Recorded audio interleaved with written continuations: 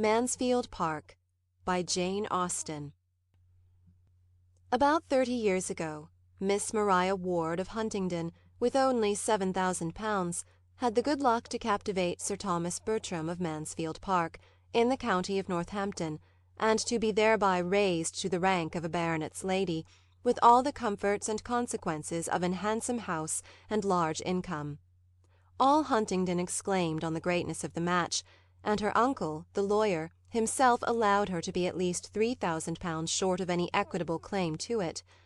She had 2 sisters to be benefited by her elevation, and such of their acquaintance as thought Miss Ward and Miss Frances quite as handsome as Miss Maria did not scruple to predict their marrying with almost equal advantage. But there certainly are not so many men of large fortune in the world as there are pretty women to deserve them. Miss Ward, at the end of half a dozen years, found herself obliged to be attached to the Reverend Mr. Norris, a friend of her brother-in-law, with scarcely any private fortune, and Miss Frances fared yet worse. Miss Ward's match, indeed, when it came to the point, was not contemptible, Sir Thomas being happily able to give his friend an income in the living of Mansfield, and Mr. and Mrs. Norris began their career of conjugal felicity with very little less than 1,000 a year. But Miss Frances married, in the common phrase, to disoblige her family, and by fixing on a lieutenant of marines without education, fortune, or connections, did it very thoroughly. She could hardly have made a more untoward choice. Sir Thomas Bertram had interest, which, from principle as well as pride, from a general wish of doing right, and a desire of seeing all that were connected with him in situations of respectability, he would have been glad to exert for the advantage of Lady Bertram's sister. But her husband's profession was such as no interest could reach, and before he had time to devise any other method of assisting them, an absolute breach between the sisters had taken place. It was the natural result of the conduct of each party, and such as a very imprudent marriage almost always produces. To save herself from useless remonstrance, Mrs. Price never wrote to her family on the subject till actually married. Lady Bertram, who was a woman of very tranquil feelings, and a temper remarkably easy and indolent, would have contented herself with merely giving up her sister, and thinking no more of the matter. But Mrs. Norris had a spirit of activity, which could not be satisfied till she had written a long and angry letter to Fanny, to point out the folly of her conduct, and threaten her with all its possible ill consequences. Mrs. Price, in her turn, was injured and angry, and an answer which comprehended each sister in its bitterness, and bestowed such very disrespectful reflections on the pride of Sir Thomas and Mrs. Norris, could not possibly keep to herself, put an end to all intercourse between them for a considerable period. Their homes were so distant, and the circles in which they moved so distinct, as almost to preclude the means of ever hearing of each other's existence during the following 11 years, or at least to make it very wonderful to Sir Thomas that Mrs. Norris should ever have it in her power to tell them, as she now and then did, in an angry voice, that Fanny had got another child. By the end of 11 years, however, Mrs. Price could no longer afford to cherish pride or resentment, or to lose one connection that might possibly assist her. A large and still increasing family, a husband disabled for active service, but not the less equal to company and good liquor, and a very small income to supply their wants, made her eager to regain the friends she had so carelessly sacrificed, and she addressed Lady Bertram in a letter which spoke so much contrition and despondence, such a superfluity of children, and such a want of almost everything else, as could not but dispose them all to a reconciliation. She was preparing for her 9th lying in, and after bewailing the circumstance, and imploring their countenance as sponsors to the expected child, she could not conceal how important she felt they might be to the future maintenance of the 8 already in being. Her eldest was a boy of 10 years old, a fine-spirited fellow, who longed to be out in the world, but what could she do? Was there any chance of his being hereafter useful to Sir Thomas in the concerns of his West Indian property? No situation would be beneath him. Or what did Sir Thomas think of Woolwich? Or how could a boy be sent out to the East? The letter was not unproductive. It re-established peace and kindness. Sir Thomas sent friendly advice and professions, Lady Bertram dispatched money and baby linen, and Mrs. Norris wrote the letters. Such were its immediate effects, and within a 12-month a more important advantage to Mrs. Price resulted from it. Mrs. Norris was often observing to the others that she could not get her poor sister and her family out of her head, and that, much as they had all done for her, she seemed to be wanting to do more, and at length she could not but own it to be her wish that poor Mrs. Price should be relieved from the charge and expense of one child entirely out of her great number. What if they were among them to undertake the care of her eldest daughter, a girl now 9 years old, of an age to require more attention than her poor mother could possibly give? The trouble and expense of it to them would be nothing compared to the benevolence of the action. Lady Bertram agreed with her instantly.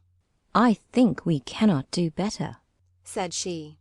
"Let us send for the child." Sir Thomas could not give so instantaneous and unqualified a consent. He debated and hesitated.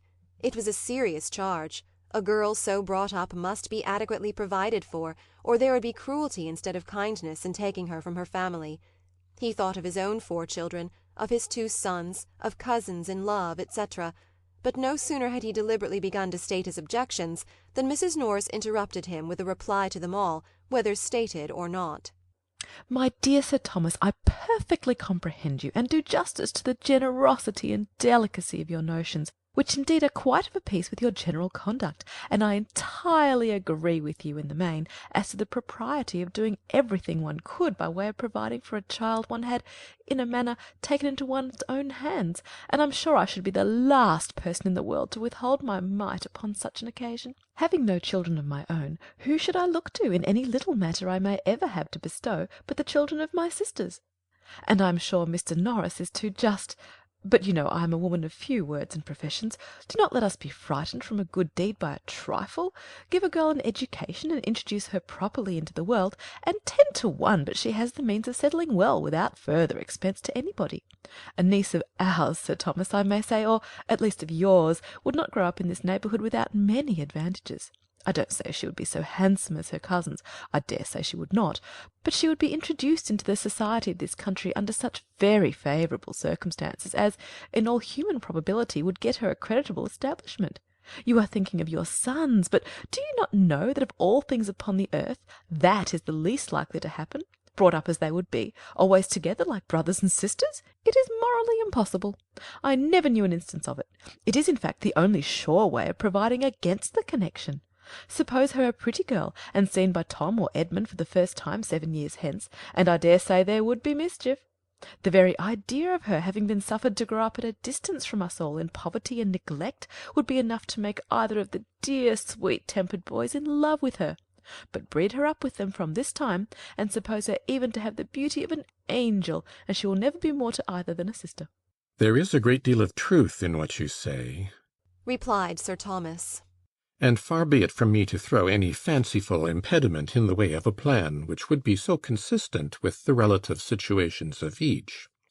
I only meant to observe that it ought not to be lightly engaged in, and that to make it really serviceable to Mrs. Price and creditable to ourselves, we must secure to the child, or consider ourselves engaged to secure to her hereafter, as circumstances may arise, the provision of a gentlewoman, if no such establishment should offer as you are so sanguine in expecting." "I thoroughly understand you," cried Mrs. Norris.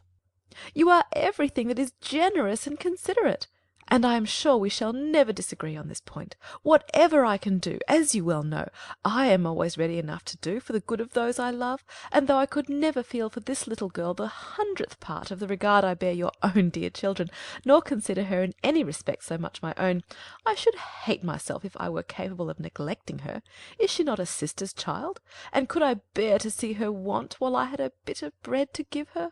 My dear Sir Thomas, with all my faults, I have a warm heart, and poor as I am, I would rather deny myself the necessaries of life than do an ungenerous thing. So, if you are not against it, I will write to my poor sister to-morrow and make the proposal, and as soon as matters are settled, I will engage to get the child to Mansfield. You shall have no trouble about it. My own trouble, you know, I never regard. I will send Nanny to London on purpose, and she may have a bed at her cousin the saddler's, and the child be appointed to meet her there. They may easily get her from Portsmouth to town by the coach, under the care of any creditable person that may chance to be going. I dare say there's always some reputable tradesman's wife or other going up." Except to the attack on Nanny's cousin, Sir Thomas no longer made any objection. and a more respectable, though less economical rendezvous being accordingly substituted, everything was considered as settled, and the pleasures of so benevolent a scheme were already enjoyed. The division of gratifying sensations ought not, in strict justice, to have been equal, for Sir Thomas was fully resolved to be the real and consistent patron of the selected child, and Mrs. Norris had not the least intention of being at any expense whatever in her maintenance. As far as walking, talking, and contriving reached, she was thoroughly benevolent, and nobody knew better how to dictate liberality to others, but her love of money was equal to her love of directing, and she knew quite as well how to save her own as to spend that of her friends. Having married on a narrower income than she had been used to look forward to, she had from the first fancied a very strict line of economy necessary, and what was begun as a matter of prudence soon grew into a matter of choice, as an object of that needful solicitude which there were no children to supply. Had there been a family to provide for, Mrs. Norris might never have saved her money, but having no care of that kind, there was nothing to impede her frugality or lessen the comfort of making a yearly addition to an income which they had never lived up to. Under this infatuating principle, counteracted by no real affection for her sister, it was impossible for her to aim at more than the credit of projecting and arranging so expensive a charity, though perhaps she might so little know herself as to walk home to the parsonage after this conversation in the happy belief of being the most liberal-minded sister and aunt in the world. When the subject was brought forward again, her views were more fully explained, and in reply to Lady Bertram's calm inquiry of "Where shall the child come to first, sister? To you or to us?" Sir Thomas heard with some surprise that it would be totally out of Mrs. Norris's power to take any share in the personal charge of her. He had been considering her as a particularly welcome addition at the parsonage, as a desirable companion to an aunt who had no children of her own, but he found himself wholly mistaken. Mrs. Norris was sorry to say that the little girl's staying with them, at least as things then were, was quite out of the question. Poor Mr. Norris's indifferent state of health made it an impossibility. He could no more bear the noise of a child than he could fly. If indeed he should ever get well of his gouty complaints, it would be a different matter. She should then be glad to take her turn, and think nothing of the inconvenience. But just now, poor Mr. Norris took up every moment of her time, and the very mention of such a thing she was sure would distract him.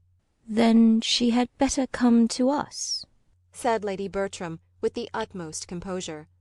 After a short pause, Sir Thomas added with dignity, "Yes. Let her home be in this house. We will endeavour to do our duty by her, and she will at least have the advantage of companions of her own age, and of a regular instructress." Very true. cried Mrs. Norris. Which are both very important considerations, and it will be just the same to Miss Lee whether she has 3 girls to teach or only 2. There can be no difference. I only wish I could be more useful. But you see, I do all in my power. I am not one of those that spare their own trouble, and Nanny shall fetch her, however it may put me to inconvenience to have my chief counsellor away for 3 days. I suppose, sister, you will put the child in the little white attic near the old nurseries. It will be much the best place for her, so near Miss Lee, and not far from the girls, and close by the housemaids, who could either of them help to dress her, you know, and take care of her clothes, for I suppose you would not think it fair to expect Ellis to wait on her as well as the others. Indeed, I do not see that you could possibly place her anywhere else. Lady Bertram made no objection. I hope she will prove a well-disposed girl, continued Mrs. Norris, and be sensible of her uncommon good fortune in having such friends. Should her disposition be really bad, said Sir Thomas, we must not, for our own children's sake, continue her in the family. But there is no reason to expect so great an evil. We shall probably see much to wish altered in her, and must prepare ourselves for gross ignorance, some meanness of opinions, and very distressing vulgarity of manner, but these are not incurable faults. Nor, I trust, can they be dangers for her associates. Had my daughters been younger than herself, I should have considered the introduction of such a companion as a matter of very serious moment. But as it is, I hope there can be nothing to fear for them, and everything to hope for her from the association. That is exactly what I think, cried Mrs. Norris. And what I was saying to my husband this morning. It will be an education for the child, said I, only being with her cousins. If Miss Lee taught her nothing, she would learn to be good and clever from them. I hope she will not tease my poor pug, said Lady Bertram. I have but just got Julia to leave it alone. There will be some difficulty in our way, Mrs. Norris, observed Sir Thomas, as to the distinction proper to be made between the girls as they grow up. How to preserve in the minds of my daughters the consciousness of what they are, without making them think too lowly of their cousin, and how, without depressing her spirits too far, to make her remember that she is not a Miss Bertram. I should wish to see them very good friends, and would on no account authorize in my girls the smallest degree of arrogance towards their relation, but still they cannot be equals. Their rank, fortune, rights, and expectations will always be different. It is a point of great delicacy, and you must assist us in our endeavours to choose exactly the right line of conduct. Mrs. Norris was quite at his service, and though she perfectly agreed with him as to its being a most difficult thing, encouraged him to hope that between them it would be easily managed. It will be readily believed that Mrs. Norris did not write to her sister in vain. Mrs. Price seemed rather surprised that a girl should be fixed on when she had so many fine boys, but accepted the offer most thankfully, assuring them of her daughter's being a very well-disposed, good-humoured girl, and trusting they would never have cause to throw her off. She spoke of her father as somewhat delicate and puny, but was sanguine in the hope of her being materially better for a change of air. Poor woman! She probably thought change of air might agree with many of her children. The little girl performed her long journey in safety, and at Northampton was met by Mrs. Norris, who thus regaled in the credit of being foremost to welcome her, and in the importance of leading her in to the others, and recommending her to their kindness. Fanny Price was at this time just 10 years old, and though there might not be much in her first appearance to captivate, there was at least nothing to disgust her relations. She was small of her age, with no glow of complexion, nor any other striking beauty, exceedingly timid and shy, and shrinking from notice. But her air, though awkward, was not vulgar, her voice was sweet, and when she spoke her countenance was pretty. Sir Thomas and Lady Bertram received her very kindly, and Sir Thomas, seeing how much she needed encouragement, tried to be all that was conciliating. But he had to work against a most untoward gravity of deportment, and Lady Bertram, without taking half so much trouble, or speaking one word where he spoke 10, by the mere aid of a good-humoured smile, became immediately the less awful character of the two. The young people were all at home, and sustained their share in the introduction very well, with much good humour, and no embarrassment, at least on the part of the sons, who at 17 and 16, and tall of their age, had all the grandeur of men in the eyes of their little cousin. The two girls were more at a loss from being younger and in greater awe of their father, who addressed them on the occasion with rather an injudicious particularity. But they were too much used to company and praise to have anything like natural shyness, and their confidence increasing from their cousin's total want of it, they were soon able to take a full survey of her face and frock in easy indifference. They were a remarkably fine family, the sons very well-looking, the daughters decidedly handsome, and all of them well grown and forward of their age, which produced as striking a difference between the cousins in person as education had given to their address, and no one would have supposed the girls so nearly of an age as they really were. There were in fact but 2 years between the youngest and Fanny.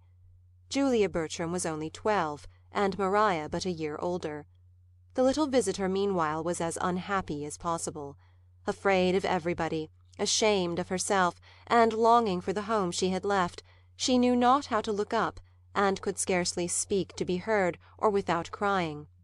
Mrs. Norris had been talking to her the whole way from Northampton of her wonderful good fortune, and the extraordinary degree of gratitude and good behaviour which it ought to produce, and her consciousness of misery was therefore increased by the idea of its being a wicked thing for her not to be happy. The fatigue, too, of so long a journey became soon no trifling evil.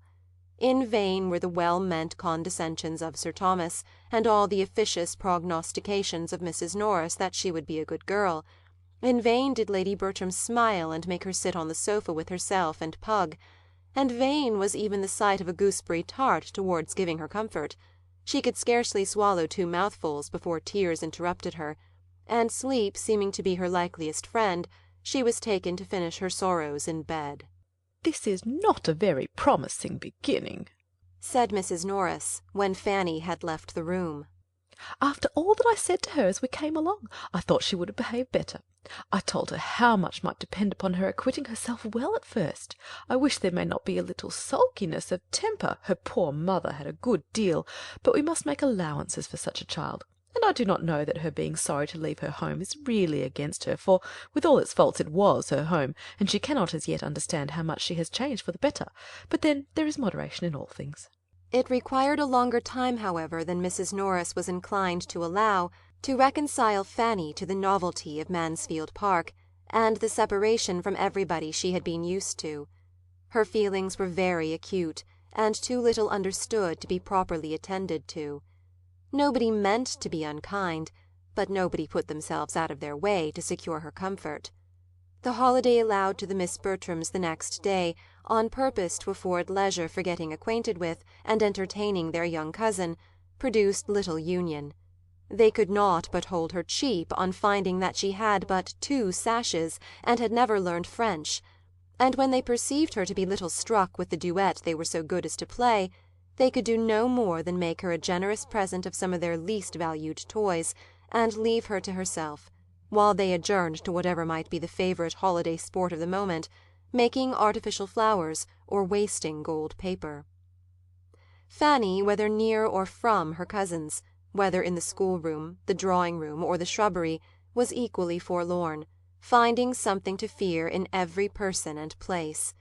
She was disheartened by Lady Bertram's silence, awed by Sir Thomas's grave looks, and quite overcome by Mrs. Norris's admonitions.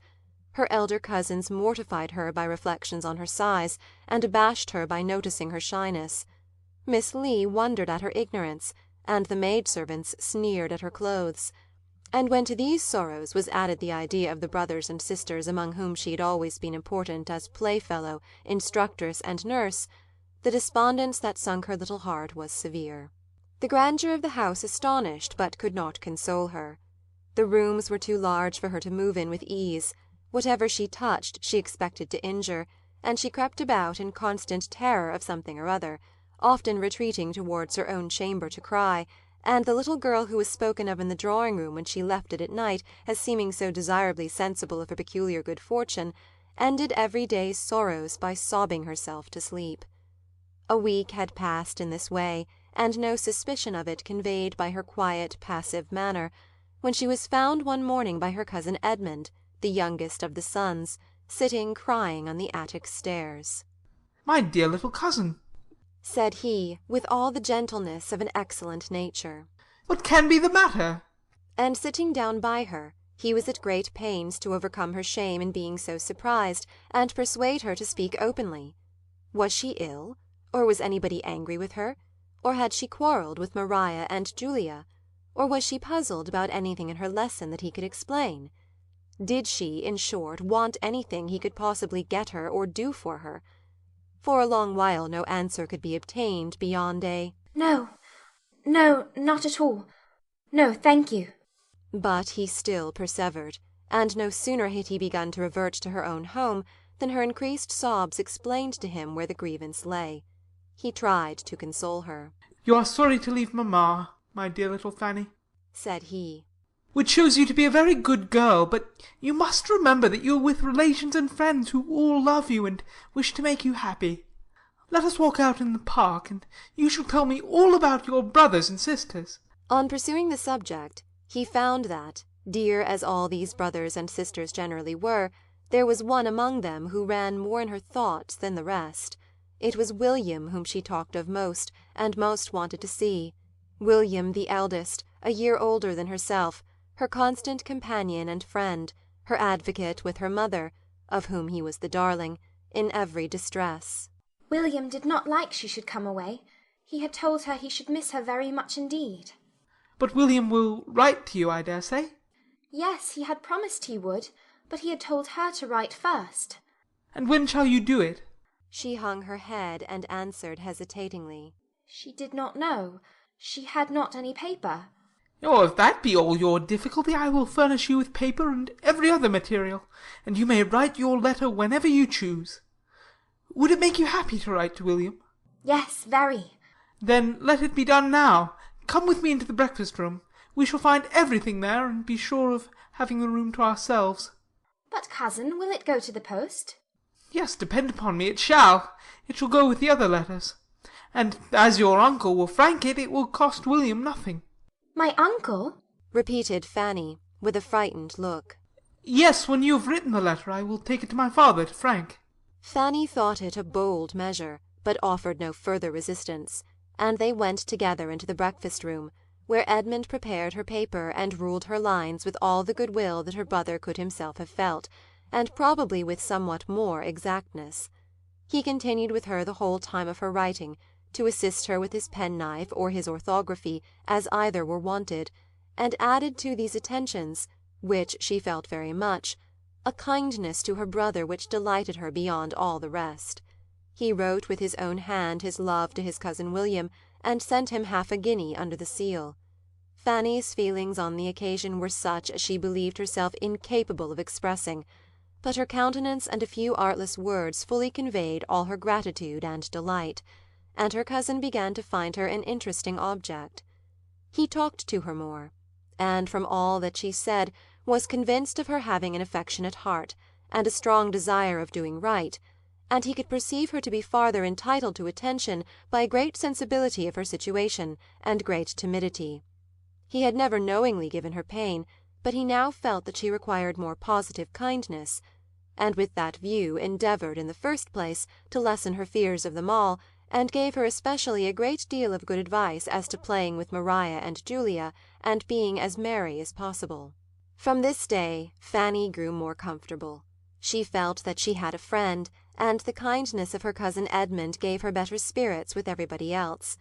The place became less strange, and the people less formidable, and if there were some amongst them whom she could not cease to fear, she began at least to know their ways, and to catch the best manner of conforming to them.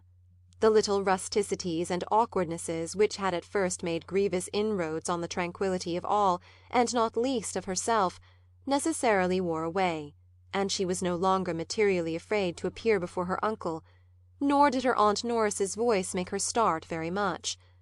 To her cousin she became occasionally an acceptable companion. Though unworthy, from inferiority of age and strength, to be their constant associate, their pleasures and schemes were sometimes of a nature to make a third very useful, especially when that third was of an obliging, yielding temper, and they could not but own, when their aunt inquired into her faults, or her brother Edmund urged her claims to their kindness, that Fanny was good-natured enough. Edmund was uniformly kind himself, and she had nothing worse to endure on the part of Tom than that sort of merriment which a young man of 17 will always think fair with a child of 10. He was just entering into life, full of spirits, and with the liberal dispositions of an eldest son who feels born only for expense and enjoyment. His kindness to his little cousin was consistent with his situation and rights. He made her some very pretty presents, and laughed at her. As her appearance and spirits improved, Sir Thomas and Mrs. Norris thought with greater satisfaction of their benevolent plan, and it was pretty soon decided between them that, though far from clever, she showed a tractable disposition, and seemed likely to give them little trouble. A mean opinion of her abilities was not confined to them. Fanny could read, work, and write, but she had been taught nothing more, and as her cousins found her ignorant of many things with which they had been long familiar, they thought her prodigiously stupid, and for the first 2 or 3 weeks were continually bringing some fresh report of it into the drawing-room. Dear mamma, only think! My cousin cannot put the map of Europe together, or my cousin cannot tell the principal rivers in Russia, or she never heard of Asia Minor, or she does not know the difference between water-colours and crayons. How strange! Did you ever hear anything so stupid? My dear, their considerate aunt would reply, it is very bad, but you must not expect everybody to be as forward and quick at learning as yourself. But, aunt, she is really so very ignorant. Do you know, we asked her last night which way she would go to get to Ireland, and she said she should cross to the Isle of Wight. She thinks of nothing but the Isle of Wight, and she calls it the island, as if there were no other island in the world. I am sure I should have been ashamed of myself if I had not known better long before I was so old as she is. I cannot remember the time when I did not know a great deal that she has not the least notion of yet. How long ago it is, aunt, since we used to repeat the chronological order of the kings of England, with the dates of their accession and most of the principal events of their reigns. Yes, added the other. And of the Roman emperors as low as Severus, besides a great deal of the heathen mythology, and all the metals, semi-metals, planets, and distinguished philosophers. Very true indeed, my dears, but you are blessed with wonderful memories, and your poor cousin has probably none at all. There is a vast deal of difference in memories as well as in everything else, and therefore you must make allowance for your cousin and pity her deficiency. And remember that if you are ever so forward and clever yourselves, you should always be modest, for much as you know already, there is a great deal more for you to learn. Yes, I know there is, till I am 17. But I must tell you another thing of Fanny, so odd and so stupid. Do you know, she says she does not want to learn either music or drawing. To be sure, my dear, that is very stupid indeed, and shows a great want of genius and emulation. But, all things considered, I do not know whether it is not as well that it should be so, for, though you know, owing to me, and your papa and mamma are so good as to bring her up with you, it is not at all necessary that she should be as accomplished as you are. On the contrary, it is much more desirable that there should be a difference. Such were the counsels by which Mrs. Norris assisted to form her nieces' minds. And it is not very wonderful that, with all their promising talents and early information, they should be entirely deficient in the less common acquirements of self-knowledge, generosity, and humility. In everything but disposition they were admirably taught.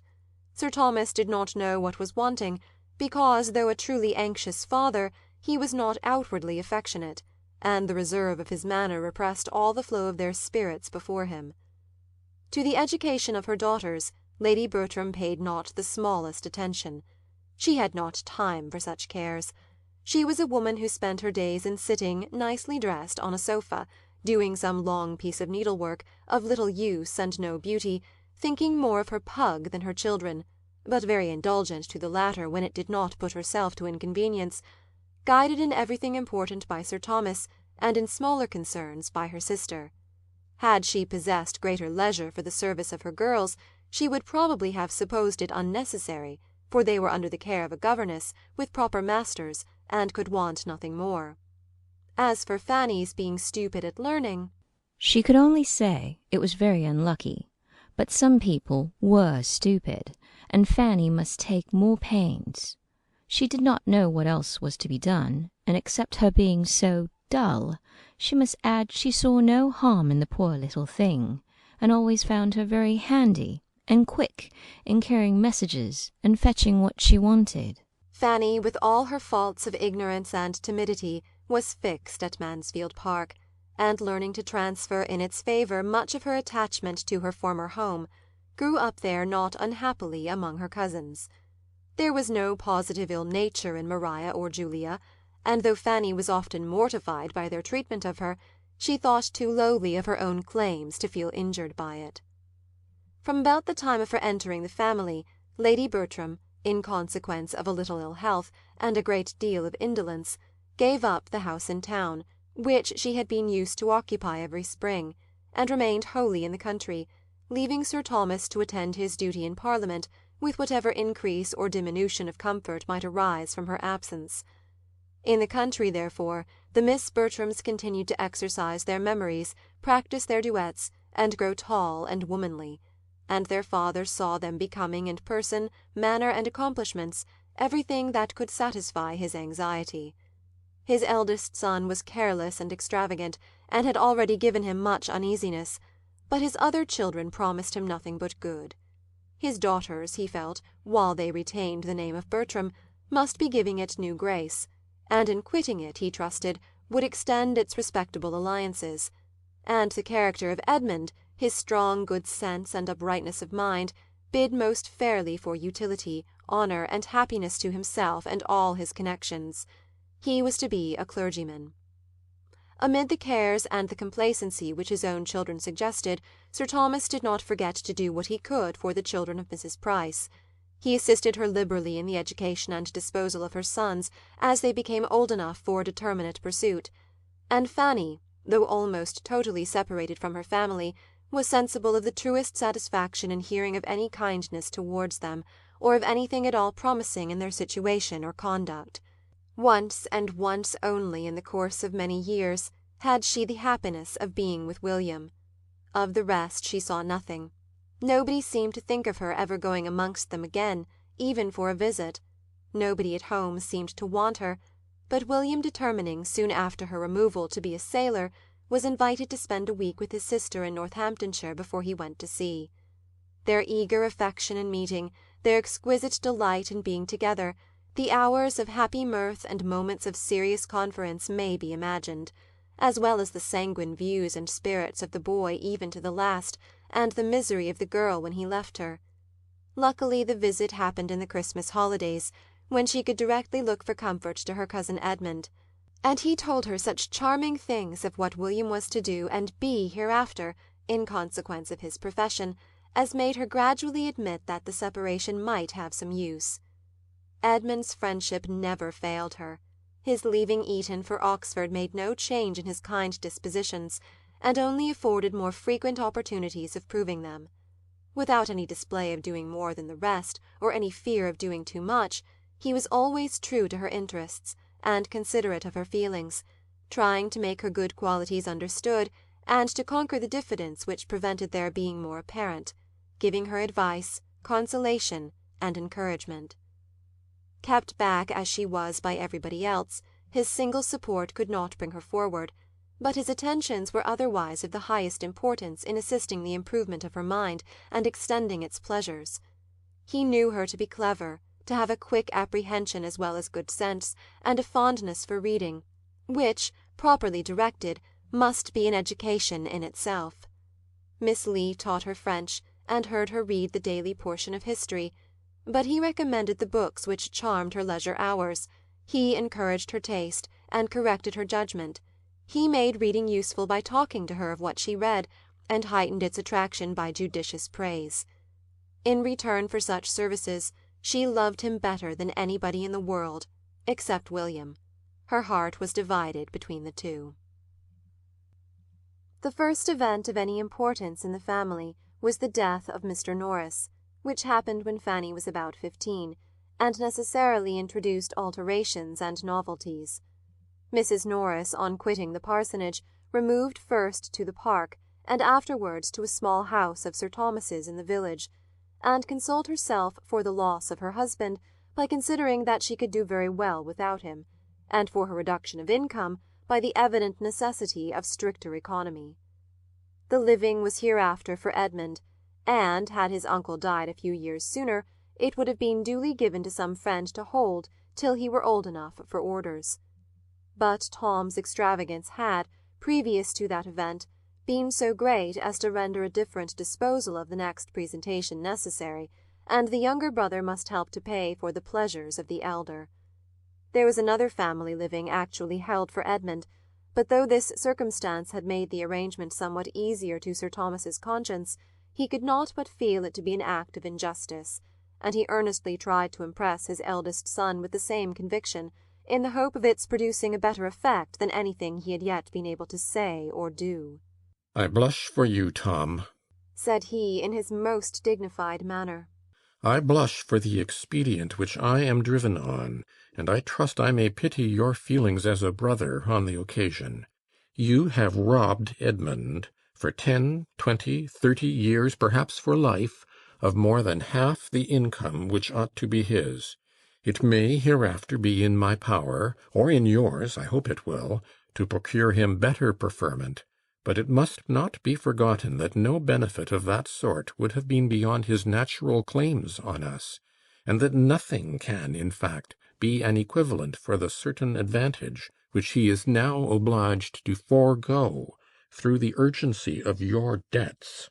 Tom listened with some shame and some sorrow, but escaping as quickly as possible, could soon with cheerful selfishness reflect, firstly, that he had not been half so much in debt as some of his friends; secondly, that his father had made a most tiresome piece of work of it; and thirdly, that the future incumbent, whoever he might be, would, in all probability, die very soon.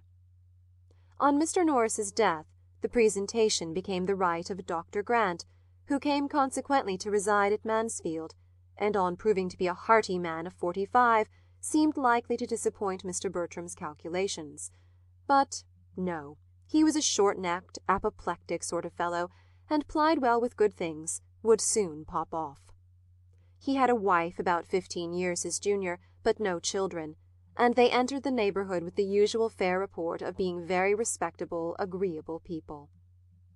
The time was now come when Sir Thomas expected his sister-in-law to claim her share in their niece, the change in Mrs. Norris's situation, and the improvement in Fanny's age, seeming not merely to do away any former objection to their living together, but even to give it the most decided eligibility, and as his own circumstances were rendered less fair than heretofore by some recent losses on his West India estate, in addition to his eldest son's extravagance, it became not undesirable to himself to be relieved from the expense of her support, and the obligation of her future provision.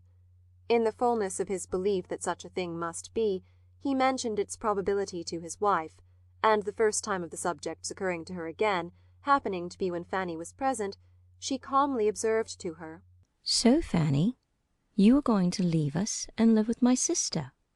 How shall you like it?" Fanny was too much surprised to do more than repeat her aunt's words. "Going to leave you?" "Yes, my dear. Why should you be astonished? You have been 5 years with us, and my sister always meant to take you when Mr. Norris died. But you must come up and tack on my patterns all the same." The news was as disagreeable to Fanny as it had been unexpected. She had never received kindness from her Aunt Norris, and could not love her. "I shall be very sorry to go away," said she, with faltering voice. "Yes, I dare say you will. That's natural enough. I suppose you have had as little to vex you since you came into this house as any creature in the world." "I hope I am not ungrateful, aunt," said Fanny modestly. "No, my dear, I hope not. I have always found you a very good girl." "And am I never to live here again?" "Never, my dear. But you are sure of a comfortable home. It can make very little difference to you whether you are in one house or the other." Fanny left the room with a very sorrowful heart. She could not feel the difference to be so small. She could not think of living with her aunt with anything like satisfaction. As soon as she met with Edmund, she told him her distress. "Cousin," said she, "something is going to happen which I do not like at all, and though you have often persuaded me into being reconciled to things that I disliked at first, you will not be able to do it now. I am going to live entirely with my Aunt Norris." Indeed! "Yes, my Aunt Bertram has just told me so. It is quite settled. I am to leave Mansfield Park and go to the White House, I suppose, as soon as she is removed there." Well, Fanny, and if the plan were not unpleasant to you, I should call it an excellent one. "Oh, cousin!" It has everything else in its favour. My aunt is acting like a sensible woman in wishing for you. She is choosing a friend and companion exactly where she ought, and I am glad her love of money does not interfere. You will be what you ought to be to her. I hope it does not distress you very much, Fanny." "Indeed it does. I cannot like it. I love this house and everything in it. I shall love nothing there. You know how uncomfortable I feel with her." I can say nothing for her manner to you as a child, but it was the same with us all, or nearly so. She never knew how to be pleasant to children. But you are now of an age to be treated better. I think she is behaving better already. And when you are her only companion, you must be important to her." "I can never be important to anyone." "What is to prevent you?" "Everything. My situation, my foolishness and awkwardness." As to your foolishness and awkwardness, my dear Fanny, believe me, you never have a shadow of either but in using the words so improperly. There is no reason in the world why you should not be important where you are known. You have good sense and a sweet temper, and I am sure you have a grateful heart that could never receive kindness without wishing to return it. I do not know any better qualifications for a friend and companion." "You are too kind," said Fanny, colouring at such praise. "How shall I ever thank you as I ought for thinking so well of me? Oh, cousin, if I am to go away, I shall remember your goodness to the last moment of my life." "Why, indeed, Fanny, I should hope to be remembered at such a distance as the White House. You speak as if you were going 200 miles off instead of only across the park. But you belong to us almost as much as ever. The two families will be meeting every day in the year. The only difference will be that, living with your aunt, you will necessarily be brought forward as you ought to be. Here there are too many whom you can hide behind, but with her you will be forced to speak for yourself." "Oh, I do not say so." "I must say it, and say it with pleasure. Mrs. Norris is much better fitted than my mother for having the charge of you now. She is of a temper to do a great deal for anybody she really interests herself about, and she will force you to do justice to your natural powers." Fanny sighed and said, "I cannot see things as you do, but I ought to believe you to be right rather than myself, and I am very much obliged to you for trying to reconcile me to what must be. If I could suppose my aunt really to care for me, it would be delightful to feel myself of consequence to anybody. Here I know I am of none, and yet I love the place so well." "The place, Fanny, is what you will not quit, though you quit the house. You will have as free a command of the park and gardens as ever. Even your constant little heart need not take fright at such a nominal change. You will have the same walks to frequent, the same library to choose from, the same people to look at, the same horse to ride." "Very true.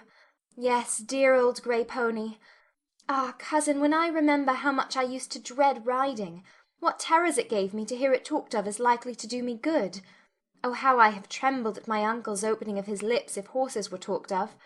And then think of the kind pains you took to reason and persuade me out of my fears, and convince me that I should like it after a little while, and feel how right you proved to be. I am inclined to hope you may always prophesy as well." "And I am quite convinced that your being with Mrs. Norris will be as good for your mind as riding has been for your health, and as much for your ultimate happiness too."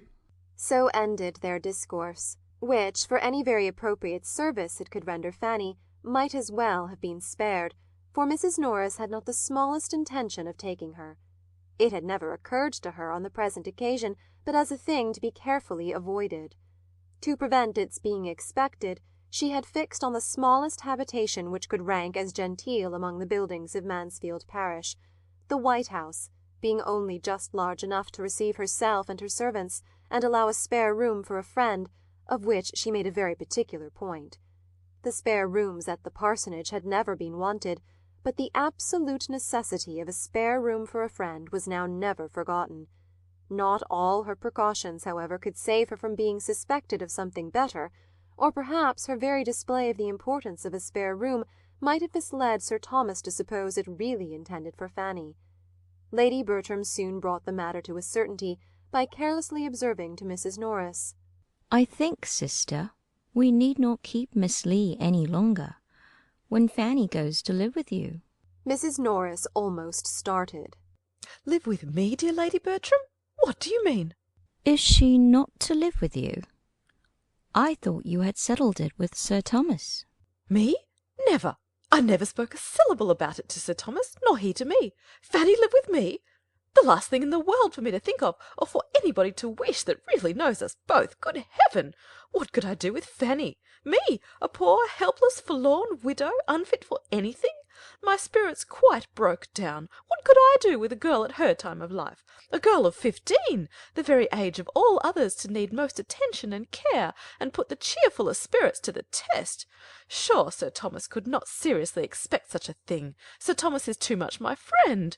Nobody that wishes me well, I am sure, would propose it. How came Sir Thomas to speak to you about it?" "Indeed, I do not know. I suppose he thought it best." "But what did he say? He could not say he wished me to take Fanny. I am sure in his heart he could not wish me to do it." "No, he only said he thought it very likely, and I thought so too. We both thought it would be a comfort to you." But if you do not like it, there is no more to be said. She is no encumbrance here. Dear sister, if you consider my unhappy state, how can she be any comfort to me? Here am I, a poor desolate widow, deprived of the best of husbands, my health gone in attending and nursing him, my spirits still worse, all my peace in this world destroyed, with hardly enough to support me in the rank of a gentlewoman, and enable me to live so as not to disgrace the memory of the dear departed. What possible comfort could I have in taking such a charge upon me as Fanny? If I could wish it for my own sake, I would not do so unjust a thing by the poor girl. She is in good hands, and sure of doing well. I must struggle through my sorrows and difficulties as I can. Then you will not mind living by yourself, quite alone? Lady Bertram, I do not complain. I know I cannot live as I have done, but I must retrench where I can and learn to be a better manager. I have been a liberal housekeeper enough, but I shall not be ashamed to practise economy now. My situation is as much altered as my income. A great many things were due from poor Mr. Norris as the clergyman of the parish that cannot be expected from me. It is unknown how much was consumed in our kitchen by odd comers and goers. At the White House matters must be better looked after. I must live within my income, or I shall be miserable, and I own it would give me great satisfaction to be able to do rather more, to lay by a little at the end of the year. I dare say you will. You always do, don't you? My object, Lady Bertram, is to be of use to those that come after me. It is for your children's good that I wish to be richer. I have nobody else to care for, but I should be very glad to think I could leave a little trifle among them worth their having. You are very good, but do not trouble yourself about them. They are sure of being well provided for. Sir Thomas will take care of that. Why, you know, Sir Thomas's means will be rather straitened if the Antigua estate is to make such poor returns. Oh, that will soon be settled. Sir Thomas has been writing about it, I know. Well, Lady Bertram, said Mrs. Norris, moving to go, I can only say that my sole desire is to be of use to your family, and so if Sir Thomas should ever speak again about my taking Fanny, you will be able to say that my health and spirits put it quite out of the question. Besides that, I really should not have a bed to give her, for I must keep a spare room for a friend. Lady Bertram repeated enough of this conversation to her husband to convince him how much he had mistaken his sister-in-law's views, and she was from that moment perfectly safe from all expectation or the slightest allusion to it from him. He could not but wonder at her refusing to do anything for a niece whom she had been so forward to adopt, but as she took early care to make him, as well as Lady Bertram, understand that whatever she possessed was designed for their family, he soon grew reconciled to a distinction which, at the same time that it was advantageous and complimentary to them, would enable him better to provide for Fanny himself. Fanny soon learnt how unnecessary had been her fears of a removal, and her spontaneous, untaught felicity of the discovery conveyed some consolation to Edmund for his disappointment in what he had expected to be so essentially serviceable to her. Mrs. Norris took possession of the White House, the Grants arrived at the parsonage, and these events over, everything at Mansfield went on for some time as usual. The Grants, showing a disposition to be friendly and sociable, gave great satisfaction in the main among their new acquaintance. They had their faults, and Mrs. Norris soon found them out. The doctor was very fond of eating, and would have a good dinner every day, and Mrs. Grant, instead of contriving to gratify him at little expense, gave her cook as high wages as they did at Mansfield Park, and was scarcely ever seen in her offices. Mrs. Norris could not speak with any temper of such grievances, nor of the quantity of butter and eggs that were regularly consumed in the house. Nobody loved plenty and hospitality more than herself, nobody more hated pitiful doings. The parsonage, she believed, had never been wanting in comforts of any sort, had never borne a bad character in her time, but this was quite a way of going on that she could not understand. A fine lady in a country parsonage was quite out of place. Her storeroom, she thought, might have been good enough for Mrs. Grant to go into. Inquire where she would, she could not find out that Mrs. Grant had ever had more than £5,000. Lady Bertram listened without much interest to this sort of invective. She could not enter into the wrongs of an economist, but she felt all the injuries of beauty in Mrs. Grant's being so well settled in life without being handsome, and expressed her astonishment on that point almost as often, though not so diffusely, as Mrs. Norris discussed the other. These opinions had been hardly canvassed a year before another event arose of such importance in the family as might fairly claim some place in the thoughts and conversation of the ladies. Sir Thomas found it expedient to go to Antigua himself for the better arrangement of his affairs, and he took his eldest son with him, in the hope of detaching him from some bad connections at home. They left England with the probability of being nearly a 12-month absent. The necessity of the measure in a pecuniary light, and the hope of its utility to his son, reconciled Sir Thomas to the effort of quitting the rest of his family, and of leaving his daughters to the direction of others at their present most interesting time of life. He could not think Lady Bertram quite equal to supply his place with them, or rather to perform what should have been her own, but in Mrs. Norris's watchful attention, and in Edmund's judgment, he had sufficient confidence to make him go without fears for their conduct. Lady Bertram did not at all like to have her husband leave her, but she was not disturbed by any alarm for his safety or solicitude for his comfort, being one of those persons who think nothing can be dangerous or difficult or fatiguing to anybody but themselves. The Miss Bertrams were much to be pitied on the occasion, not for their sorrow, but for their want of it. Their father was no object of love to them. He had never seemed the friend of their pleasures, and his absence was most unhappily welcome. They were relieved by it from all restraint, and without aiming at one gratification that would probably have been forbidden by Sir Thomas, they felt themselves immediately at their own disposal, and to have every indulgence within their reach. Fanny's relief, and her consciousness of it, were quite equal to her cousin's, but a more tender nature suggested that her feelings were ungrateful, and she really grieved because she could not grieve. Sir Thomas, who had done so much for her and her brothers, and who was gone perhaps never to return, that she should see him go without a tear, it was a shameful insensibility. He had said to her, moreover, on the very last morning, that he hoped she might see William again in the course of the ensuing winter, and had charged her to write and invite him to Mansfield as soon as the squadron to which he belonged should be known to be in England. This was so thoughtful and kind. And would he only have smiled upon her, and called her "My dear Fanny." While he said it, every former frown or cold address might have been forgotten.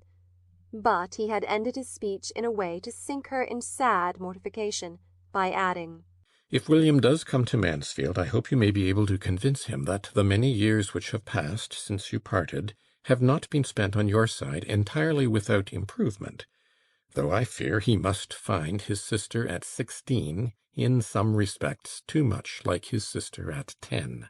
She cried bitterly over this reflection when her uncle was gone, and her cousins, on seeing her with red eyes, set her down as a hypocrite. Tom Bertram had of late spent so little of his time at home that he could be only nominally missed, and Lady Bertram was soon astonished to find how very well they did even without his father, how well Edmund could supply his place in carving, talking to the steward, writing to the attorney, settling with the servants, and equally saving her from all possible fatigue or exertion in every particular but that of directing her letters. The earliest intelligence of the traveller's safe arrival in Antigua, after a favourable voyage, was received, though not before Mrs. Norris had been indulging in very dreadful fears, and trying to make Edmund participate them whenever she could get him alone. And as she depended on being the first person made acquainted with any fatal catastrophe, she had already arranged the manner of breaking it to all the others, when Sir Thomas's assurances of their both being alive and well made it necessary to lay by her agitation and affectionate preparatory speeches for a while. The winter came and passed without their being called for, the accounts continued perfectly good, and Mrs. Norris, in promoting gaieties for her nieces, assisting their toilets, displaying their accomplishments, and looking about for their future husbands, had so much to do as, in addition to all her own household cares, some interference in those of her sister, and Mrs. Grant's wasteful doings to overlook, left her very little occasion to be occupied in fears for the absent. The Miss Bertrams were now fully established among the belles of the neighbourhood, and as they joined to beauty and brilliant acquirements a manner naturally easy, and carefully formed to general civility and obligingness, they possessed its favour as well as its admiration. Their vanity was in such good order that they seemed to be quite free from it, and gave themselves no airs, while the praises attending such behaviour, secured and brought round by their aunt, served to strengthen them in believing they had no faults. Lady Bertram did not go into public with her daughters. She was too indolent even to accept a mother's gratification in witnessing their success and enjoyment at the expense of any personal trouble, and the charge was made over to her sister, who desired nothing better than a post of such honourable representation, and very thoroughly relished the means it afforded her of mixing in society without having horses to hire. Fanny had no share in the festivities of the season, but she enjoyed being avowedly useful as her aunt's companion when they called away the rest of the family, and as Miss Lee had left Mansfield, she naturally became everything to Lady Bertram during the night of a ball or a party. She talked to her, listened to her, read to her, and the tranquillity of such evenings, her perfect security in such a tête-à-tête from any sound of unkindness, was unspeakably welcome to a mind which had seldom known a pause in its alarms or embarrassments. As to her cousin's gaieties, she loved to hear an account of them, especially of the balls, and whom Edmund had danced with, but thought too lowly of her own situation to imagine she should ever be admitted to the same, and listened therefore without an idea of any nearer concern in them. Upon the whole, it was a comfortable winter to her, for though it brought no William to England, the never-failing hope of his arrival was worth much. The ensuing spring deprived her of her valued friend, the old grey pony, and for some time she was in danger of feeling the loss in her health as well as in her affections, for in spite of the acknowledged importance of her riding on horseback, no measures were taken for mounting her again. Because, as it was observed by her aunts, she might ride one of her cousins' horses at any time when they did not want them. And as the Miss Bertrams regularly wanted their horses every fine day, and had no idea of carrying their obliging manners to the sacrifice of any real pleasure, that time, of course, never came. They took their cheerful rides in the fine mornings of April and May, and Fanny either sat at home the whole day with one aunt, or walked beyond her strength at the instigation of the other. Lady Bertram holding exercise to be as unnecessary for everybody as it was unpleasant to herself, and Mrs. Norris, who was walking all day, thinking everybody ought to walk as much. Edmund was absent at this time, or the evil would have been earlier remedied. When he returned, to understand how Fanny was situated, and perceived its ill effects, there seemed with him but one thing to be done, and that Fanny must have a horse, was the resolute declaration with which he opposed whatever could be urged by the supineness of his mother or the economy of his aunt to make it appear unimportant. Mrs. Norris could not help thinking that some steady old thing might be found among the numbers belonging to the park that would do vastly well, or that one might be borrowed of the steward, or that perhaps Dr. Grant might now and then lend them the pony he sent to the post. She could not but consider it as absolutely unnecessary and even improper that Fanny should have a regular lady's horse of her own, in the style of her cousin's. She was sure Sir Thomas had never intended it, and she must say that, to be making such a purchase in his absence, and adding to the great expenses of his stable, at a time when a large part of his income was unsettled, seemed to her very unjustifiable. Fanny must have a horse, was Edmund's only reply. Mrs. Norris could not see it in the same light.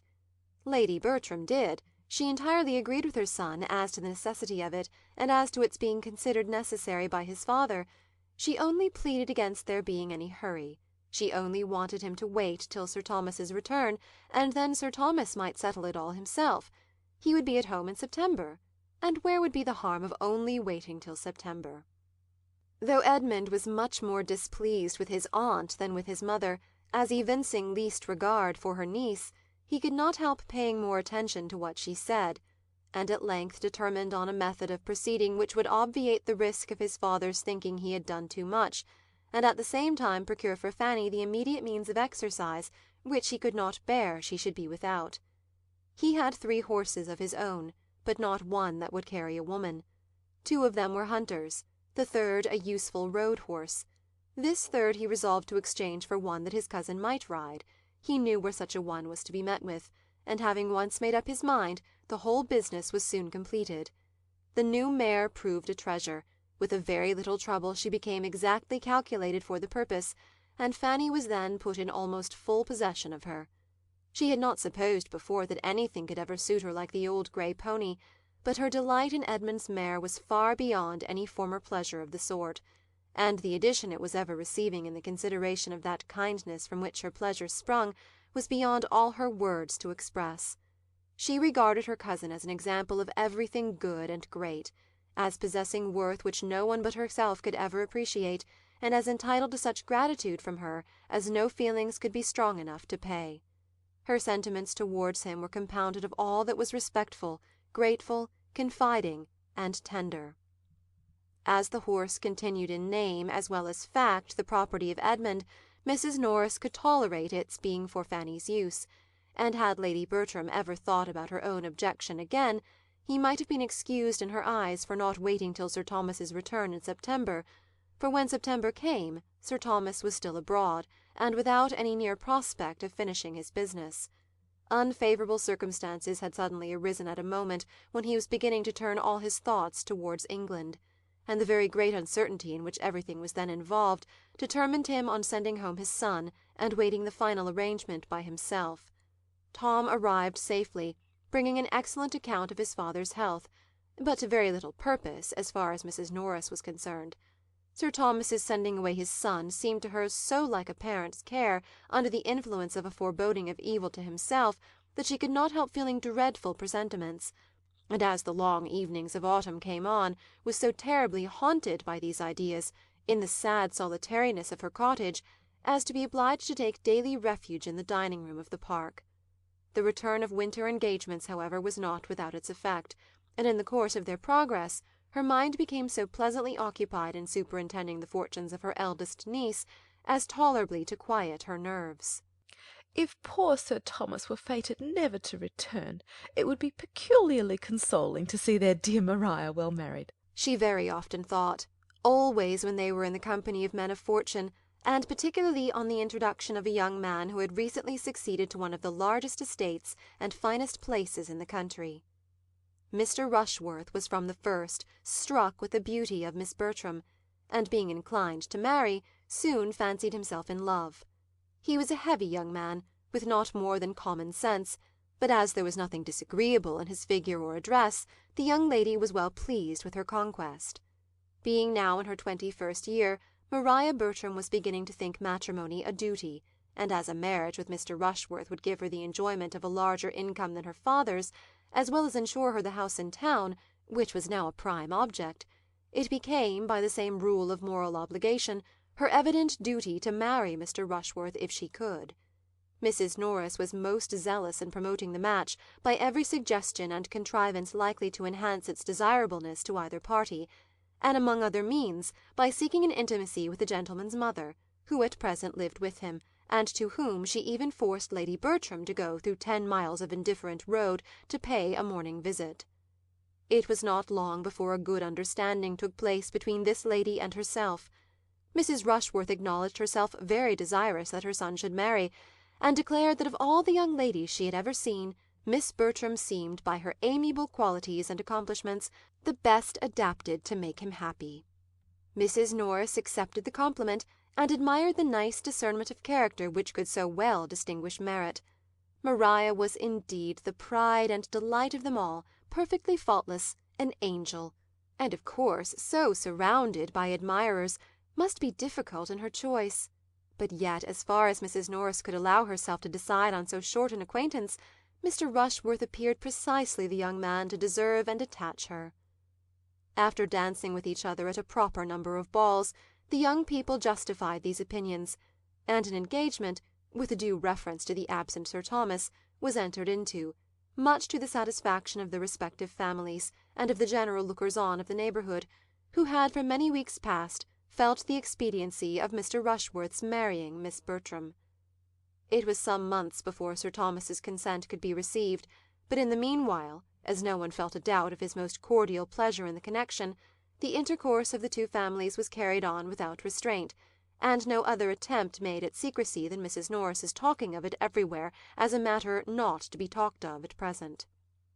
Edmund was the only one of the family who could see a fault in the business, but no representation of his aunts could induce him to find Mr. Rushworth a desirable companion. He could allow his sister to be the best judge of her own happiness, but he was not pleased that her happiness should centre in a large income, nor could he refrain from often saying to himself, in Mr. Rushworth's company, "If this man had not 12,000 a year, he would be a very stupid fellow." Sir Thomas, however, was truly happy in the prospect of an alliance so unquestionably advantageous, and of which he heard nothing but the perfectly good and agreeable. It was a connection exactly of the right sort, in the same county and the same interest, and his most hearty concurrence was conveyed as soon as possible. He only conditioned that the marriage should not take place before his return, which he was again looking eagerly forward to. He wrote in April, and had strong hopes of settling everything to his entire satisfaction, and leaving Antigua before the end of the summer. Such was the state of affairs in the month of July, and Fanny had just reached her 18th year, when the society of the village received an addition, in the brother and sister of Mrs. Grant, a Mr. and Miss Crawford, the children of her mother by a second marriage. They were young people of fortune. The son had a good estate in Norfolk, the daughter £20,000. As children their sister had been always very fond of them, but as her own marriage had been soon followed by the death of their common parent, which left them to the care of a brother of their father, of whom Mrs. Grant knew nothing, she had scarcely seen them since. In their uncle's house they had found a kind home.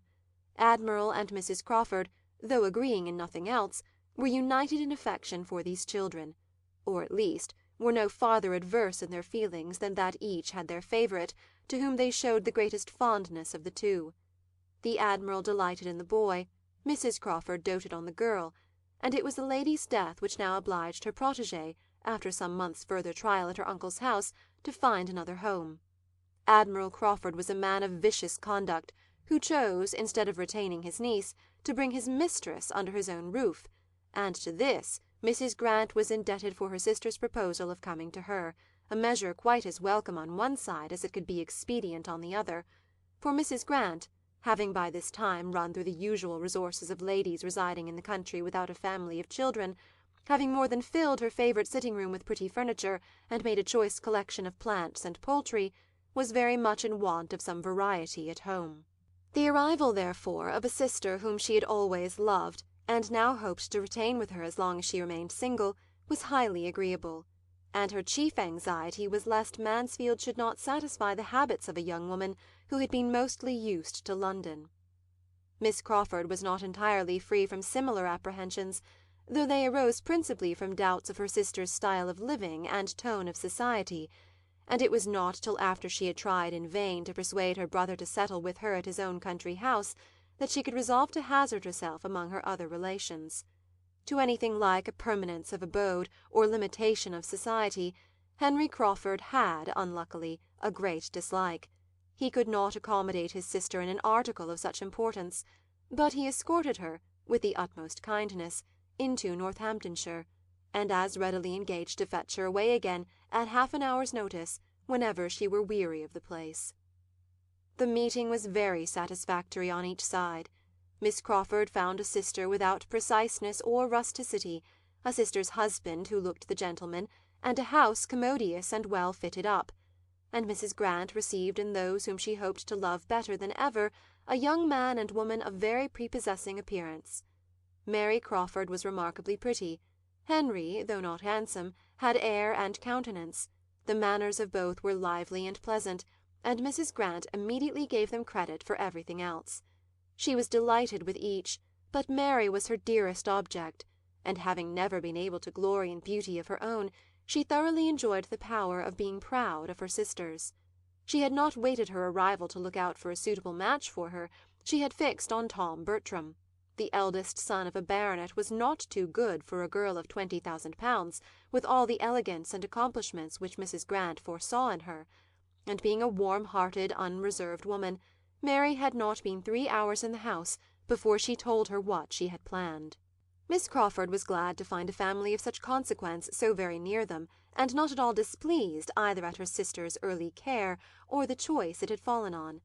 Matrimony was her object, provided she could marry well, and having seen Mr. Bertram in town, she knew that objection could no more be made to his person than to his situation in life. While she treated it as a joke, therefore, she did not forget to think of it seriously. The scheme was soon repeated to Henry. "And now," added Mrs. Grant, I have thought of something to make it complete. I should dearly love to settle you both in this country, and therefore, Henry, you shall marry the youngest Miss Bertram, a nice, handsome, good-humoured, accomplished girl, who will make you very happy." Henry bowed and thanked her.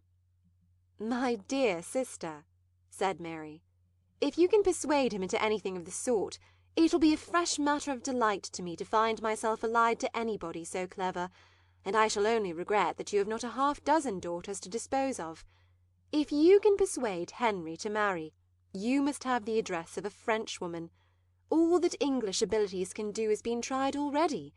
I have 3 very particular friends who have been all dying for him in their turn, and the pains which they, their mothers, very clever women, as well as my dear aunt and myself, have taken to reason, coax, or trick him into marrying is inconceivable.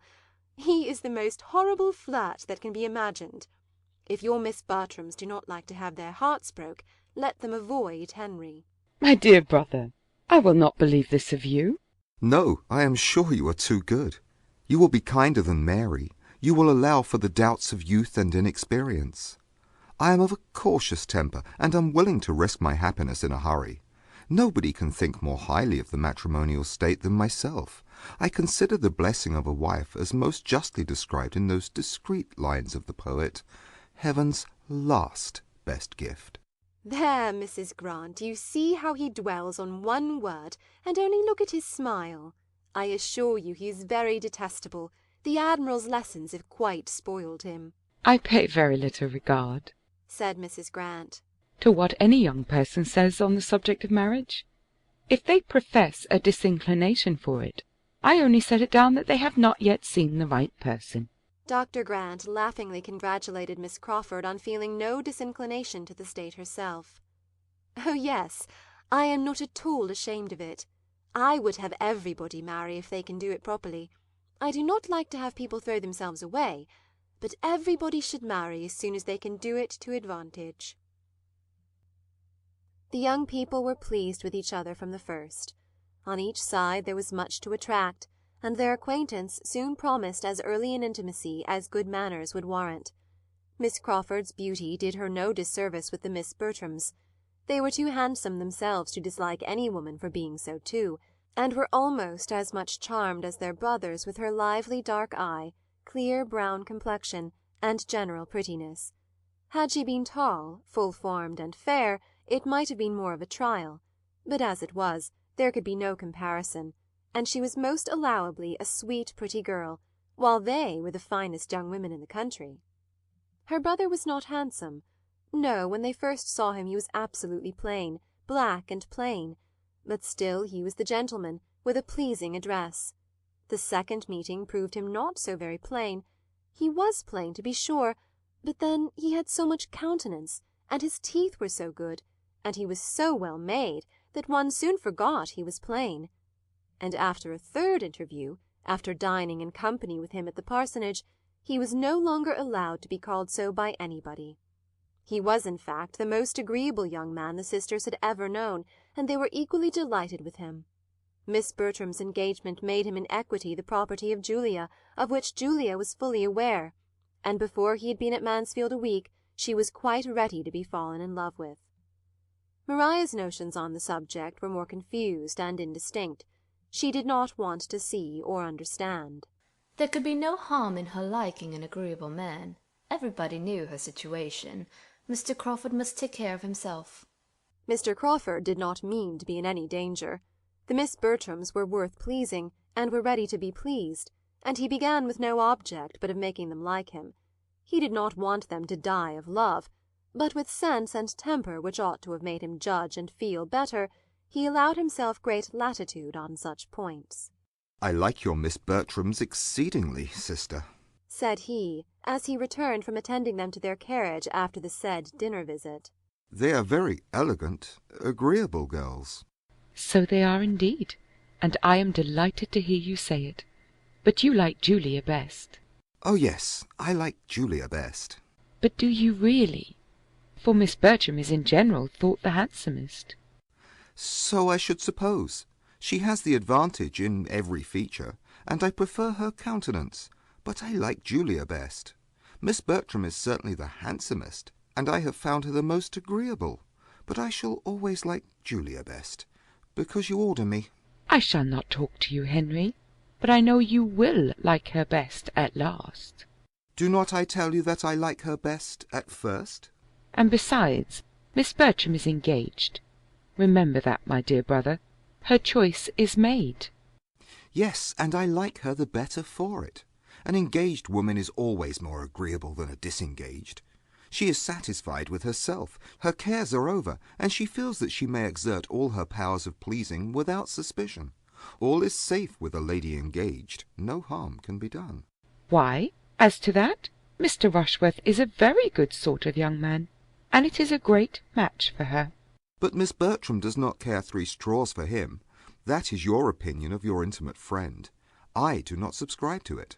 I am sure Miss Bertram is very much attached to Mr. Rushworth. I could see it in her eyes when he was mentioned. I think too well of Miss Bertram to suppose she would ever give her hand without her heart. Mary, how shall we manage him? We must leave him to himself, I believe. Talking does no good. He will be taken in at last. But I would not have him taken in.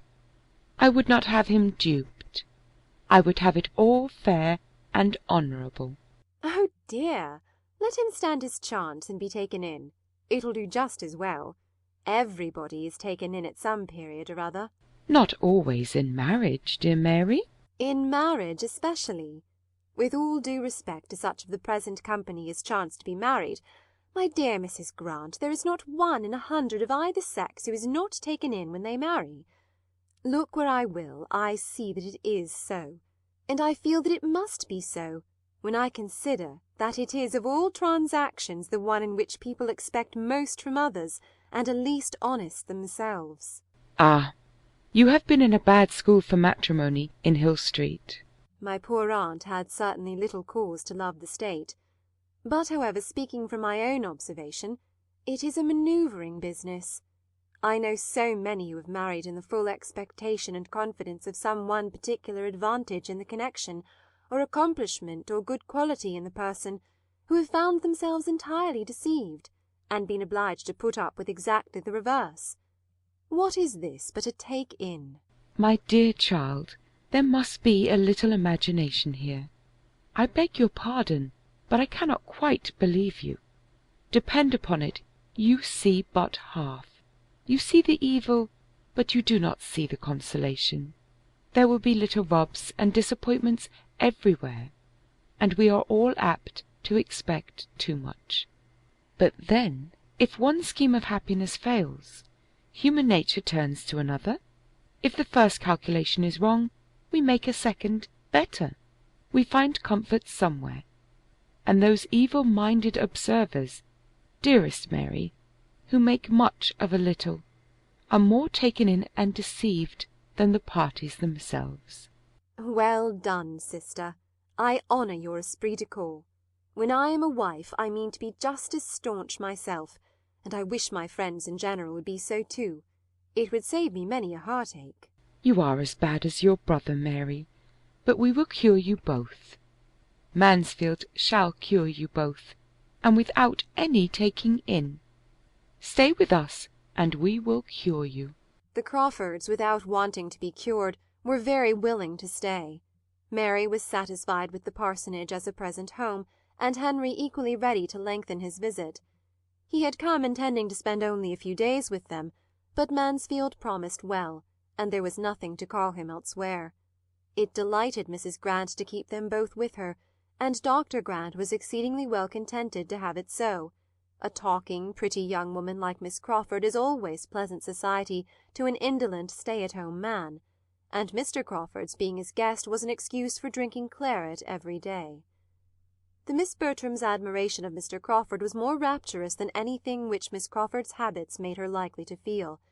She acknowledged, however, that the Mr. Bertrams were very fine young men, that 2 such young men were not often seen together, even in London, and that their manners, particularly those of the eldest, were very good. He had been much in London, and had more liveliness and gallantry than Edmund, and must therefore be preferred, and indeed His being the eldest was another strong claim. She had felt an early presentiment that she should like the eldest best. She knew it was her way. Tom Bertram must have been thought pleasant indeed, at any rate. He was the sort of young man to be generally liked. His agreeableness was of the kind to be oftener found agreeable than some endowments of a higher stamp, for he had easy manners, excellent spirits, a large acquaintance, and a great deal to say, and the reversion of Mansfield Park and a baronetcy did no harm to all this. Miss Crawford soon felt that he in his situation might do. She looked about her with due consideration, and found almost everything in his favour. A park, a real park, 5 miles round, a spacious modern-built house, so well placed and well screened as to deserve to be in any collection of engravings of gentlemen's seats in the kingdom, and wanting only to be completely new furnished, pleasant sisters, a quiet mother, and an agreeable man himself, with the advantage of being tied up from much gaming at present by a promise to his father, and of being Sir Thomas hereafter. It might do very well. She believed she should accept him, and she began accordingly to interest herself a little about the horse which he had to run at the B races. These races were to call him away not long after their acquaintance began, and as it appeared that the family did not, from his usual goings-on, expect him back again for many weeks, it would bring his passion to an early proof. Much was said on his side to induce her to attend the races, and schemes were made for a large party to them, with all the eagerness of inclination, but it would only do to be talked of. And Fanny? What was she doing and thinking all this while, and what was her opinion of the newcomers? Few young ladies of 18 could be less called on to speak their opinion than Fanny. In a quiet way, very little attended to, she paid her tribute of admiration to Miss Crawford's beauty. But as she still continued to think Mr. Crawford very plain, in spite of her 2 cousins having repeatedly proved the contrary, she never mentioned him. The notice which she excited herself was to this effect: "I begin now to understand you all, except Miss Price," said Miss Crawford, as she was walking with the Mr. Bertrams. "Pray, is she out, or is she not? I am puzzled. She dined at the parsonage with the rest of you, which seemed like being out, and yet she says so little that I can hardly suppose she is." Edmund, to whom this was chiefly addressed, replied, "I believe I know what you mean, but I will not undertake to answer the question. My cousin is grown up. She has the age and sense of a woman. But the outs and not outs are beyond me." And yet, in general, nothing can be more easily ascertained. The distinction is so broad. Manners, as well as appearance, are, generally speaking, so totally different. Till now I could not have supposed it possible to be mistaken as to a girl's being out or not. A girl not out has always the same sort of dress. A close bonnet, for instance, looks very demure, and never says a word.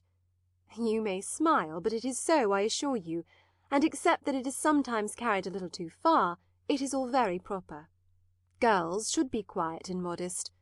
The most objectionable part is that the alteration of manners on being introduced into company is frequently too sudden.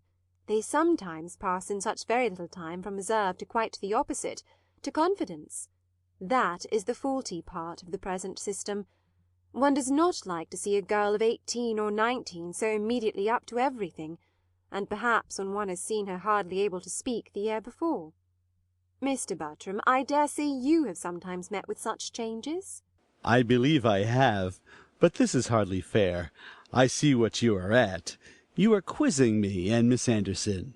No, indeed. Miss Anderson? I do not know who or what you mean. I am quite in the dark. But I will quiz you with a great deal of pleasure, if you will tell me what about. Ah, you carry it off very well, but I cannot be quite so far imposed on. You must have had Miss Anderson in your eye in describing an altered young lady. You paint too accurately for mistake. It was exactly so. The Andersons of Baker Street. We were speaking of them the other day, you know. Edmund, you have heard me mention Charles Anderson. The circumstance was precisely as this lady has represented it. When Anderson first introduced me to his family about 2 years ago, his sister was not out, and I could not get her to speak to me.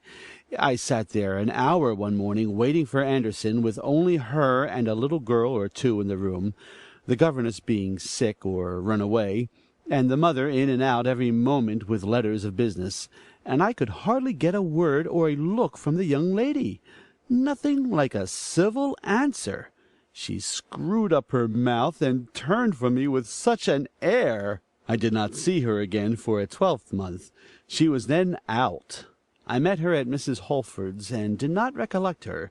She came up to me, and claimed me as an acquaintance, stared me out of countenance, and talked and laughed till I did not know which way to look. I felt that I must be the jest of the room at the time, and Miss Crawford, it is plain, has heard the story. And a very pretty story it is, and with more truth in it, I dare say, than does credit to Miss Anderson. It is too common a fault. Mothers certainly have not yet got quite the right way of managing their daughters. I do not know where the error lies. I do not pretend to set people right, but I do see that they are often wrong. Those who are showing the world what female manners should be, said Mr. Bertram gallantly, are doing a great deal to set them right. The error is plain enough, said the less courteous Edmund. Such girls are ill brought up.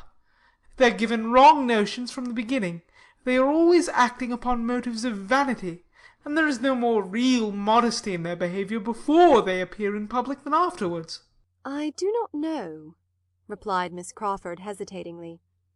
Yes, I cannot agree with you there. It is certainly the modestest part of the business. It is much worse to have girls not out give themselves the same airs and take the same liberties as if they were, which I have seen done.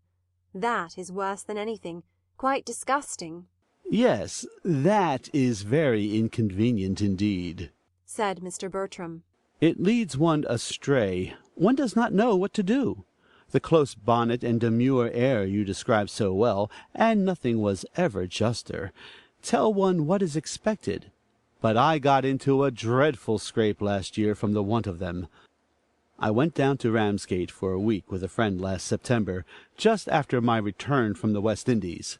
My friend Sneyd, you have heard me speak of Sneyd, Edmund? His father and mother and sisters were there, all new to me. When we reached Albion Place, they were out. We went after them, and found them on the pier, Mrs. and the two Miss Sneyds with others of their acquaintance. I made my bow in form, and as Mrs. Sneyd was surrounded by men, attached myself to one of her daughters, walked by her side all the way home, and made myself as agreeable as I could. The young lady perfectly easy in her manners, and as ready to talk as to listen. I had not a suspicion that I could be doing anything wrong. They looked just the same, both well dressed with veils and parasols like other girls. But I afterwards found that I had been giving all my attention to the youngest, who was not out, and had most excessively offended the eldest. Miss Augusta ought not to have been noticed for the next 6 months, and Miss Sneyd, I believe, has never forgiven me. That was bad indeed. Poor Miss Sneyd. Though I have no younger sister, I feel for her. To be neglected before one's time must be very vexatious. But it was entirely the mother's fault. Miss Augusta should have been with her governess. Such half and half doings never prosper. But now I must be satisfied about Miss Price. Does she go to balls? Does she dine out everywhere as well as at my sister's? No, replied Edmund. I do not think she has ever been to a ball. My mother seldom goes into company herself, and dines nowhere but with Miss Grant, and Fanny stays at home with her. Oh, then the point is clear. Miss Price is not out. Mr. Bertram set off for blank, and Miss Crawford was prepared to find a great chasm in their society, and to miss him decidedly in the meetings which were now becoming almost daily between the families, and on their all dining together at the park soon after his going, she retook her chosen place near the bottom of the table, fully expecting to feel a most melancholy difference in the change of masters. It would be a very flat business, she was sure, In comparison with his brother, Edmund would have nothing to say. The soup would be sent round in a most spiritless manner, wine drunk without any smiles or agreeable trifling, and the venison cut up without supplying one pleasant anecdote of any former haunch, or a single entertaining story about My friend, such a one.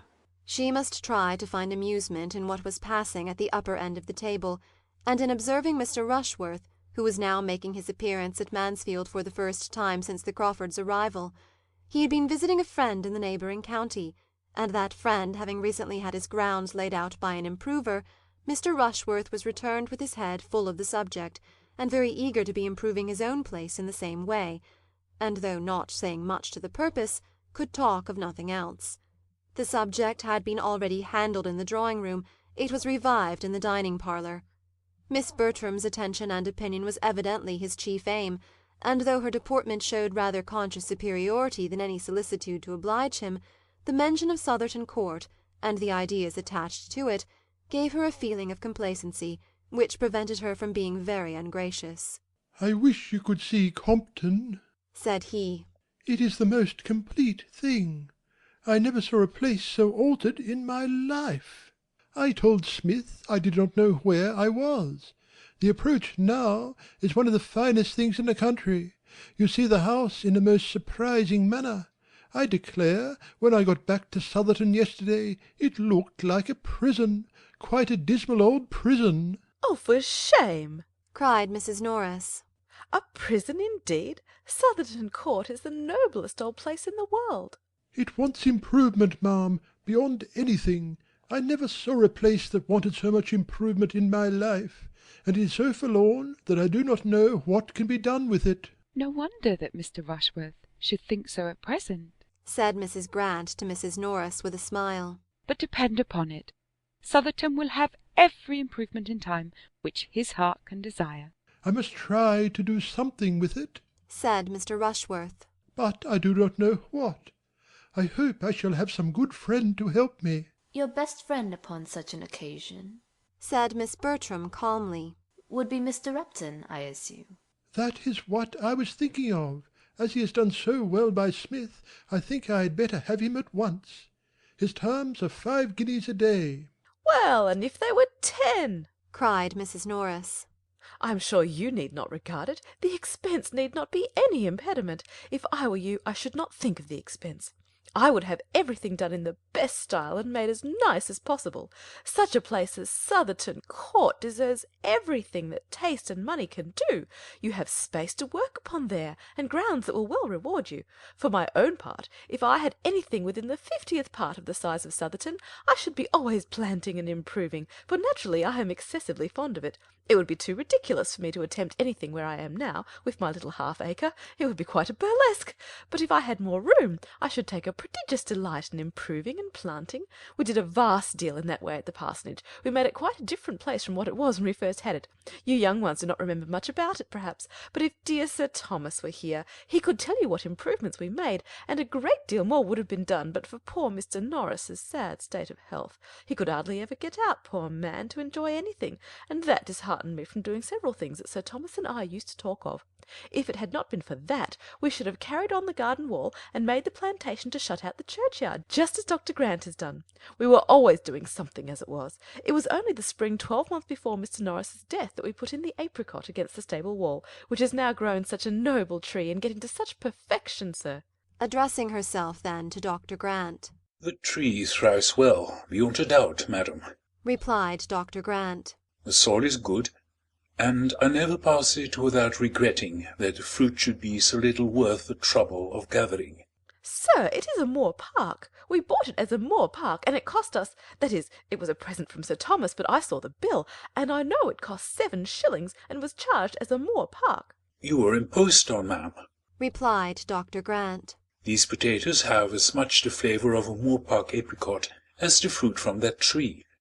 It is an insipid fruit at the best, but a good apricot is eatable, which none from my garden are."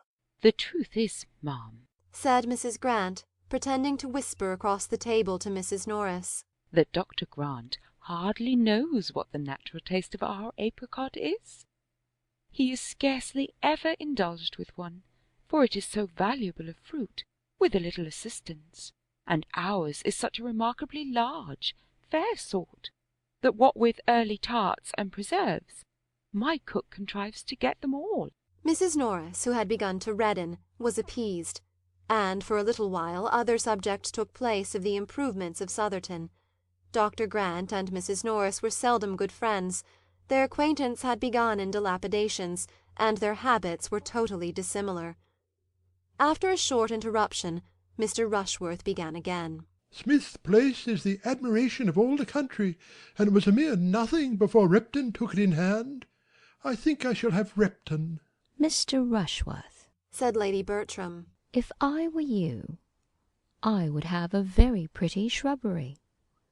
One likes to get out into a shrubbery in fine weather. Mr. Rushworth was eager to assure her ladyship of his acquiescence, and tried to make out something complimentary, but between his submission to her taste, and his having always intended the same himself, with the superadded objects of professing attention to the comfort of ladies in general, and of insinuating that there was only one whom he was anxious to please, he grew puzzled, and Edmund was glad to put an end to his speech by a proposal of wine.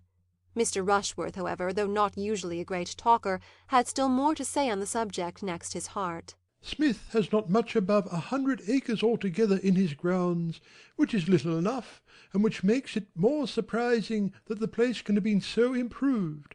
Now at Sotherton we have a good 700, without reckoning the water meadows, so that I think, if so much could be done at Compton, we need not despair.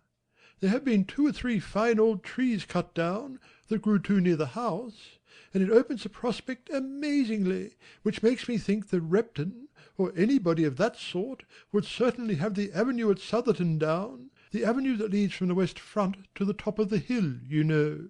Turning to Miss Bertram particularly as he spoke, but Miss Bertram thought it most becoming to reply, The avenue? Oh, I do not recollect it. I really know very little of Sotherton.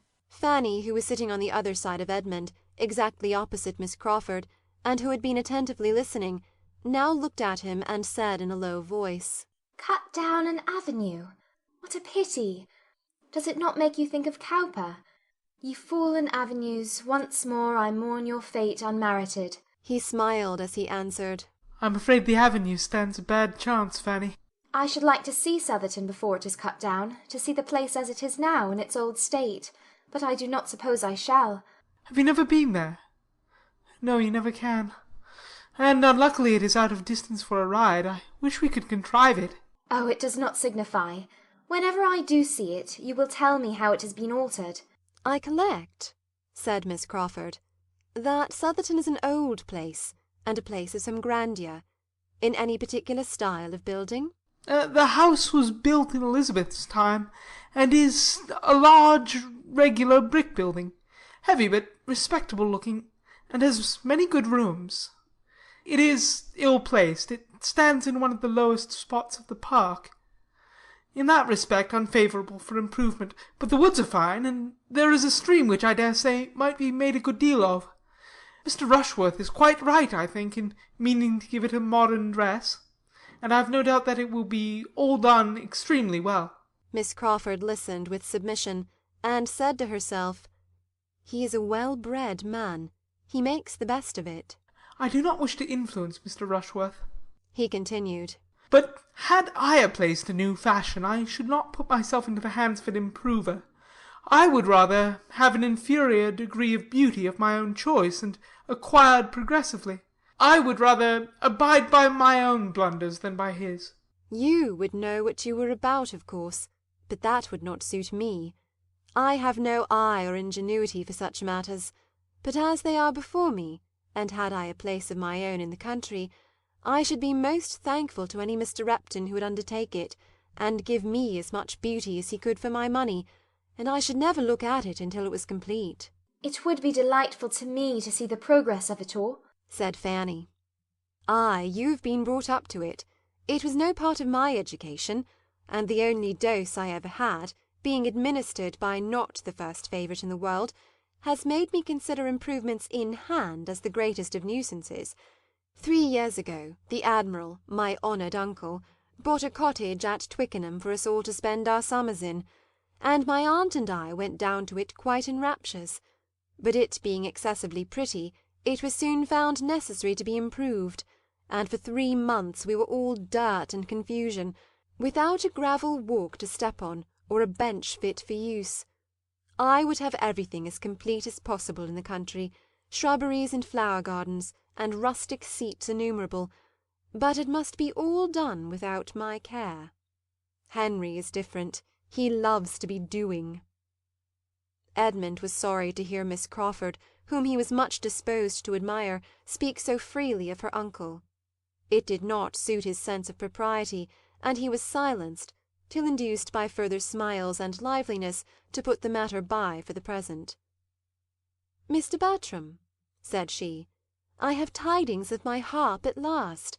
I am assured that it is safe at Northampton, and there it has probably been these 10 days, in spite of the solemn assurances we have so often received to the contrary."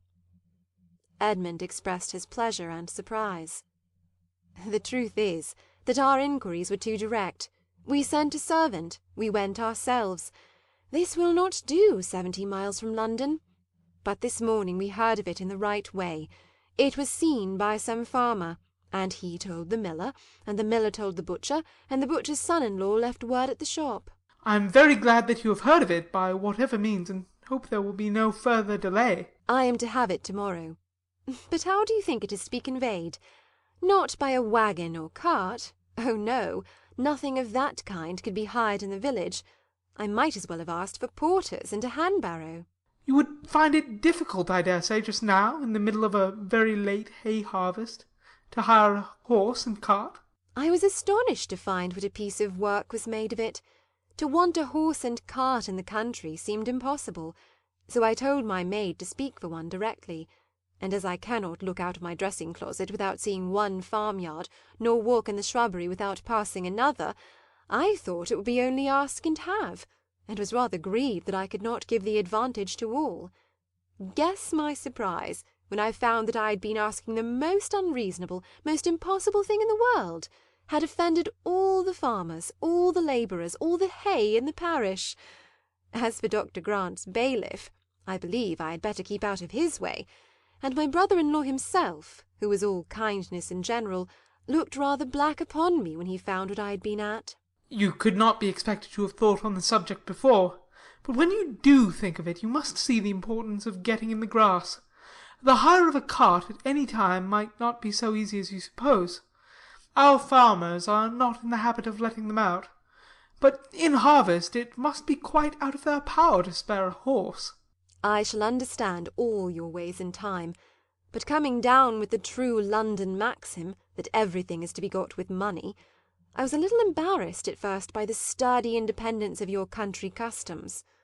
However, I am to have my harp fetched to-morrow. Henry, who is good nature itself, has offered to fetch it in his barouche. Will it not be honourably conveyed? Edmund spoke of the harp as his favourite instrument, and hoped to be soon allowed to hear her. Fanny had never heard the harp at all, and wished for it very much. "I shall be most happy to play to you both," said Miss Crawford. "At least as long as you can like to listen. Probably much longer, for I dearly love music myself, and where the natural taste is equal the player must always be best off, for she is gratified in more ways than one. Now, Mr. Bertram, if you write to your brother, I entreat you to tell him that my harp is come. He heard so much of my misery about it. And you may say, if you please, that I shall prepare my most plaintive airs against his return, in compassion to his feelings, as I know his horse will lose."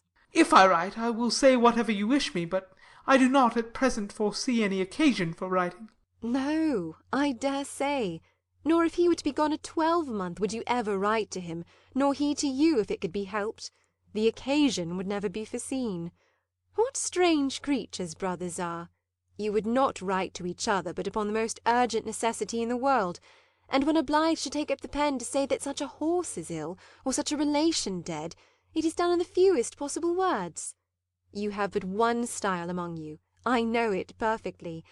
Henry, who is in every other respect exactly what a brother should be, who loves me, consults me, confides in me, and will talk to me by the hour together, has never yet turned the page in a letter, and very often it is nothing more than Dear Mary, I am just arrived. Bath seems full, and everything as usual. Yours sincerely.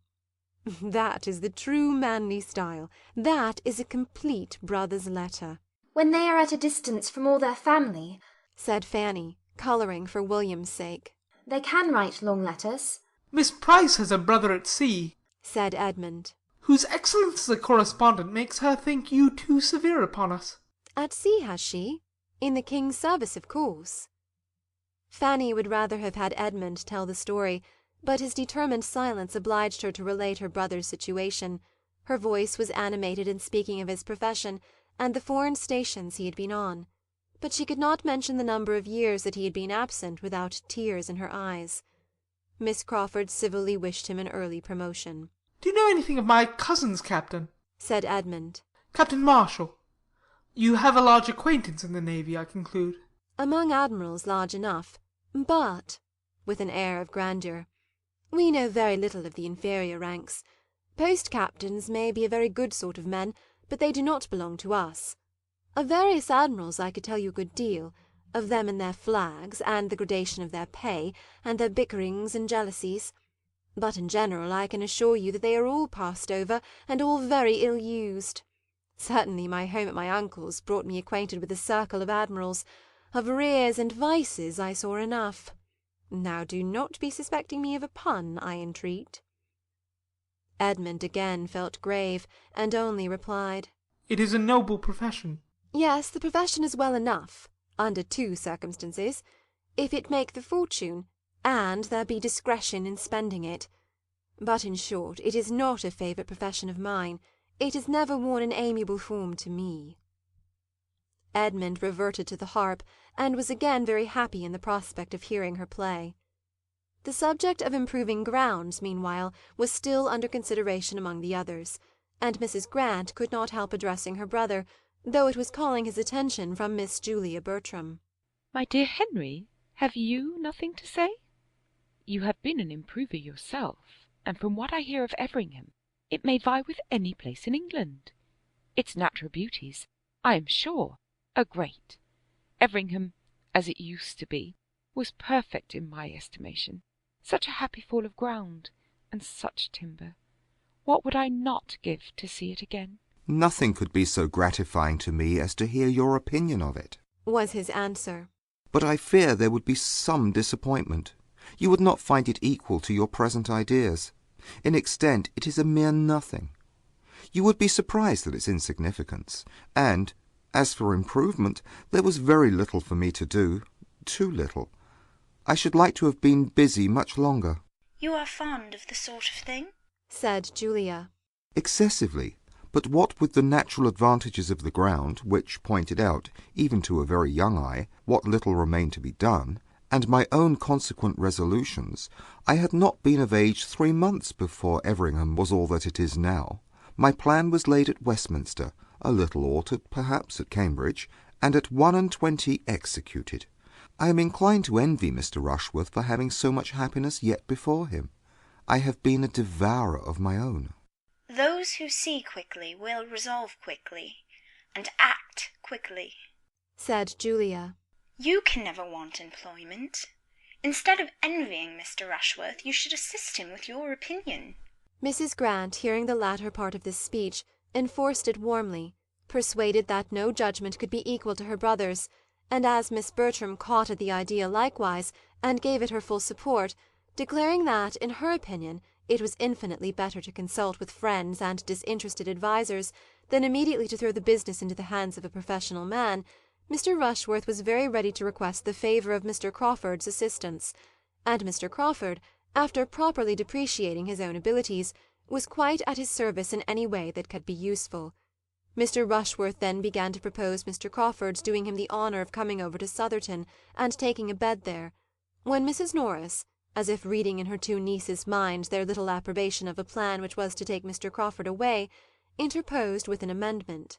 There can be no doubt of Mr. Crawford's willingness, but why should not more of us go? Why should we not make a little party?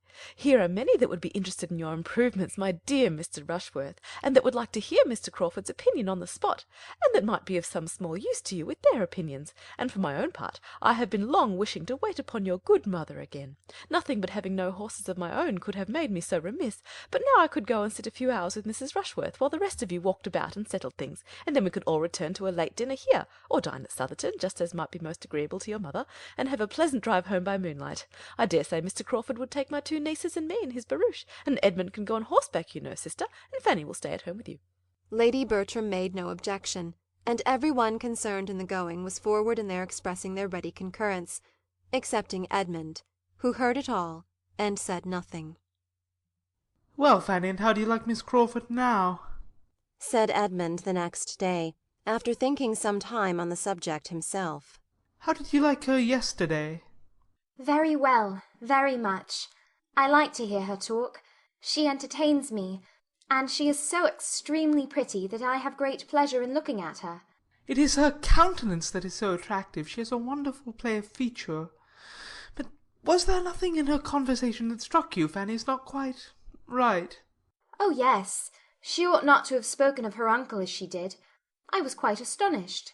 An uncle with whom she has been living so many years, and who, whatever his faults may be, is so very fond of her brother, treating him, they say, quite like a son. I could not have believed it. I thought you would be struck. It was very wrong, very indecorous. And very ungrateful, I think. Ungrateful is a strong word. I do not know that her uncle has any claim to her gratitude. His wife certainly had, and it is the warmth of her respect for her aunt's memory which misleads her here. She is awkwardly circumstanced.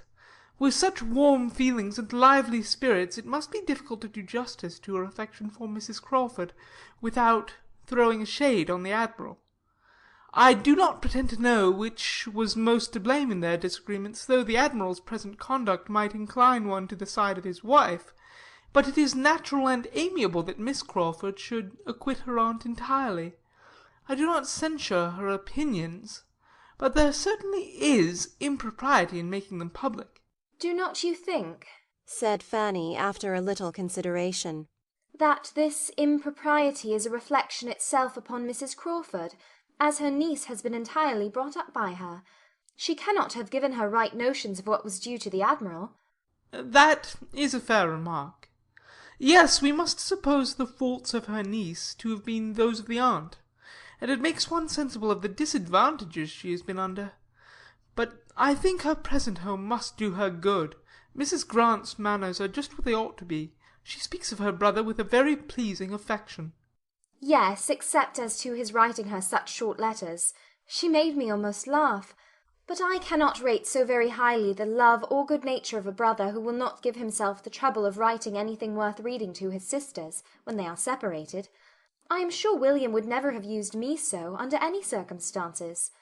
And what right had she to suppose that you would not write long letters when you were absent? The right of a lively mind, Fanny, seizing on what may contribute to its own amusement or that of others. Perfectly allowable, when untinctured by ill humour or roughness. And there is not a shadow of either in the countenance or manner of Miss Crawford. Nothing sharp, or loud, or coarse. She is perfectly feminine, except in the instances we have been speaking of.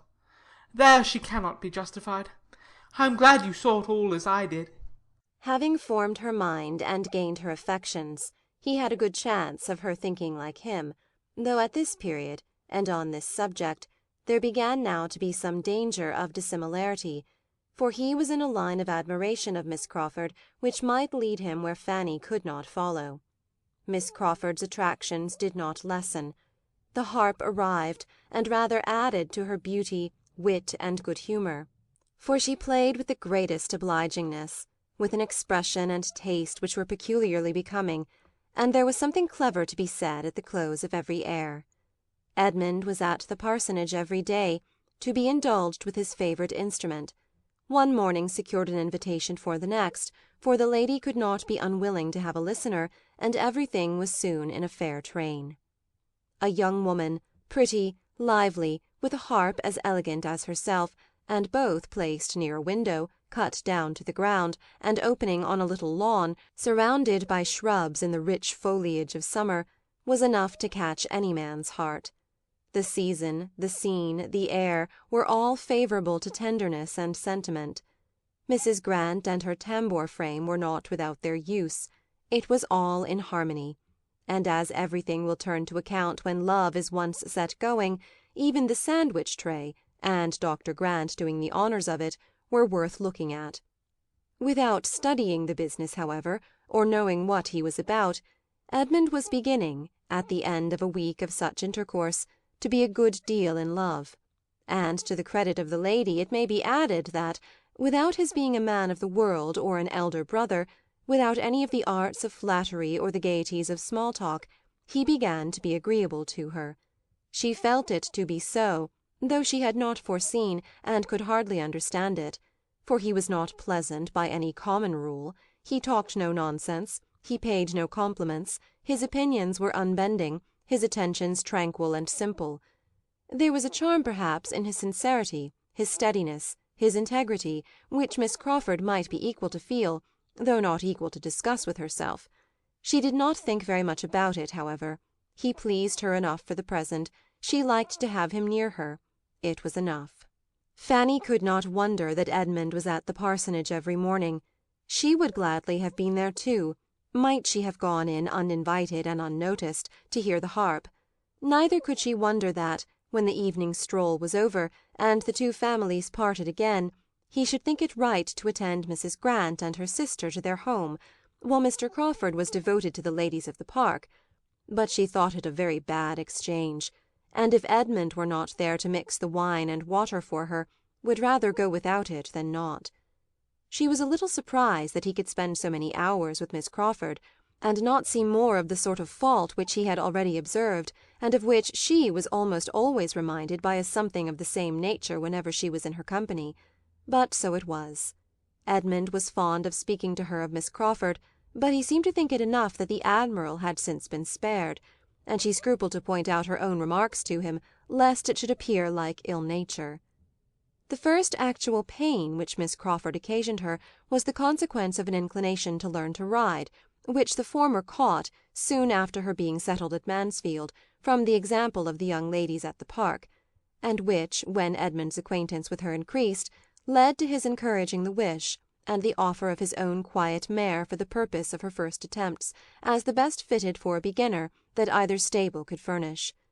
No pain, no injury, however, was designed by him to his cousin in this offer. She was not to lose a day's exercise by it. The mare was only to be taken down to the parsonage half an hour before her ride were to begin, and Fanny, on its first being proposed, so far from feeling slighted, was almost overpowered with gratitude that he should be asking her leave for it. Miss Crawford made her first essay with great credit to herself, and no inconvenience to Fanny. Edmund, who had taken down the mare and presided at the whole, returned with it in excellent time, before either Fanny or the steady old coachman, who always attended her when she rode without her cousins, were ready to set forward. The second day's trial was not so guiltless. Miss Crawford's enjoyment of riding was such that she did not know how to leave off. Active and fearless, and though rather small, strongly made, she seemed formed for a horsewoman. And to the pure genuine pleasure of the exercise something was probably added in Edmund's attendance and instructions, and something more in the conviction of very much surpassing her sex in general by her early progress, to make her unwilling to dismount. Fanny was ready and waiting, and Mrs. Norris was beginning to scold her for not being gone, and still no horse was announced, no Edmund appeared. To avoid her aunt, and look for him, she went out. The houses, though scarcely half a mile apart, were not within sight of each other, but by walking 50 yards from the hall door she could look down the park and command a view of the parsonage and all its domains, gently rising beyond the village road, and in Dr. Grant's meadow she immediately saw the group, Edmund and Miss Crawford both on horseback, riding side by side, Dr. and Mrs. Grant and Mr. Crawford, with 2 or 3 grooms, standing about and looking on. A happy party, it appeared to her, all interested in one object, cheerful beyond a doubt, for the sound of merriment ascended even to her. It was a sound which did not make her cheerful. She wondered that Edmund should forget her, and felt a pang. She could not turn her eyes from the meadow.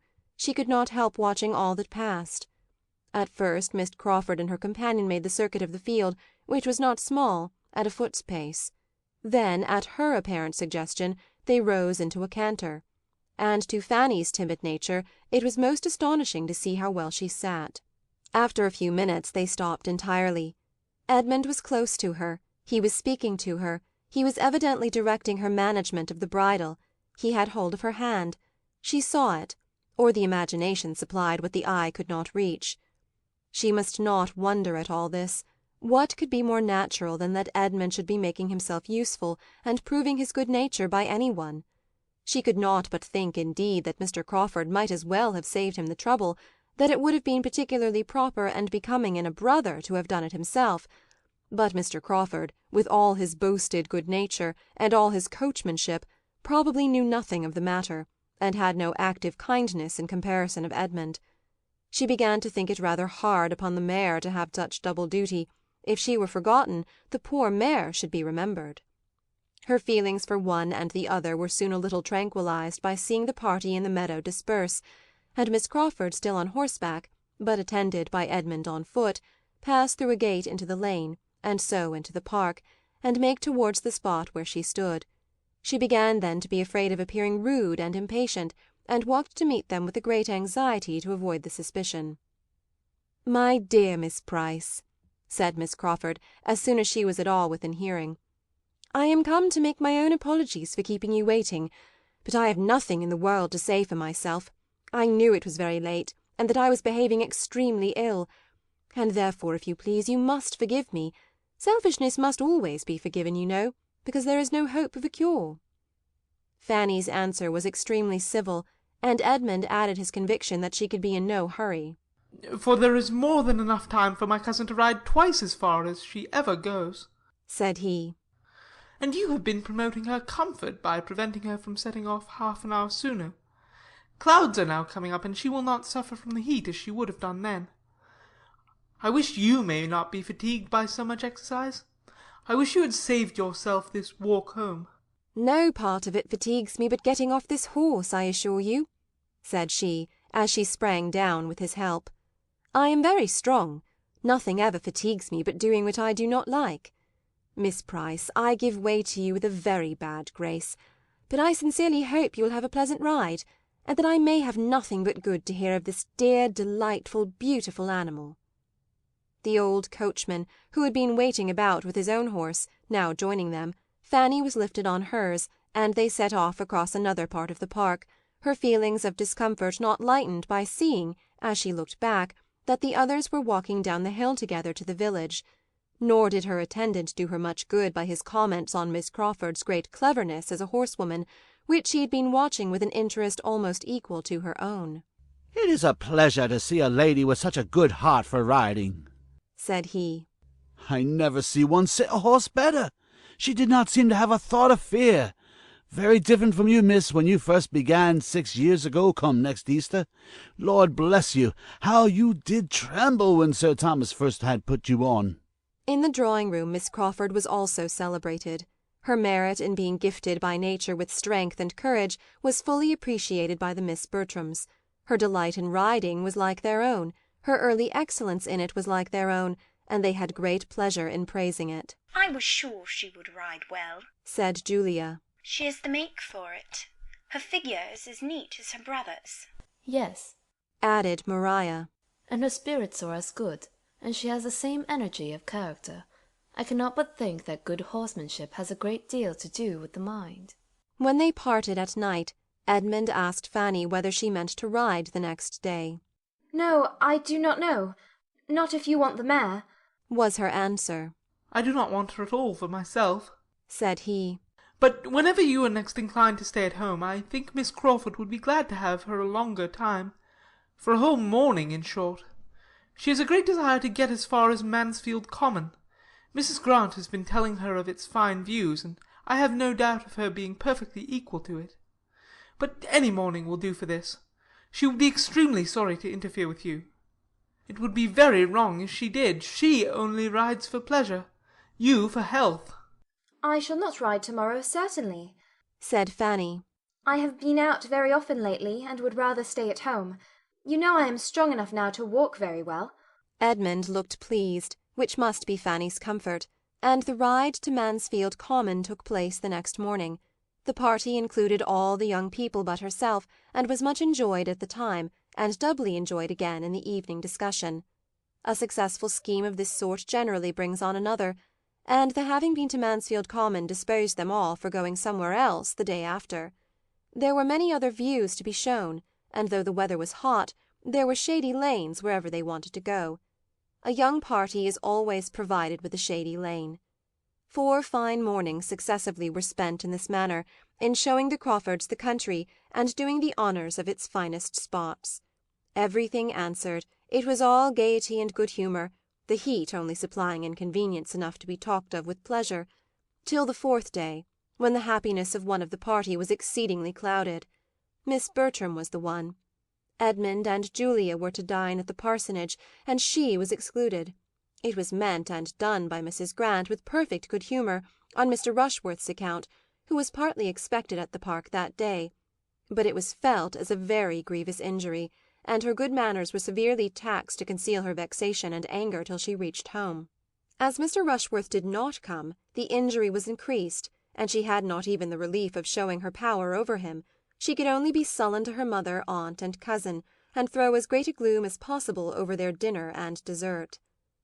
Between 10 and 11 Edmund and Julia walked into the drawing-room, fresh with the evening air, glowing and cheerful, the very reverse of what they found in the 3 ladies sitting there, for Maria would scarcely raise her eyes from her book, and Lady Bertram was half asleep, and even Mrs. Norris, discomposed by her niece's ill humour, and having asked 1 or 2 questions about the dinner, which were not immediately attended to, seemed almost determined to say no more.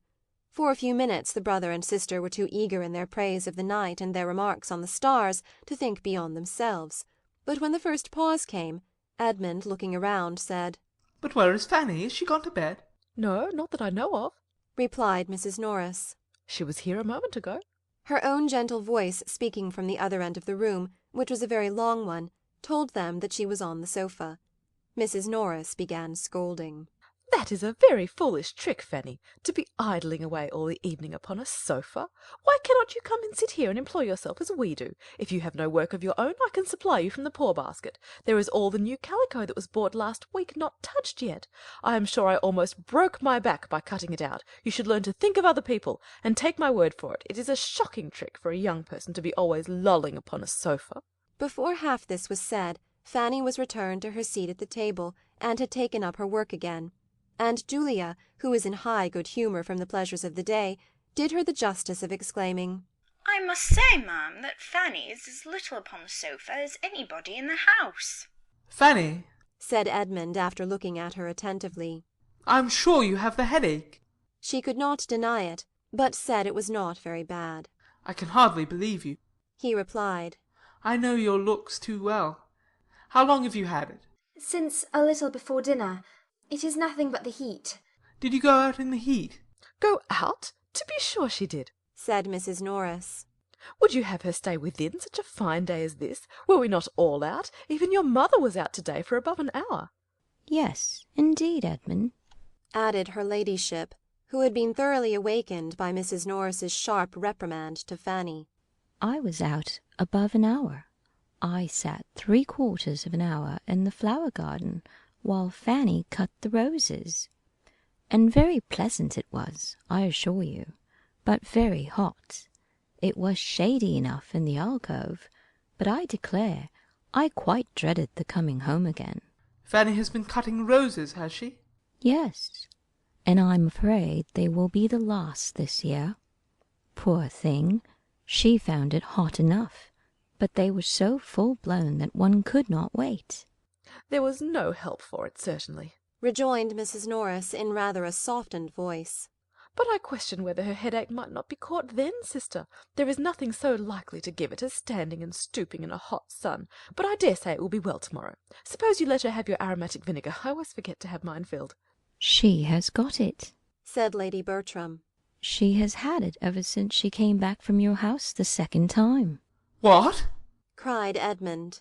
"Has she been walking as well as cutting roses? walking across the hot park to your house, and doing it twice, ma'am. No wonder her head aches.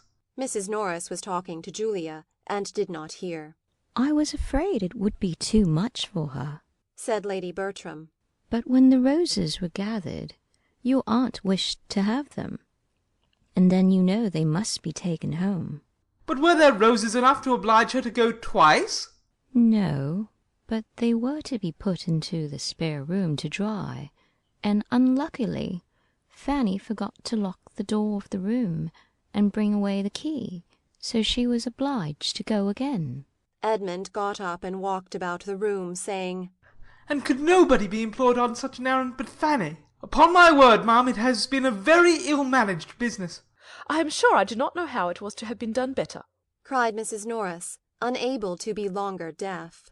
Unless I had gone myself, indeed. But I cannot be in two places at once, and I was talking to Mr. Green at that very time about your mother's dairymaid by her desire, and had promised John Groom to write to Mrs. Jeffreys about his son, and the poor fellow was waiting for me half an hour. I think nobody can justly accuse me of sparing myself upon any occasion, but really I cannot do everything at once. And as for Fanny's just stepping down to my house for me, it is not much above 1/4 of a mile. I cannot think I was unreasonable to ask it. How often do I pace it 3 times a day, early and late, aye, in all weathers too, and say nothing about it. I wish Fanny had half your strength, ma'am. If Fanny would be more regular in her exercise, she would not be knocked up so soon. She has not been out on horseback now this long while, and I am persuaded that when she does not ride, she ought to walk. If she had been riding before, I should not have asked it of her, but I thought it would rather do her good after stooping among the roses, for there is nothing so refreshing as a walk after a fatigue of that kind, and though the sun was strong, it was not so very hot. Between ourselves, Edmund, nodding significantly at his mother, it was cutting the roses and dawdling about in the flower garden that did the mischief. I am afraid it was, indeed, said the more candid Lady Bertram, who had overheard her. I am very much afraid she caught the headache there, for the heat was enough to kill anybody. It was as much as I could bear myself, sitting and calling to Pug, and trying to keep him from the flower-beds was almost too much for me. Edmund said no more to either lady, but going quietly to another table, on which the supper-tray yet remained, brought a glass of Madeira to Fanny, and obliged her to drink the greater part. She wished to be able to decline it, but the tears, which a variety of feelings created, made it easier to swallow than to speak. Vexed as Edmund was with his mother and aunt, he was still more angry with himself. His own forgetfulness of her was worse than anything which they had done. Nothing of this would have happened had she been properly considered, but she had been left 4 days together without any choice of companions or exercise, and without any excuse for avoiding whatever her unreasonable aunts might require. He was ashamed to think that for 4 days together she had not had the power of riding, and very seriously resolved, however unwilling he must be to check a pleasure of Miss Crawford's, that it should never happen again. Fanny went to bed with her heart as full as on the first evening of her arrival at the park. The state of her spirits had probably had its share in her indisposition, for she had been feeling neglected, and been struggling against discontent and envy for some days past. As she leant on the sofa, to which she had retreated that she might not be seen, the pain of her mind had been much beyond that in her head, and the sudden change which Edmund's kindness had then occasioned made her hardly know how to support herself. Fanny's rides recommenced the very next day, and as it was a pleasant, fresh-feeling morning, less hot than the weather had lately been, Edmund trusted that her losses, both of health and pleasure, would be soon made good. While she was gone, Mr. Rushworth arrived, escorting his mother, who came to be civil and to show her civility especially in urging the execution of the plan for visiting Sotherton, which had been started a fortnight before, and which, in consequence of her subsequent absence from home, had since lain dormant. Mrs. Norris and her nieces were all well pleased with its revival, and an early day was named and agreed to, provided Mr. Crawford should be disengaged. The young ladies did not forget that stipulation, and though Mrs. Norris would willingly have answered for his being so, they would neither authorize the liberty nor run the risk, and at last, on a hint from Miss Bertram, Mr. Rushworth discovered that the properest thing to be done was for him to walk down to the parsonage directly and call on Mr. Crawford, and inquire whether Wednesday would suit him or not. Before his return, Mrs. Grant and Miss Crawford came in. Having been out some time, and taken a different route to the house, they had not met him. Comfortable hopes, however, were given that he would find Mr. Crawford at home. The Southerton scheme was mentioned, of course. It was hardly possible, indeed, that anything else should be talked of, for Mrs. Norris was in high spirits about it, and Mrs. Rushworth, a well-meaning, civil, prosing, pompous woman, who thought nothing of consequence, but as it related to her own and her son's concerns, had not yet given over pressing Lady Bertram to be of the party. Lady Bertram constantly declined it, but her placid manner of refusal made Mrs. Rushworth still think she wished to come, till Mrs. Norris's more numerous words and louder tone convinced her of the truth. The fatigue would be too much for my sister, a great deal too much, I assure you, my dear Mrs. Rushworth. 10 miles there, and 10 back, you know. You must excuse my sister on this occasion, and accept of our 2 dear girls and myself without her. Southerton is the only place that could give her a wish to go so far, but it cannot be, indeed. She will have a companion in Fanny Price, you know, so it will all do very well. And as for Edmund, he is not here to speak for himself. I will answer for his being most happy to join the party. He can go on horseback, you know. Mrs. Rushworth, being obliged to yield to Lady Bertram's staying at home, could only be sorry.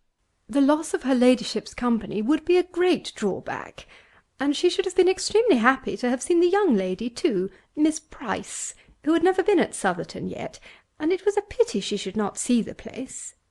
You are very kind, you are all kindness, my dear madam, cried Mrs. Norris.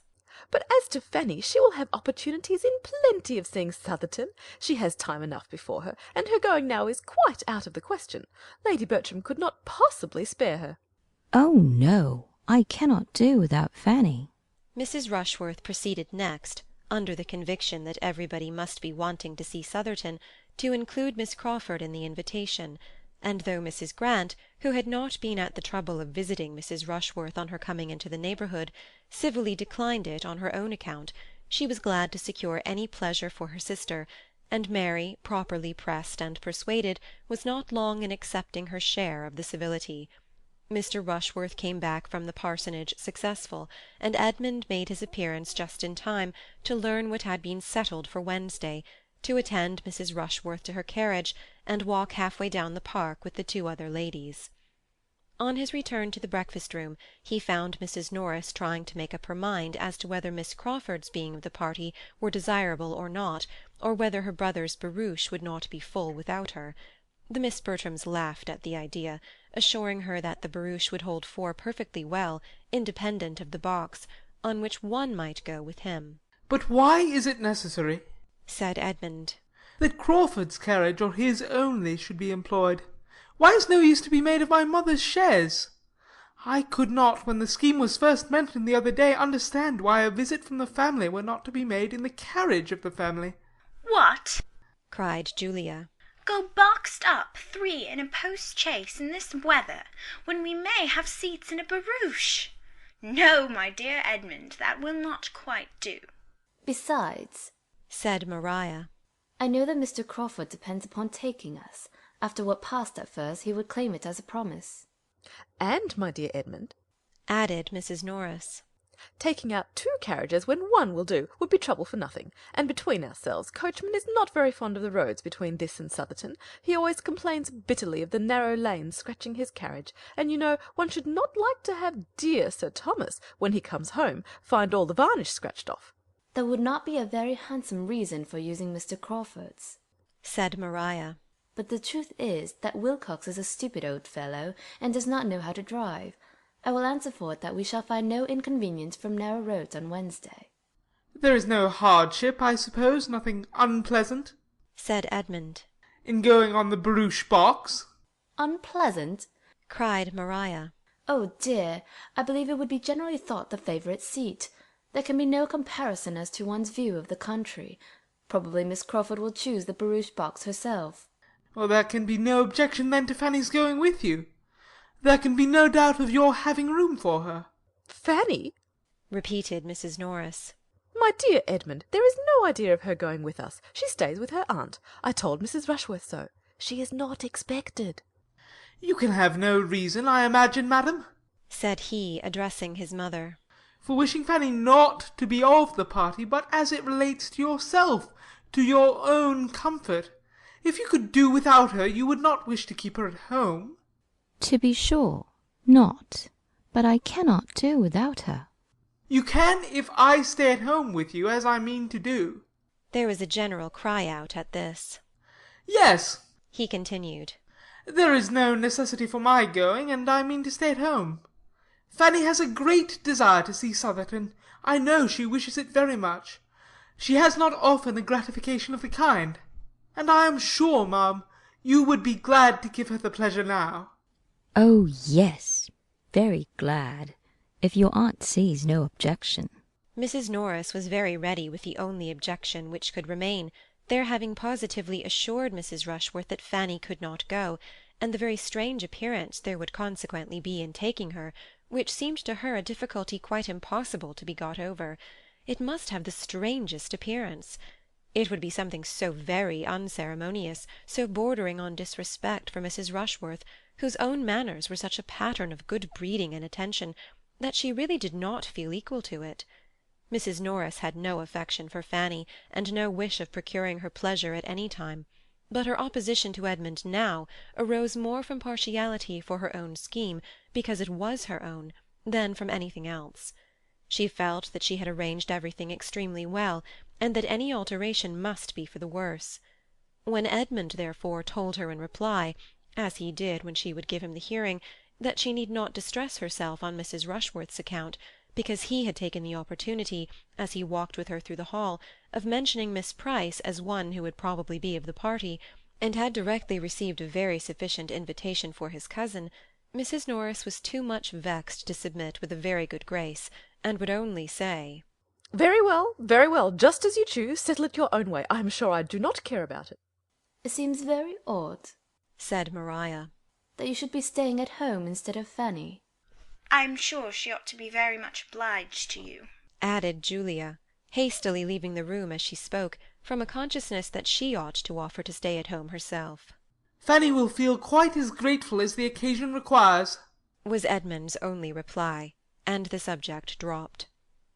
Fanny's gratitude, when she heard the plan, was in fact much greater than her pleasure. She felt Edmund's kindness with all, and more than all, the sensibility which he, unsuspicious of her fond attachment, could be aware of, but that he should forego any enjoyment on her account gave her pain, and her own satisfaction in seeing Southerton would be nothing without him.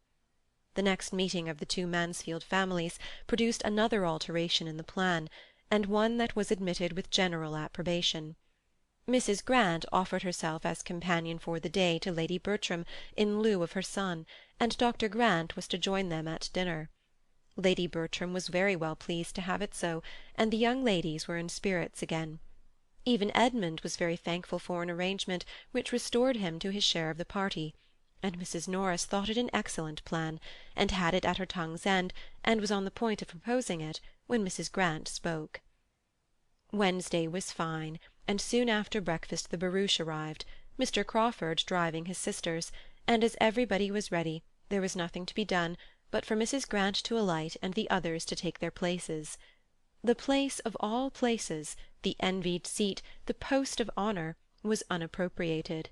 To whose happy lot was it to fall? While each of the Miss Bertrams were meditating how best, and with the most appearance of obliging the others, to secure it, the matter was settled by Mrs. Grant's saying, as she stepped from the carriage, "As there are 5 of you, it will be better that one should sit with Henry. And as you were saying lately that you wished you could drive, Julia, I think this will be a good opportunity for you to take a lesson." Happy Julia! Unhappy Maria! The former was on the barouche box in a moment, the latter took her seat within, in gloom and mortification, and the carriage drove off amid the good wishes of the 2 remaining ladies, and the barking of Pug in his mistress's arms. Their road was through a pleasant country, and Fanny, whose rides had never been extensive, was soon beyond her knowledge, and was very happy in observing all that was new, and admiring all that was pretty. She was not often invited to join in the conversation of the others, nor did she desire it. Her own thoughts and reflections were habitually her best companions, and in observing the appearance of the country, the bearings of the roads, the difference of soil, the state of the harvest, the cottages, the cattle, the children, she found entertainment that could only have been heightened by having Edmund to speak to of what she felt. That was the only point of resemblance between her and the lady who sat by her. In everything but a value for Edmund, Miss Crawford was very unlike her. She had none of Fanny's delicacy of taste, of mind, of feeling. She saw nature, inanimate nature, with little observation. Her attention was all for men and women, her talents for the light and lively. In looking back after Edmund, however, when there was any stretch of road behind them, or when he gained on them in ascending a considerable hill, they were united, and a "There he is!" broke at the same moment from them both, more than once. For the first 7 miles Miss Bertram had very little real comfort. Her prospect always ended in Mr. Crawford and her sister sitting side by side, full of conversation and merriment, and to see only his expressive profile as he turned with a smile to Julia, or to catch the laugh of the other, was a perpetual source of irritation, which her own sense of propriety could but just smooth over.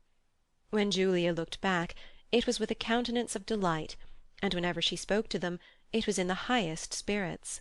Her view of the country was charming. She wished they could all see it, etc.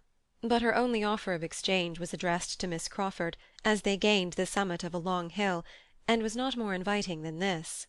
"Here is a fine burst of country. I wish you had my seat, but I dare say you will not take it. Let me press you ever so much." And Miss Crawford could hardly answer before they were moving again at a good pace. When they came within the influence of Southerton associations, it was better for Miss Bertram, who might be said to have 2 strings to her bow.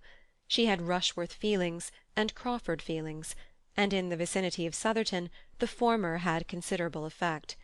Mr. Rushworth's consequence was hers. She could not tell Miss Crawford that those woods belonged to Southerton. She could not carelessly observe that she believed that it was now all Mr. Rushworth's property on each side of the road, without elation of heart, and it was a pleasure to increase with their approach to the capital freehold mansion and ancient manorial residence of the family, with all its rights of court leet and court baron. "Now we shall have no more rough road, Miss Crawford. Our difficulties are over. The rest of the way is such as it ought to be.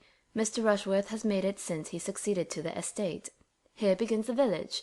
Those cottages are really a disgrace. The church spire is reckoned remarkably handsome. I am glad the church is not so close to the great house as often happens in old places. The annoyance of the bells must be terrible. There's the parsonage, a tidy-looking house, and I understand the clergyman and his wife are very decent people. Those are almshouses built by some of the family. To the right is the steward's house. He is a very respectable man. Now we are coming to the lodge gates. But we have nearly a mile through the park still. It is not ugly, you see, at this end. There is some fine timber. But the situation of the house is dreadful. We go downhill to it for half a mile, and it is a pity, for it would not be an ill-looking place if it had a better approach." Miss Crawford was not slow to admire. She pretty well guessed Miss Bertram's feelings, and made it a point of honour to promote her enjoyment to the utmost. Mrs. Norris was all delight and volubility, and even Fanny had something to say in admiration, and might be heard with complacency. Her eye was eagerly taking in everything within her reach, and after being at some pains to get a view of the house, and observing that it was a sort of building which she could not look at but with respect, she added, "Now, where is the avenue? The house fronts the east, I perceive. The avenue, therefore, must be at the back of it. Mr. Rushworth talked of the west front." "Yes, it is exactly behind the house. Begins at a little distance, and ascends for half a mile to the extremity of the grounds. You may see something of it here, something of the more distant trees. It is oak entirely." Miss Bertram could now speak with decided information of what she had known nothing about when Mr. Rushworth had asked her opinion, and her spirits were in as happy a flutter as vanity and pride could furnish, when they drove up to the spacious stone steps before the principal entrance. Mr. Rushworth was at the door to receive his fair lady, and the whole party were welcomed by him with due attention. In the drawing-room they were met with equal cordiality by the mother, and Miss Bertram had all the distinction with each that she could wish. After the business of arriving was over, it was first necessary to eat, and the doors were thrown open to admit them through one or two intermediate rooms into the appointed dining-parlour, where a collation was prepared with abundance and elegance. Much was said, and much was ate, and all went well.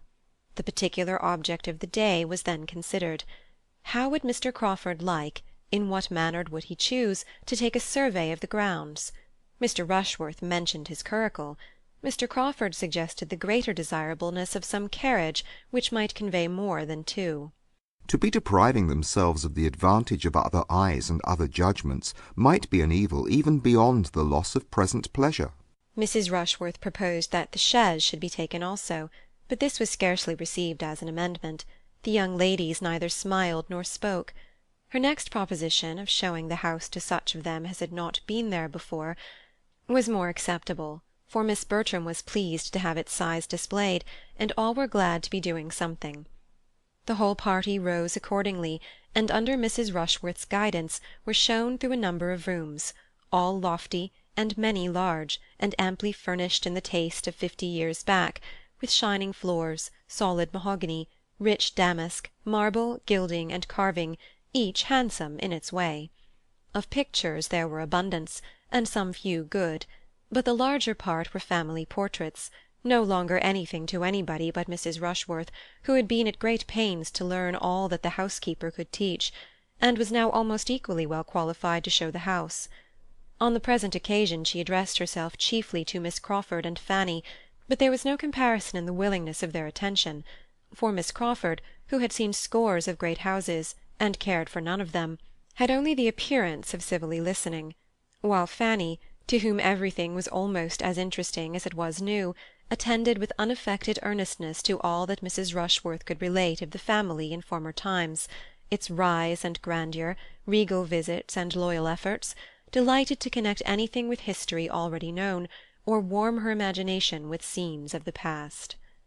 The situation of the house excluded the possibility of much prospect from any of the rooms, and while Fanny and some of the others were attending Mrs. Rushworth, Henry Crawford was looking grave and shaking his head at the windows. Every room on the west front looked across a lawn to the beginning of the avenue immediately beyond tall iron palisades and gates. Having visited many more rooms than could be supposed to be of any other use than to contribute to the window tax and find employment for housemaids, "Now," said Mrs. Rushworth, "we are coming to the chapel, which properly we ought to enter from above and look down upon, but as we are quite among friends, I will take you in this way, if you will excuse me." They entered. Fanny's imagination had prepared her for something grander than a mere spacious oblong room fitted up for the purposes of devotion, with nothing more striking or more solemn than the profusion of mahogany and the crimson velvet cushions appearing over the ledge of the family gallery above. "I am disappointed," said she in a low voice to Edmund. "This is not my idea of a chapel. There is nothing awful here, nothing melancholy, nothing grand. Here are no aisles, no arches, no inscriptions, no banners. No banners, cousin, to be blown by the night wind of heaven. No signs that a Scottish monarch sleeps below." You forget, Fanny, how lately all this has been built, and for how confined a purpose compared with the old chapels of castles and monasteries. It was only for the private use of the family. They have been buried, I suppose, in the parish church. There you must look for the banners and the achievements. It was foolish of me not to think of all that, but I am disappointed. Mrs. Rushworth began her relation. "This chapel was fitted up, as you see it, in James II.'s time. Before that period, as I understand, the pews were only wainscot, and there is some reason to think that the linings and cushions of the pulpit and family seat were only purple cloth. But this is not quite certain. It is a handsome chapel, and was formerly in constant use both morning and evening. Prayers were always read in it by the domestic chaplain within the memory of many, but the late Mr. Rushworth left it off." "Every generation has its improvements," said Miss Crawford, with a smile, to Edmund. Mrs. Rushworth was gone to repeat her lesson to Mr. Crawford, and Edmund, Fanny, and Miss Crawford remained in a cluster together.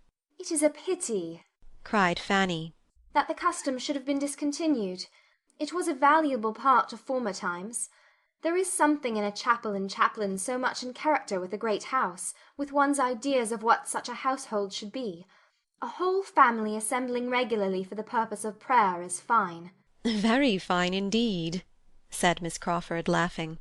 It must do the heads of the family a great deal of good to force all the poor housemaids and footmen to leave business and pleasure, and say their prayers here twice a day, while they are inventing excuses themselves for staying away. That is hardly Fanny's idea of a family assembling, said Edmund. If the master and mistress do not attend themselves, there must be more harm than good in the custom. At any rate, it is safer to leave people to their own devices on such subjects. Everybody likes to go their own way, to choose their own time and manner of devotion. The obligation of attendance, the formality, the restraint, the length of time, altogether it is a formidable thing, and what nobody likes.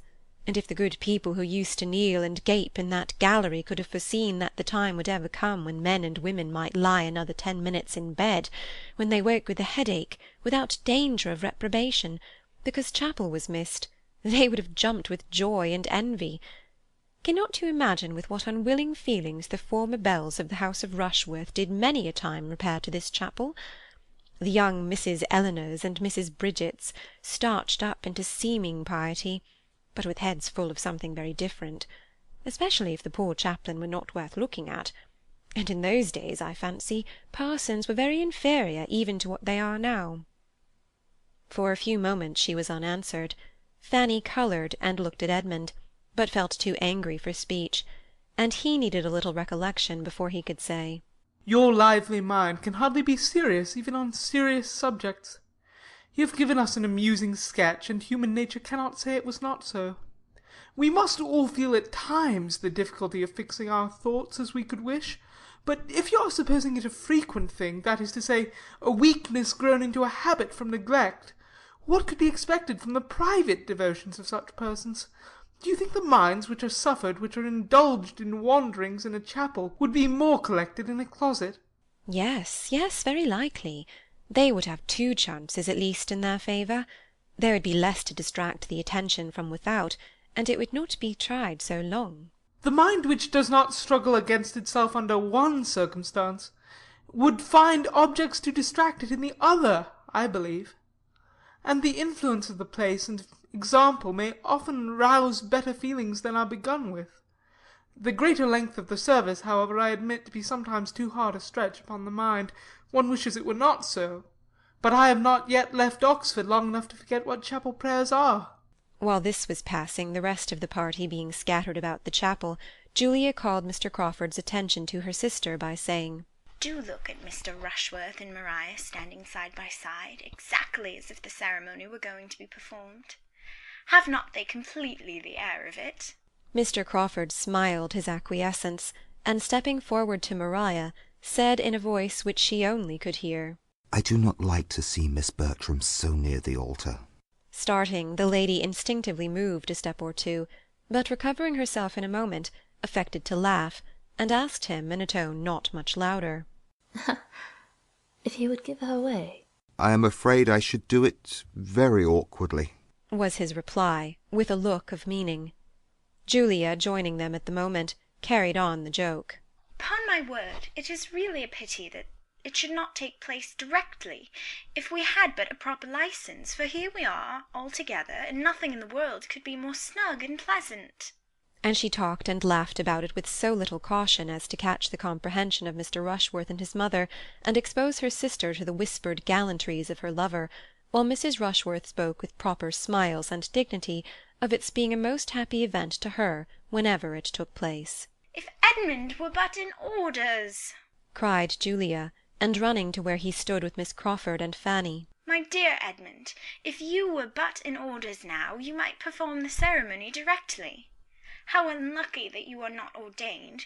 Mr. Rushworth and Maria are quite ready. Miss Crawford's countenance, as Julia spoke, might have amused a disinterested observer. She looked almost aghast under the new idea she was receiving. Fanny pitied her.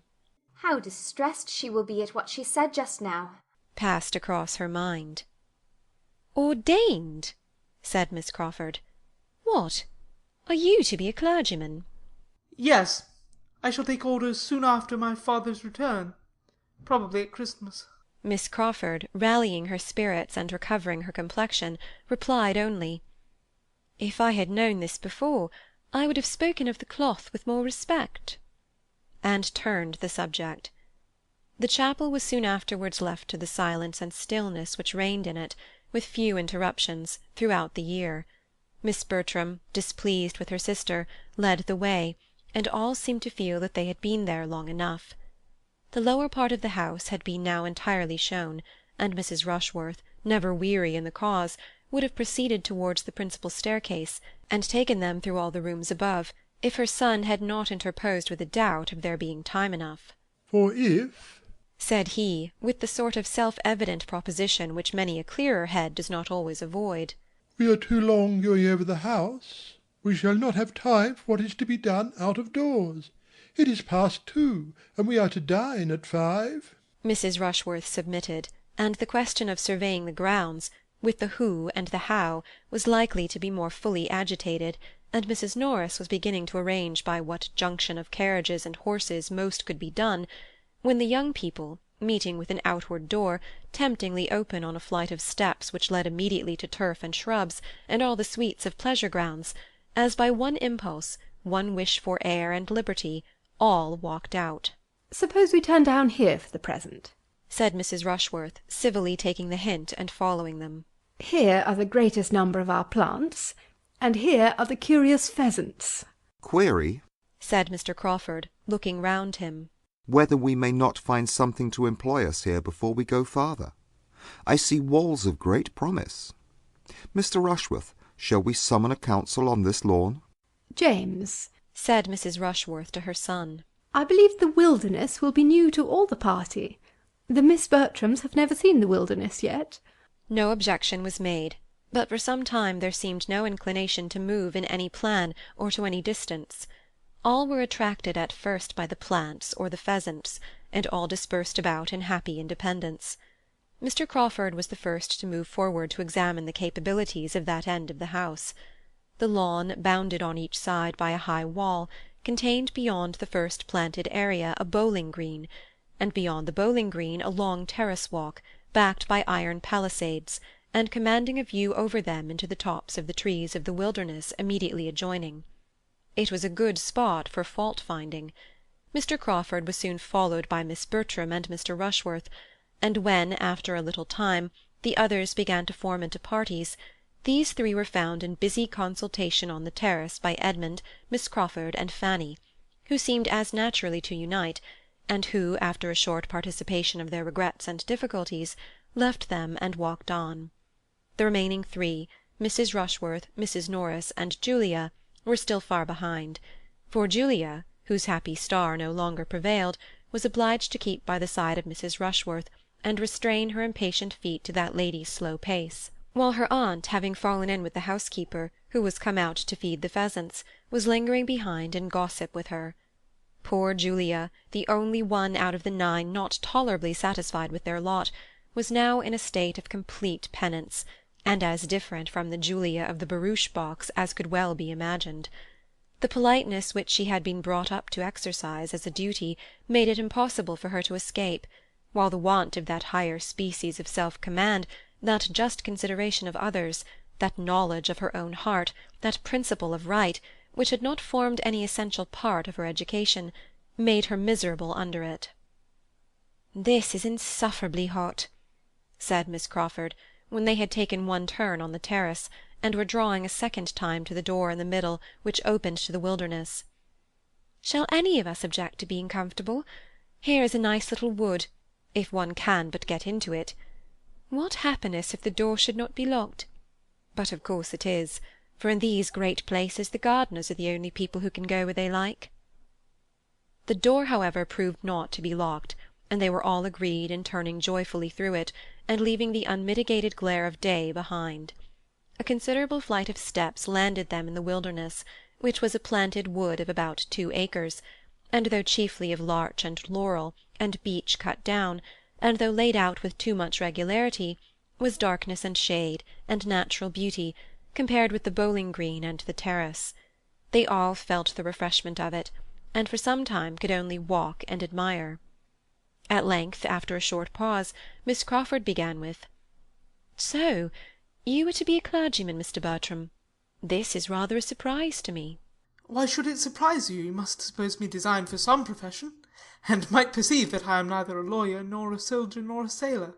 Very true, but in short, it had not occurred to me. And you know there is generally an uncle or a grandfather to leave a fortune to the second son. A very praiseworthy practice, said Edmund, but not quite universal. I am one of the exceptions, and, being one, must do something for myself. But why are you to be a clergyman? I thought that was always the lot of the youngest, where there are many to choose before him. Do you think the Church itself never chosen, then? Never is a black word. But yes, in the never of conversation, which means not very often, I do think it. For what is to be done in the Church? Men love to distinguish themselves, and in either of the other lines distinction may be gained, but not in the Church. A clergyman is nothing. The nothing of conversation has its gradations, I hope, as well as the never. A clergyman cannot be high in state or fashion. He must not head mobs or set the tone in dress.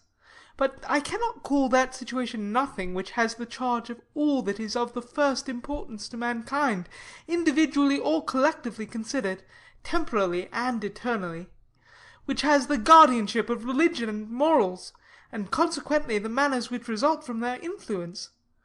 No one here can call the office nothing. If the man who holds it is so, it is by the neglect of his duty, by foregoing its just importance, and stepping out of his place to appear what he ought not to appear. You assign greater consequence to the clergyman than one has been used to hear given, or than I can quite comprehend. One does not see much of this influence and importance in society, and how can it be acquired where they are so seldom seen themselves? How can 2 sermons a week, even supposing them worth hearing, supposing the preacher to have the sense to prefer Blair's to his own, do all that you speak of, govern the conduct and fashion the manners of a large congregation for the rest of the week? One scarcely sees a clergyman out of his pulpit. You are speaking of London. I am speaking of the nation at large. The metropolis, I imagine, is a pretty fair sample of the rest. Not, I should hope, of the proportion of virtue to vice throughout the kingdom. We do not look in great cities for our best morality. It is not there that respectable people of any denomination can do most good, and it certainly is not there that the influence of the clergy can be most felt. A fine preacher is followed and admired, but it is not in fine preaching only that a good clergyman will be useful in his parish and his neighbourhood, where the parish and neighbourhood are of a size capable of knowing his private character, and observing his general conduct, which in London can rarely be the case. The clergy are lost there in the crowds of their parishioners. They are known to the largest part only as preachers.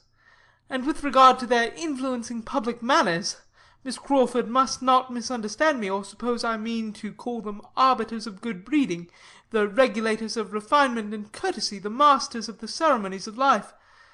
The manners I speak of might rather be called conduct, perhaps, the result of good principles, the effect, in short, of those doctrines which it is their duty to teach and recommend.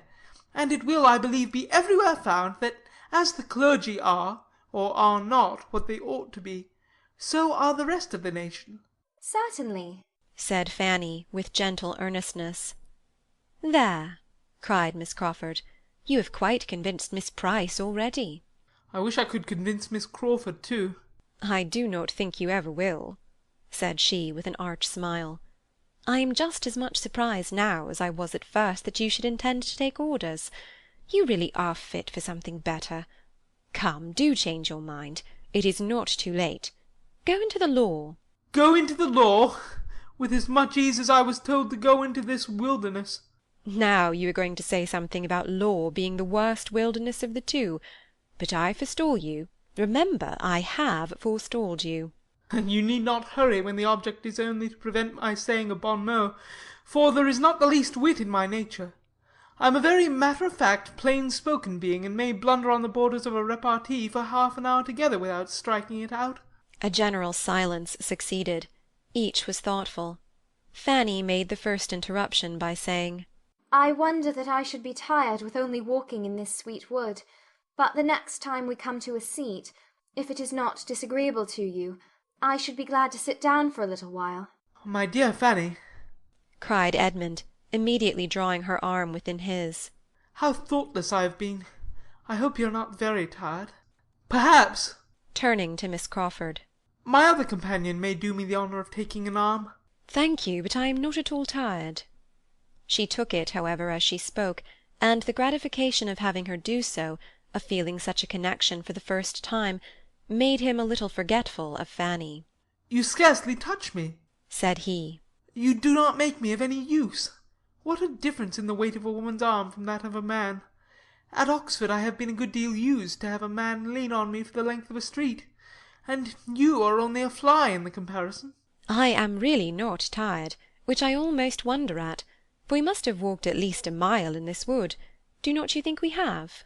Not half a mile, was his sturdy answer, for he was not yet so much in love as to measure distance or reckon time with feminine lawlessness. Oh, you do not consider how much we have wound about. We have taken such a very serpentine course, and the wood itself must be half a mile long in a straight line, for we have never seen the end of it yet since we left the first great path. But if you remember, before we left that first great path, we saw directly to the end of it. We looked down the whole vista, and saw it closed by iron gates, and it could not have been more than a furlong in length. Oh, I know nothing of your furlongs, but I am sure it is a very long wood, and that we've been winding in and out ever since we came into it. And therefore, when I say that we have walked a mile in it, I must speak within compass. We have been exactly a quarter of an hour here, said Edmund, taking out his watch. Do you think we are walking 4 miles an hour? Oh, do not attack me with your watch. A watch is always too fast or too slow. I cannot be dictated to by a watch. A few steps farther brought them out at the bottom of the very walk they had been talking of, and standing back, well shaded and sheltered, and looking over a ha-ha into the park, was a comfortable-sized bench, on which they all sat down. I'm afraid you are very tired, Fanny, said Edmund, observing her. Why would you not speak sooner? This will be a bad day's amusement for you if you are to be knocked up. Every sort of exercise fatigues us so soon, Miss Crawford, except riding. How abominable in you, then, to let me engross her horse as I did all last week. I am ashamed of you, and of myself, but it shall never happen again. Your attentiveness and consideration makes me more sensible of my own neglect. Fanny's interest seems in safer hands with you than with me. That she should be tired now, however, gives me no surprise, for there is nothing in the course of one's duties so fatiguing as what we have been doing this morning. Seeing a great house, dawdling from one room to another, straining one's eyes and one's attention, hearing what one does not understand, admiring what one does not care for. It is generally allowed to be the greatest bore in the world, and Miss Price has found it so, though she did not know it. I shall soon be rested, said Fanny. To sit in the shade on a fine day and look upon verdure is the most perfect refreshment. After sitting a little while, Miss Crawford was up again. I must move, said she. Resting fatigues me. I have looked across the ha-ha till I am weary. I must go and look through that iron gate at the same view, without being able to see it so well. Edmund left the seat likewise. Now, Miss Crawford, if you will look up the walk, you will convince yourself that it cannot be half a mile long, or half a mile. It is an immense distance, said she. I see that with a glance. He still reasoned with her, but in vain. She would not calculate, she would not compare, she would only smile and assert. The greatest degree of rational consistency could not have been more engaging, and they talked with mutual satisfaction. At last it was agreed that they should endeavour to determine the dimensions of the wood by walking a little more about it. They would go to one end of it, in the line they were then in, for there was a straight green walk along the bottom by the side of the ha-ha, and perhaps turn a little way in some other direction, if it seemed likely to assist them, and be back in a few minutes. Fanny said she was rested, and would have moved too, but this was not suffered. Edmund urged her remaining where she was with an earnestness which he could not resist, and she was left on the bench to think with pleasure of her cousin's care, but with great regret that she was not stronger. She watched them till they had turned the corner, and listened till all sound of them had ceased. A quarter of an hour, 20 minutes, passed away, and Fanny was still thinking of Edmund, Miss Crawford, and herself, without interruption from any one. She began to be surprised at being left so long, and to listen with an anxious desire of hearing their steps and their voices again. She listened, and at length she heard voices and feet approaching, but she had just satisfied herself that it was not those who she wanted, when Miss Bertram, Mr. Rushworth, and Mr. Crawford issued from the same path which she had trod herself, and were before her. "Miss Price? All alone?" And "My dear Fanny, how comes this?" were the first salutations. She told her story. "Poor dear Fanny!" cried her cousin. "How ill you have been used by them! You had better have stayed with us." Then, seating herself with a gentleman on either side, she resumed the conversation which had engaged them before, and discussed the possibility of improvements with much animation. Nothing was fixed on, but Henry Crawford was full of ideas and projects, and generally speaking, whatever he proposed was immediately approved, first by her, and then by Mr. Rushworth, whose principal business seemed to be to hear the others, and who scarcely risked an original thought of his own beyond a wish that they had seen his friend Smith's place. After some minutes spent in this way, Miss Bertram, observing the iron gate, expressed a wish of passing through it into the park, that their views and their plans might be more comprehensive. It was the very thing of all others to be wished, it was the best, it was the only way of proceeding with any advantage, in Henry Crawford's opinion, and he directly saw a knoll not half a mile off, which would give them exactly the requisite command of the house. Go therefore they must to that knoll, and through that gate. But the gate was locked. Mr. Rushworth wished he had brought the key, he had been very near thinking whether he should not bring the key, he was determined he would never come without the key again, but still this did not remove the present evil. They could not get through, and as Miss Bertram's inclination for so doing did by no means lessen, it ended in Mr. Rushworth's declaring outright that he would go and fetch the key. He set off accordingly. It is undoubtedly the best thing we can do now, as we are so far from the house already, said Mr. Crawford when he was gone. "Yes, there is nothing else to be done. But now, sincerely, do not you find the place altogether worse than you expected?" No, indeed, far otherwise. I find it better, grander, more complete in its style, though that style may not be the best, and to tell you the truth," speaking rather lower, "I do not think that I shall ever see Southerton again with so much pleasure as I do now. Another summer will hardly improve it to me." After a moment's embarrassment, the lady replied, "You are too much a man of the world not to see with the eyes of the world. If other people think Southerton improved, I have no doubt that you will." I am afraid I am not quite so much the man of the world as might be good for me in some points. My feelings are not quite so evanescent, nor my memory of the past under such easy dominion as one finds to be the case with men of the world. This was followed by a short silence.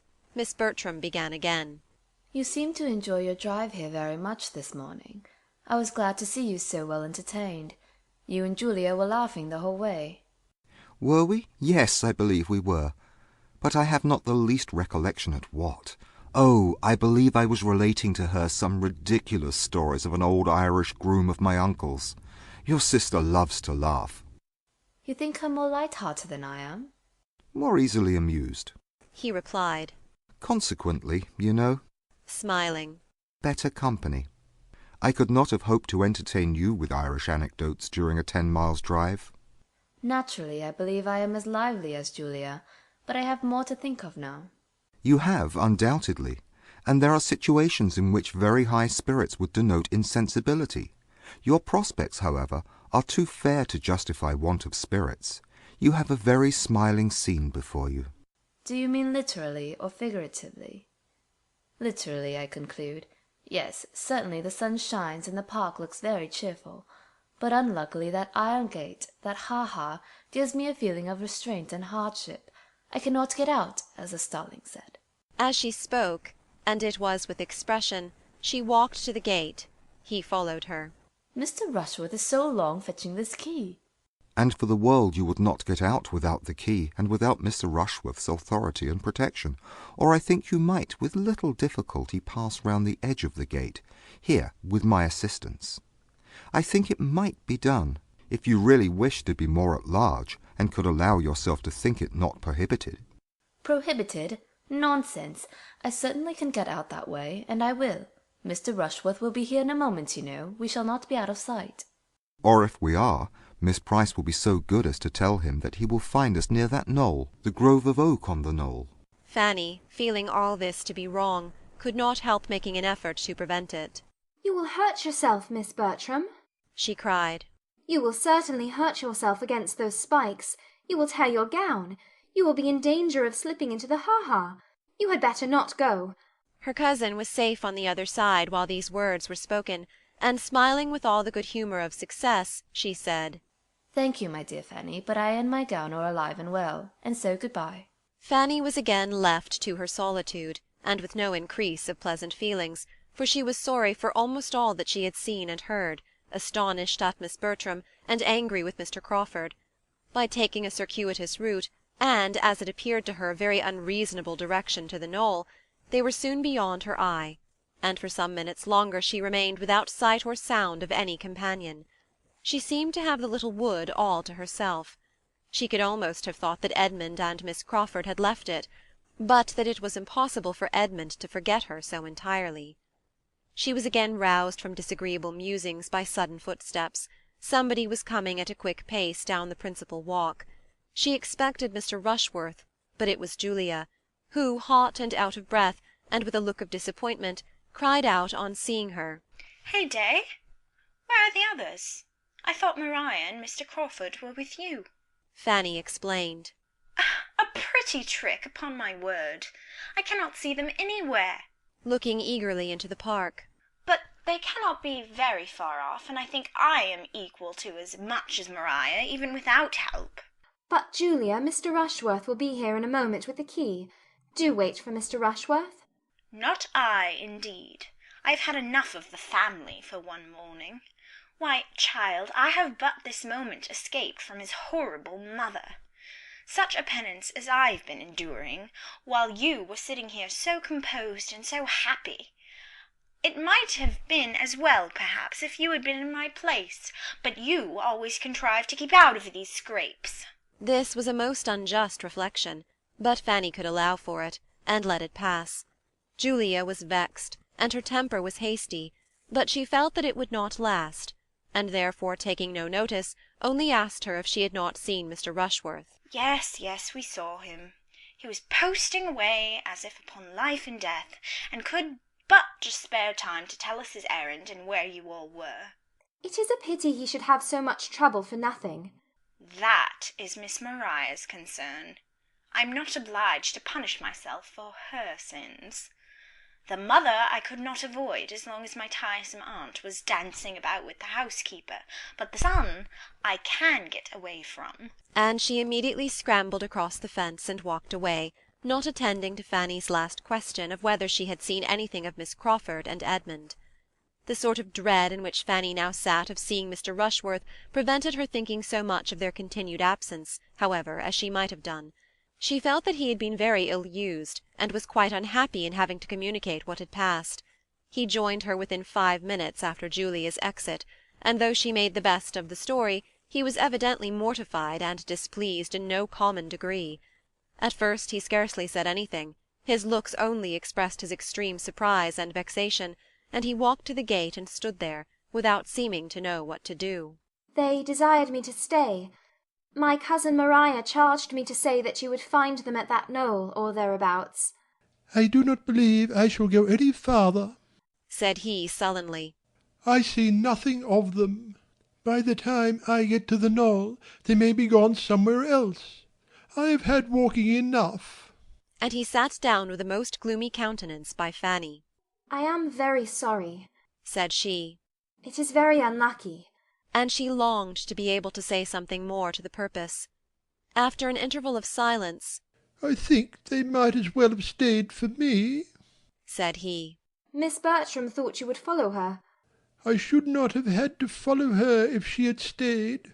This could not be denied, and Fanny was silenced. After another pause he went on. "Pray, Miss Price, are you such a great admirer of this Mr. Crawford as some people are? For my part, I can see nothing in him." I do not think him at all handsome. "Handsome? No one can call such an undersized man handsome.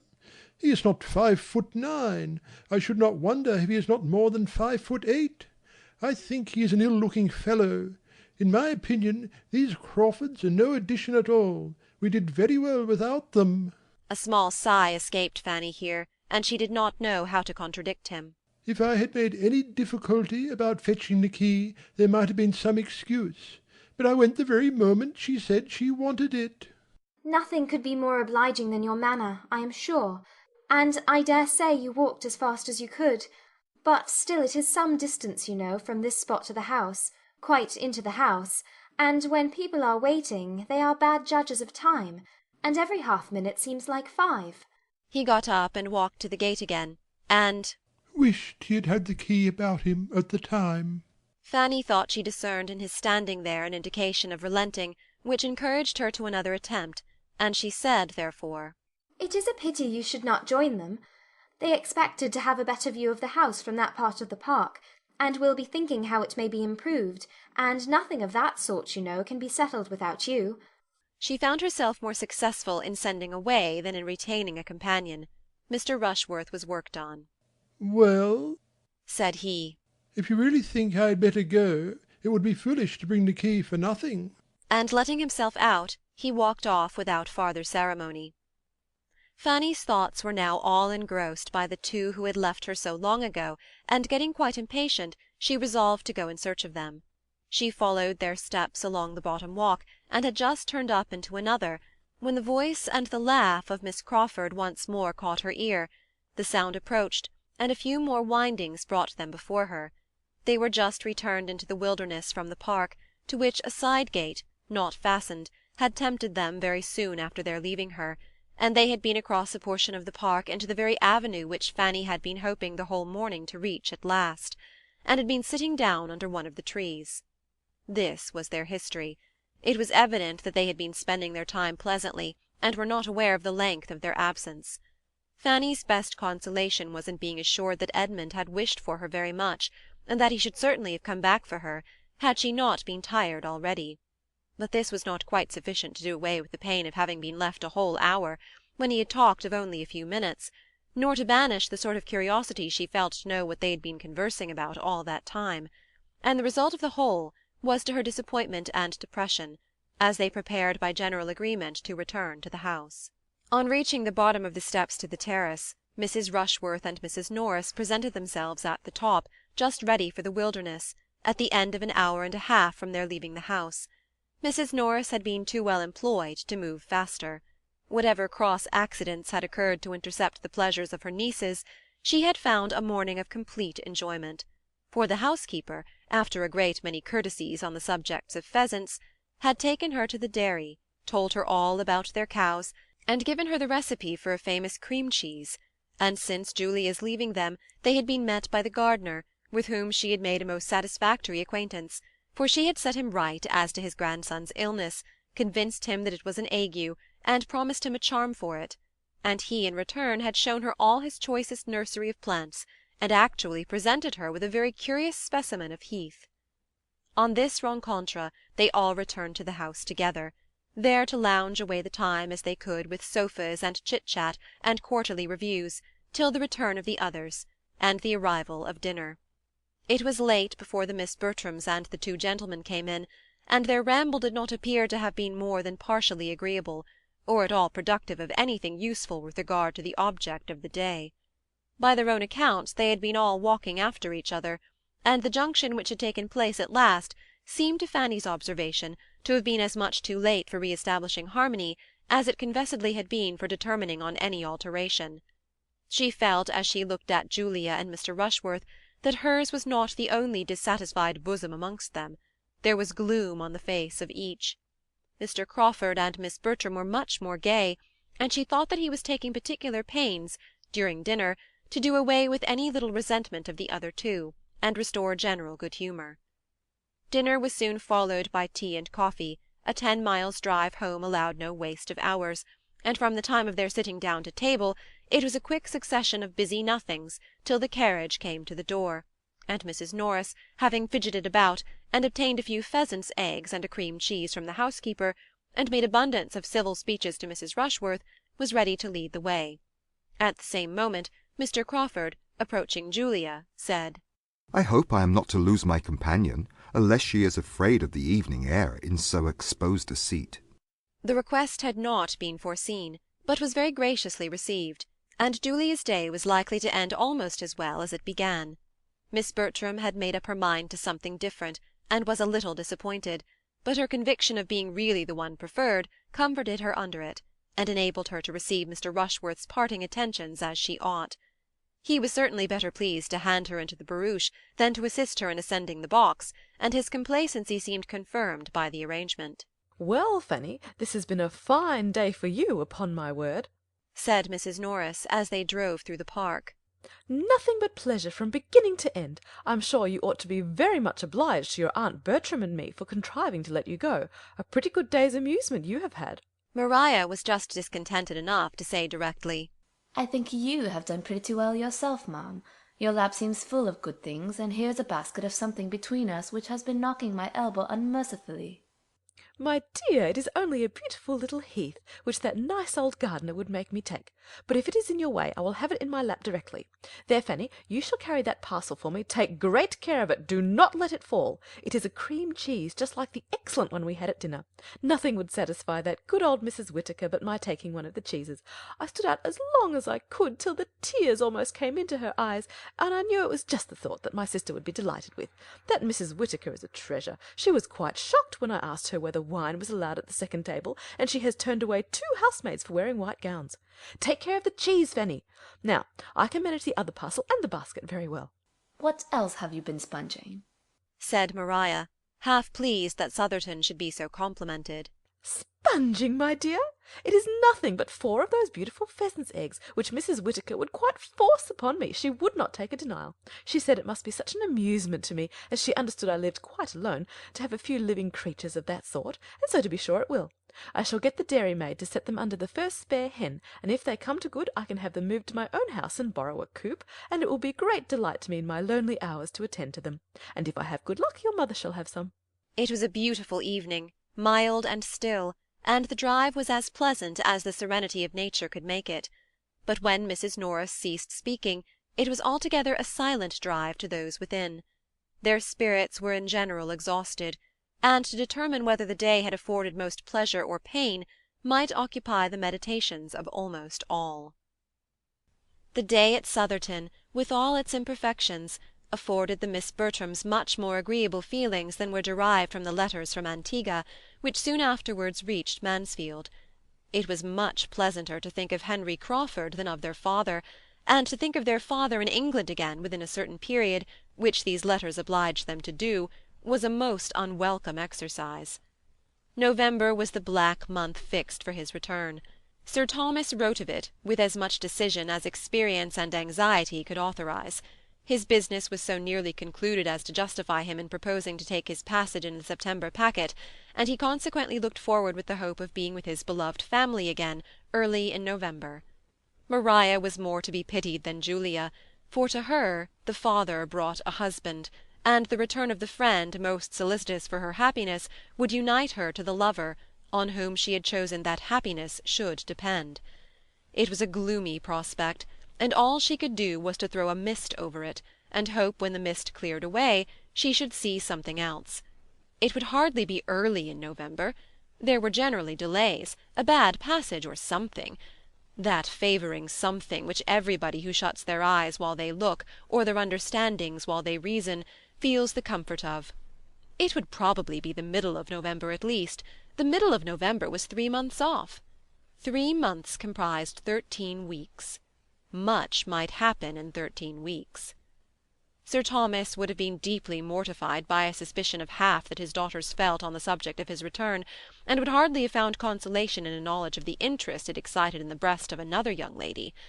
Miss Crawford, on walking up with her brother to spend the evening at Mansfield Park, heard the good news, and though seeming to have no concern in the affair beyond politeness, and to have vented all her feelings in a quiet congratulation, heard it with an attention not so easily satisfied.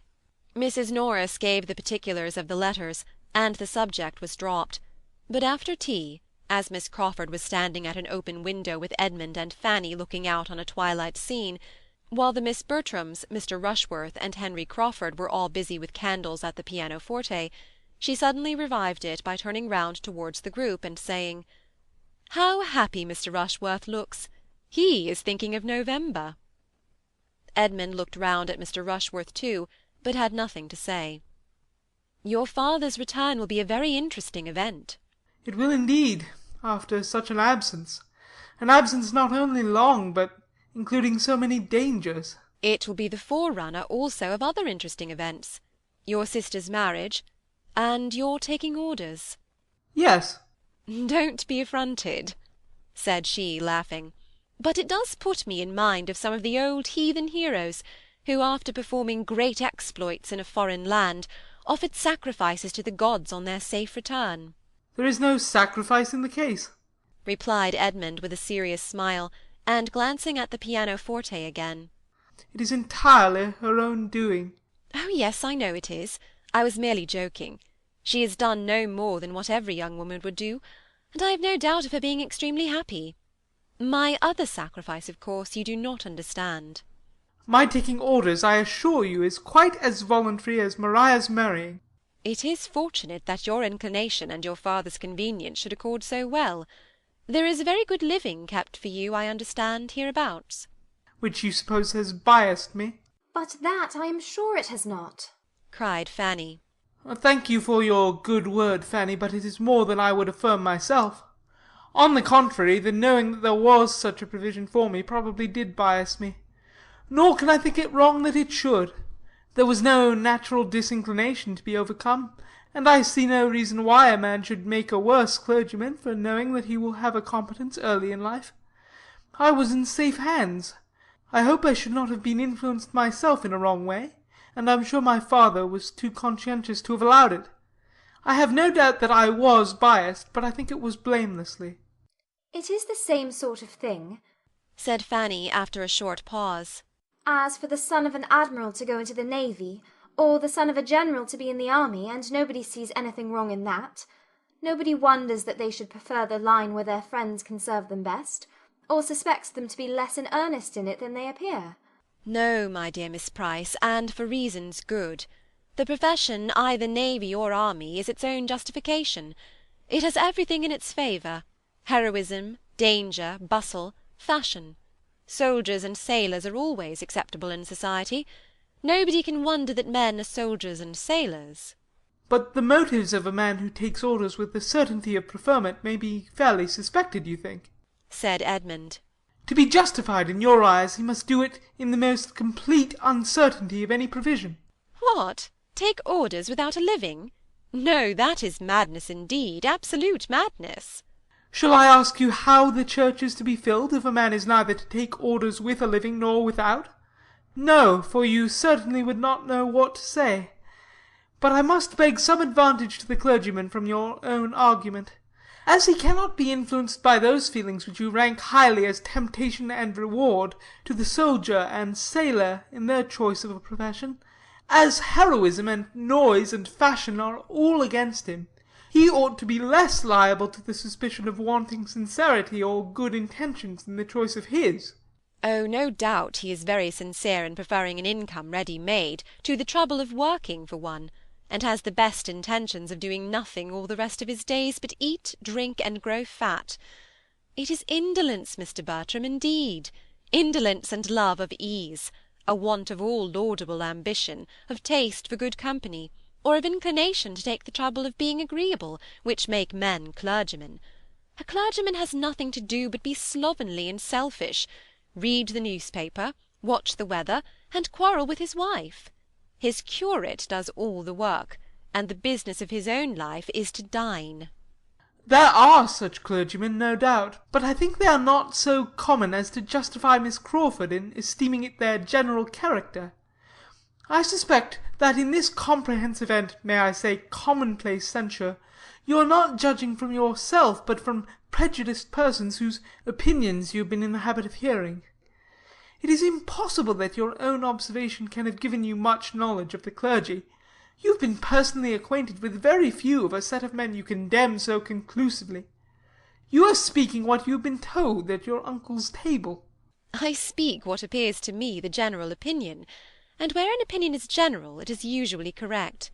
Though I have not seen much of the domestic lives of clergymen, it is seen by too many to leave any deficiency of information. Where any one body of educated men, of whatever denomination, are condemned indiscriminately, there must be a deficiency of information, or, smiling, of something else. Your uncle and his brother admirals, perhaps, knew little of clergymen beyond the chaplains whom, good or bad, they were always wishing away. Poor William! He has met with great kindness from the chaplain of the Antwerp, was a tender apostrophe of Fanny's, very much to the purpose of her own feelings, if not of the conversation. I have been so little addicted to take my opinions from my uncle, said Miss Crawford, that I can hardly suppose, and since you push me so hard, I must observe that I am not entirely without the means of seeing what clergymen are, being at this present time the guest of my own brother, Dr. Grant.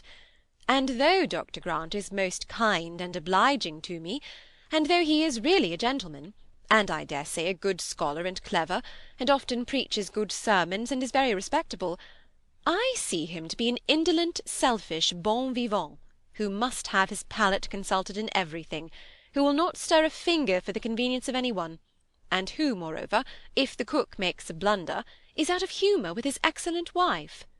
To own the truth, Henry and I were partly driven out this very evening by a disappointment about a green goose, which he could not get the better of. My poor sister was forced to stay and bear it. I do not wonder at your disapprobation, upon my word. It is a great defect of temper, made worse by a very faulty habit of self-indulgence, and to see your sister suffering from it must be exceedingly painful to such feelings as yours. Fanny, it goes against us. We cannot attempt to defend Dr. Grant. No, replied Fanny.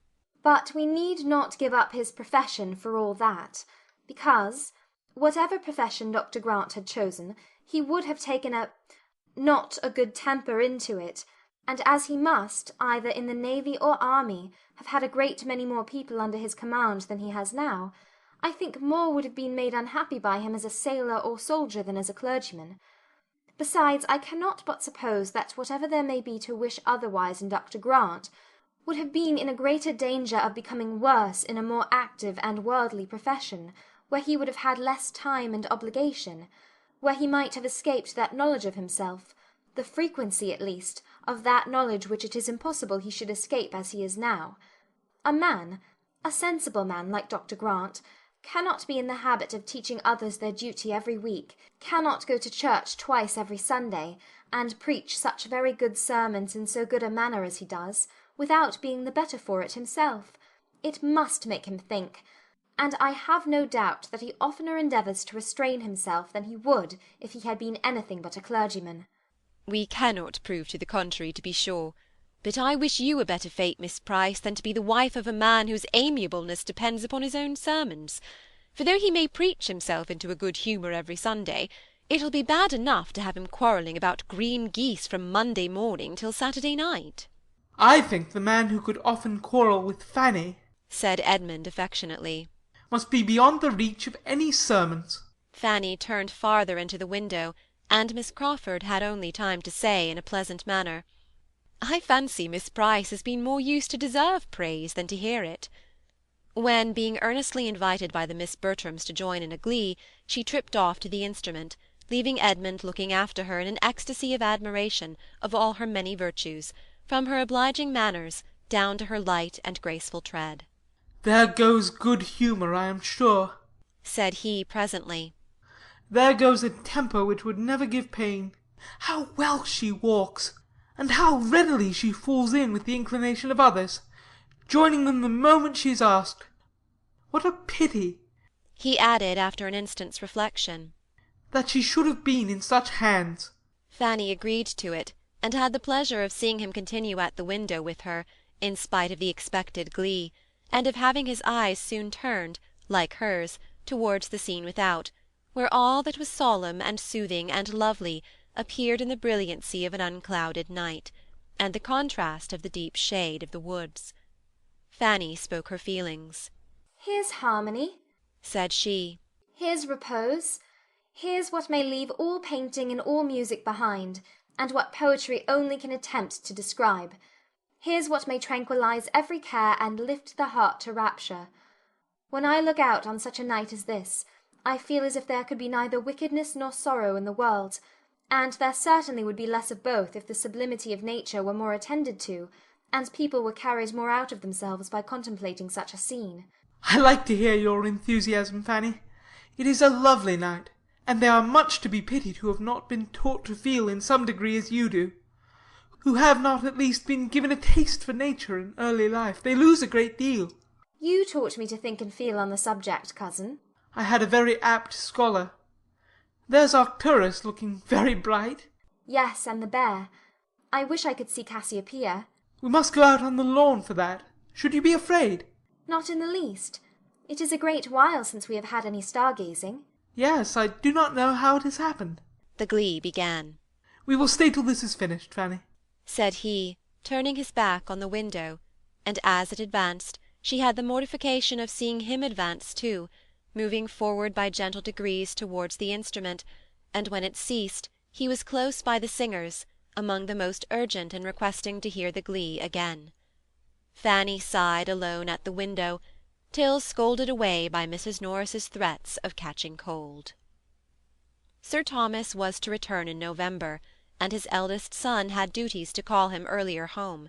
The approach of September brought tidings of Mr. Bertram, first in a letter to the gamekeeper, and then in a letter to Edmund, and by the end of August he arrived himself, to be gay, agreeable, and gallant again as occasion served, or Miss Crawford demanded, to tell of races and Weymouth, and parties and friends, to which she might have listened 6 weeks before with some interest, and altogether to give her the fullest conviction, by the power of actual comparison, of her preferring his younger brother.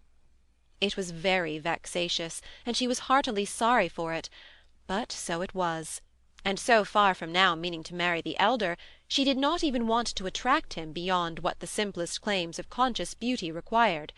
His lengthened absence from Mansfield, without anything but pleasure in view, and his own will to consult, made it perfectly clear that he did not care about her, and his indifference was so much more than equalled by her own, that were he now to step forth the owner of Mansfield Park, the Sir Thomas complete, which he was to be in time, she did not believe she could accept him. The season and duties which brought Mr. Bertram back to Mansfield took Mr. Crawford into Norfolk. Everingham could not do without him in the beginning of September. He went for a fortnight of such dullness to the Miss Bertrams as ought to have put them both on their guard, and made even Julia admit, in her jealousy of her sister, the absolute necessity of distrusting his attentions, and wishing him not to return, and a fortnight of sufficient leisure, in the intervals of shooting and sleeping, to have convinced the gentleman that he ought to keep longer away, had he been more in the habit of examining his own motives, and of reflecting to what the indulgence of his idle vanity was tending.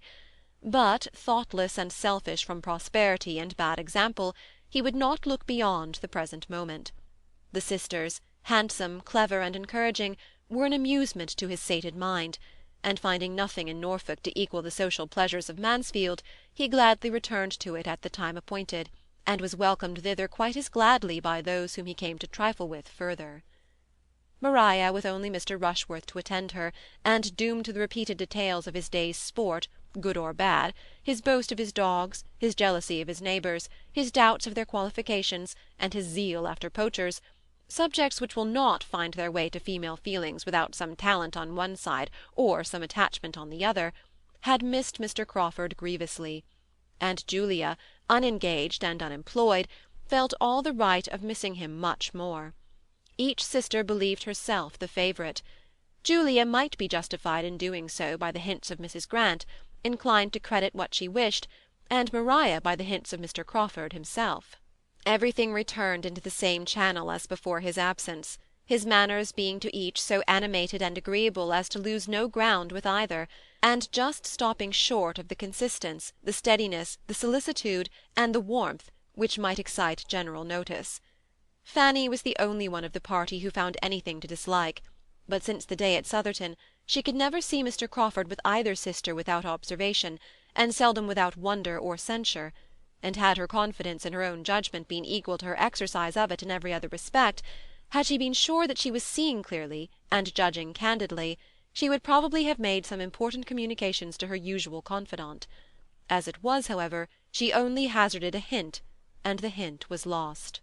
I am rather surprised, said she, that Mr. Crawford should come back again so soon, after being here so long before, full 7 weeks, for I had understood he was so very fond of change and moving about, that I thought something would certainly occur when he was once gone to take him elsewhere.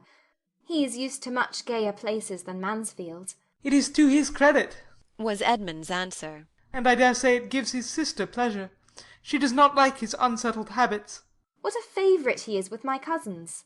Yes, his manners to women are such as must please. Mrs. Grant, I believe, suspects him of a preference for Julia.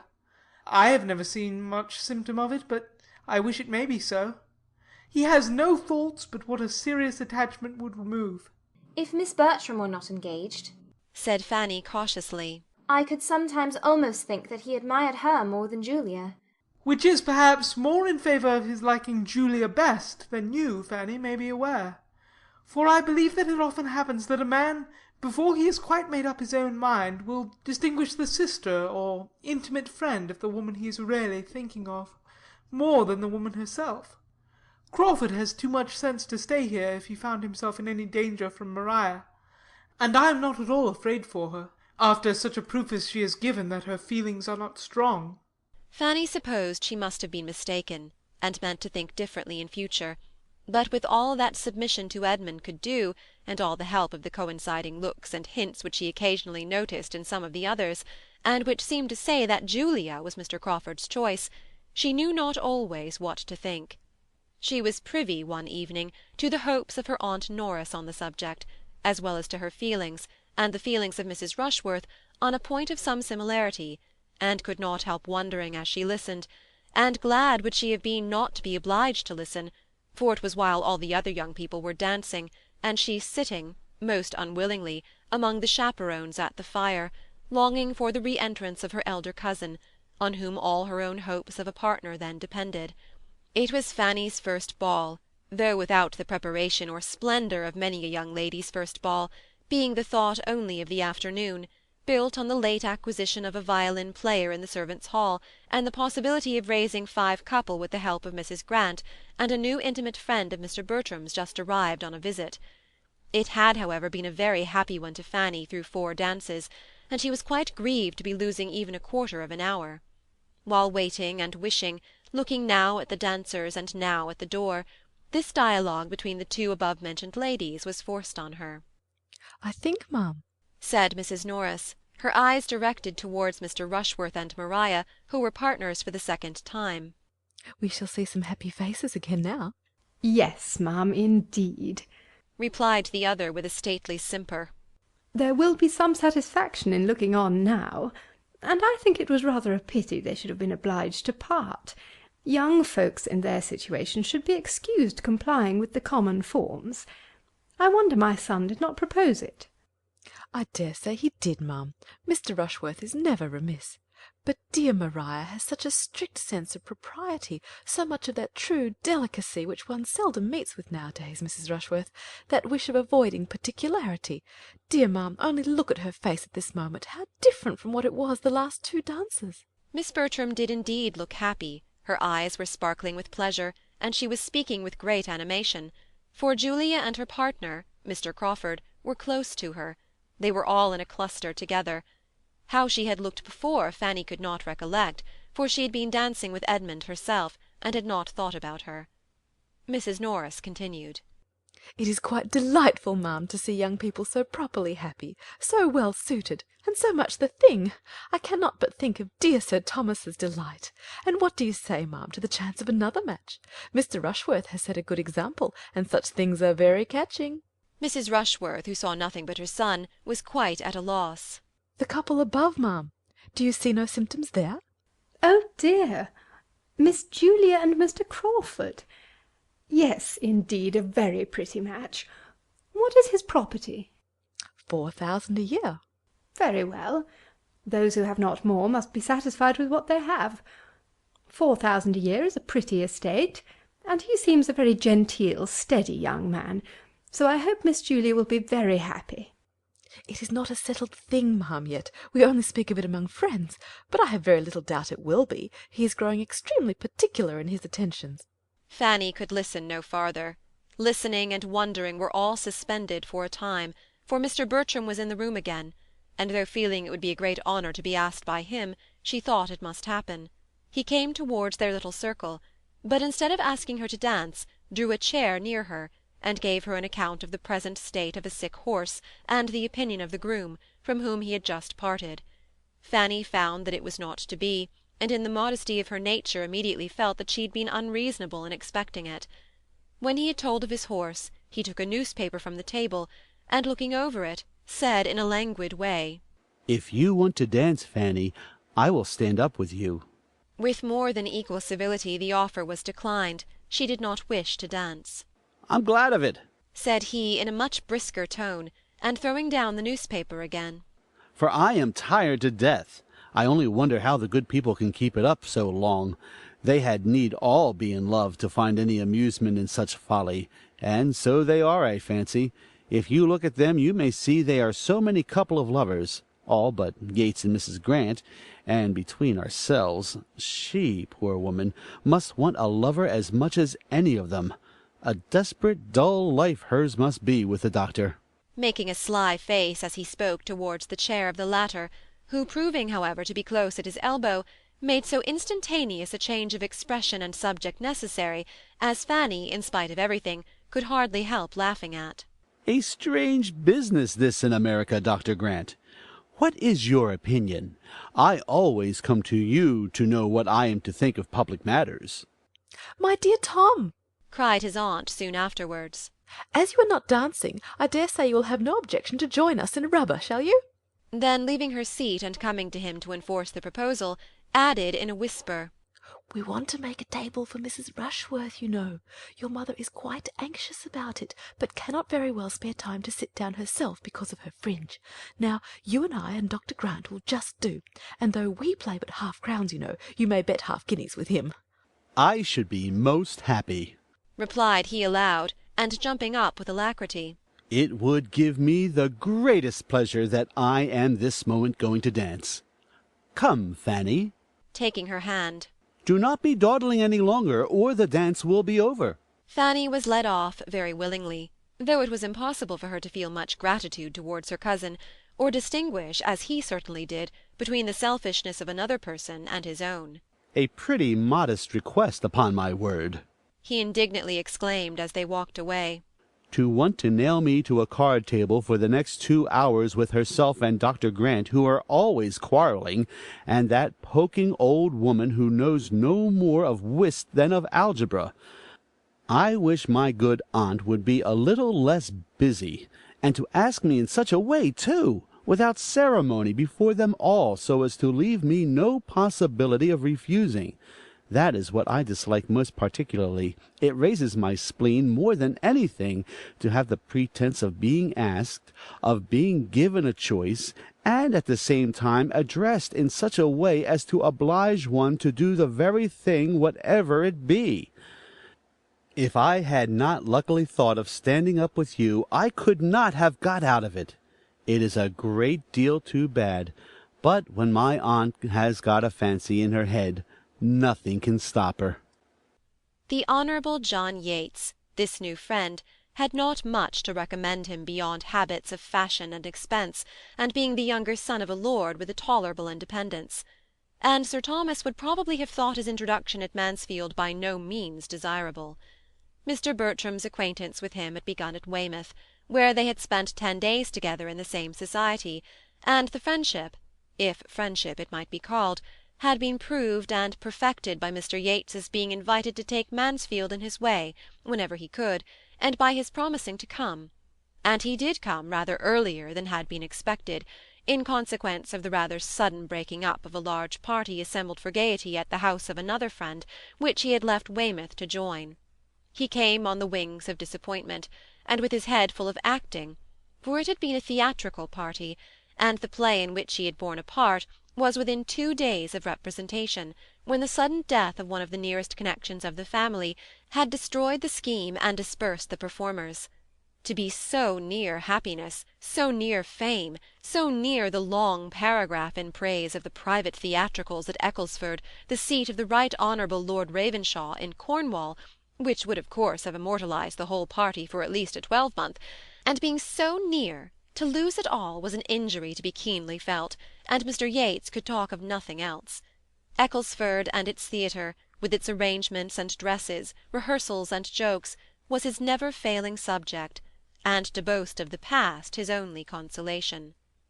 Happily for him, a love of the theatre is so general, an itch for acting so strong among young people, that he could hardly out-talk the interest of his hearers.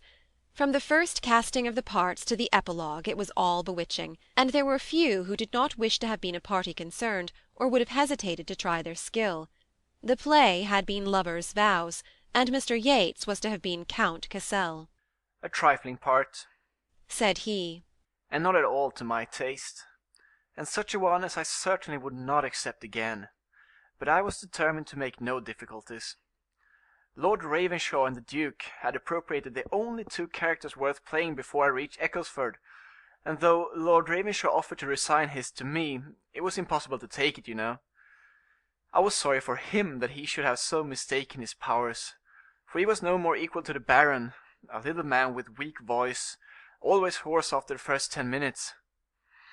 It must have injured the piece materially, but I was resolved to make no difficulties. Sir Henry thought the Duke not equal to Frederick, but that was because Sir Henry wanted the part himself, whereas it was certainly in the best hands of the 2. I was surprised to see Sir Henry such a stick. Luckily, the strength of the piece did not depend upon him. Our Agatha was inimitable, and the Duke was thought very great by many, and upon the whole it would certainly have gone off wonderfully. It was a hard case, upon my word. And I do think you were very much to be pitied, were the kind responses of listening sympathy. Oh, it's not worth complaining about. But to be sure, the poor old dowager could not have died at a worse time, and it is impossible to help wishing that the news could have been suppressed for just the 3 days we wanted. It was but 3 days, and being only a grandmother, and all happening 200 miles off, I think there would have been no great harm, and it was suggested, I know, but Lord Ravenshaw, who I suppose is one of the most correct men in England, would not hear of it. An after-piece instead of a comedy, said Mr. Bertram. Lovers' Vows were at an end, and Lord and Lady Ravenshaw left to act My Grandmother by themselves. Well, the jointure may comfort him, and perhaps between friends he began to tremble for his credit and his lungs in the Baron, and was not sorry to withdraw, and to make you amends, Yates. I think we must raise a little theatre at Mansfield, and ask you to be our manager. This, though the thought of the moment, did not end with the moment, for the inclination to act was awakened, and in no one more strongly than in him who was now master of the house, and who, having so much leisure as to make almost any novelty a certain good, had likewise such a degree of lively talents and comic taste as were exactly adapted to the novelty of acting. The thought returned again and again. Oh, for the Ecclesford theatre and scenery to try something with! Each sister could echo the wish, and Henry Crawford, to whom in all the riot of his gratifications it was yet an untasted pleasure, was quite alive at the idea. I really believe, said he, I could be fool enough at this moment to undertake any character that ever was written, from Shylock or Richard III down to the singing hero of a farce in his scarlet coat and cocked hat. I feel as if I could be anything or everything, as if I could rant and storm, or sigh, or cut capers, in any tragedy or comedy in the English language. Let us be doing something, be it only half a play, an act, a scene. What should prevent us? Not these countenances, I am sure. Looking toward the Miss Bertrams. And for a theatre? What signifies a theatre? We shall be only amusing ourselves. Any room in this house might suffice. We must have a curtain. Said Tom Bertram. A few yards of green baize for the curtain, and perhaps that may be enough. Oh, quite enough, cried Mr. Yates. with only just a side wing or two run up, doors in flat, and 3 or 4 scenes to be let down. Nothing more will be necessary on such a plan as this. For mere amusement among ourselves, we should want nothing more. I believe we must be satisfied with less, said Maria. There would not be time, and other difficulties would arise. We must rather adopt Mr. Crawford's views, and make the performance, not the theatre, our object. Many parts of our best plays are independent of scenery. Nay, said Edmund, who began to listen with alarm. Let us do nothing by halves. If we are to act, let it be in a theatre completely fitted up with pit, boxes, and gallery, and let us have a play entire from beginning to end, so as it be a German play, no matter what, with a good tricking, shifting after-piece, and a figure dance, and a hornpipe and a song between the acts. If we do not outdo Ecclesford, we do nothing. Now, Edmund, do not be disagreeable, said Julia. Nobody loves a play better than you do, or can have gone much farther to see one. True, to see real acting, good hardened real acting. But I would hardly walk from this room to the next to look at the raw efforts of those who have not been bred to the trade, a set of gentlemen and ladies who have all the disadvantages of education and decorum to struggle through. After a short pause, however, the subject still continued, and was discussed with unabated eagerness, every one's inclination increasing by the discussion, and a knowledge of the inclination of the rest. And though nothing was settled but that Tom Bertram would prefer a comedy, and his sisters and Henry Crawford a tragedy, and that nothing in the world could be easier than to find a piece which would please them all, the resolution to act something or other seemed so decided as to make Edmund quite uncomfortable. He was determined to prevent it, if possible, though his mother, who equally heard the conversation which passed at table, did not evince the least disapprobation. The same evening afforded him an opportunity of trying his strength. Maria, Julia, Henry Crawford, and Mr. Yates were in the billiard-room. Tom, returning from them into the drawing-room, where Edmund was standing thoughtfully by the fire, while Lady Bertram was on the sofa at a little distance, and Fanny close beside her arranging her work, thus began as he entered. Such a horribly vile billiard-table as ours is not to be met with, I believe, above ground.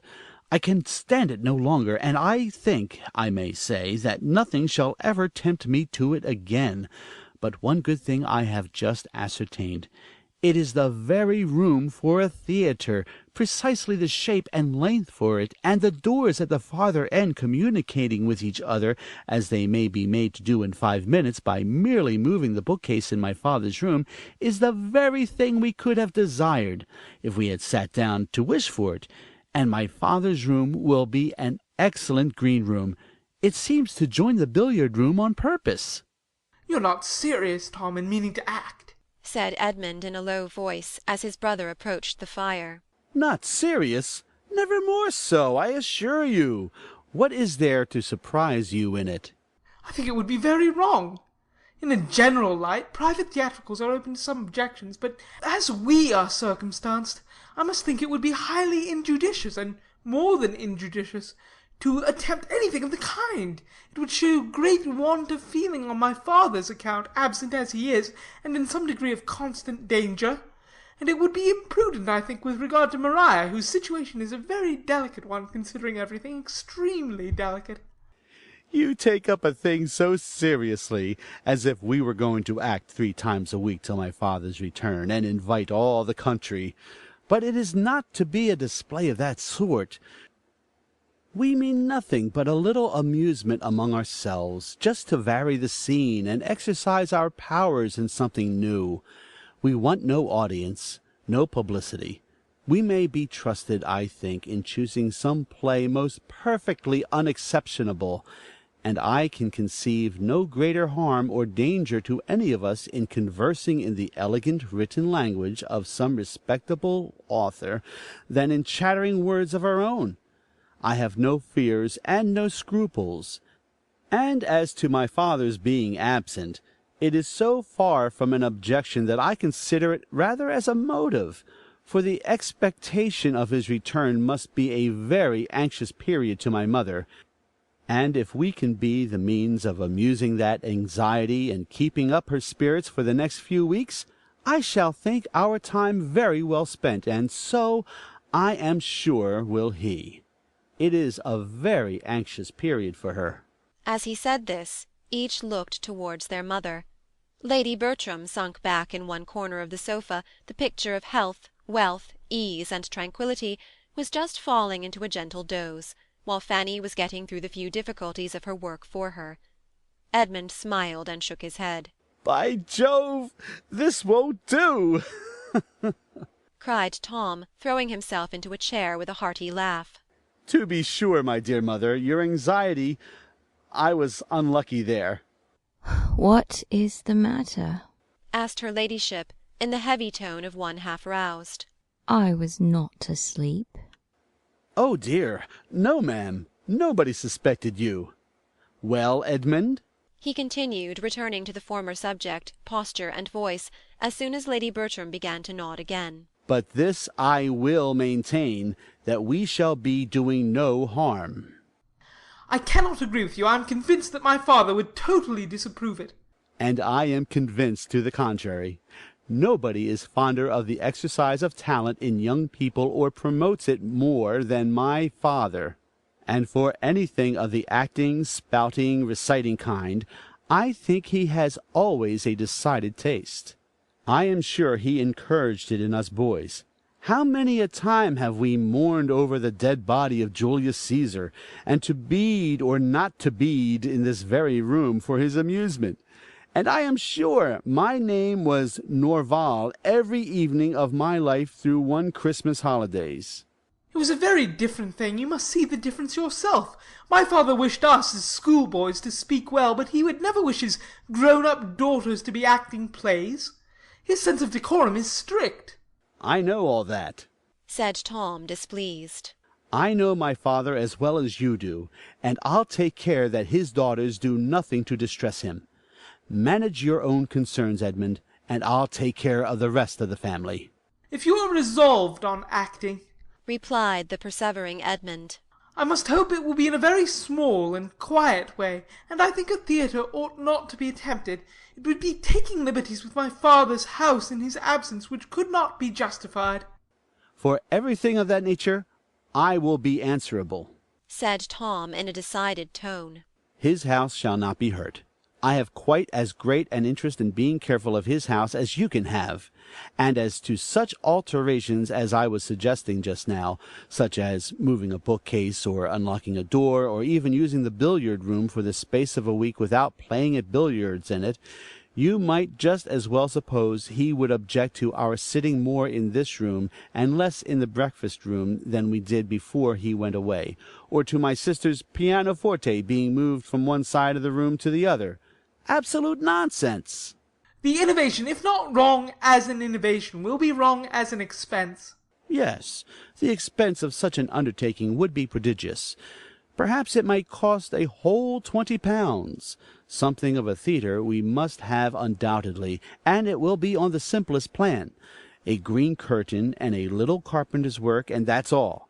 And as the carpenter's work may all be done at home by Christopher Jackson himself, it will be too absurd to talk of expense, and as long as Jackson is employed, everything will be right with Sir Thomas. Don't imagine that nobody in this house can see or judge but yourself. Don't act yourself if you do not like it, but don't expect to govern everybody else." "No, as to acting myself," said Edmund, "that I absolutely protest against." Tom walked out of the room as he said it, and Edmund was left to sit down and stir the fire in thoughtful vexation. Fanny, who had heard it all, and borne Edmund company in every feeling throughout the whole, now ventured to say, in her anxiety to suggest some comfort, "Perhaps they may not be able to find any play to suit them. Your brother's taste and your sister's seem very different." "I have no hope there, Fanny. If they persist in the scheme, they will find something. I shall speak to my sisters and try to dissuade them, and that is all I can do." "I should think my Aunt Norris would be on your side." "I dare say she would, but she has no influence with either Tom or my sisters that could be of any use, and if I cannot convince them myself, I shall let things take their course, without attempting it through her.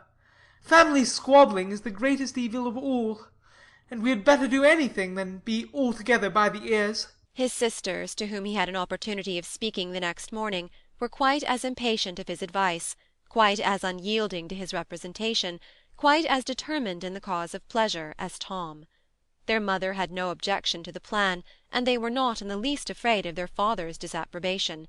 There could be no harm in what had been done in so many respectable families, and by so many women of the first consideration, and it must be scrupulousness run mad that could see anything to censure in a plan like theirs, comprehending only brothers and sisters and intimate friends, and which would never be heard of beyond themselves.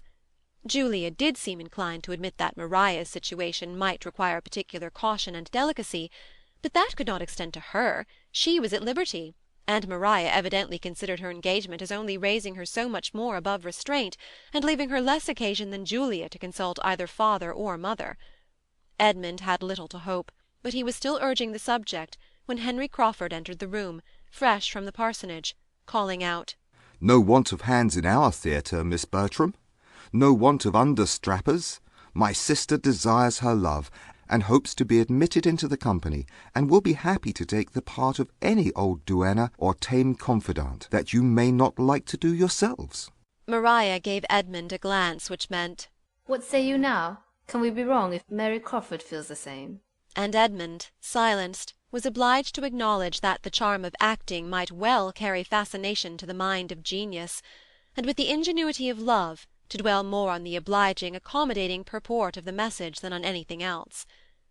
The scheme advanced. Opposition was vain, and as to Mrs. Norris, he was mistaken in supposing she would wish to make any.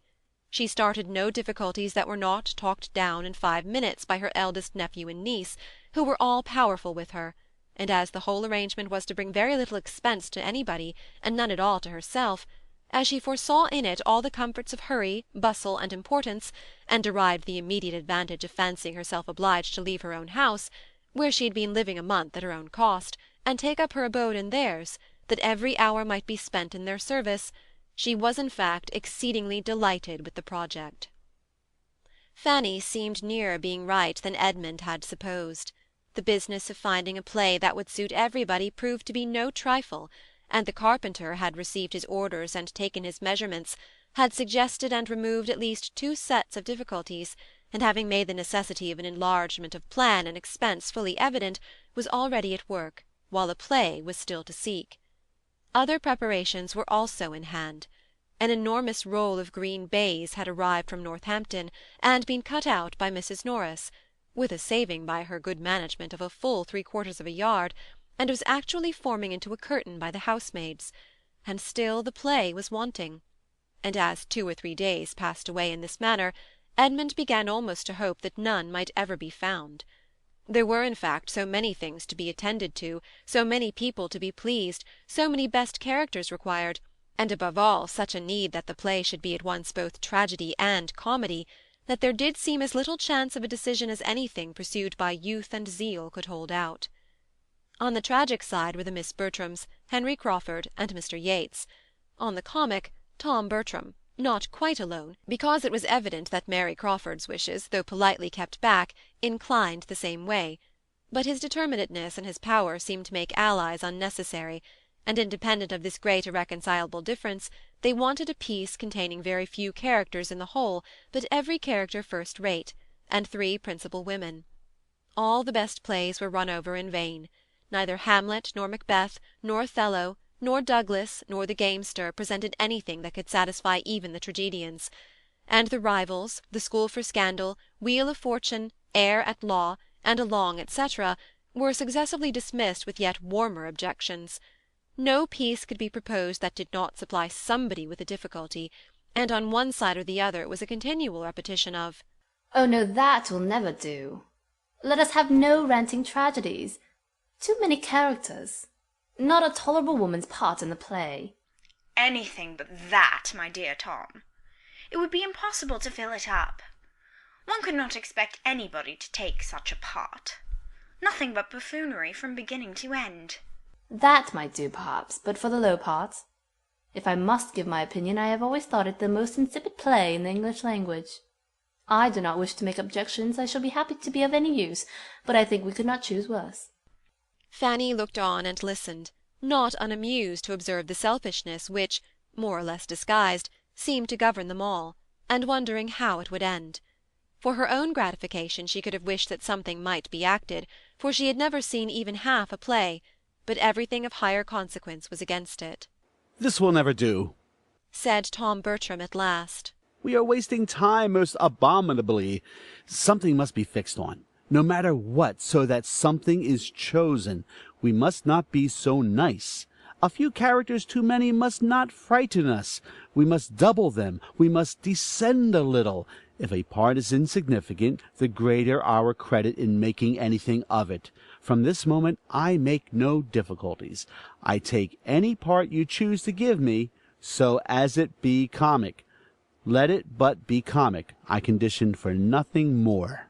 For about the 5th time he then proposed the heir at law, doubting only whether to prefer Lord Duberly or Dr. Pangloss for himself, and very earnestly, but very unsuccessfully, trying to persuade the others that there were some fine tragic parts in the rest of the dramatis personae.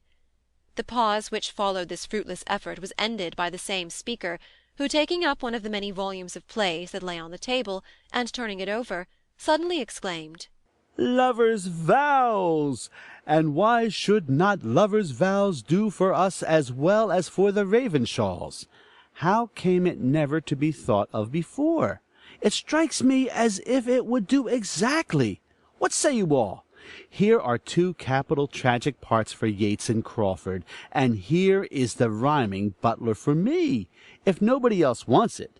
A trifling part, but the sort of thing I should not dislike, and, as I said before, I am determined to take anything and do my best, and as for the rest, they may be filled up by anybody. It is only Count Cassel and Anhalt." The suggestion was generally welcome. Everybody was growing weary of indecision, and the first idea with everybody was, that nothing had been proposed before so likely to suit them all. Mr. Yates was particularly pleased. He had been sighing and longing to do the Baron at Ecclesford, had grudged every rant of Lord Ravenshaw's, and been forced to re-rant it all in his own room. The storm through Baron Wildenheim was the height of his theatrical ambition, and with the advantage of knowing half the scenes by heart already, he did now, with the greatest alacrity, offer his services for the part. To do him justice, however, he did not resolve to appropriate it, for, remembering that there was some very good ranting ground in Frederick, he professed an equal willingness for that. Henry Crawford was ready to take either. Whichever Mr. Yates did not choose would perfectly satisfy him, and a short parley of compliment ensued. Miss Bertram, feeling all the interest of an Agatha in the question, took on her to decide it, by observing to Mr. Yates that this was a point in which height and figure ought to be considered, and that his, being the tallest, seemed to fit him peculiarly for the Baron. She was acknowledged to be quite right, and the two parts being accepted accordingly, she was certain of the proper Frederick. 3 of the characters were now cast, besides Mr. Rushworth, who was always answered for by Maria as willing to do anything, when Julia, meaning, like her sister, to be Agatha, began to be scrupulous on Miss Crawford's account. "This is not behaving well by the absent," said she. "Here are not women enough. Amelia and Agatha may do for Maria and me, but here is nothing for your sister, Mr. Crawford." Mr. Crawford desired that might not be thought of. He was very sure his sister had no wish of acting but as she might be useful, and that she would not allow herself to be considered in the present case. But this was immediately opposed by Tom Bertram, who asserted the part of Amelia to be in every respect the property of Miss Crawford, if she would accept it. "It falls as naturally as necessarily to her," said he, "as Agatha does to one or the other of my sisters. It can be no sacrifice on her side, for it is highly comic." A short silence followed. Each sister looked anxious, for each felt the best claim to Agatha, and was hoping to have it pressed on her by the rest. Henry Crawford, who meanwhile had taken up the play, and with seeming carelessness was turning over the first act, soon settled the business. "I must entreat Miss Julia Bertram," said he, "not to engage in the part of Agatha, or it will be the ruin of all my solemnity. You must not, indeed, you must not." Turning to her, "I could not stand your countenance dressed up in woe and paleness. The many laughs we have had together would infallibly come across me, and Frederick and his knapsack would be obliged to run away. Pleasantly, courteously, it was spoken, but the manner was lost in the matter to Julia's feelings. She saw a glance at Maria which confirmed the injury to herself. It was a scheme, a trick. She was slighted, Maria was preferred. The smile of triumph which Maria was trying to suppress showed how well it was understood. And before Julia could command herself enough to speak, her brother gave his weight against her too by saying, "Oh, yes, Maria must be Agatha. Maria will be the best Agatha. Though Julia fancies she prefers tragedy, I would not trust her in it. There is nothing of tragedy about her. She has not the look of it. Her features are not tragic features, and she walks too quick, and speaks too quick, and would not keep her countenance. She had better do the old country woman, the cottager's wife. You had indeed, Julia. Cottager's wife is a very pretty part, I assure you. The old lady relieves the high flow and benevolence of her husband with a good deal of spirit. You shall be the cottager's wife." Cottager's wife? cried Mr. Yates. What are you talking of? The most trivial, paltry, insignificant part. The merest commonplace. Not a tolerable speech in the whole. Your sister do that. It's an insult to propose it. At Ecclesford the governess was to have done it. We all agreed that it could not be offered to anybody else. A little more justice, Mr. Manager, if you please. You do not deserve the office if you cannot appreciate the talents of your company a little better. Why, as to that, my good friend, till I and my company have really acted, there must be some guesswork. But I mean no disparagement to Julia. We cannot have two Agathas, and we must have one cottager's wife, and I am sure I set her the example of moderation myself in being satisfied with the old butler.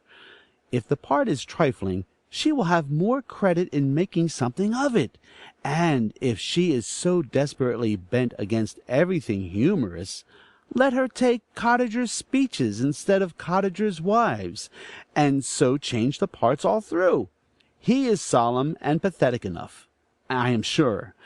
It could make no difference in the play, and as for Cottager himself, when he has got his wife's speeches, I would undertake him with all my heart." "With all your partiality for Cottager's wife," said Henry Crawford, "it will be impossible to make anything of it fit for your sister, and we must not suffer her good nature to be imposed on. We must not allow her to accept the part. She must not be left to her own complaisance. Her talents will be wanted in Amelia. Amelia is a character more difficult to be well represented than even Agatha. I consider Amelia is the most difficult character in the whole piece. It requires great powers, great nicety, to give her playfulness and simplicity without extravagance. I have seen good actresses fail in the part. Simplicity, indeed, is beyond the reach of almost every actress by profession. It requires a delicacy of feeling which they have not. It requires a gentlewoman, a Julia Bertram. You will undertake it, I hope?"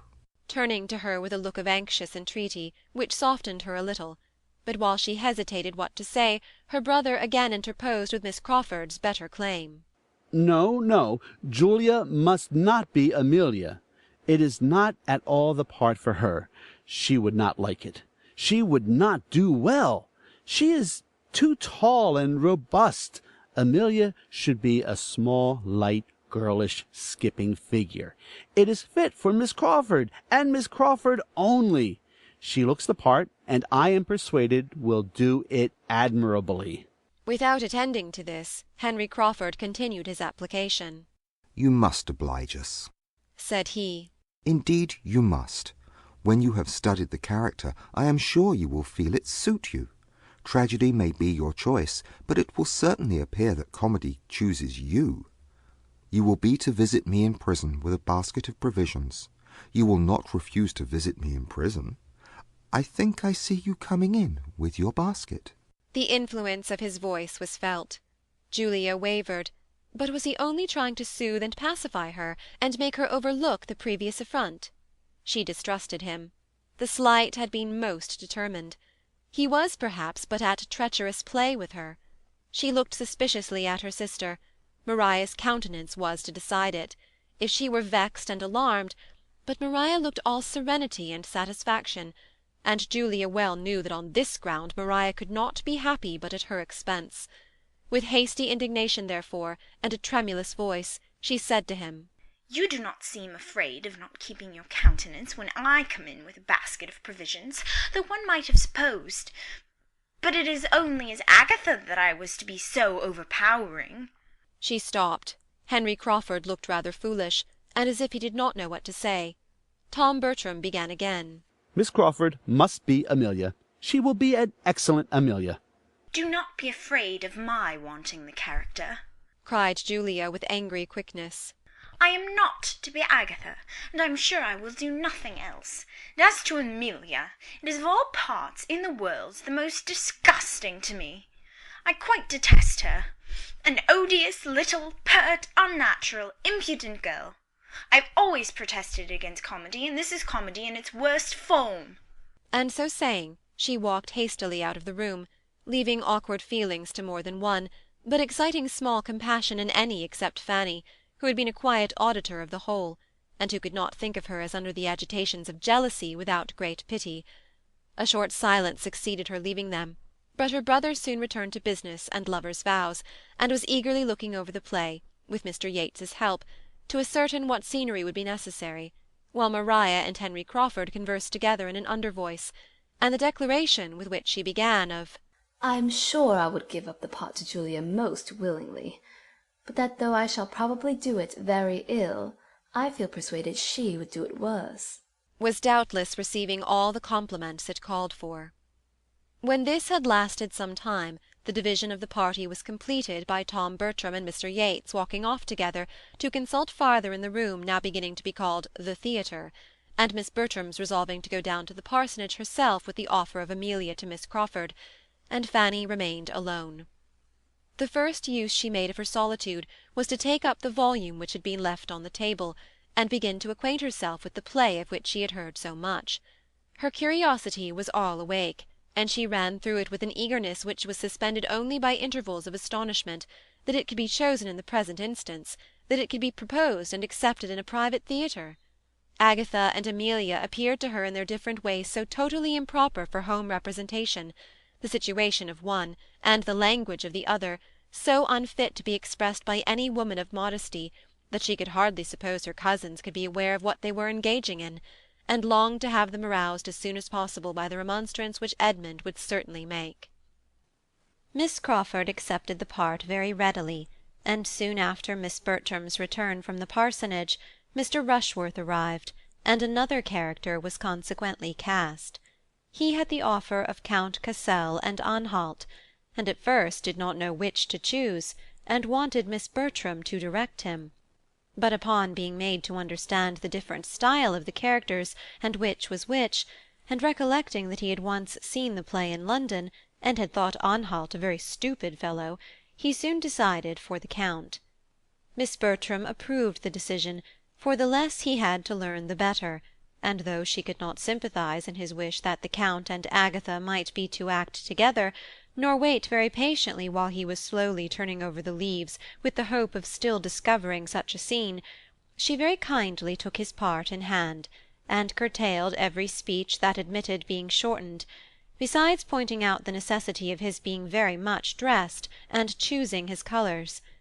Mr. Rushworth liked the idea of his finery very well, though affecting to despise it, and was too much engaged with what his own appearance would be to think of the others, or draw any of those conclusions, or feel any of that displeasure which Maria had been half prepared for. Thus much was settled before Edmund, who had been out all the morning, knew anything of the matter, but when he entered the drawing-room before dinner, the buzz of discussion was high between Tom, Maria, and Mr. Yates, and Mr. Rushworth stepped forward with great alacrity to tell him the agreeable news. "We have got a play," said he.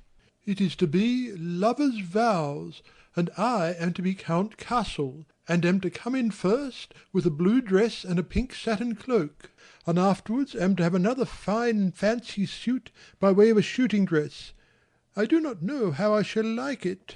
Fanny's eyes followed Edmund, and her heart beat for him as she heard the speech, and saw his look, and felt what his sensations must be. Lovers' vows! In a tone of the greatest amazement, was his only reply to Mr. Rushworth, and he turned toward his brother and sisters as if hardly doubting a contradiction. Yes, cried Mr. Yates. After all our debatings and difficulties, we find there is nothing that would suit us altogether so well, nothing so unexceptionable as lovers' vows. The wonder is that it should not have been thought of before. My stupidity was abominable, for here we have all the advantage of what I saw at Ecclesford, and it's so useful to have anything of a model. We have cast almost every part. But what do you do for women? said Edmund gravely, and looking at Maria. Maria blushed in spite of herself as she answered, I take the part which Lady Ravenshaw was to have done, and with a bolder eye, Miss Crawford is to be Amelia. I should not have thought it the sort of play to be so easily filled up with us, replied Edmund, turning away to the fire, where sat his mother, aunt, and Fanny, and seating himself with a look of great vexation. Mr. Rushworth followed him to say, I come in 3 times, and have 42 speeches. That's something, is not it? But I do not like the idea of being so fine. I shall hardly know myself in a blue dress and a pink satin cloak. Edmund could not answer him.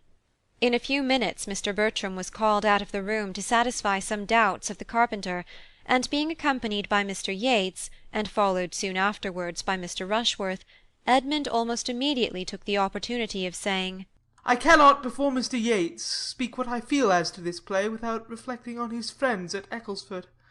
But I must now, my dear Maria, tell you that I think it exceedingly unfit for private representation, and that I hope you will give it up.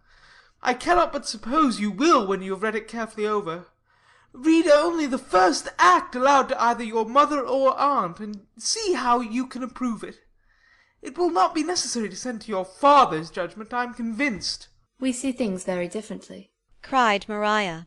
I am perfectly acquainted with the play, I assure you, and with a very few omissions and so forth, which will be made, of course, I can see nothing objectionable in it, and I am not the only young woman you find who thinks it very fit for private representation.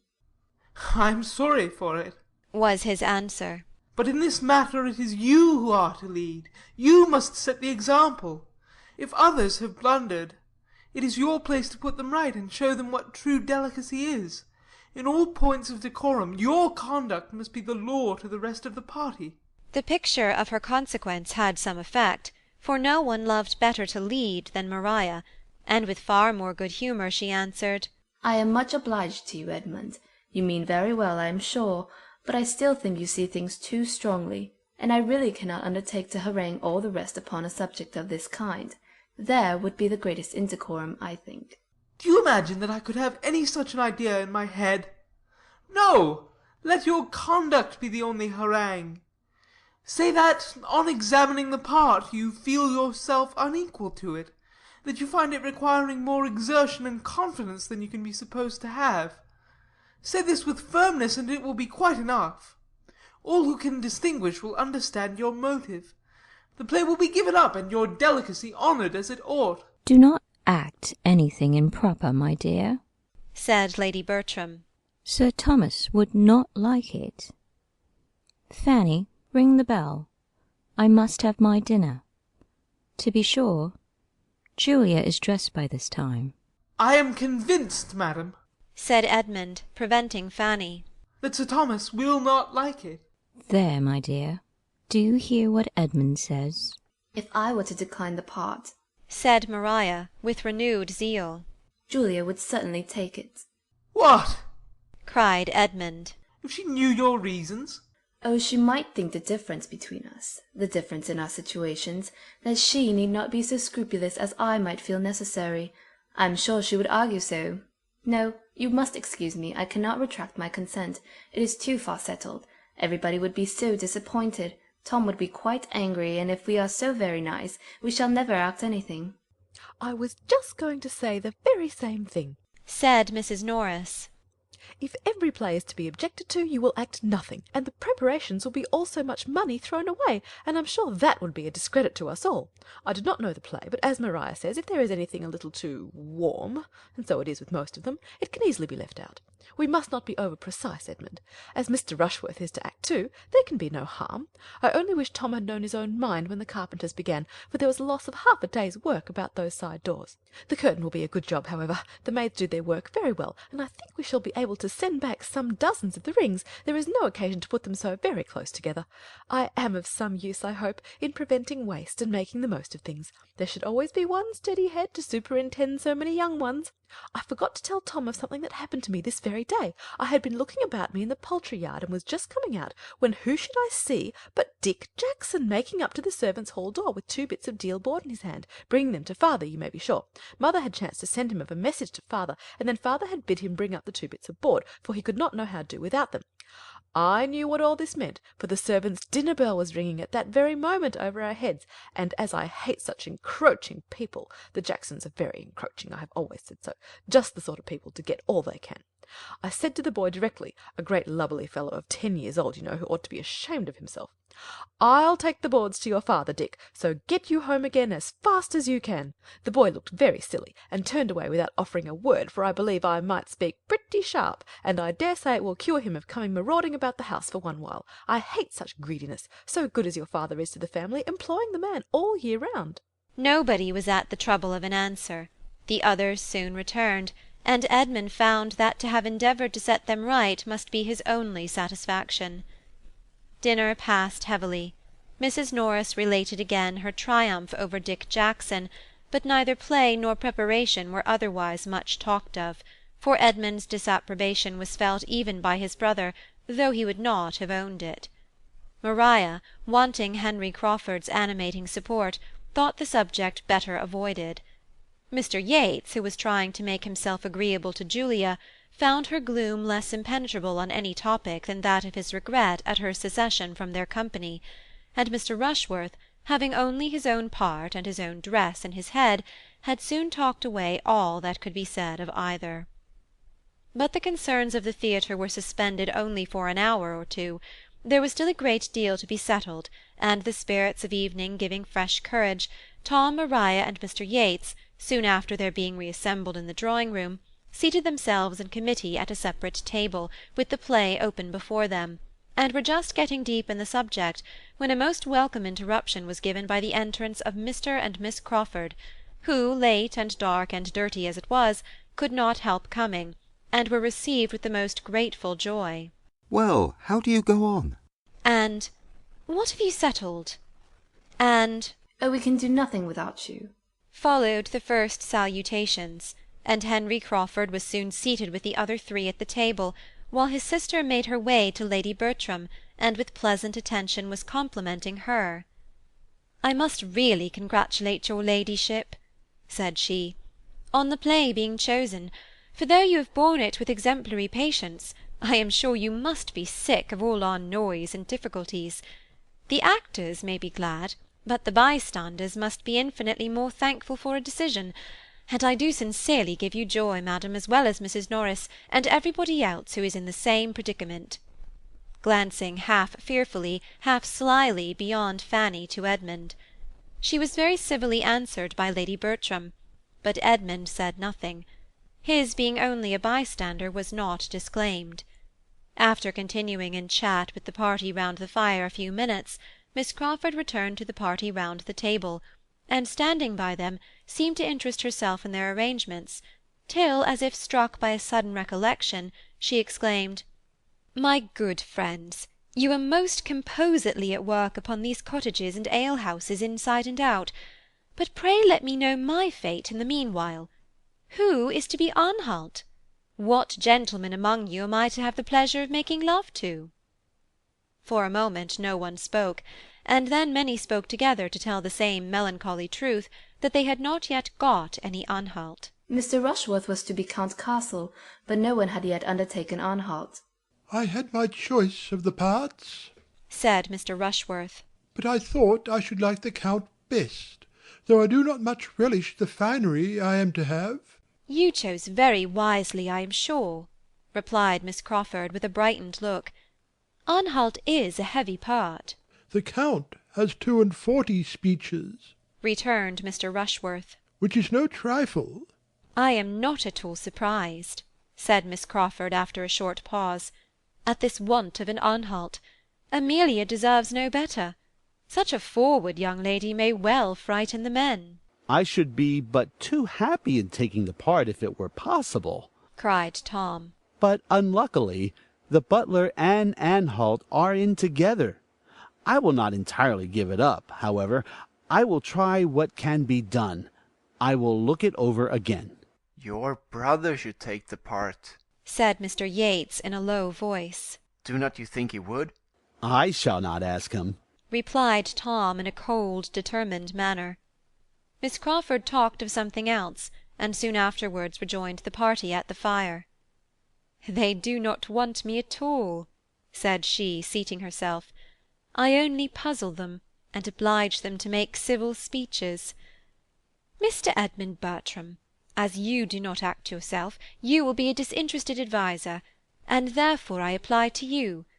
What shall we do for an Anhalt? Is it practicable for any of the others to double it? What is your advice?" My advice, said he calmly, is that you change the play. "I should have no objection," she replied, "for though I should not particularly dislike the part of Amelia if well supported, that is, if everything went well, I shall be sorry to be an inconvenience. But as they do not choose to hear your advice at that table," looking round, "it certainly will not be taken." Edmund said no more. "If any part could tempt you to act, I suppose it would be Anhalt," observed the lady archly after a short pause. "For he is a clergyman, you know." That circumstance would by no means tempt me, he replied, for I should be sorry to make the character ridiculous by bad acting. It must be very difficult to keep Anhalt from appearing a formal, solemn lecturer. And the man who chooses the profession itself is, perhaps, one of the last who would wish to represent it on the stage. Miss Crawford was silenced, and with some feelings of resentment and mortification moved her chair considerably nearer the tea-table, and gave all her attention to Mrs. Norris, who was presiding there. Fanny, cried Tom Bertram from the other table, where the conference was eagerly carrying on, and the conversation incessant. we want your services. Fanny was up in a moment, expecting some errand, for the habit of employing her in that way was not yet overcome, in spite of all that Edmund could do. Oh, we do not want to disturb you from your seat. We do not want your present services. We shall only want you in our play. You must be Cottager's wife. Me? cried Fanny, sitting down again with a most frightened look. Indeed, you must excuse me. I could not act anything if you were to give me the world. No, indeed, I cannot act. Indeed, but you must, for we cannot excuse you. It need not frighten you. It is a nothing of a part, a mere nothing, not above half a dozen speeches altogether, and it will not much signify if nobody hears a word you say. So you may be as creep-mouse as you like, but we must have you to look at. If you are afraid of half a dozen speeches, cried Mr. Rushworth, what would you do with such a part as mine? I have 42 to learn. It is not that I am afraid of learning by heart, said Fanny, shocked to find herself at that moment the only speaker in the room, and to feel that almost every eye was upon her. but I really cannot act. Yes, yes, you can act well enough for us. Learn your part, and we will teach you all the rest. You have only 2 scenes, and as I shall be Cottager, I'll put you in and push you about, and you will do it very well. I'll answer for it. No, indeed, Mr. Bertram, you must excuse me. You cannot have an idea. It would be absolutely impossible for me. If I were to undertake it, I should only disappoint you. Phoo! Don't be so shamefaced. You'll do it very well. Every allowance will be made for you. We do not expect perfection. You must get a brown gown and a white apron and a mob cap, and we must make you a few wrinkles and a little of the crow's foot at the corner of your eyes, and you will be a very proper little old woman. You must excuse me, indeed you must excuse me, cried Fanny, growing more and more red from excessive agitation, and looking distressfully at Edmund, who was kindly observing her, but unwilling to exasperate his brother by interference, gave her only an encouraging smile. Her entreaty had no effect on Tom. He only said again what he had said before, and it was not merely Tom, for the requisition was now backed by Maria and Mr. Crawford and Mr. Yates, with an urgency which differed from his but in being more gentle or more ceremonious, and which altogether was quite overpowering to Fanny, and before she could breathe after it, Mrs. Norris completed the whole by thus addressing her in a whisper at once angry and audible. What a piece of work here is about nothing! I am quite ashamed of you, Fanny, to make such a difficulty of obliging your cousins in a trifle of this sort, so kind as they are to you. Take the part with good grace, and let us hear no more of the matter, I entreat. Do not urge her, madam, said Edmund. It is not fair to urge her in this manner. You see she does not like to act. Let her choose for herself, as well as the rest of us. Her judgment may be quite as safely trusted. Do not urge her any more. I am not going to urge her, replied Mrs. Norris sharply. But I shall think her a very obstinate, ungrateful girl if she does not do what her aunt and cousins wish her. Very ungrateful indeed, considering who and what she is. Edmund was too angry to speak, but Miss Crawford, looking for a moment with astonished eyes at Mrs. Norris and then at Fanny, whose tears were beginning to show themselves, immediately said with some keenness, "I do not like my situation.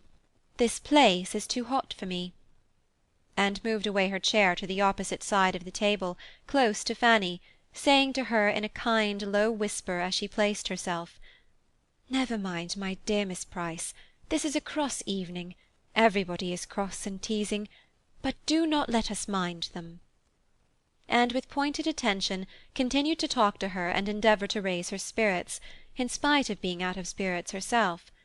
By a look at her brother she prevented any farther entreaty from the theatrical board, and the really good feelings by which she was almost purely governed were rapidly restoring her to all the little she had lost in Edmund's favour.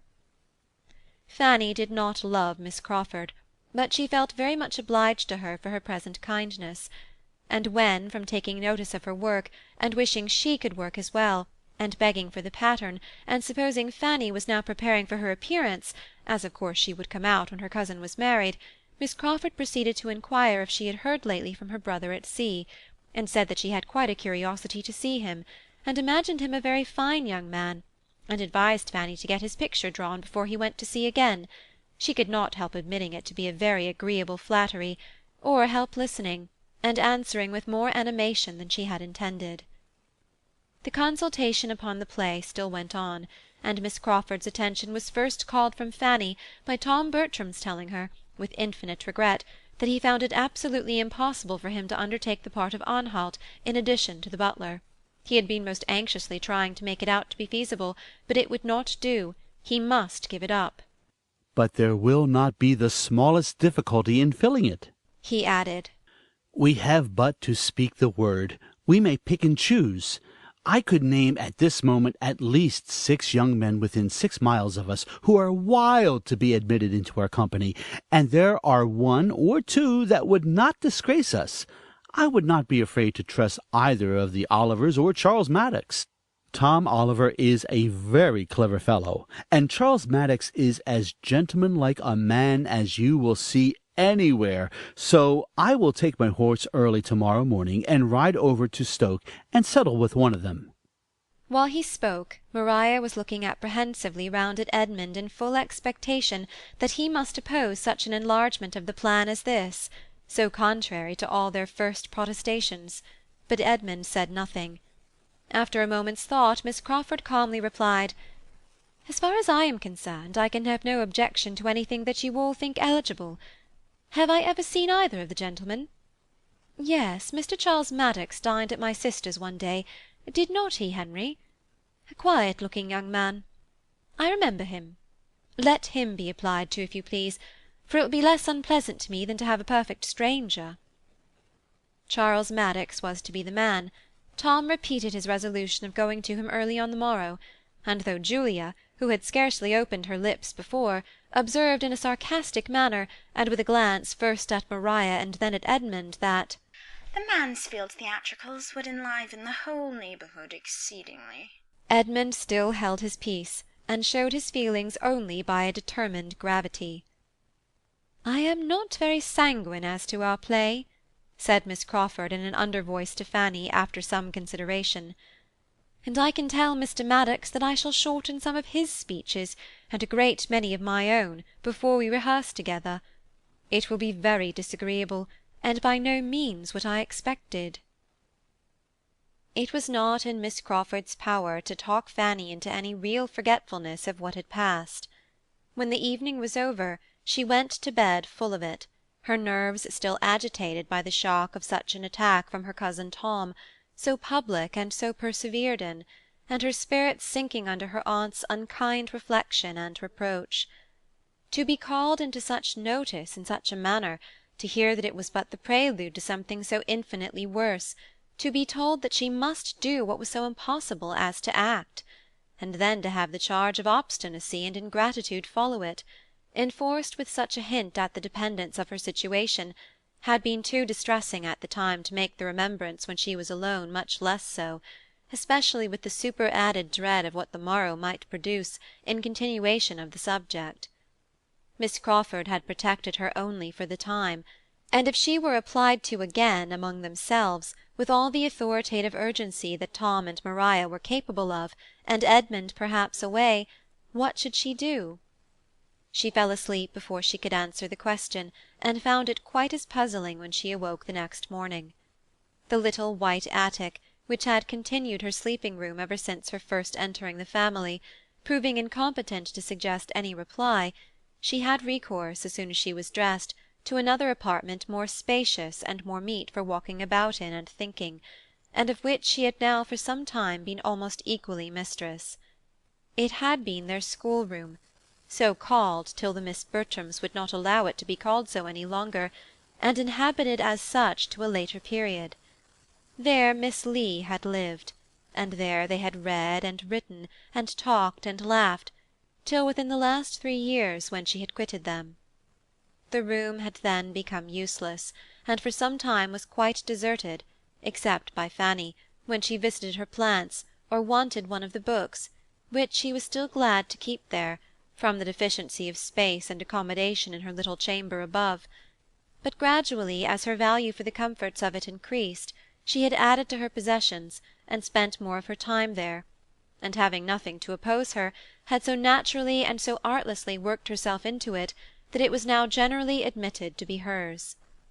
The East Room, as it had been called ever since Maria Bertram was 16, was now considered Fanny's, almost as decidedly as the white attic, the smallness of the one making the use of the other so evidently reasonable that the Miss Bertrams, with every superiority in their own apartments which their own sense of superiority could demand, were entirely approving it; and Mrs. Norris, having stipulated for there never being a fire in it on Fanny's account, was tolerably resigned to her having the use of what nobody else wanted, though the terms in which she sometimes spoke of the indulgence seemed to imply that it was the best room in the house.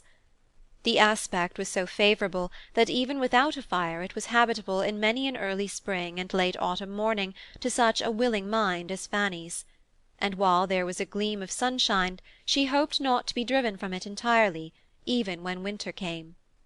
The comfort of it in her hours of leisure was extreme. She could go there after anything unpleasant below, and find immediate consolation in some pursuit, or some train of thought at hand. Her plants, her books, of which she had been a collector from the first hour of her commanding a shilling, her writing-desk, and her works of charity and ingenuity, were all within her reach; or, if indisposed for employment, if nothing but musing would do, she could scarcely see an object in that room which had not an interesting remembrance connected with it. Everything was a friend, or bore her thoughts to a friend, and though there had been sometimes much of suffering to her, though her motives had often been misunderstood, her feelings disregarded, and her comprehension undervalued, though she had known the pains of tyranny, of ridicule and neglect, yet almost every recurrence of either had led to something consolatory. Her aunt Bertram had spoken for her, or Miss Lee had been encouraging, or, what was yet more frequent and more dear, Edmund had been her champion and her friend. He had supported her cause or explained her meaning. He had told her not to cry, or had given her some proof of affection which made her tears delightful, and the whole was now so blended together, so harmonized by distance, that every former affliction had its charm.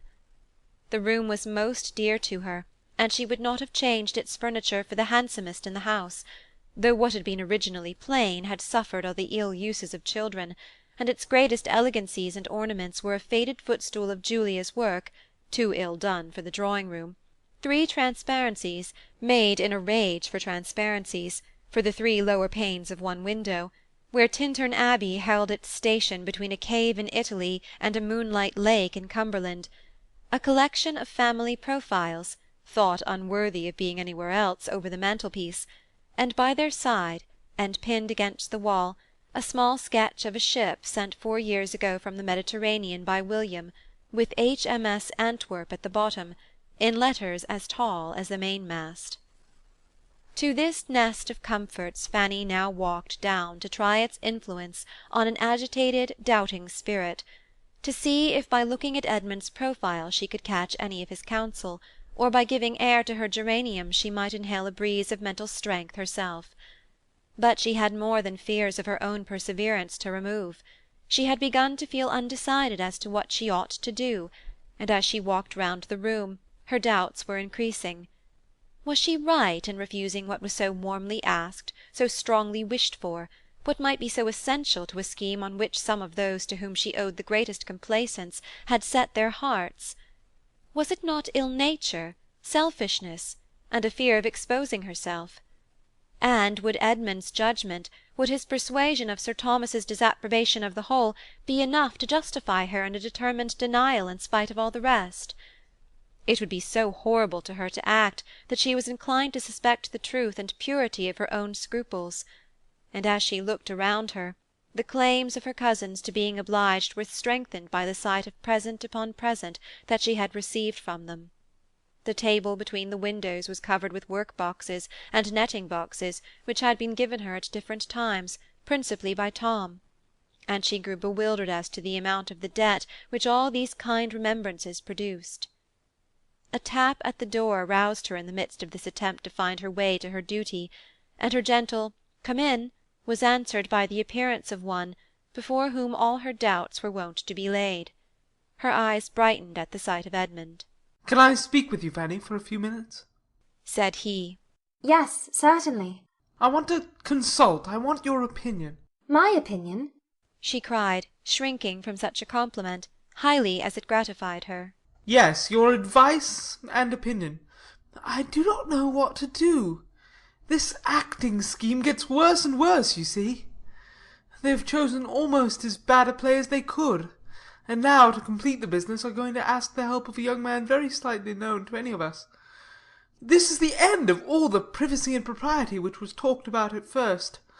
I know no harm of Charles Maddox, but the excessive intimacy which must spring from his being admitted among us in this manner is highly objectionable. The more than intimacy, the familiarity, I cannot think of it with any patience. And it does appear to me an evil of such magnitude as must, if possible, be prevented. Do you not see it in the same light?" Yes, but what can be done? Your brother is so determined. "There is but one thing to be done, Fanny. I must take Anne Holt myself. I am well aware that nothing else will quiet Tom." Fanny could not answer him. "It is not at all what I like," he continued. "No man can like being driven into the appearance of such inconsistency. After being known to oppose the scheme from the beginning, there is absurdity in the face of my joining them now, when they are exceeding their first plan in every respect, but I can think of no other alternative. Can you, Fanny?" No, said Fanny slowly. Not immediately, but... "But what? I see your judgment is not with me. Think it a little over. Perhaps you are not so much aware as I am of the mischief that may, of the unpleasantness that must, arise from a young man's being received in this manner, domesticated among us, authorized to come at all hours, and placed suddenly on a footing which must do away all restraints. To think only of the licence which every rehearsal must tend to create, it is all very bad. Put yourself in Miss Crawford's place, Fanny. Consider what it would be to act Amelia with a stranger. She has a right to be felt for, because she evidently feels for herself. I heard enough of what she said to you last night to understand her unwillingness to be acting with a stranger, and as she probably engaged in the part with different expectations, perhaps without considering the subject enough to know what it was likely to be, it would be ungenerous, it would be really wrong to expose her to it. Her feelings ought to be respected. Does it not strike you so, Fanny? You hesitate. I am sorry for Miss Crawford, but I am more sorry to see you drawn in to do what you had resolved against, and what you are known to think will be disagreeable to my uncle. It will be such a triumph to the others. They will not have much cause of triumph when they see how infamously I act. But, however, triumph there certainly will be, and I must brave it. But if I can be the means of restraining the publicity of the business, of limiting the exhibition, of concentrating our folly, I shall be well repaid. As I am now, I have no influence, I can do nothing. I have offended them, and they will not hear me. But when I have put them in good humour by this concession, I am not without hopes of persuading them to confine the representation within a much smaller circle than they are now in the high road for. This will be a material gain. My object is to confine it to Mrs. Rushworth and the Grants. Will not this be worth gaining? Yes, it will be a great point. But still it has not your approbation. Can you mention any other measure by which I have a chance of doing equal good? No, I cannot think of anything else. Give me your approbation, then, Fanny. I am not comfortable without it. Oh, cousin! If you are against me, I ought to distrust myself, and yet... But it is absolutely impossible to let Tom go on in this way, riding about the country in quest of anybody who can be persuaded to act, no matter whom. The look of a gentleman is to be enough. I thought you would have entered more into Miss Crawford's feelings. No doubt she will be very glad. It must be a great relief to her, said Fanny, trying for greater warmth of manner. She never appeared more amiable than in her behaviour to you last night. It gave her a very strong claim on my goodwill. She was very kind indeed, and I am glad to have her spared. She could not finish the generous effusion. Her conscience stopped her in the middle, but Edmund was satisfied. I shall walk down immediately after breakfast, said he, and am sure of giving pleasure there. And now, dear Fanny, I will not interrupt you any longer. You want to be reading. But I could not be easy till I had spoken to you and come to a decision. Sleeping or waking, my head has been full of this matter all night. It is an evil, but I am certainly making it less than it might be. If Tom is up, I shall go to him directly and get it over. And when we meet at breakfast, we shall be all in high good humour at the prospect of acting the fool together with such unanimity. You, in the meanwhile, will be taking a trip into China, I suppose. How does Lord Macartney go on?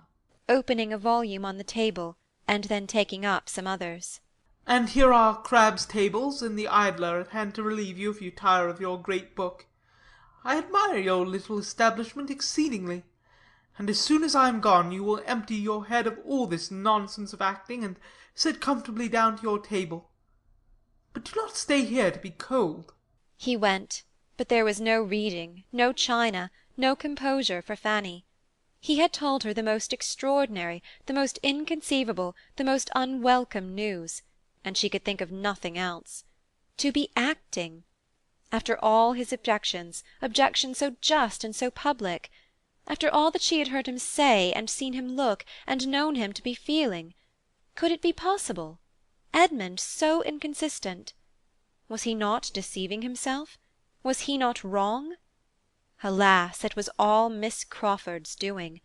She had seen her influence in every speech, and was miserable. The doubts and alarms as to her own conduct, which had previously distressed her, and which had all slept while she listened to him, were become of little consequence now. This deeper anxiety swallowed them up. Things should take their course, she cared not how it ended. Her cousins might attack, but could hardly tease her. She was beyond their reach, and if at last obliged to yield, no matter, it was all misery now. It was indeed a triumphant day to Mr. Bertram and Maria. Such a victory over Edmund's discretion had been beyond their hopes, and was most delightful. There was no longer anything to disturb them in their daring project, and they congratulated each other in private on the jealous weakness to which they attributed the change, with all the glee of feelings gratified in every way. Edmund might still look grave, and say he did not like the scheme in general, and must disapprove the play in particular. Their point was gained. He was to act, and he was driven to it by the force of selfish inclinations only. Edmund had descended from that moral elevation which he had maintained before, and they were both as much the better as the happier for the descent. They behaved very well, however, to him on the occasion, betraying no exultation beyond the lines about the corners of the mouth, and seemed to think it as great an escape to be quit of the intrusion of Charles Maddox as if they had been forced into admitting him against their inclination. To have it quite in their own family circle was what they had particularly wished. A stranger among them would have been the destruction of all their comfort. And when Edmund, pursuing that idea, gave a hint of his hope as to the limitation of the audience, they were ready, in the complacence of the moment, to promise anything. It was all good humour and encouragement. Mrs. Norris offered to contrive his dress, Mr. Yates assured him that Anhalt's last scene with the Baron admitted a good deal of action and emphasis, and Mr. Rushworth undertook to count his speeches. Perhaps, said Tom, Fanny may be more disposed to oblige us now. Perhaps you may persuade her. No, she's quite determined. She certainly will not act. Oh, very well. And not another word was said, but Fanny felt herself again in danger, and her indifference to the danger was beginning to fail her already. There were not fewer smiles at the parsonage than at the park on this change in Edmund. Miss Crawford looked very lovely in hers, and entered with such an instantaneous renewal of cheerfulness into the whole affair as could have but one effect on him. He was certainly right in respecting such feelings. He was glad he had determined on it. And the morning wore away in satisfactions very sweet, if not very sound. One advantage resulted from it to Fanny. At the earnest request of Miss Crawford, Mrs. Grant had, with her usual good humour, agreed to undertake the part for which Fanny had been wanted, and this was all that occurred to gladden her heart during the day, and even this, when imparted by Edmund, brought a pang with it, for it was Miss Crawford to whom she was obliged. It was Miss Crawford whose kind exertions were to excite her gratitude, and whose merit in making them was spoken of with a glow of admiration. She was safe, but peace and safety were unconnected here. Her mind had never been further from peace. She could not feel that she had done wrong herself, but she was disquieted in every other way. Her heart and her judgment were equally against Edmund's decision. She could not acquit his unsteadiness, and his happiness under it made her wretched. She was full of jealousy and agitation. Miss Crawford came with looks of gaiety which seemed an insult, with friendly expressions toward herself which she could hardly answer calmly. Everybody around her was gay and busy, prosperous and important. Each had their object of interest, their part, their dress, their favourite scene, their friends and confederates. All were finding employment in consultations and comparisons, or diversion in the playful conceits they suggested. She alone was sad and insignificant. She had no share in anything. She might go or stay. She might be in the midst of their noise, or retreat from it to the solitude of the east room, without being seen or missed. She could almost think anything would have been preferable to this. Mrs. Grant was of consequence. Her good nature had honourable mention, her taste and her time were considered, her presence was wanted, she was sought for and attended and praised. And Fanny was at first in some danger of envying her the character she had accepted. But reflection brought better feelings, and showed her that Mrs. Grant was entitled to respect, which could never have belonged to her, and that, had she received even the greatest, she could never have been easy in joining a scheme which, considering only her uncle, she must condemn altogether. Fanny's heart was not absolutely the only saddened one amongst them, as she soon began to acknowledge to herself. Julia was a sufferer too, though not quite so blamelessly. Henry Crawford had trifled with her feelings, but she had very long allowed and even sought his attentions, with a jealousy of her sister so reasonable as ought to have been their cure, and now that the conviction of his preference for Maria had been forced on her, she submitted to it without any alarm for Maria's situation, or any endeavour at rational tranquillity for herself. She either sat in gloomy silence, wrapped in such gravity as nothing could subdue, no curiosity touch, no wit amuse, or, allowing the attentions of Mr. Yates, was talking with forced gaiety to him alone, and ridiculing the acting of the others. For a day or two after the affront was given, Henry Crawford had endeavoured to do it away by the usual attack of gallantry and compliment, but he had not cared enough about it to persevere against a few repulses, and becoming soon too busy with his play to have time for more than one flirtation, he grew indifferent to the quarrel, or rather thought it a lucky occurrence, as quietly putting an end to what might ere long have raised expectations in more than Mrs. Grant. She was not pleased to see Julia excluded from the play, and sitting by disregarded, but as it was not a matter which really involved her happiness, as Henry must be the best judge of his own, and as he did assure her with a most persuasive smile that neither he nor Julia had ever had a serious thought of each other, she could only renew her former caution as to the elder sister, entreat him not to risk his tranquillity by too much admiration there, and then gladly take her share in anything that brought cheerfulness to the young people in general, and that did so particularly promote the pleasure of the two so dear to her. "I rather wonder Julia is not in love with Henry," was her observation to Mary. "I dare say she is," replied Mary coldly. "I imagine both sisters are." "Both? No, no, that must not be. Do not give him a hint of it. Think of Mr. Rushworth." "You had better tell Miss Bertram to think of Mr. Rushworth. It may do her some good. I often think of Mr. Rushworth's property and independence, and wish them in other hands, but I never think of him. A man might represent the county with such an estate, a man might escape a profession and represent the county." "I dare say he will be in Parliament soon, when Sir Thomas comes. I dare say he will be in for some borough, but there has been nobody to put him in the way of doing anything yet." "Sir Thomas is to achieve many mighty things when he comes home," said Mary, after a pause. "Do you remember Hawkins Brown's address to tobacco in imitation of Pope? Blest leaf, whose aromatic gales dispense to Templars modesty, to parsons sense. I will parody them. Blest knight, whose dictatorial looks dispense to children affluence, to Rushworth sense. Will not that do, Mrs. Grant? Everything seems to depend upon Sir Thomas's return." "You will find his consequence very just and reasonable when you see him in his family, I assure you. I do not think we do so well without him. He has a fine, dignified manner, which suits the head of such a house, and keeps everybody in their place.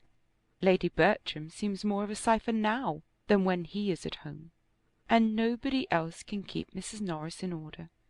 But, Mary, do not fancy that Maria Bertram cares for Henry. I am sure Julia does not, or she would not have flirted as she did last night with Mr. Yates. And though he and Maria are very good friends, I think she likes Southerton too well to be inconstant." "I would not give much for Mr. Rushworth's chance if Henry stepped in before the articles were signed." "If you have such a suspicion, something must be done, and as soon as the play is all over, we will talk to him seriously and make him know his own mind.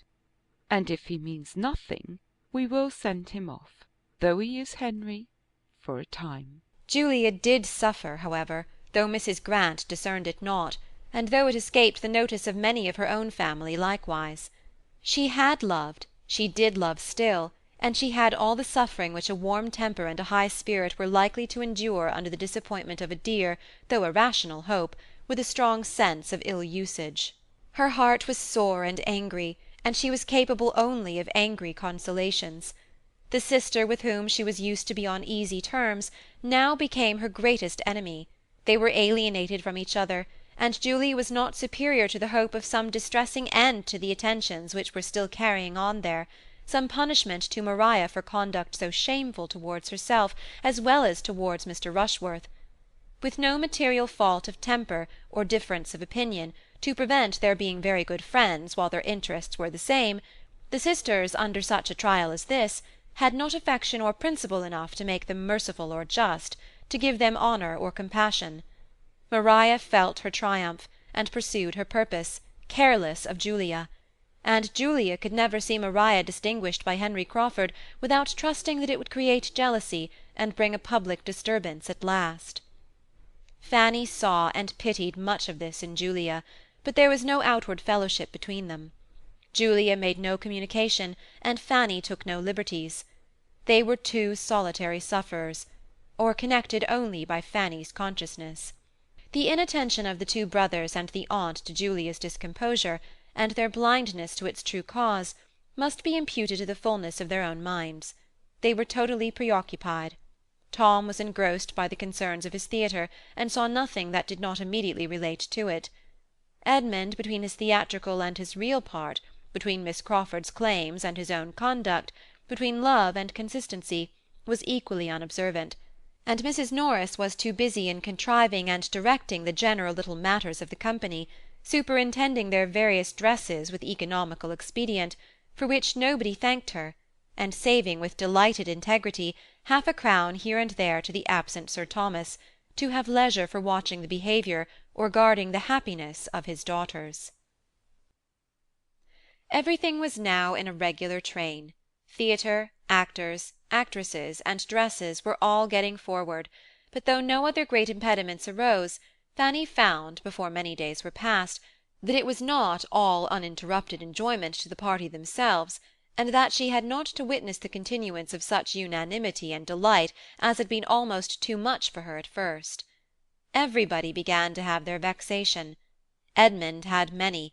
Entirely against his judgment, a scene-painter arrived from town, and was at work, much to the increase of the expenses, and, what was worse, of the éclat of their proceedings, and his brother, instead of being really guided by him as to the privacy of the representation, was giving an invitation to every family who came in his way. Tom himself began to fret over the scene-painter's slow progress, and to feel the miseries of waiting.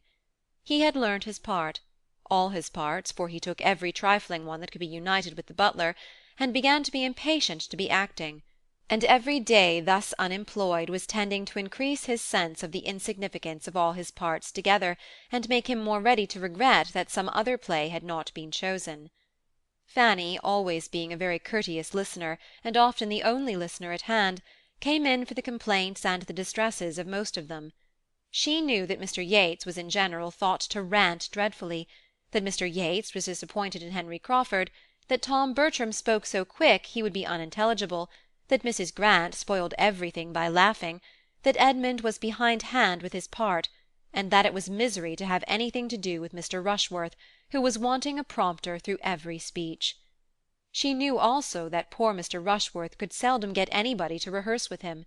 His complaint came before her as well as the rest, and so decided to her eye was her cousin Maria's avoidance of him, and so needlessly often the rehearsal of the first scene between her and Mr. Crawford, that she had soon all the terror of other complaints from him.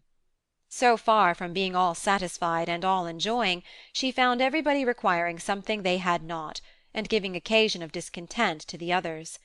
Everybody had a part either too long or too short, nobody would attend as they ought, nobody would remember on which side they were to come in, nobody but the complainer would observe any directions. Fanny believed herself to derive as much innocent enjoyment from the play as any of them. Henry Crawford acted well, and it was a pleasure to her to creep into the theatre and attend the rehearsal of the first act, in spite of the feelings it excited in some speeches for Maria. Maria, she also thought, acted well, too well, and after the first rehearsal or two, Fanny began to be their only audience, and sometimes as prompter, sometimes as spectator, was often very useful. As far as she could judge, Mr. Crawford was considerably the best actor of all. He had more confidence than Edmund, more judgment than Tom, more talent and taste than Mr. Yates. She did not like him as a man, but she must admit him to be the best actor, and on this point there were not many who differed from her. Mr. Yates, indeed, exclaimed against his tameness and insipidity, and the day came at last when Mr. Rushworth turned to her with a black look and said, "Do you think there is anything so very fine in all this?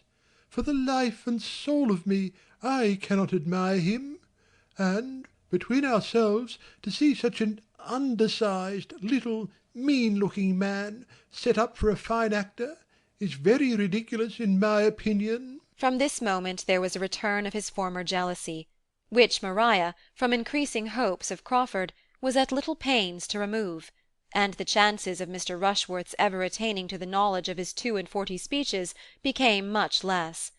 As to his ever making anything tolerable of them, nobody had the smallest idea of that except his mother. She, indeed, regretted that his part was not more considerable, and deferred coming over to Mansfield till they were forward enough in their rehearsal to comprehend all his scenes. But the others aspired at nothing beyond his remembering the catchword and the first line of his speech, and being able to follow the prompter through the rest. Fanny, in her pity and kind-heartedness, was at great pains to teach him how to learn, giving him all the helps and directions in her power, trying to make an artificial memory for him, and learning every word of his part herself, but without his being much the forwarder. Many uncomfortable, anxious, apprehensive feelings she certainly had, but with all these, and other claims on her time and attention, she was as far from finding herself without employment or utility amongst them as without a companion in uneasiness, quite as far from having no demand on her leisure as on her compassion. The gloom of her first anticipations was proved to have been unfounded. She was occasionally useful to all, she was perhaps as much at peace as any. There was a great deal of needlework to be done, moreover, in which her help was wanted, and that Mrs. Norris thought her quite as well off as the rest was evident by the manner in which she claimed it. "Come, Fanny," she cried.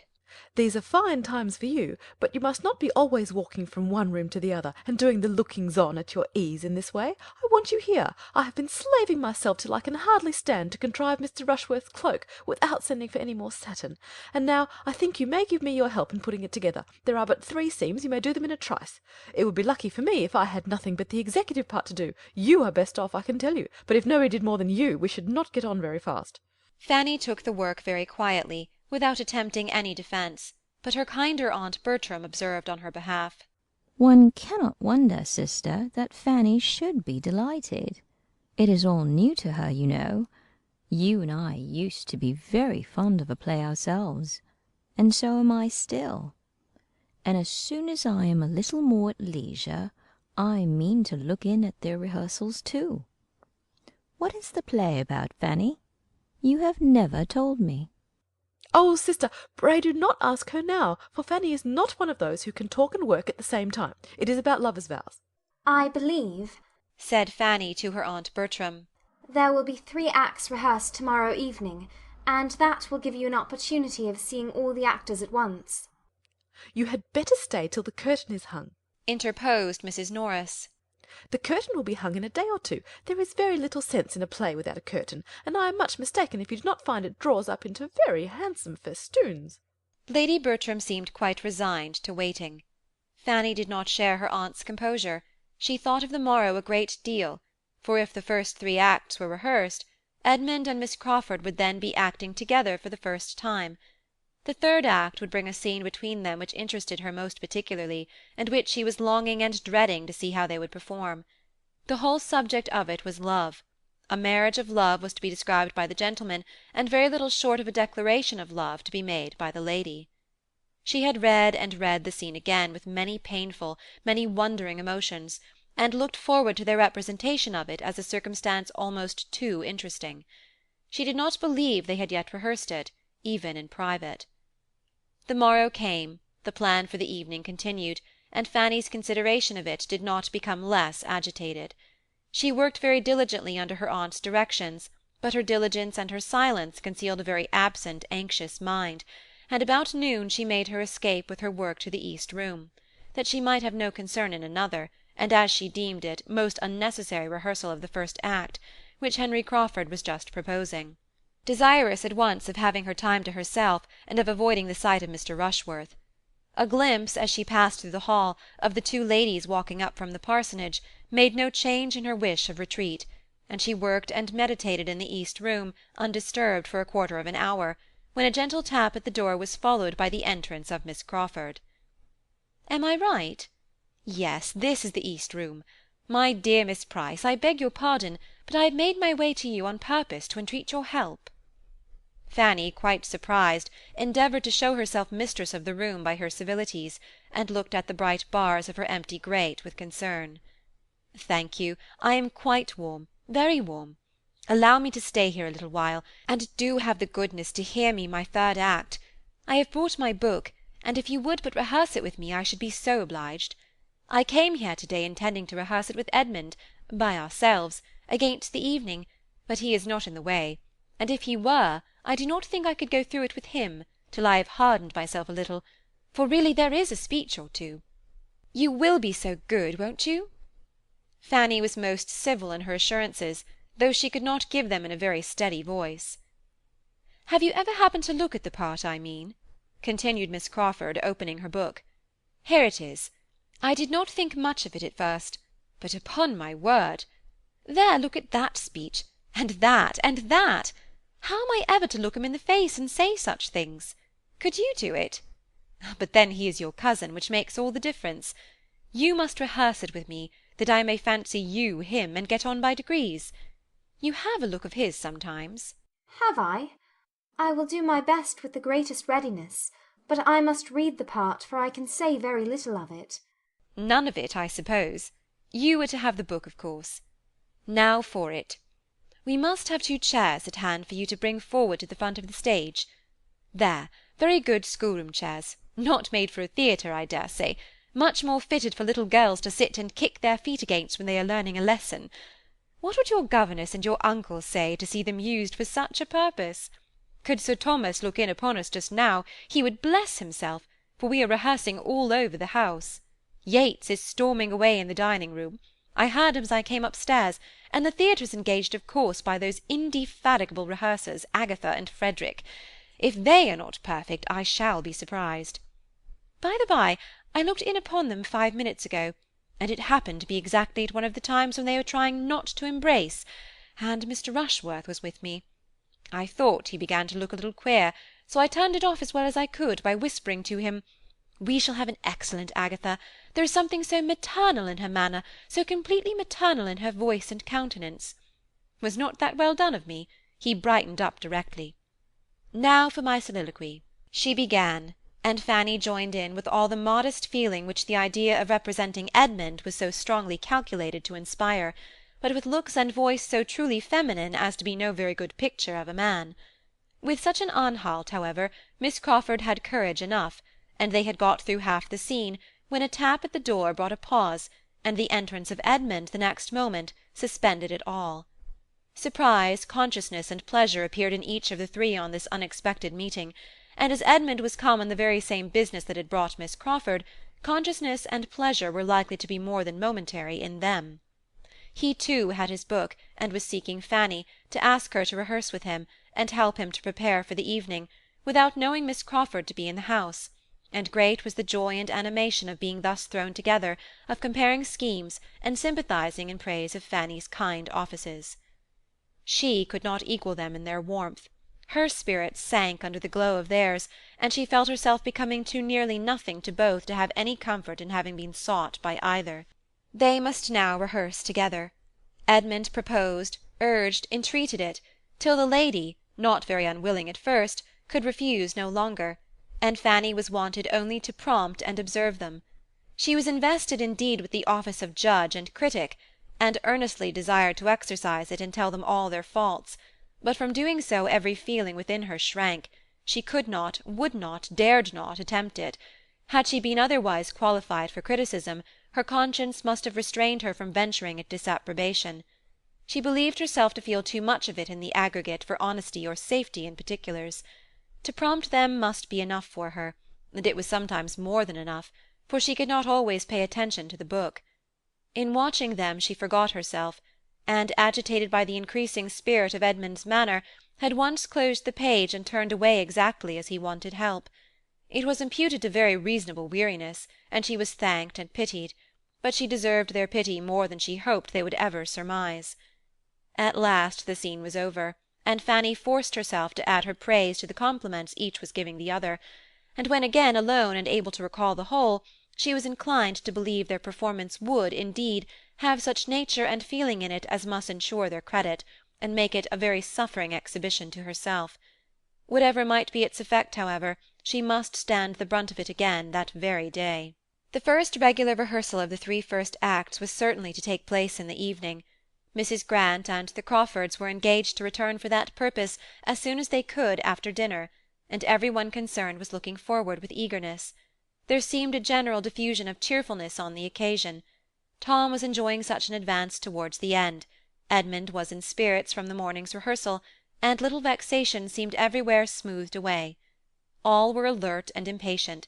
The ladies moved soon, the gentlemen soon followed them, and with the exception of Lady Bertram, Mrs. Norris, and Julia, everybody was in the theatre at an early hour, and having lighted it up as well as its unfurnished state admitted, were waiting only the arrival of Mrs. Grant and the Crawfords to begin. They did not wait long for the Crawfords, but there was no Mrs. Grant. She could not come. Dr. Grant, professing an indisposition, for which he had little credit with his fair sister-in-law, could not spare his wife. "Dr. Grant is ill," said she with mock solemnity. "He has been ill ever since he did not eat any of the pheasant to-day. He fancied it tough, sent away his plate, and has been suffering ever since." Here was disappointment. Mrs. Grant's non-attendance was sad indeed. Her pleasant manners and cheerful conformity made her always valuable amongst them, but now she was absolutely necessary. They could not act, they could not rehearse with any satisfaction without her. The comfort of the whole evening was destroyed. What was to be done? Tom, as cottager, was in despair. After a pause of perplexity, some eyes began to be turned towards Fanny, and a voice or two to say, "If Miss Price would be so good as to read the part." She was immediately surrounded by supplications. Everybody asked it. Even Edmund said, "Do, Fanny, if it is not very disagreeable to you." But Fanny still hung back. She could not endure the idea of it. Why was not Miss Crawford to be applied to as well? Or why had not she rather gone to her own room, as she had felt to be safest, instead of attending the rehearsal at all? She had known it would irritate and distress her. She had known it was her duty to keep away. She was properly punished. "You have only to read the part," said Henry Crawford with renewed entreaty. "And I do believe she can say every word of it," added Maria. "for she could put Mrs. Grant right the other day in 20 places. Fanny, I am sure you know the part."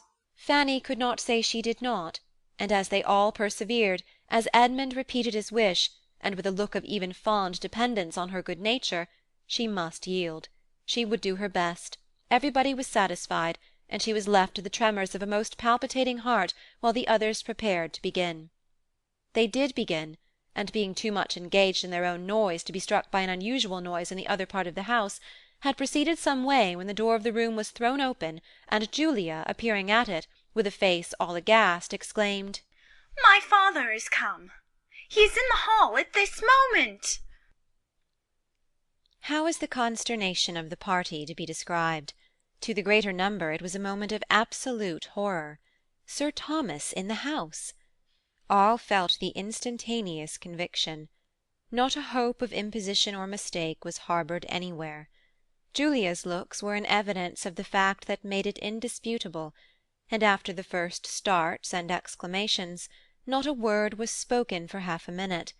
Each, with an altered countenance, was looking at some other, and almost each was feeling it a stroke the most unwelcome, most ill-timed, most appalling. Mr. Yates might consider it only as a vexatious interruption for the evening, and Mr. Rushworth might imagine it a blessing, but every other heart was sinking under some degree of self-condemnation or undefined alarm. Every other heart was suggesting, "What will become of us? What is to be done now?" It was a terrible pause, and terrible to every ear were the corroborating sounds of opening doors and passing footsteps. Julia was the first to move and speak again. Jealousy and bitterness had been suspended, selfishness was lost in the common cause, but at the moment of her appearance, Frederick was listening with looks of devotion to Agatha's narrative, and pressing her hand to his heart, and as soon as she could notice this, and see that in spite of the shock of her words he still kept his station and retained her sister's hand, her wounded heart swelled again with injury, and looking as red as she had been white before, she turned out of the room, saying, "I need not be afraid of appearing before him." Her going roused the rest. and at the same moment the two brothers stepped forward, feeling the necessity of doing something. A very few words between them were sufficient. The case admitted no difference of opinion. They must go to the drawing-room directly. Maria joined them with the same intent, just then the stoutest of the three, for the very circumstance which had driven Julia away was to her the sweetest support. Henry Crawford's retaining her hand at such a moment of such peculiar proof and importance, was worth ages of doubt and anxiety. She hailed it as an earnest of the most serious determination, and was equal even to encounter her father. They walked off, utterly heedless of Mr. Rushworth's repeated question of "Shall I go too? Had not I better go too? Will not it be right for me to go too?" But they were no sooner through the door than Henry Crawford undertook to answer the anxious inquiry, and encouraging him by all means to pay his respects to Sir Thomas without delay, sent him after the others with delighted haste. Fanny was left with only the Crawfords and Mr. Yates. She had been quite overlooked by her cousins, and as her own opinion of her claims on Sir Thomas's affection was much too humble to give her any idea of classing herself with his children, she was glad to remain behind and gain a little breathing time. Her agitation and alarm exceeded all that was endured by the rest, by the right of a disposition which not even innocence could keep from suffering. She was nearly fainting. All her former habitual dread of her uncle was returning, and with it compassion for him, and for almost every one of the party, on the development before him, with solicitude on Edmund's account indescribable. She had found a seat, where in excessive trembling she was enduring all these fearful thoughts, while the other three, no longer under any restraint, were giving vent to their feelings of vexation, lamenting over such an unlooked-for premature arrival as a most untoward event, and without mercy wishing poor Sir Thomas had been twice as long on his passage, or were still in Antigua. The Crawfords were more warm on the subject than Mr. Yates, from better understanding the family, and judging more clearly of the mischief that must ensue. The ruin of the play was to them a certainty. They felt the total destruction of the scheme to be inevitably at hand, while Mr. Yates considered it only as a temporary interruption, a disaster for the evening, and could even suggest the possibility of the rehearsal being renewed after tea, when the bustle of receiving Sir Thomas were over, and he might be at leisure to be amused by it. The Crawfords laughed at the idea, and having soon agreed on the propriety of their walking quietly home and leaving the family to themselves, proposed Mr. Yates's accompanying them and spending the evening at the parsonage. But Mr. Yates, having never been with those who thought much of parental claims or family confidence, could not perceive that anything of the kind was necessary, and therefore thanking them, said he preferred remaining where he was, that he might pay his respects to the old gentleman handsomely, since he was come, and besides, he did not think it would be fair by the others to have everybody run away. Fanny was just beginning to collect herself, and to feel that if she stayed longer behind it might seem disrespectful, when this point was settled, and being commissioned with the brother and sister's apology, saw them preparing to go as she quitted the room herself to perform the dreadful duty of appearing before her uncle. Too soon did she find herself at the drawing-room door, and after pausing a moment for what she knew would not come, for a courage which the outside of no door had ever supplied to her, she turned the lock in desperation, and the lights of the drawing-room, and all the collected family, were before her. As she entered, her own name caught her ear. Sir Thomas was at that moment looking round him and saying, "But where is Fanny? Why do not I see my little Fanny?" And on perceiving her, came forward with a kindness which astonished and penetrated her, calling her his dear Fanny, kissing her affectionately, and observing with decided pleasure how much she was grown. Fanny knew not how to feel, nor where to look. She was quite oppressed. He had never been so kind, so very kind to her in his life. His manner seemed changed, his voice was quick from the agitation of joy, and all that had been awful in his dignity seemed lost in tenderness. He led her near the light and looked at her again, inquired particularly after her health, and then, correcting himself, observed that he need not inquire, for her appearance spoke sufficiently on that point. A fine blush having succeeded the previous paleness of her face, he was justified in his belief of her equal improvement in health and beauty. He inquired next after her family, especially William, and his kindness altogether was such as made her reproach herself for loving him so little, and thinking his return a misfortune. And when, on having courage to lift her eyes to his face, she saw that he was grown thinner, and had the burnt, fagged, worn look of fatigue and a hot climate, every tender feeling was increased, and she was miserable in considering how much unsuspected vexation was probably ready to burst on him. Sir Thomas was indeed the life of the party, who at his suggestion now seated themselves round the fire. He had the best right to be the talker, and the delight of his sensations in being again in his own house, in the centre of his family, after such a separation, made him communicative and chatty in a very unusual degree, and he was ready to give every information as to his voyage, and answer every question of his two sons almost before it was put. His business in Antigua had latterly been prosperously rapid, and he came directly from Liverpool, having had an opportunity of making his passage thither in a private vessel, instead of waiting for the packet, and all the little particulars of his proceedings and events, his arrivals and departures, were most promptly delivered, as he sat by Lady Bertram and looked with heartfelt satisfaction on the faces around him, interrupting himself more than once, however, to remark on his good fortune in finding them all at home, coming unexpectedly as he did, all collected together exactly as he could have wished, but dared not depend on. Mr. Rushworth was not forgotten. A most friendly reception and warmth of hand-shaking had already met him, and with pointed attention he was now included in the objects most intimately connected with Mansfield. There was nothing disagreeable in Mr. Rushworth's appearance, and Sir Thomas was liking him already. By not one of the circle was he listened to with such unbroken, unalloyed enjoyment as by his wife, who was really extremely happy to see him, and whose feelings were so warmed by his sudden arrival as to place her nearer agitation than she had been for the last 20 years. She had been almost fluttered for a few minutes, and still remained so sensibly animated as to put away her work, move Pug from her side, and give all her attention, and all the rest of her sofa, to her husband. She had no anxieties for anybody to cloud her pleasure. Her own time had been irreproachably spent during his absence. She had done a great deal of carpet work, and made many yards of fringe, and she would have answered as freely for the good conduct and useful pursuits of all the young people as for her own. It was so agreeable to her to see him again, and hear him talk, to have her ear amused and her whole comprehension filled by his narratives, that she began particularly to feel how dreadfully she must have missed him, and how impossible it would have been for her to bear a lengthened absence. Mrs. Norris was by no means to be compared in happiness to her sister. Not that she was incommoded by many fears of Sir Thomas's disapprobation when the present state of his house should be known, for her judgment had been so blinded that, except by the instinctive caution with which she had whisked away Mr. Rushworth's pink satin cloak as her brother-in-law entered, she could hardly be said to show any sign of alarm. But she was vexed by the manner of his return. It had left her nothing to do.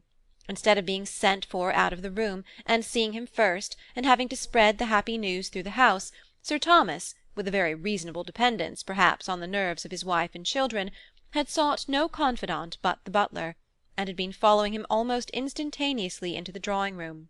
Mrs. Norris felt herself defrauded of an office on which she had always depended, whether his arrival or his death were to be the thing unfolded, and was now trying to be in a bustle without having anything to bustle about, and labouring to be important where nothing was wanted but tranquillity and silence. Would Sir Thomas have consented to eat, she might have gone to the housekeeper with troublesome directions, and insulted the footman with injunctions of dispatch. But Sir Thomas resolutely denied all dinner. He would take nothing, nothing till tea came. He would rather wait for tea. Still Mrs. Norris at intervals urging something different, and in the most interesting moment of his passage to England, when the alarm of a French privateer was at the height, she burst through his recital with the proposal of soup. Surely, my dear Sir Thomas, a basin of soup would be a much better thing for you than tea. Do have a basin of soup. Sir Thomas could not be provoked. Still the same anxiety for everybody's comfort, my dear Mrs. Norris, was his answer. But indeed I would rather have nothing but tea. Well then, Lady Bertram, suppose you speak for tea directly. Suppose you hurry Baddeley a little. He seems behindhand to-night. She carried this point, and Sir Thomas's narrative proceeded.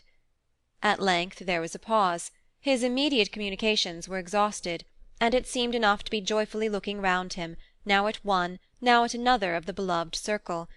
But the pause was not long. In the elation of her spirits, Lady Bertram became talkative, and what were the sensations of her children upon hearing her say, "How do you think the young people have been amusing themselves lately, Sir Thomas? They have been acting. We have been all alive with acting." Indeed? And what have you been acting?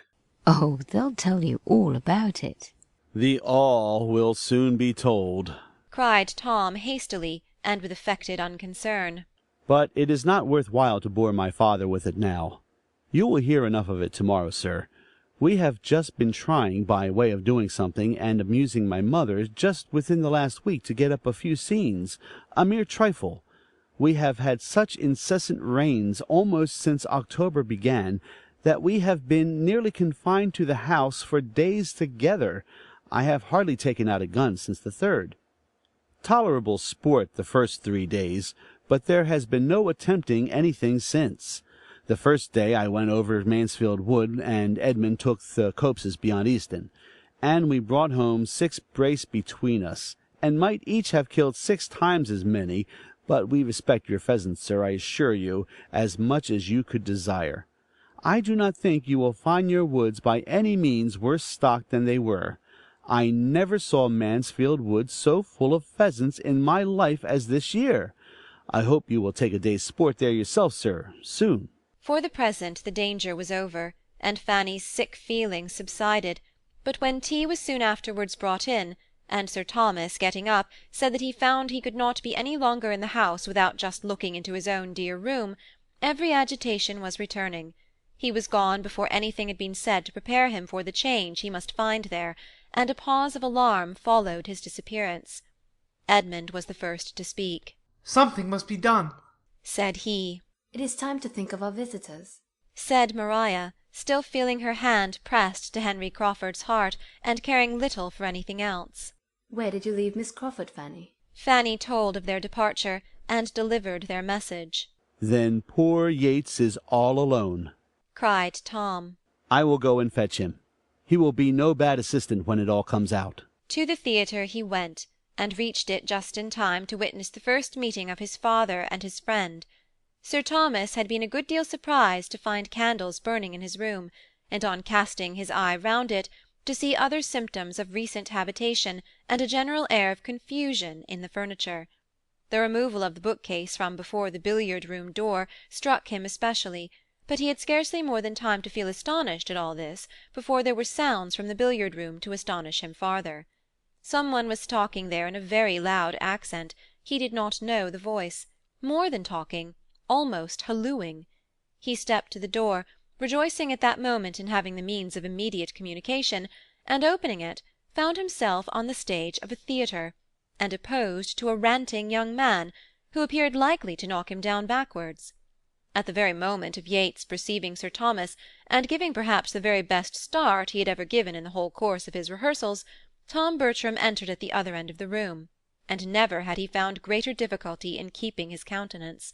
His father's looks of solemnity and amazement on his first appearance on any stage, and the gradual metamorphosis of the impassioned Baron Wildenheim into the well-bred and easy Mr. Yates, making his bow and apology to Sir Thomas Bertram, was such an exhibition, such a piece of true acting, as he would not have lost upon any account. It would be the last, in all probability, the last scene on that stage, but he was sure there could not be a finer. The house would close with the greatest éclat. There was little time, however, for the indulgence of any images of merriment. It was necessary for him to step forward too and assist the introduction, and with many awkward sensations he did his best. Sir Thomas received Mr. Yates with all the appearance of cordiality which was due to his own character, but was really as far from pleased with the necessity of the acquaintance as with the manner of its commencement. Mr. Yates's family and connections were sufficiently known to him to render his introduction as the particular friend, another of the 100 particular friends of his son, exceedingly unwelcome, and it needed all the felicity of being again at home, and all the forbearance it could supply, to save Sir Thomas from anger on finding himself thus bewildered in his own house, making part of a ridiculous exhibition in the midst of theatrical nonsense, and forced in so untoward a moment to admit the acquaintance of a young man whom he felt sure of disapproving, and whose easy indifference and volubility in the course of the first 5 minutes seemed to mark him the most at home of the two. Tom understood his father's thoughts, and heartily wishing he might always be as well disposed to give them but partial expression, began to see, more clearly than he had ever done before, that there might be some ground of offence, that there might be some reason for the glance his father gave towards the ceiling and stucco of the room, and that when he inquired with mild gravity after the fate of the billiard-table, he was not proceeding beyond a very allowable curiosity. A few minutes were enough for such unsatisfactory sensations on each side, and Sir Thomas, having exerted himself so far as to speak a few words of calm approbation in reply to an eager appeal of Mr. Yates as to the happiness of the arrangement, the three gentlemen returned to the drawing-room together, Sir Thomas with an increase of gravity which was not lost on all. "I come from your theatre," said he composedly as he sat down. "I found myself in it rather unexpectedly. Its vicinity to my own room, but in every respect, indeed, it took me by surprise, as I had not the smallest suspicion of your acting, having assumed so serious a character. It appears a neat job, however, as far as I could judge by candlelight, and does my friend Christopher Jackson credit." And then he would have changed the subject, and sipped his coffee in peace over domestic matters of a calmer hue, but Mr. Yates, without discernment to catch Sir Thomas's meaning, or diffidence, or delicacy, or discretion enough to allow him to lead the discourse while he mingled among the others with the least obtrusiveness himself, would keep him on the topic of the theatre, would torment him with questions and remarks relative to it, and finally would make him hear the whole history of his disappointment at Ecclesford. Sir Thomas listened most politely, but found much to offend his ideas of decorum, and confirm his ill opinion of Mr. Yates's habits of thinking, from the beginning to the end of the story, and when it was over, could give him no other assurance of sympathy than what a slight bow conveyed. This was, in fact, the origin of our acting, said Tom after a moment's thought. My friend Yates brought the infection from Ecclesford, and it spread. And those things always spread, you know, sir, the faster probably from your having so often encouraged the sort of thing in us formerly. It was like treading old ground again. Mr. Yates took the subject from his friend as soon as possible, and immediately gave Sir Thomas an account of what they had done and were doing, told him of the gradual increase of their views, the happy conclusion of their first difficulties, and present promising state of affairs, relating everything with so blind an interest as made him not only totally unconscious of the uneasy movements of many of his friends as they sat, the change of countenance, the fidget, the of unquietness, but prevented him even from seeing the expression of the face on which his own eyes were fixed, from seeing Sir Thomas's dark brow contract as he looked with inquiring earnestness at his daughters and Edmund, dwelling particularly on the latter, and speaking a language, a remonstrance, a reproof, which he felt at his heart. Not less acutely was it felt by Fanny, who had edged back her chair beyond her aunt's end of the sofa, and, screened from notice herself, saw all that was passing before her. Such a look of reproach at Edmund from his father she could never have expected to witness, and to feel that it was in any degree deserved was an aggravation indeed. Sir Thomas's look implied, "On your judgment, Edmund, I depended. What have you been about?" She knelt in spirit to her uncle, and her bosom swelled to utter, "Oh, not to him! Look so to all the others, but not to him." Mr. Yates was still talking. To own the truth, Sir Thomas, we were in the middle of rehearsal when you arrived this evening. We were going through the 3 first acts, and not unsuccessfully upon the whole. Our company is now so dispersed, from the Crawfords being gone home, that nothing more can be done tonight, but if you will give us the honour of your company tomorrow evening, I should not be afraid of the result. We bespeak your indulgence, you understand. As young performers, we bespeak your indulgence." "My indulgence shall be given, sir," replied Sir Thomas gravely, "but without any other rehearsal." And with a relenting smile he added, "I come home to be happy and indulgent." Then, turning away towards any or all of the rest, he tranquilly said, "Mr. and Miss Crawford were mentioned in my last letters from Mansfield. Do you find them agreeable acquaintance?" Tom was the only one at all ready with an answer, but he, being entirely without particular regard for either, without jealousy either in love or acting, could speak very handsomely of both. Mr. Crawford was a most pleasant, gentlemanlike man. His sister a sweet, pretty, elegant, lively girl. Mr. Rushworth could be silent no longer. I do not say he is not gentlemanlike, considering, but you should tell your father he is not above 5 feet 8, or he will be expecting a well-looking man. Sir Thomas did not quite understand this, and looked with some surprise at the speaker. If I must say what I think, continued Mr. Rushworth, in my opinion, it is very disagreeable to be always rehearsing. It is having too much of a good thing. I am not so fond of acting as I was at first.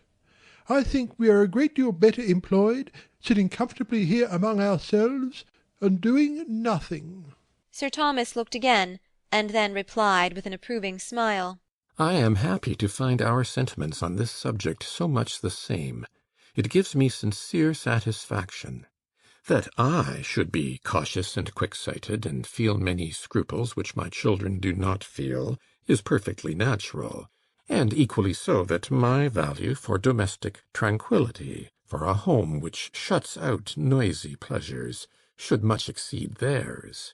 But at your time of life to feel all this is a most favourable circumstance for yourself and for everybody connected with you, and I am sensible of the importance of having an ally of such weight. Sir Thomas meant to be giving Mr. Rushworth's opinion in better words than he could find himself. He was aware that he must not expect a genius in Mr. Rushworth, but as a well-judging, steady young man, with better notions than his elocution would do justice to, he intended to value him very highly. It was impossible for many of the others not to smile. Mr. Rushworth hardly knew what to do with so much meaning, but by looking, as he really felt, most exceedingly pleased with Sir Thomas's good opinion, and scarcely saying anything, he did his best towards preserving that good opinion a little longer. Edmund's first object the next morning was to see his father alone, and give him a fair statement of the whole acting scheme, defending his own share in it as far only as he could then, in a sober moment, feel his motives to deserve, and acknowledging, with perfect ingenuousness, that his concession had been attended with such partial good as to make his judgment in it very doubtful. He was anxious, while vindicating himself, to say nothing unkind of the others, but there was only one amongst them whose conduct he could mention without some necessity of defence or palliation. We have all been more or less to blame, said he. Every one of us excepting Fanny. Fanny is the only one who has judged rightly throughout, who has been consistent. Her feelings have been steadily against it from first to last. She never ceased to think what was due to you. You will find, Fanny, everything you could wish. Sir Thomas saw all the impropriety of such a scheme among such a party, and at such a time, as strongly as his son had ever supposed he must. He felt it too much, indeed, for many words, and having shaken hands with Edmund, meant to try to lose the disagreeable impression, and forget how much he had been forgotten himself as soon as he could, after the house had been cleared of every object enforcing the remembrance, and restored to its proper state. He did not enter into any remonstrance with his other children. He was more willing to believe they felt their error than to run the risk of investigation. The reproof of an immediate conclusion of everything, the sweep of every preparation, would be sufficient. There was one person, however, in the house whom he could not leave to learn his sentiments merely through his conduct. He could not help giving Mrs. Norris a hint of his having hoped that her advice might have been interposed to prevent what her judgment must clearly have disapproved. The young people had been very inconsiderate in forming the plan. They ought to have been capable of better decision themselves, but they were young, and, excepting Edmund, he believed, of unsteady characters, and with greater surprise, therefore, he must regard her acquiescence in their wrong measures, her countenance of their unsafe amusements, than that such measures and such amusements should have been suggested. Mrs. Norris was a little confounded, and as nearly being silenced as she had ever been in her life, for she was ashamed to confess having never seen any of the impropriety which was so glaring to Sir Thomas, and would have not admitted that her influence was insufficient, that she might have talked in vain. Her only resource was to get out of the subject as fast as possible, and turn the current of Sir Thomas's ideas into a happier channel. She had a great deal to insinuate in her own praise, as to general attention to the interest and comfort of his family, much exertion and many sacrifices to glance at in the form of hurried walks and sudden removals from her own fireside, and many excellent hints of distrust and economy to Lady Bertram and Edmund to detail, whereby a most considerable saving had always arisen, and more than one bad servant been detected. But her chief strength lay in Sotherton. Her greatest support and glory was in having formed the connection with the Rushworths. There she was impregnable. She took to herself all the credit of bringing Mr. Rushworth's admiration of Maria to any effect. "If I had not been active," said she, "and made a point of being introduced to his mother, and then prevailed on my sister to pay the first visit, I am certain, as I said here, that nothing would have come of it, for Mr. Rushworth is the sort of amiable, modest young man who wants a great deal of encouragement, and there were girls enough on the catch for him if we had been idle. But I left no stone unturned. I was ready to move heaven and earth to persuade my sister, and at last I did persuade her. You know the distance to Sotherton. It was in the middle of winter, and the roads almost impassable, but I did persuade her." I know how great, how justly great, your influence is with Lady Bertram and her children, and am the more concerned that it should not have been. "My dear Sir Thomas, if you had seen the state of the roads that day, I thought we should never have got through them, and though we had the 4 horses, of course, and poor old coachman would attend us out of his great love and kindness, though he was hardly able to sit the box on account of the rheumatism, which I had been doctoring him for ever since Michaelmas. I cured him at last, but he was very bad all the winter. And this was such a day, I could not help going to him up in his room before we set off, to advise him not to venture. He was putting on his wig, so I said, 'Coachman, you had much better not go. Your lady and I shall be very safe. You know how steady Stephen is, and Charles has been upon the leader so often now that I'm sure there is no fear.' But, however, I soon found it would not do. He was bent upon going, and as I hate to be worrying and officious, I said no more. But my heart quite ached for him at every jolt, and when we got into the rough lanes about Stoke, where, what with frost and snow upon the beds of stones, it was worse than anything you can imagine, I was in quite an agony about him. And then the poor horses, too, to see them straining away. You know how I always feel for the horses. And when we got to the bottom of Sandcroft Hill, what do you think I did? You will laugh at me, but I got out and walked up. I did indeed. It might not be saving them much, but it was something, and I could not bear to sit at my ease and be dragged up at the expense of those noble animals. I caught a dreadful cold, but that I did not regard. My object was accomplished in the visit." I hope we shall always think the acquaintance worth any trouble that might be taken to establish it. There is nothing very striking in Mr. Rushworth's manners, but I was pleased last night with what appeared to be his opinion on one subject, his decided preference of a quiet family party to the bustle and confusion of acting. He seemed to feel exactly as one could wish. "Yes, indeed, and the more you know of him, the better you will like him. He is not a shining character, but he has 1,000 good qualities, and is so disposed to look up to you that I am quite laughed at about it, for everybody considers it my doing.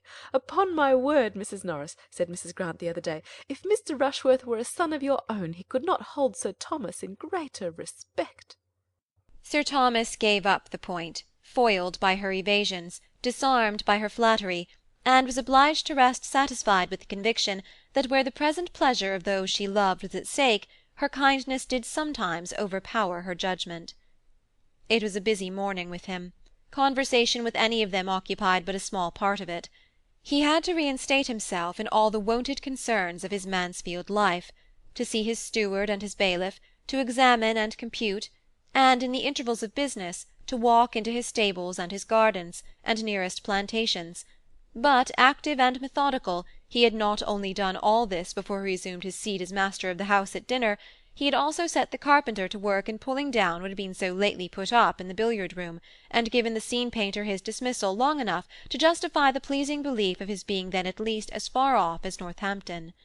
The scene-painter was gone, having spoiled only the floor of one room, ruined all the coachman's sponges, and made 5 of the under-servants idle and dissatisfied, and Sir Thomas was in hopes that another day or 2 would suffice to wipe away every outward memento of what had been, even to the destruction of every unbound copy of Lovers' Vows in the house, for he was burning all that met his eye.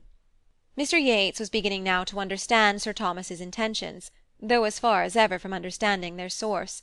He and his friend had been out with their guns the chief of the morning, and Tom had taken the opportunity of explaining, with proper apologies for his father's particularity, what was to be expected.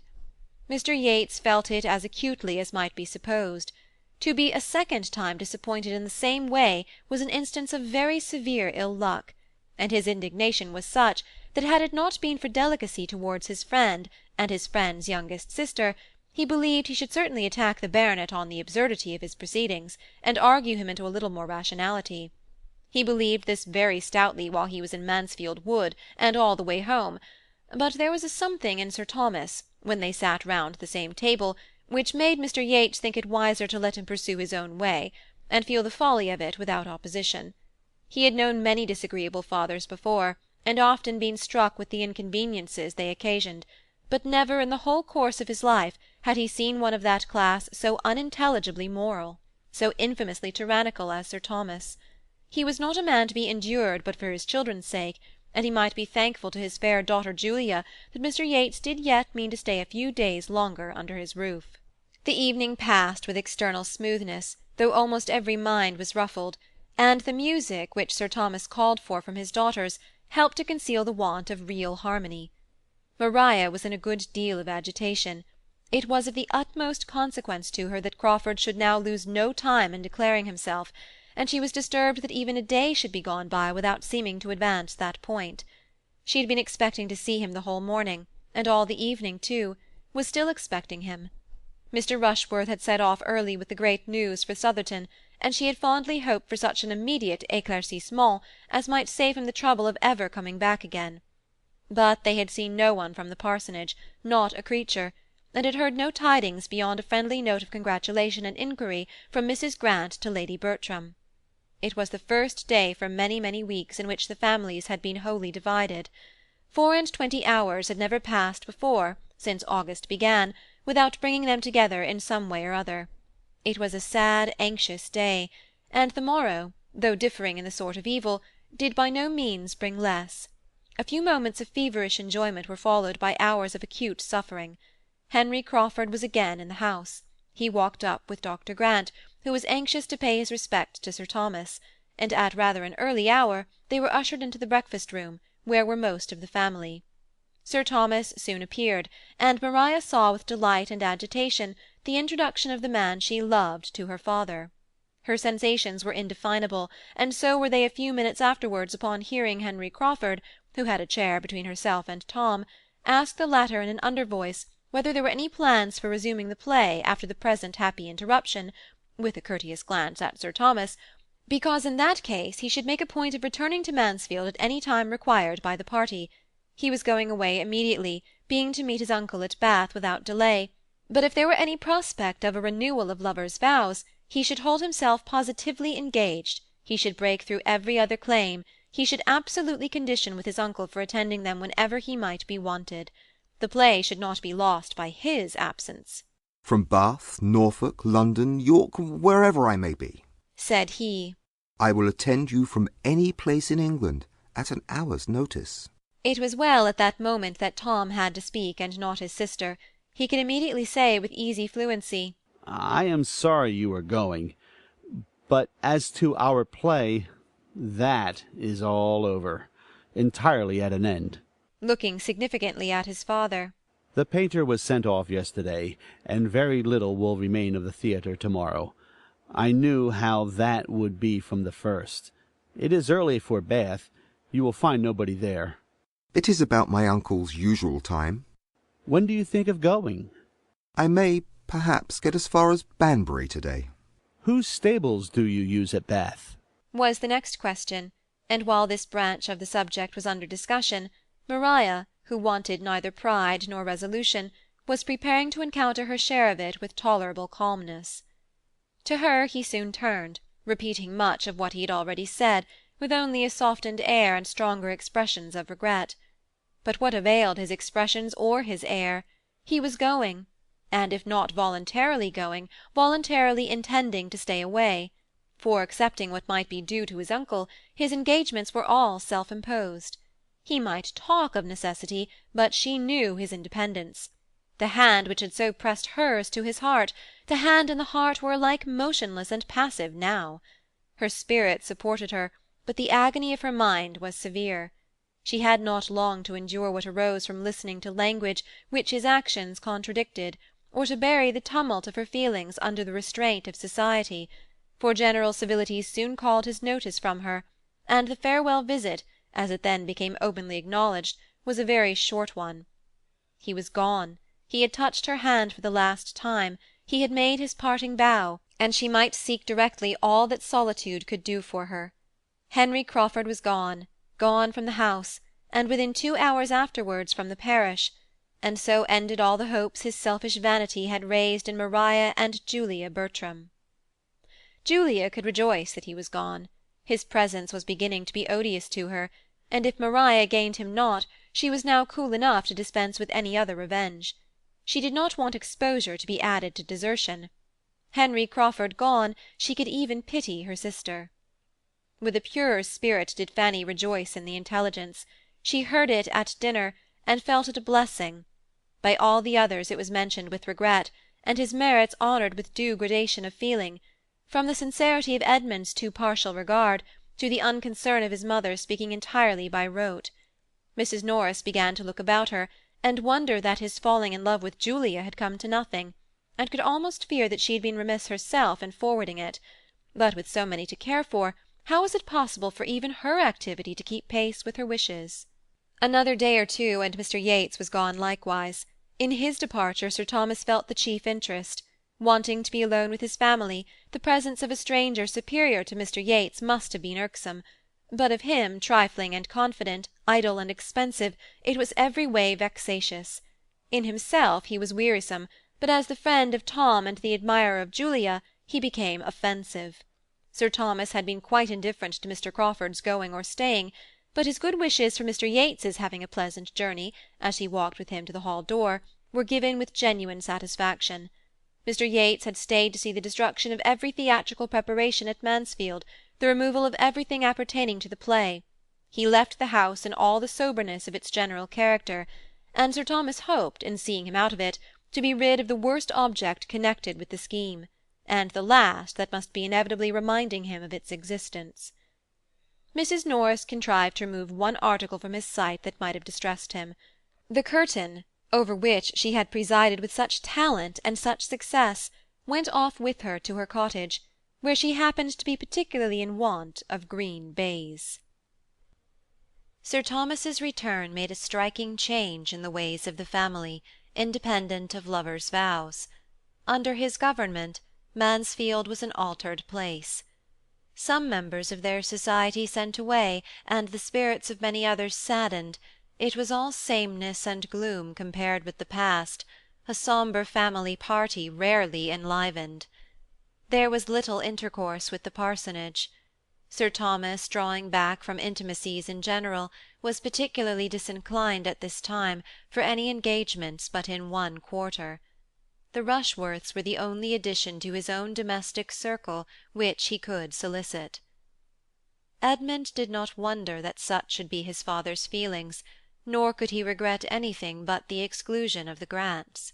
But they, he observed to Fanny, have a claim. They seem to belong to us. They seem to be part of ourselves. I could wish my father were more sensible of their very great attention to my mother and sisters while he was away. I'm afraid they may feel themselves neglected, but the truth is that my father hardly knows them. They had not been here a 12-month when he left England. If he knew them better, he would value their society as it deserves, for they are, in fact, exactly the sort of people he would like. We are sometimes a little in want of animation among ourselves. My sisters seem out of spirits, and Tom is certainly not at his ease. Dr. and Mrs. Grant would enliven us, and make our evenings pass away with more enjoyment even to my father. Do you think so? said Fanny. In my opinion, my uncle would not like any addition.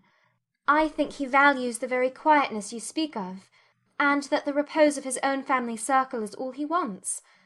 And it does not appear to me that we are more serious than we used to be. I mean, before my uncle went abroad. As well as I can recollect, it was always much the same. There was never much laughing in his presence, or if there is any difference, it is not more, I think, than such an absence has a tendency to produce at first. There must be a sort of shyness, but I cannot recollect that our evenings formerly were ever merry, except when my uncle was in town. No young people's are, I suppose, when those they look up to are at home. I believe you are right, Fanny, was his reply after a short consideration.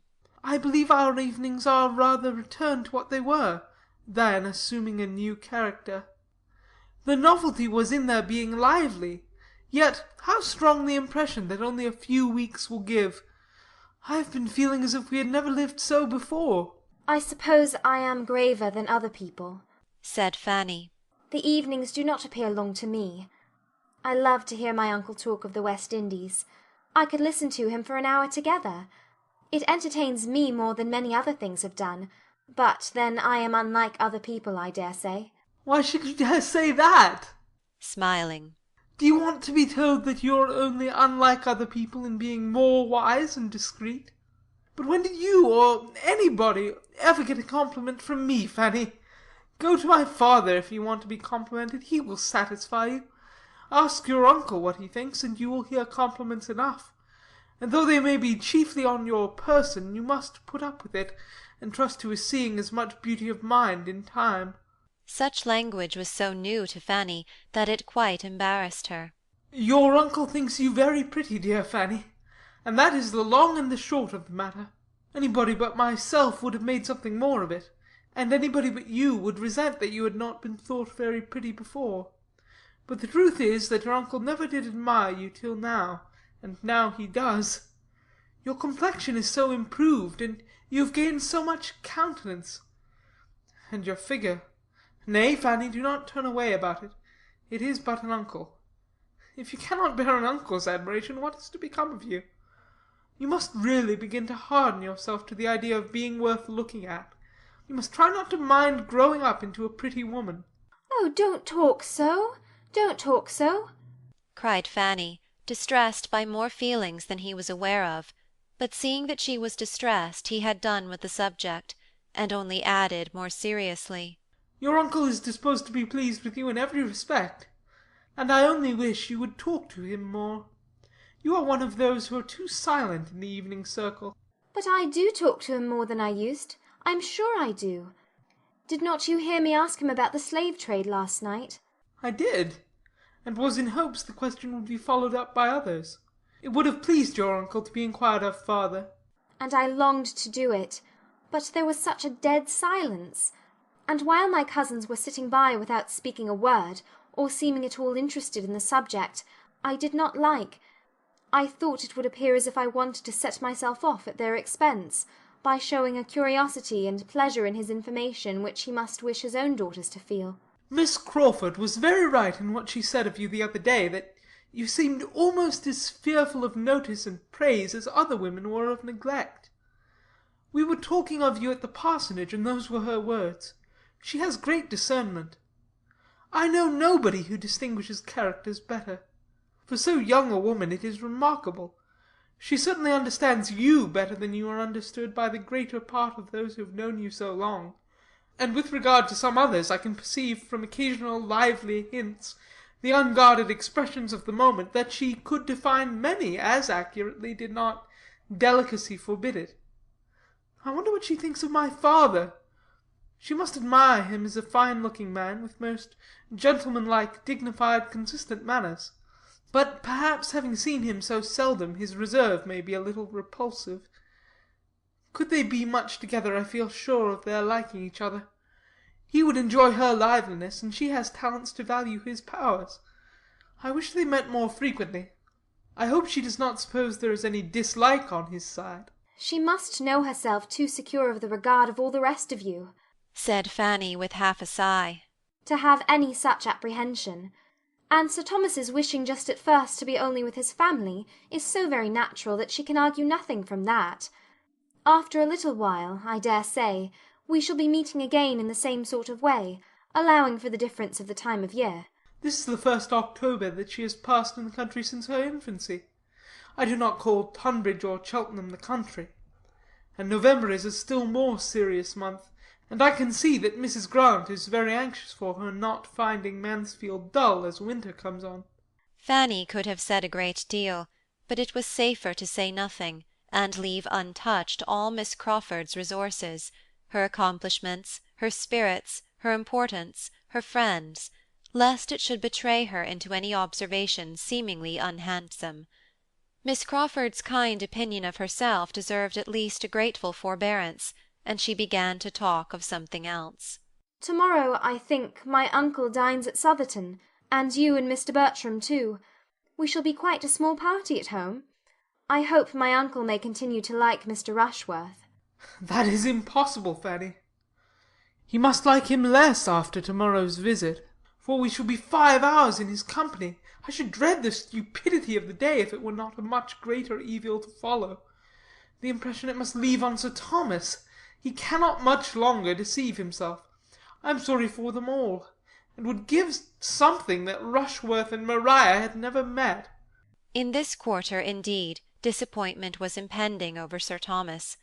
Not all his goodwill for Mr. Rushworth, not all Mr. Rushworth's deference for him, could prevent him from soon discerning some part of the truth, that Mr. Rushworth was an inferior young man, as ignorant in business as in books, with opinions in general unfixed, and without seeming much aware of it himself. He had expected a very different son-in-law, and beginning to feel grave on Maria's account, tried to understand her feelings. Little observation there was necessary to tell him that indifference was the most favourable state they could be in. Her behaviour to Mr. Rushworth was careless and cold. She could not, did not like him. Sir Thomas resolved to speak seriously to her. Advantageous as would be the alliance, and long-standing and public as was the engagement, her happiness must not be sacrificed to it. Mr. Rushworth had perhaps been accepted on too short an acquaintance, and on knowing him better she was repenting. With solemn kindness Sir Thomas addressed her, told her his fears, inquired into her wishes, entreated her to be open and sincere, and assured her that every inconvenience should be braved and the connection entirely given up if she felt herself unhappy in the prospect of it. He would act for her and release her. Maria had a moment's struggle as she listened, and only a moment's. When her father ceased, she was able to give her answer immediately, decidedly, and with no apparent agitation. She thanked him for his great attention, his paternal kindness, but he was quite mistaken in supposing she had the smallest desire of breaking through her engagement, or was sensible of any change of opinion or inclination since her forming it. She had the highest esteem for Mr. Rushworth's character and disposition, and could not have a doubt of her happiness with him. Sir Thomas was satisfied, too glad to be satisfied, perhaps, to urge the matter quite so far as his judgment might have dictated to others. It was an alliance which he could not have relinquished without pain, and thus he reasoned. Mr. Rushworth was young enough to improve. Mr. Rushworth must and would improve in good society, and if Maria could now speak so securely of her happiness with him, speaking certainly without the prejudice, the blindness of love, she ought to be believed. Her feelings probably were not acute, he had never supposed them to be so, but her comforts might not be less on that account, and if she could dispense with seeing her husband a leading, shining character, there would certainly be everything else in her favour. A well-disposed young woman, who did not marry for love, was in general but the more attached to her own family, and the nearness of Southerton to Mansfield must naturally hold out the greatest temptation, and would, in all probability, be a continual supply of the most amiable and innocent enjoyments. Such and such like were the reasonings of Sir Thomas, happy to escape the embarrassing evils of a rupture, the wonder, the reflections, the reproach that must attend it, happy to secure a marriage which would bring him such an addition of respectability and influence, and very happy to think anything of his daughter's disposition that was most favourable for the purpose. To her the conference closed as satisfactorily as to him. She was in a state of mind to be glad that she had secured her fate beyond recall, that she had pledged herself anew to Southerton, that she was safe from the possibility of giving Crawford the triumph of governing her actions and destroying her prospects, and retired in proud resolve, determined only to behave more cautiously to Mr. Rushworth in future, that her father might not again be suspecting her. Had Sir Thomas applied to his daughter within the first 3 or 4 days after Henry Crawford's leaving Mansfield, before her feelings were at all tranquillized, before she had given up every hope of him, or absolutely resolved on enduring his rival, her answer might have been different. But after another 3 or 4 days, when there was no return, no letter, no message, no symptom of a softened heart, no hope of advantage from separation, her mind became cool enough to seek all the comfort that pride and self-revenge could give. Henry Crawford had destroyed her happiness, but he should not know that he had done it.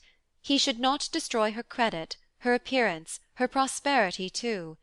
He should not have to think of her as pining in the retirement of Mansfield for him, rejecting Sotherton and London, independence and splendour for his sake. Independence was more needful than ever, the want of it at Mansfield more sensibly felt. She was less and less able to endure the restraint which her father imposed. The liberty which his absence had given was now become absolutely necessary. She must escape from him and Mansfield as soon as possible, and find consolation in fortune and consequence, bustle and the world, for a wounded spirit. Her mind was quite determined, and varied not. To such feelings delay, even the delay of much preparation, would have been an evil, and Mr. Rushworth could hardly be more impatient for the marriage than herself. In all the important preparations of the mind she was complete, being prepared for matrimony by an hatred of home, restraint, and tranquillity, by the misery of disappointed affection, and contempt of the man she was to marry. The rest might wait. The preparations of new carriages and furniture might wait for London and spring, when her own taste could have fairer play. The principals all being agreed in this respect, it soon appeared that a very few weeks would be sufficient for such arrangements as must precede the wedding.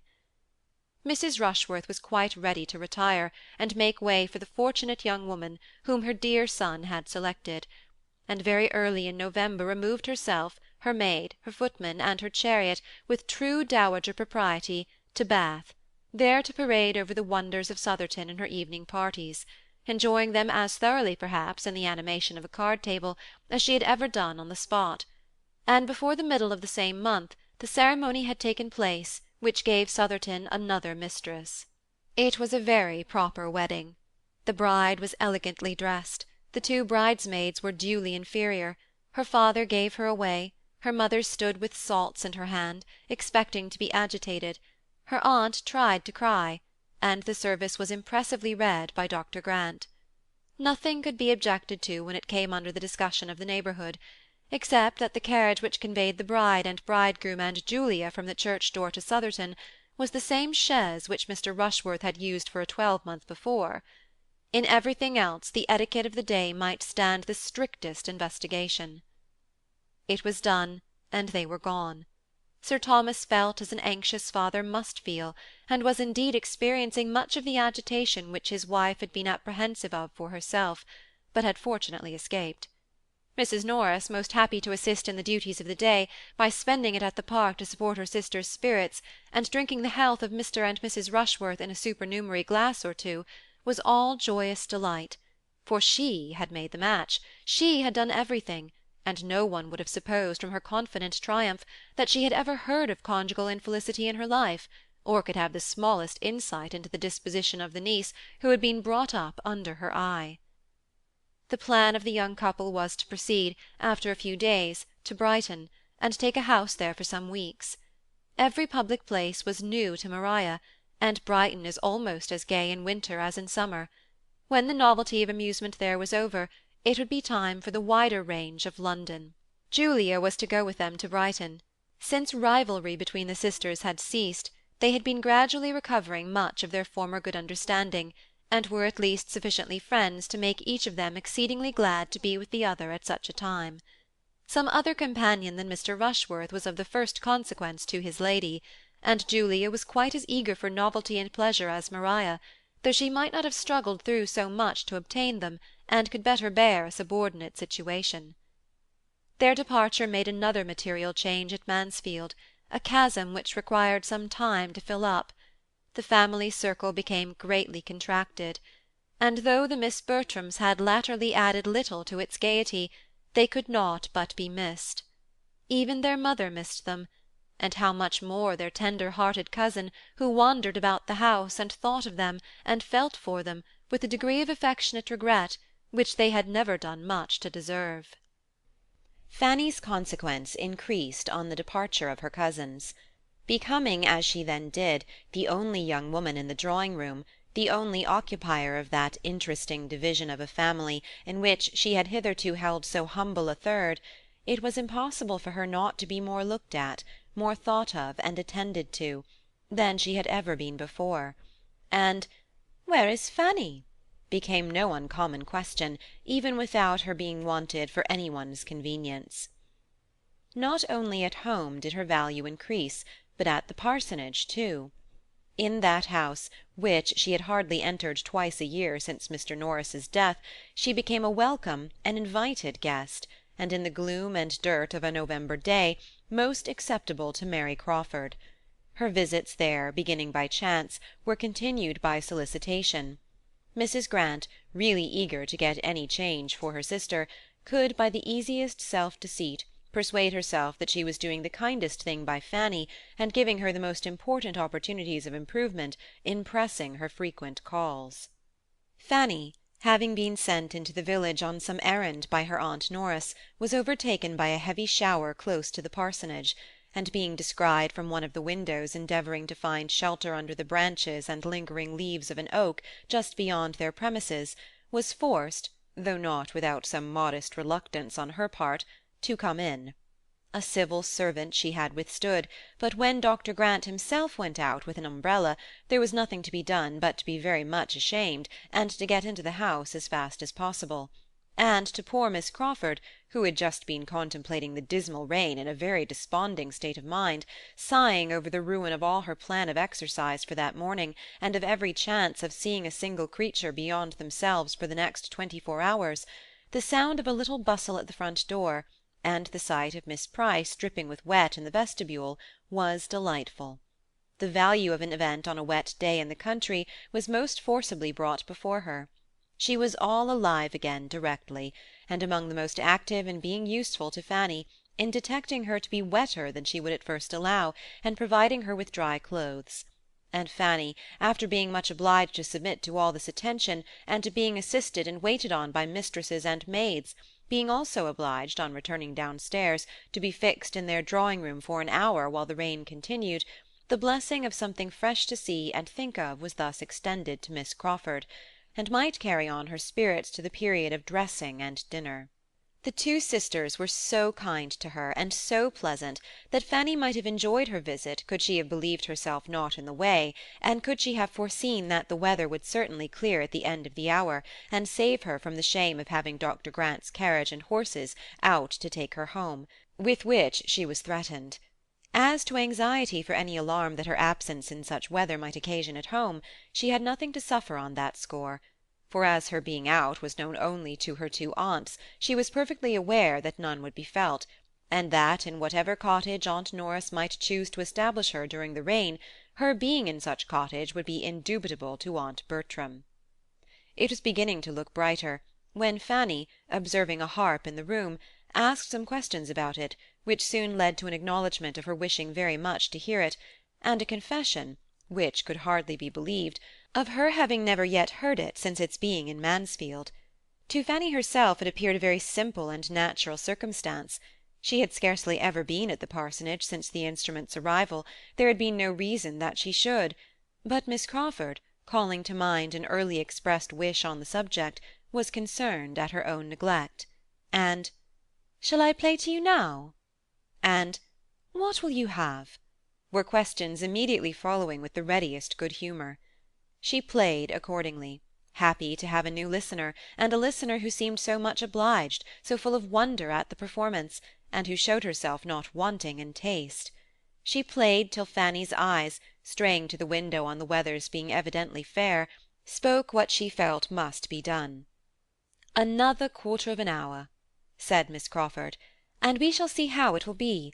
Do not run away the first moment of its holding up. Those clouds look alarming." "But they are passed over," said Fanny. "I have been watching them. This weather is all from the south." "South or north, I know a black cloud when I see it, and you must not set forward while it is so threatening. And besides, I want to play something more to you, a very pretty piece, and your cousin Edmund's prime favourite. You must stay and hear your cousin's favourite." Fanny felt that she must, and though she had not waited for that sentence to be thinking of Edmund, such a memento made her particularly awake to his idea, and she fancied him sitting in that room again and again, perhaps in the very spot where she sat now, listening with constant delight to the favourite air, played, as it appeared to her, with superior tone and expression, and though pleased with it herself, and glad to like whatever was liked by him, she was more sincerely impatient to go away at the conclusion of it than she had ever been before, and on this being evident, she was so kindly asked to call again, to take them in her walk whenever she could, to come and hear more of the harp, that she felt it necessary to be done, if no objection arose at home. Such was the origin of the sort of intimacy which took place between them within the first fortnight after the Miss Bertrams' going away, an intimacy resulting principally from Miss Crawford's desire of something new, and which had little reality in Fanny's feelings. Fanny went to her every 2 or 3 days. It seemed a kind of fascination.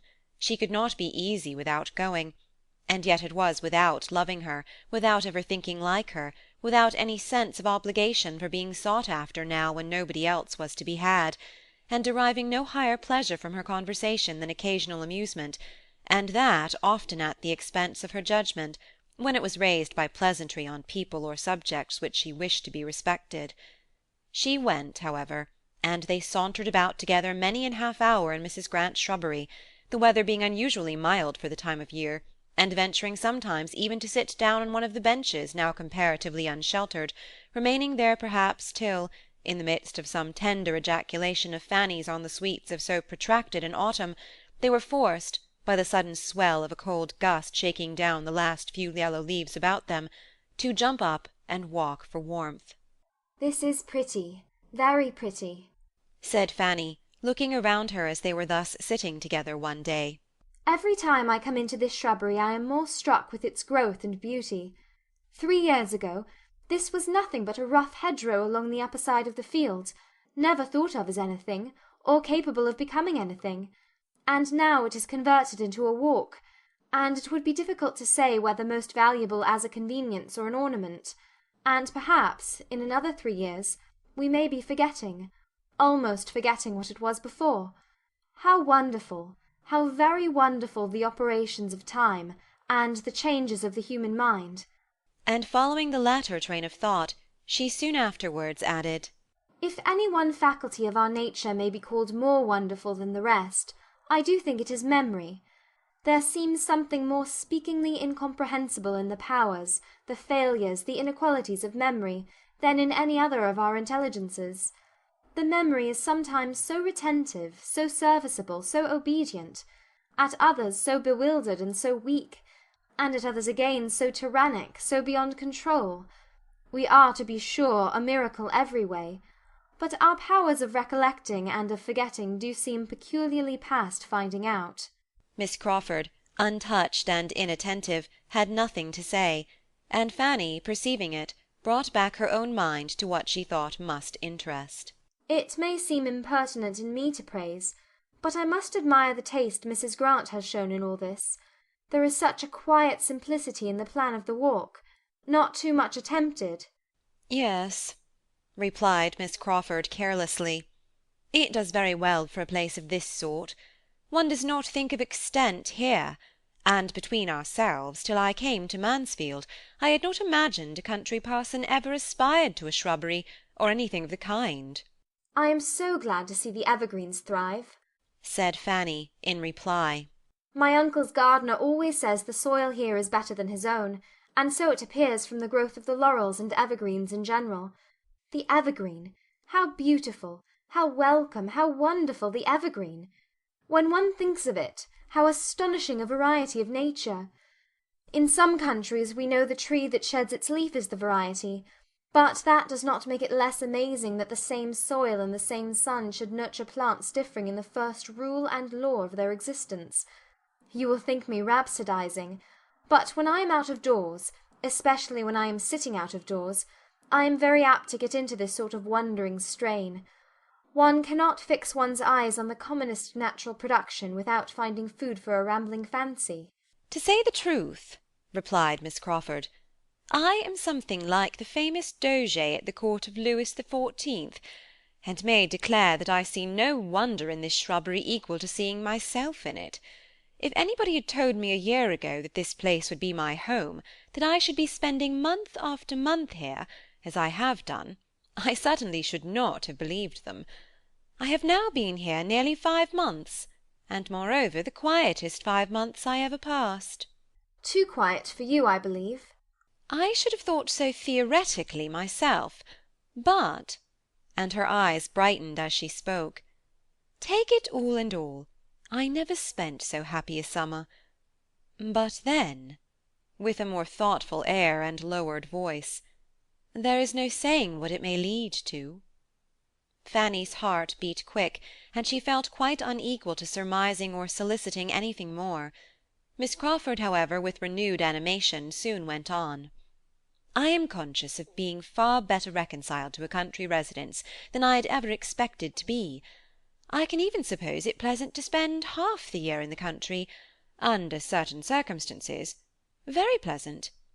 An elegant, moderate-sized house in the centre of family connections, continual engagements among them, commanding the first society in the neighbourhood, looked up to, perhaps, as leading it even more than those of larger fortune, and turning from the cheerful round of such amusements to nothing worse than a tête-à-tête with the person one feels most agreeable in the world. There is nothing frightful in such a picture, is there, Miss Price? One need not envy the new Mrs. Rushworth with such a home as that. Envy Mrs. Rushworth? Was all that Fanny attempted to say. Come, come, it would be very unhandsome in us to be severe on Mrs. Rushworth, for I look forward to our owing her a great many gay, brilliant, happy hours. I expect we shall be all very much at Southerton another year. Such a match as Miss Bertram has made is a public blessing, for the first pleasures of Mr. Rushworth's wife must be to fill her house, and give the best balls in the country. Fanny was silent, and Miss Crawford relapsed into thoughtfulness, till suddenly looking up at the end of a few minutes, she exclaimed, "Ah, here he is!" It was not Mr. Rushworth, however, but Edmund, who then appeared walking towards them with Mrs. Grant. "My sister and Mr. Bertram, I am so glad your eldest cousin is gone, that he may be Mr. Bertram again. There is something in the sound of Mr. Edmund Bertram, so formal, so pitiful, so younger brother-like, that I detest it." How differently we feel! cried Fanny. To me the sound of Mr. Bertram is so cold and nothing meaning, so entirely without warmth or character. It just stands for a gentleman, and that's all. But there is nobleness in the name of Edmund. It is a name of heroism and renown, of kings, princes, and knights, and seems to breathe the spirit of chivalry and warm affections. I grant you the name is good in itself, and Lord Edmund or Sir Edmund sounds delightfully, but sink it under the chill, the annihilation of a Mr., and Mr. Edmund is no more than Mr. John or Mr. Thomas. Well, shall we join and disappoint them of half their lecture upon sitting down out of doors at this time of year, by being up before they can begin? Edmund met them with particular pleasure. It was the first time of his seeing them together since the beginning of that better acquaintance which he had been hearing of with great satisfaction. A friendship between two so very dear to him was exactly what he could have wished, and to the credit of the lover's understanding, be it stated that he did not by any means consider Fanny as the only, or even as the greater gainer by such a friendship. "Well," said Miss Crawford, "and do you not scold us for our imprudence? What do you think we have been sitting down for but to be talked to about it, and entreated and supplicated never to do so again?" Perhaps I might have scolded, said Edmund, if either of you had been sitting down alone. But while you do wrong together, I can overlook a great deal. They cannot have been sitting long, cried Mrs. Grant, for when I went up for my shawl I saw them from the staircase window, and then they were walking. And really, added Edmund, the day is so mild that your sitting down for a few minutes can be hardly thought imprudent. Our weather must not always be judged by the calendar. We may sometimes take greater liberties in November than in May. Upon my word, cried Miss Crawford, You are two of the most disappointing and unfeeling kind friends I ever met with. There is no giving you a moment's uneasiness. You do not know how much we've been suffering, nor what chills we have felt. But I have long thought Mr. Bertram one of the worst subjects to work on, in any little manoeuvre against common sense, that a woman could be plagued with. I had very little hope of him from the first. But you, Mrs. Grant, my sister, my own sister, I think I had a right to alarm you a little. Do not flatter yourself, my dearest Mary. You have not the smallest chance of moving me.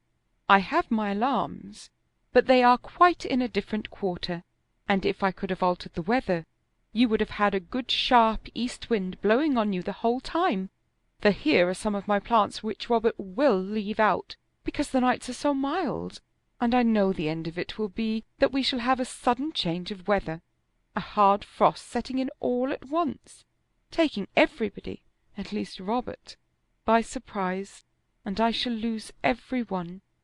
And what is worse, cook has just been telling me that the turkey, which I particularly wished not to be dressed till Sunday, because I know how much more Dr. Grant would enjoy it on Sunday after the fatigues of the day, will not keep beyond to-morrow.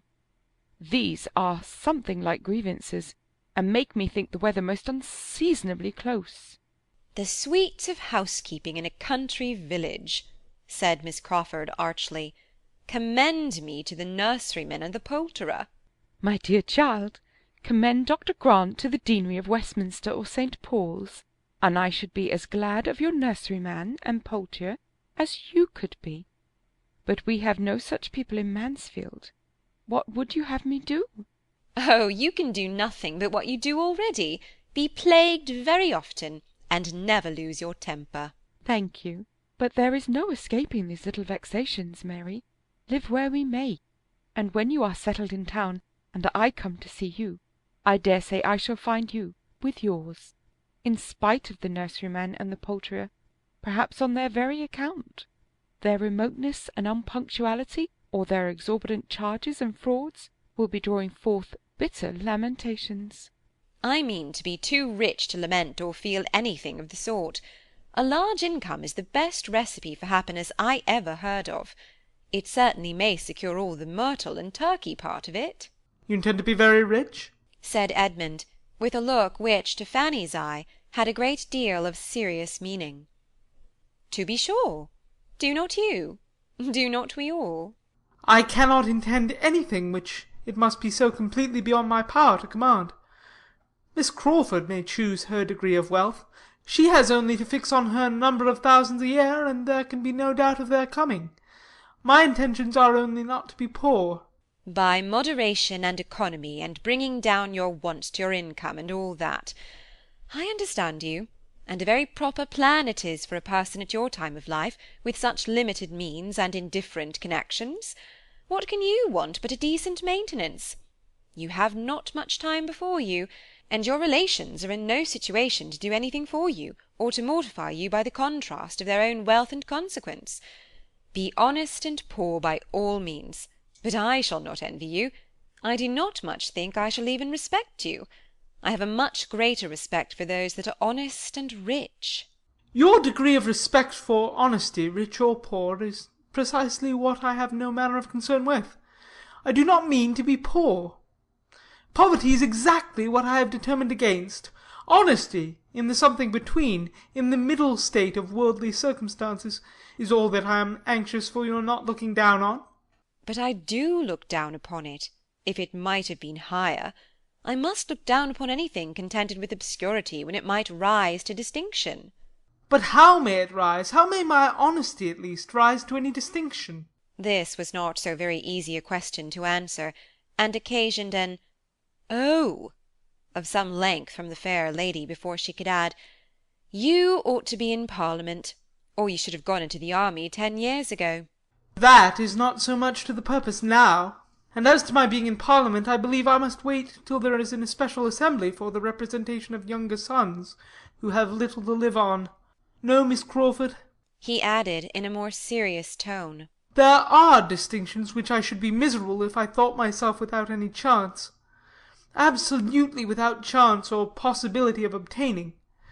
but they are of a different character.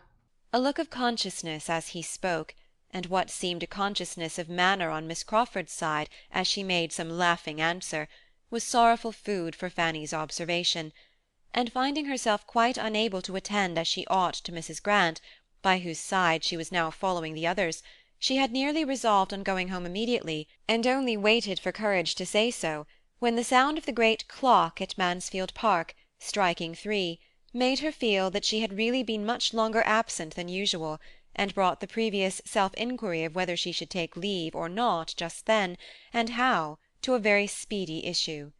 With undoubting decision she directly began her adieus, and Edmund began at the same time to recollect that his mother had been inquiring for her, and that he had walked down to the parsonage on purpose to bring her back. Fanny's hurry increased, and without in the least expecting Edmund's attendance, she would have hastened away alone, but the general pace was quickened, and they all accompanied her into the house, through which it was necessary to pass. Dr. Grant was in the vestibule, and as they stopped to speak to him, she found from Edmund's manner that he did mean to go with her. He too was taking leave. She could not but be thankful. In the moment of parting, Edmund was invited by Dr. Grant to eat his mutton with him the next day, and Fanny had barely time for an unpleasant feeling on the occasion, when Mrs. Grant, with sudden recollection, turned to her and asked for the pleasure of her company too. This was so new an attention, so perfectly new a circumstance in the events of Fanny's life, that she was all surprise and embarrassment, and while stammering out her great obligation, and her "But she did not suppose it would be in her power," was looking at Edmund for his opinion and help. But Edmund, delighted with her having such an happiness offered, and ascertaining with half a look and half a sentence that she had no objection but on her aunt's account, could not imagine that his mother would make any difficulty of sparing her, and therefore gave his decided open advice that the invitation should be accepted, and though Fanny would not venture, even on his encouragement, to such a flight of audacious independence, it was soon settled that if nothing were heard to the contrary, Mrs. Grant might expect her. "And you know what your dinner will be?" said Mrs. Grant, smiling. "The turkey, and I assure you a very fine one. For, my dear," turning to her husband, "cook insists upon the turkey's being dressed to-morrow." Very well, all the better," cried Dr. Grant. "I'm glad to hear you have anything so good in the house. But Miss Price and Mr. Edmund Bertram, I dare say, would take their chance. We none of us want to hear the bill of fare. A friendly meeting and not a fine dinner is all we have in view. A turkey, or a goose, or a leg of mutton, or whatever you and your cook choose to give us." The two cousins walked home together, and, except in the immediate discussion of this engagement, which Edmund spoke of with the warmest satisfaction, as so particularly desirable for her in the intimacy which he saw with so much pleasure established, it was a silent walk, for having finished that subject, he grew thoughtful and indisposed for any other. "But why should Mrs. Grant ask Fanny?" said Lady Bertram. "How came she to think of asking Fanny? Fanny never dines there, you know, in this sort of way. I cannot spare her, and I'm sure she does not want to go. Fanny, you do not want to go, do you?" "If you put such a question to her," cried Edmund, preventing his cousin's speaking, "Fanny will immediately say no, but I am sure, my dear mother, she would like to go, and I can see no reason why she should not." "I cannot imagine why Mrs. Grant should think of asking her. She never did before. She used to ask your sisters now and then, but she never asked Fanny." "If you cannot do without me, ma'am," said Fanny, in a self-denying tone. "But my mother will have my father with her all the evening." "To be sure, so I shall." "Suppose you take my father's opinion, ma'am." "That's well thought of. So I will, Edmund. I will ask Sir Thomas, as soon as he comes in, whether I can do without her." "As you please, ma'am, on that head. But I meant my father's opinion as to the propriety of the invitation's being accepted or not. And I think he will consider it a right thing by Mrs. Grant as well as by Fanny that, being the first invitation, it should be accepted." "I do not know. We will ask him, but he will be very surprised that Mrs. Grant should ask Fanny at all." There was nothing more to be said.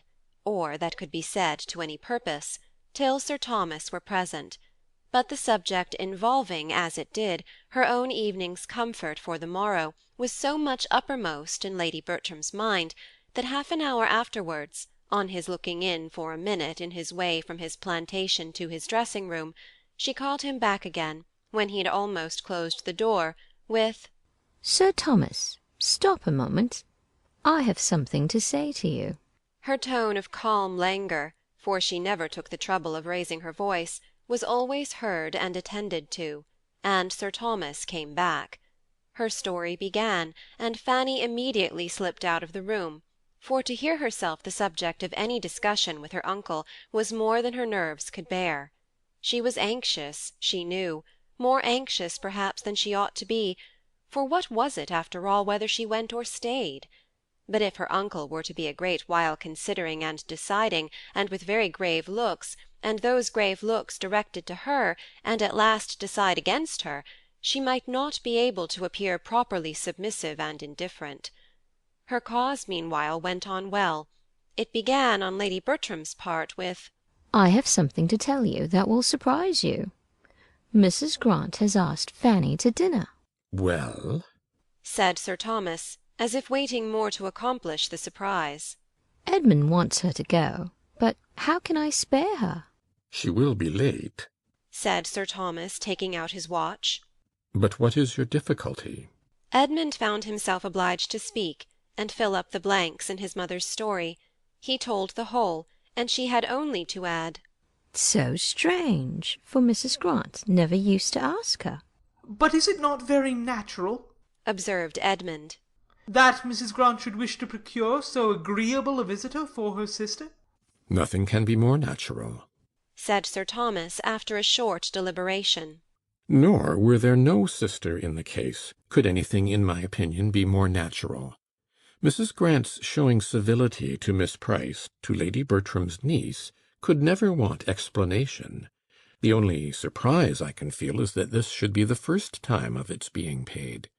Fanny was perfectly right in giving only a conditional answer. She appears to feel as she ought. But as I conclude that she must wish to go, since all young people like to be together, I can see no reason why she should be denied the indulgence." "But can I do without her, Sir Thomas?" "Indeed, I think you may." "She always makes tea, you know, when my sister's not here." "Your sister, perhaps, may be prevailed on to spend the day with us, and I shall certainly be at home." "Very well, then. Fanny may go, Edmund." The good news soon followed her. Edmund knocked at her door in his way to his own. Well, Fanny, it is all happily settled, and without the smallest hesitation on your uncle's side. He had but one opinion. You are to go. "Thank you. I am so glad," was Fanny's instinctive reply, though when she had turned from him and shut the door, she could not help feeling, "And yet why should I be glad? For am I not certain of seeing or hearing something there to pain me?" In spite of this conviction, however, she was glad. Simple as such an engagement might appear in other eyes, it had novelty and importance in hers, for, excepting the day at Sotherton, she had scarcely ever dined out before, and though now going only half a mile, and only to 3 people, still it was dining out, and all the little interests of preparation were enjoyments in themselves. She had neither sympathy nor assistance from those who ought to have entered into her feelings and directed her taste, for Lady Bertram never thought of being useful to anybody, and Mrs. Norris, when she came on the morrow, in consequence of an early call and invitation from Sir Thomas, was in a very ill humour, and seemed intent only on lessening her niece's pleasure, both present and future, as much as possible. "Upon my word, Fanny, you are in high luck to meet with such attention and indulgence. You ought to be very much obliged to Mrs. Grant for thinking of you, and to your aunt for letting you go, and you ought to look upon it as something extraordinary, for I hope you are aware that there is no real occasion for your going into company in this sort of way, or ever dining out at all, and it is what you must not depend upon ever being repeated, nor must you be fancying that the invitation is meant as any particular compliment to you. The compliment is intended to your aunt and uncle and me. Mrs. Grant thinks it a civility due to us to take a little notice of you, or else it would never have come into her head, and you may be very certain that if your cousin Julia had been at home, you would not have been asked at all." Mrs. Norris had now so ingeniously done away all Mrs. Grant's part of the favour that Fanny, who found herself expected to speak, could only say that she was very much obliged to her aunt Bertram for sparing her, and that she was endeavouring to put her aunt's evening work in such a state as to prevent her being missed. Oh, depend upon it, your aunt can do very well without you, or you would not be allowed to go. I shall be here, so you may be quite easy about your aunt, and I hope you will have a very agreeable day, and find it all mighty delightful. But I must observe that 5 is the very awkwardest of all possible numbers to sit down to table, and I cannot but be surprised that such an elegant lady as Mrs. Grant should not contrive better, and round their enormous great wide table too, which fills up the room so dreadfully. Had the doctor been contented to take my dining table when I came away, as anybody in their senses would have done, instead of having that absurd new one of his own, which is wider, literally wider than the dinner table here, how infinitely better it would have been. And how much more he would have been respected, for people are never respected when they step out of their proper sphere. Remember that, Fanny. 5, only 5 to be sitting round that table. However, you will have enough dinner on it for 10, I dare say. Mrs. Norris fetched breath and went on again.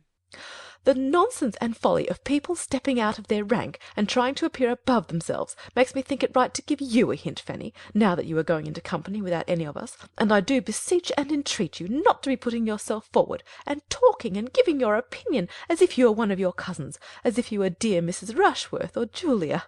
That will never do, believe me. Remember, wherever you are, you must be the lowest and last, and though Miss Crawford is, in a manner, at home at the parsonage, you are not to be taking place of her, and as to coming away at night, you are to stay just as long as Edmund chooses. Leave him to settle that.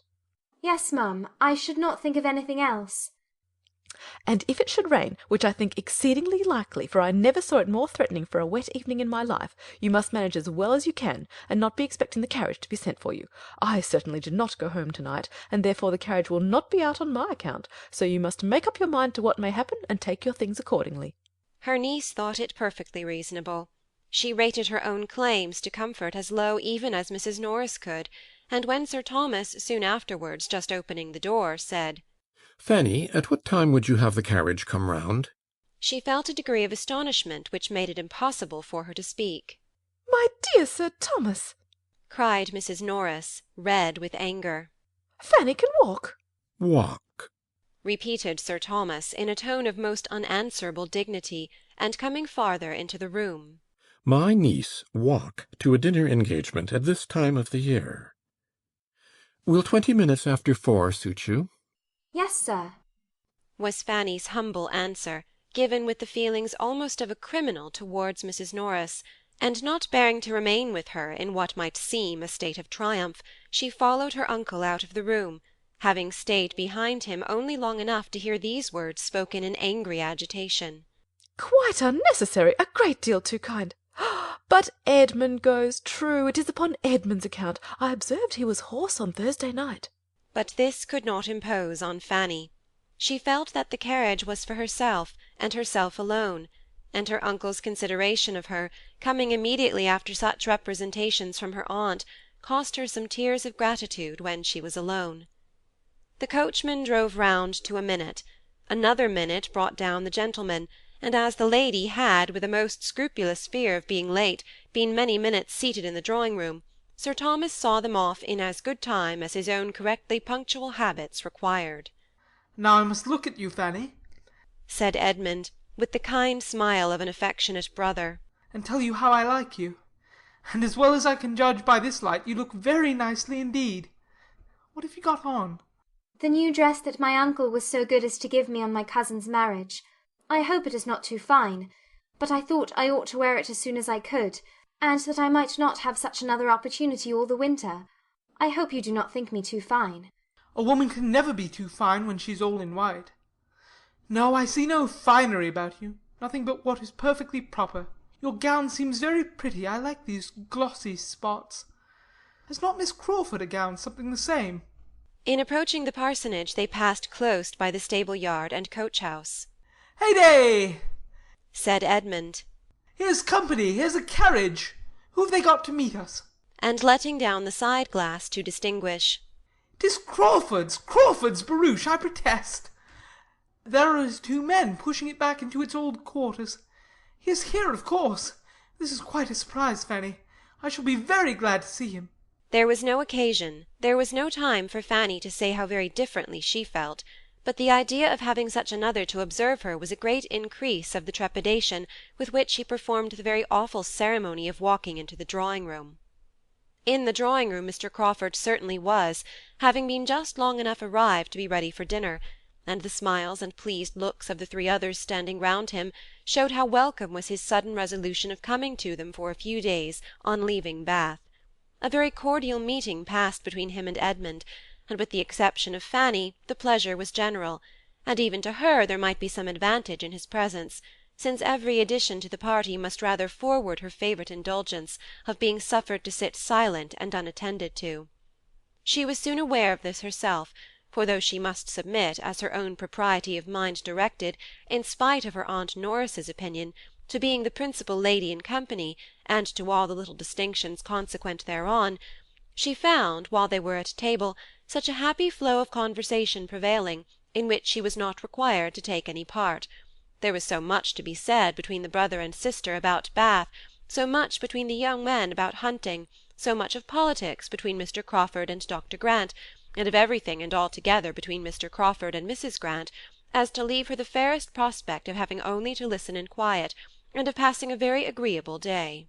She could not compliment the newly arrived gentleman, however, with any appearance of interest, in a scheme for extending his stay at Mansfield, and sending for his hunters from Norfolk, which, suggested by Dr. Grant, advised by Edmund, and warmly urged by the two sisters, was soon in possession of his mind, and which he seemed to want to be encouraged even by her to resolve on. Her opinion was sought as to the probable continuance of the open weather, but her answers were as short and indifferent as civility allowed. She could not wish him to stay, and would much rather not have him speak to her. Her two absent cousins, especially Maria, were much in her thoughts on seeing him, but no embarrassing remembrance affected his spirits. Here he was again on the same ground where all had passed before, and apparently as willing to stay and be happy without the Miss Bertrams as if he had never known Mansfield in any other state. She heard them spoken of by him only in a general way, till they were all reassembled in the drawing-room, when Edmund, being engaged apart in some matter of business with Dr. Grant, which seemed entirely to engross them, and Mrs. Grant occupied at the tea-table, he began talking of them with more particularity to his other sister. With a significant smile, which made Fanny quite hate him, he said, "So Rushworth and his fair bride are at Brighton, I understand. Happy man." "Yes, they have been there about a fortnight. Miss Price, have they not? And Julia's with them." "And Mr. Yates, I presume, is not far off?" "Mr. Yates? Oh, we hear nothing of Mr. Yates. I do not imagine he figures much in the letters to Mansfield Park. Do you, Miss Price? I think my friend Julia knows better than to entertain her father with Mr. Yates." "Poor Rushworth and his 42 speeches," continued Crawford. "Nobody can ever forget them, poor fellow. I see him now, his toil and his despair. Well, I am much mistaken if his lovely Maria will ever want him to make 42 speeches to her." Adding with a momentary seriousness, "She is too good for him, much too good." And then changing his tone again to one of gentle gallantry, and addressing Fanny, he said, "You were Mr. Rushworth's best friend. Your kindness and patience can never be forgotten. Your indefatigable patience in trying to make it possible for him to learn his part, in trying to give him a brain which nature had denied, to mix up an understanding for him out of the superfluity of your own. He might not have sense enough himself to estimate your kindness, but I may venture to say that it had honour from all the rest of the party." Fanny coloured and said nothing. "It is as a dream, a pleasant dream," he exclaimed, breaking forth again after a few minutes' musing. "I shall always look back on our theatricals with exquisite pleasure. There was such an interest, such an animation, such a spirit diffused. Everybody felt it. We were all alive. There was employment, hope, solicitude, bustle for every hour of the day. Always some little objection, some little doubt, some little anxiety to be got over. I never was happier." With silent indignation, Fanny repeated to herself, "Never happier? Never happier than when doing what you must know was not justifiable? Never happier than when behaving so dishonourably and unfeelingly? Oh, what a corrupted mind! We were unlucky, Miss Price. He continued in a lower tone, to avoid the possibility of being heard by Edmund, and not at all aware of her feelings. We certainly were very unlucky. Another week, only one other week, would have been enough for us. I think if we had had the disposal of events, if Mansfield Park had had the government of the winds just for a week or two, about the equinox, there would have been a difference. Not that we would have endangered his safety by any tremendous weather, but only by a steady contrary wind, or a calm. I think, Miss Price, we would have indulged ourselves with a week's calm in the Atlantic at that season. He seemed determined to be answered, and Fanny, averting her face, said with a firmer tone than usual, As far as I am concerned, sir, I would not have delayed his return for a day. My uncle disapproved it all so entirely when he did arrive, that in my opinion everything had gone quite far enough. She had never spoken so much at once to him in her life before, and never so angrily to any one. And when her speech was over, she trembled and blushed at her own daring. He was surprised, but after a few moments' silent consideration of her, replied in a calmer, graver tone, as if the candid result of conviction. I believe you are right. It was more pleasant than prudent. We were getting too noisy. And then, turning the conversation, he would have engaged her on some other subject, but her answers were so shy and reluctant that he could not advance in any. Miss Crawford, who had been repeatedly eyeing Dr. Grant and Edmund, now observed, "Those gentlemen must have some very interesting point to discuss." The most interesting in the world, replied her brother. How to make money. How to turn a good income into a better. Dr. Grant is giving Bertram instructions about the living he is to step into so soon. I find he takes orders in a few weeks. They were at it in the dining parlour. I am glad to hear Bertram will be so well off. He will have a very pretty income to make ducks and drakes with, and earned without much trouble. I apprehend he will not have less than 700 a year. 700 a year is a fine thing for a younger brother. And as of course he will still live at home, it will be all for his minus plaisirs. And a sermon at Christmas and Easter, I suppose, will be the sum total of sacrifice. His sister tried to laugh off her feelings by saying, "Nothing amuses me more than the easy manner with which everybody settles the abundance of those who have a great deal less than themselves. You would look rather blank, Henry, if your menu plaisir were to be limited to 700 a year." Perhaps I might. But all that, you know, is entirely comparative. Birthright and habit must settle the business. Bertram is certainly well off for a cadet of even a baronet's family. By the time he is 4 or 25, he will have 700 a year, and nothing to do for it. Miss Crawford could have said that there would be a something to do and to suffer for it, which she could not think lightly of, but she checked herself and let it pass, and tried to look calm and unconcerned when the two gentlemen shortly afterwards joined them. Bertram, said Henry Crawford, I shall make a point of coming to Mansfield to hear you preach your first sermon. I shall come on purpose to encourage a young beginner. When is it to be? Miss Price, will you not join me in encouraging your cousin? Will not you engage to attend with your eyes steadily fixed on him the whole time, as I shall do? Not to lose a word, or only looking off just to note down any sentence preeminently beautiful. We will provide ourselves with tablets and a pencil. When will it be? You must preach at Mansfield, you know, that Sir Thomas and Lady Bertram may hear you. I shall keep clear of you, Crawford, as long as I can, said Edmund. For you would be more likely to disconcert me, and I should be more sorry to see you trying at it, than almost any other man. Will he not feel this? thought Fanny. No, he can feel nothing as he ought. The party being now all united, and the chief talkers attracting each other, she remained in tranquillity, and as a whist-table was formed after tea, formed really for the amusement of Dr. Grant by his attentive wife, though it was not to be supposed so, and Miss Crawford took her harp, she had nothing to do but to listen, and her tranquillity remained undisturbed the rest of the evening, except when Mr. Crawford now and then addressed to her a question or observation, which she could not avoid answering. Miss Crawford was too much vexed by what had passed to be in humour for anything but music. With that she soothed herself and amused her friend. The assurance of Edmund's being so soon to take orders, coming upon her like a blow that had been suspended, and still hoped uncertain and at a distance, was felt with resentment and mortification. She was very angry with him. She had thought her influence more. She had begun to think of him. She felt that she had, with great regard, with almost decided intentions. But she would now meet him with his own cool feelings. It was plain that he could have no serious views, no true attachment, by fixing himself in a situation which he must know she would never stoop to. She would learn to match him in his indifference. She would henceforth admit his attentions without any idea beyond immediate amusement. If he could so command his affections, hers should do her no harm.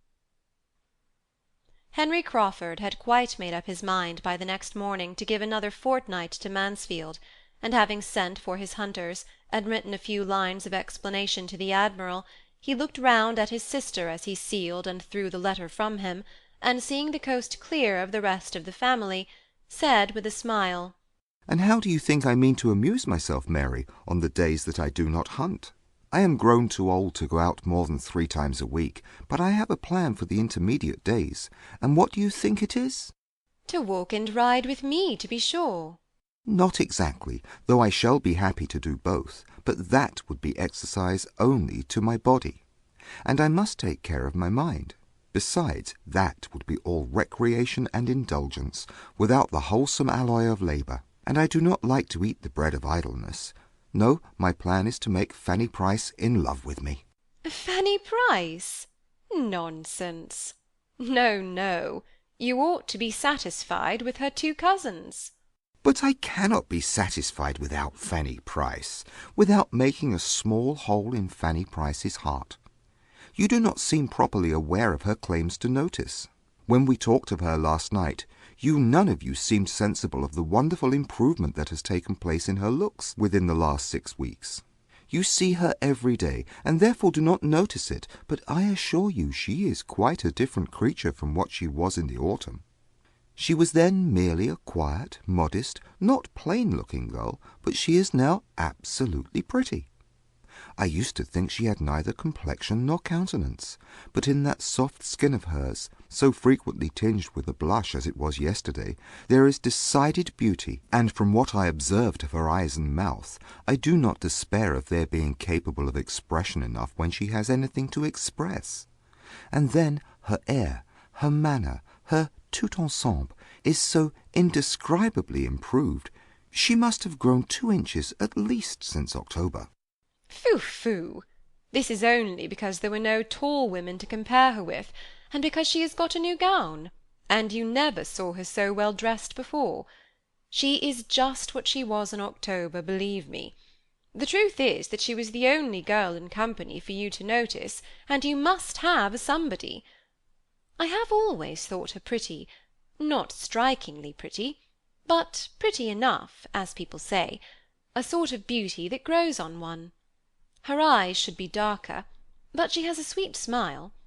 But as for this wonderful degree of improvement, I am sure it may all be resolved into a better style of dress, and your having nobody else to look at.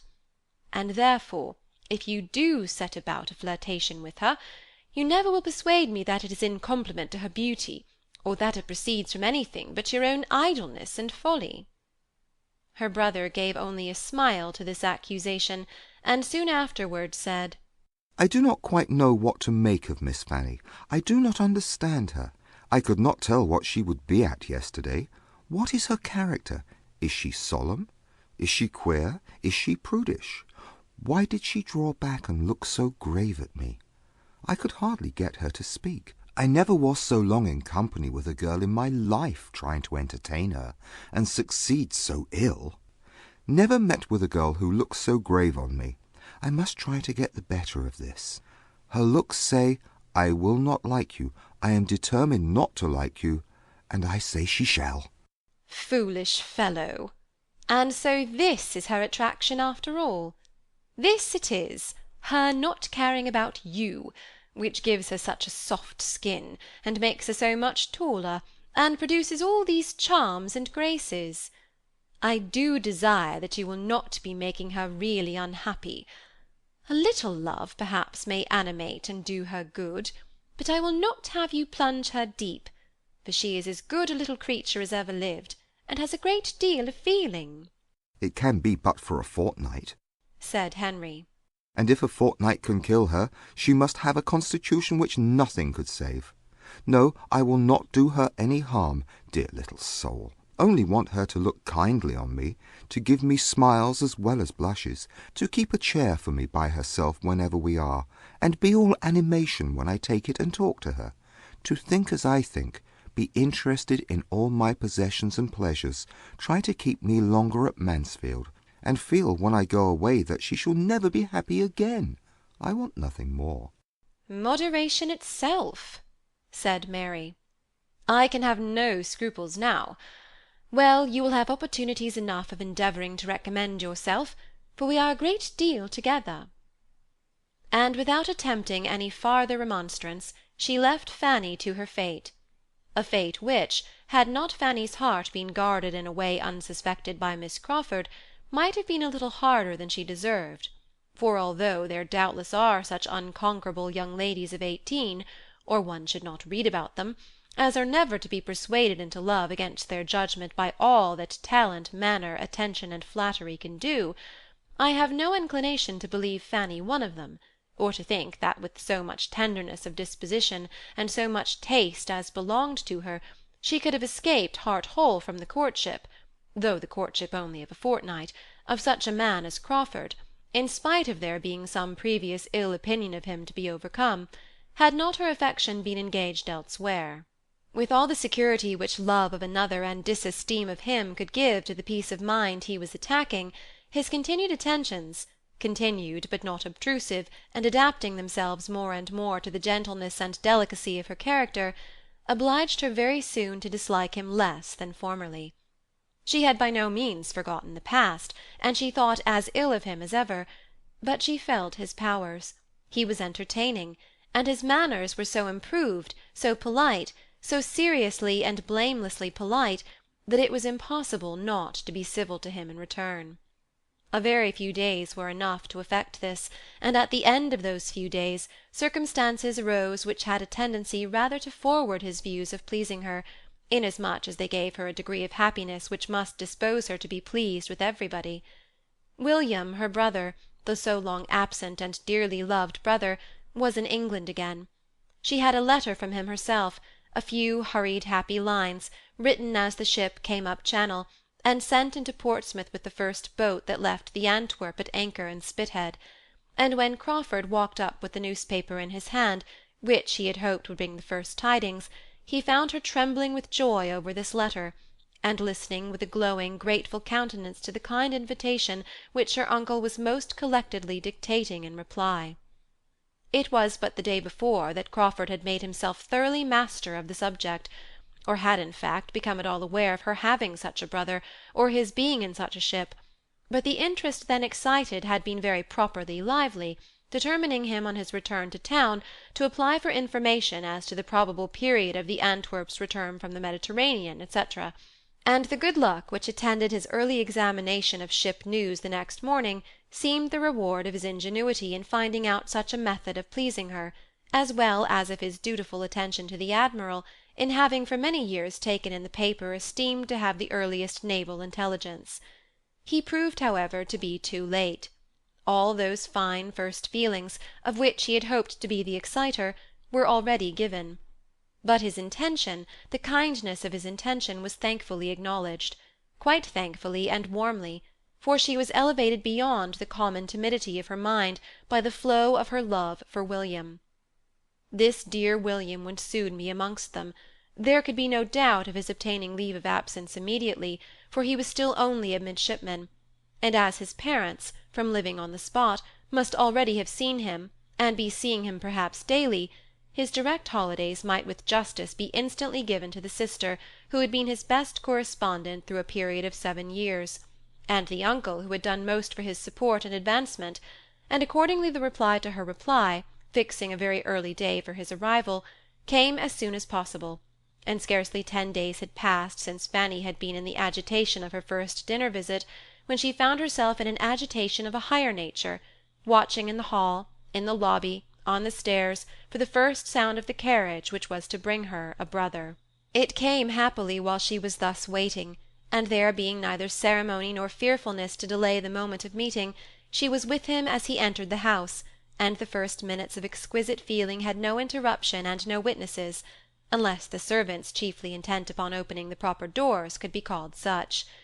This was exactly what Sir Thomas and Edmund had been separately contriving at, as each proved to the other by the sympathetic alacrity with which they both advised Mrs. Norris's continuing where she was, instead of rushing out into the hall as soon as the noises of the arrival reached them.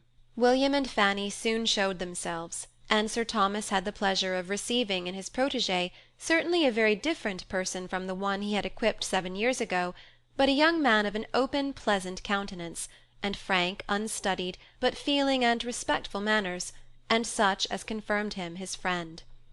It was long before Fanny could recover from the agitating happiness of such an hour as was formed by the last 30 minutes of expectation and the first of fruition. It was some time even before her happiness could be said to make her happy, before the disappointment inseparable from the alteration of person had vanished, and she could see in him the same William as before, and talk to him, as her heart had been yearning to do through many a past year. That time, however, did gradually come, forwarded by an affection on his side as warm as her own, and much less encumbered by refinement or self-distrust. She was the first object of his love, but it was a love which his stronger spirits and bolder temper made it as natural for him to express as to feel. On the morrow they were walking about together with true enjoyment, and every succeeding morrow renewed a tete-a-tete which Sir Thomas could not but observe with complacency, even before Edmund had pointed it out to him.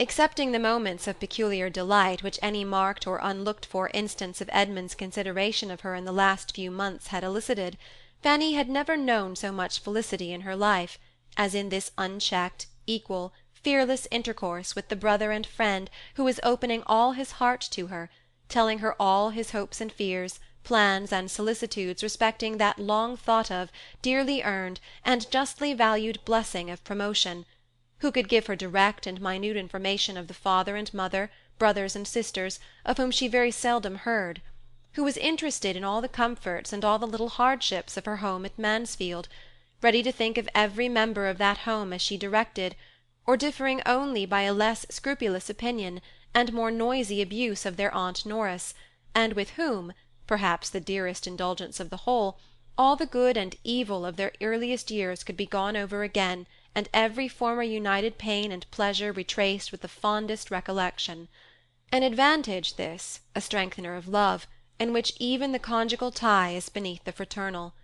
Children of the same family, the same blood, with the same first associations and habits, have some means of enjoyment in their power, which no subsequent connections can supply, and it must be by a long and unnatural estrangement, by a divorce which no subsequent connection can justify, if such precious remains of the earliest attachments are ever entirely outlived. Too often, alas, it is so. Fraternal love, sometimes almost everything, is at others worse than nothing. But with William and Fanny Price it was still a sentiment in all its prime and freshness, wounded by no opposition of interest, cooled by no separate attachment, and feeling the influence of time and absence only in its increase. An affection so amiable was advancing each in the opinion of all who had hearts to value anything good. Henry Crawford was as much struck with it as any. He honoured the warm-hearted, blunt fondness of the young sailor, which led him to say, with his hand stretched towards Fanny's head, "Do you know, I begin to like that queer fashion already. Though when I first heard of such things being done in England, I could not believe it. And when Mrs. Brown and the other women at the Commissioners at Gibraltar appeared in the same trim, I thought they were mad. But Fanny can reconcile me to anything." And saw with lively admiration the glow of Fanny's cheek, the brightness of her eye, the deep interest, the absorbed attention, while her brother was describing any of the imminent hazards or terrific scenes which such a period at sea must supply. It was a picture which Henry Crawford had moral taste enough to value. Fanny's attractions increased twofold, for the sensibility which beautified her complexion and illumined her countenance was an attraction in itself. He was no longer in doubt of the capabilities of her heart. She had feeling, genuine feeling. It would be something to be loved by such a girl, to excite the first ardours of her young, unsophisticated mind. She interested him more than he had foreseen. A fortnight was not enough. His stay became indefinite. William was often called on by his uncle to be the talker. His recitals were amusing in themselves to Sir Thomas, but the chief object in seeking them was to understand the reciter, to know the young man by his histories, and he listened to his clear, simple, spirited details with full satisfaction, seeing in them the proof of good principles, professional knowledge, energy, courage, and cheerfulness, everything that could deserve or promise well. Young as he was, William had already seen a great deal. He had been in the Mediterranean, in the West Indies, in the Mediterranean again, had been often taken on shore by the favour of his captain, and in the course of 7 years had known every variety of danger which sea and war together could offer. With such means in his power, he had a right to be listened to, and though Mrs. Norris could fidget about the room and disturb everybody in quest of 2 needlefuls of thread or a second-hand shirt-button, in the midst of her nephew's account of a shipwreck or an engagement, everybody else was attentive, and even Lady Bertram could not hear of such horrors unmoved, or without sometimes lifting her eyes from her work to say, "Dear me, how disagreeable! I wonder anybody can ever go to sea." To Henry Crawford they gave a different feeling. He longed to have been at sea, and seen and done and suffered as much. His heart was warmed, his fancy fired, and he felt the highest respect for a lad who, before he was 20, had gone through such bodily hardships and given such proofs of mind. The glory of heroism, of usefulness, of exertion, of endurance, made his own habits of selfish indulgence appear in shameful contrast, and he wished he had been a William Price, distinguishing himself and working his way to fortune and consequence with so much self-respect and happy ardour, instead of what he was. The wish was rather eager than lasting. He was roused from the reverie of retrospection and regret produced by it, by some inquiry from Edmund as to his plans for the next day's hunting, and he found it was as well to be a man of fortune at once with horses and grooms at his command. In one respect it was better, as it gave him the means of conferring a kindness where he wished to oblige. With spirits, courage, and curiosity up to anything, William expressed an inclination to hunt, and Crawford could mount him without the slightest inconvenience to himself, and with only some scruples to obviate in Sir Thomas, who knew better than his nephew the value of such a loan, and some alarms to reason away in Fanny. She feared for William, by no means convinced by all that he could relate of his own horsemanship in various countries, of the scrambling parties in which he had been engaged, the rough horses and mules he had ridden, or his many narrow escapes from dreadful falls, that he was at all equal to the management of a high-fed hunter in an English fox-chase, nor, till he returned safe and well, without accident or discredit, could she be reconciled to the risk, or feel any of that obligation to Mr. Crawford for lending the horse which he had fully intended it should produce. When it was proved, however, to have done William no harm, she could allow it to be a kindness, and even reward the owner with a smile when the animal was 1 minute tendered to his use again, and the next, with the greatest cordiality, and in a manner not to be resisted, made over to his use entirely so long as he remained in Northamptonshire. The intercourse of the 2 families was at this period more nearly restored to what it had been in the autumn than any member of the old intimacy had thought ever likely to be again. The return of Henry Crawford, and the arrival of William Price, had much to do with it, but much was still owing to Sir Thomas's more than toleration of the neighbourly attempts at the parsonage. His mind, now disengaged from the cares which had pressed on him at first, was at leisure to find the Grants and their young inmates really worth visiting, and though infinitely above scheming or contriving for any the most advantageous matrimonial establishment that could be among the apparent possibilities of any one most dear to him, and disdaining even as a littleness the being quick-sighted on such points, he could not avoid perceiving, in a grand and careless way, that Mr. Crawford was somewhat distinguishing his niece, nor perhaps refrain, though unconsciously, from giving a more willing assent to invitations on that account.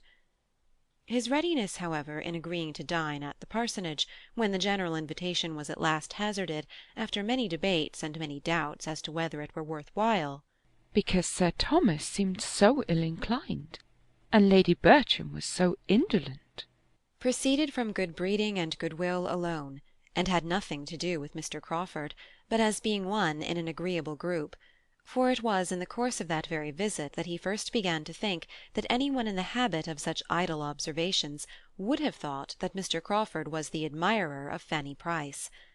The meeting was generally felt to be a pleasant one, being composed in a good proportion of those who would talk and those who would listen, and the dinner itself was elegant and plentiful, according to the usual style of the Grants, and too much according to the usual habits of all, to raise any emotion, except in Mrs. Norris, who could never behold either the wide table or the number of dishes on it with patience, and who did always contrive to experience some evil from the passing of the servants behind her chair, and to bring away some fresh conviction of its being impossible, among so many dishes, but that some must be cold. In the evening it was found, according to the predetermination of Mrs. Grant and her sister, that after making up the whist-table there would remain sufficient for a round game, and everybody being as perfectly complying and without a choice as on such occasions they always are, speculation was decided on almost as soon as whist, and Lady Bertram soon found herself in the critical situation of being applied to for her own choice between the games, and being required either to draw a card for whist or not. She hesitated. Luckily Sir Thomas was at hand. What shall I do, Sir Thomas? Whist and speculation. Which will amuse me most? Sir Thomas, after a moment's thought, recommended speculation. He was a whist-player himself, and perhaps might feel that it would not much amuse him to have her for a partner. Very well, was her ladyship's contented answer. Then speculation. If you please, Mrs. Grant, I know nothing about it, but Fanny must teach me. Here Fanny interposed, however, with anxious protestations of her own equal ignorance. She had never played the game, nor seen it played in her life, and Lady Bertram felt a moment's indecision again, but upon everybody's assuring her that nothing could be so easy, that it was the easiest game on the cards, and Henry Crawford stepping forward with a most earnest request to be allowed to sit between her ladyship and Miss Price, and teach them both, it was so settled. And Sir Thomas, Mrs. Norris, and Dr. and Mrs. Grant being seated at the table of prime intellectual state and dignity, the remaining 6, under Miss Crawford's direction, were arranged round the other. It was a fine arrangement for Henry Crawford, who was close to Fanny, and with his hands full of business, having 2 persons' cards to manage as well as his own, for though it was impossible for Fanny not to feel herself mistress of the rules of the game in 3 minutes, he had yet to inspirit her play, sharpen her avarice, and harden her heart, which, especially in any competition with William, was a work of some difficulty. And as for Lady Bertram, he must continue in charge of all her fame and fortune through the whole evening, and if quick enough to keep her from looking at her cards when the deal began, he must direct her in whatever was to be done with them in the end of it. He was in high spirits, doing everything with happy ease, and pre-eminent in all the lively turns, quick responses, and playful imprudence that could do honour to the game, and the round table was altogether a very comfortable contrast to the steady sobriety and orderly silence of the other. Twice had Sir Thomas inquired into the enjoyment and success of his lady, but in vain. No pause was long enough for the time his measured manner needed, and very little of her state could be known, till Mrs. Grant was able, at the end of the first rubber, to go to her and pay her compliments. I hope your ladyship is pleased with the game? Oh dear, yes. Very entertaining indeed. A very odd game. I do not know what it is all about. I'm never to see my cards, and Mr. Crawford does all the rest. Bertram, said Crawford some time afterwards, taking the opportunity of a little languor in the game. I have never told you what happened to me yesterday in my ride home. They had been hunting together, and were in the midst of a good run, and at some distance from Mansfield, when his horse being found to have flung a shoe, Henry Crawford had been obliged to give up and make the best of his way back. I told you I lost my way after passing that old farmhouse with the yew trees, because I can never bear to ask. But I have not told you that, with my usual luck, for I never do wrong without gaining by it, I found myself in due time in the very place which I had a curiosity to see. I was suddenly, upon turning the corner of a steepish downy field, in the midst of a retired little village between gently rising hills, a small stream before me to be forded, a church standing on a sort of knoll to my right, which church was strikingly large and handsome for the place, and not a gentleman or half a gentleman's house to be seen excepting one, to be presumed the parsonage, within a stone's throw of the said knoll and church. I found myself, in short, in Thornton Lacey. It sounds like it, said Edmund. But which way did you turn after passing Sewell's farm? I answer no such irrelevant and insidious questions, though were I to answer all that you could put in the course of an hour, you would never be able to prove that it was not Thornton Lacey, for such it certainly was.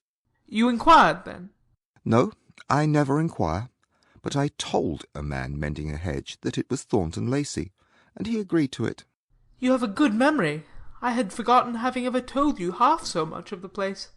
Thornton Lacey was the name of his impending living, as Miss Crawford well knew, and her interest in a negotiation for William Price's knave increased. Well, continued Edmund, and how did you like what you saw?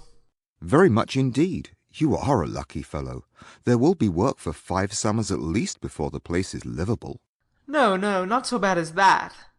The farmyard must be moved, I grant you, but I am not aware of anything else.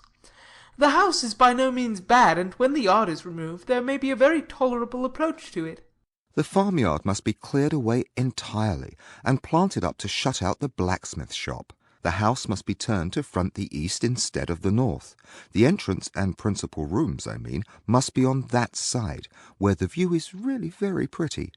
I am sure it may be done, and there must be your approach, through what is at present the garden. You must make a new garden at what is now the back of the house, which will be giving it the best aspect in the world, sloping to the south-east. The ground seems precisely formed for it. I rode 50 yards up the lane between the church and the house in order to look about me, and saw how it might all be. Nothing can be easier. The meadows beyond what will be the garden, as well as what now is, sweeping round from the lane, I stood into the north-east, that is, to the principal road through the village. Must be all laid together, of course. Very pretty meadows they are, finely sprinkled with timber. They belong to the living, I suppose. If not, you must purchase them. Then the stream, something must be done with the stream, but I could not quite determine what. I had 2 or 3 ideas. And I have 2 or 3 ideas also, said Edmund. And one of them is that very little of your plan for Thornton Lacey will ever be put in practice. I must be satisfied with rather less ornament and beauty. I think the house and premises may be made comfortable and given the air of a gentleman's residence without any very heavy expense, and that must suffice me, and I hope may suffice all who care about me. Miss Crawford, a little suspicious and resentful of a certain tone of voice and a certain half-look attending the last expression of his hope, made a hasty finish of her dealings with William Price, and securing his knave at an exorbitant rate, exclaimed, "There, I will stake my last like a woman of spirit. No cold prudence for me. I am not born to sit still and do nothing. If I lose the game, it shall not be from not striving for it." The game was hers, and only did not pay her for what she had given to secure it. Another deal proceeded, and Crawford began again about Thornton Lacey. My plan may not be the best possible. I had not many minutes to form it in. But you must do a good deal. The place deserves it, and you will find yourself not satisfied with much less than it is capable of. Excuse me, your ladyship must not see your cards. There, let them lie just before you. The place deserves it, Bertram.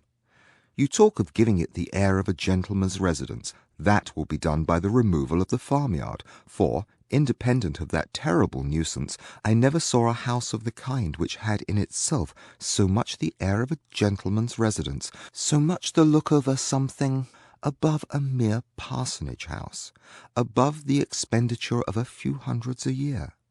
It is not a scrambling collection of low single rooms, with as many roofs as windows. It is not cramped into the vulgar compactness of a square farmhouse.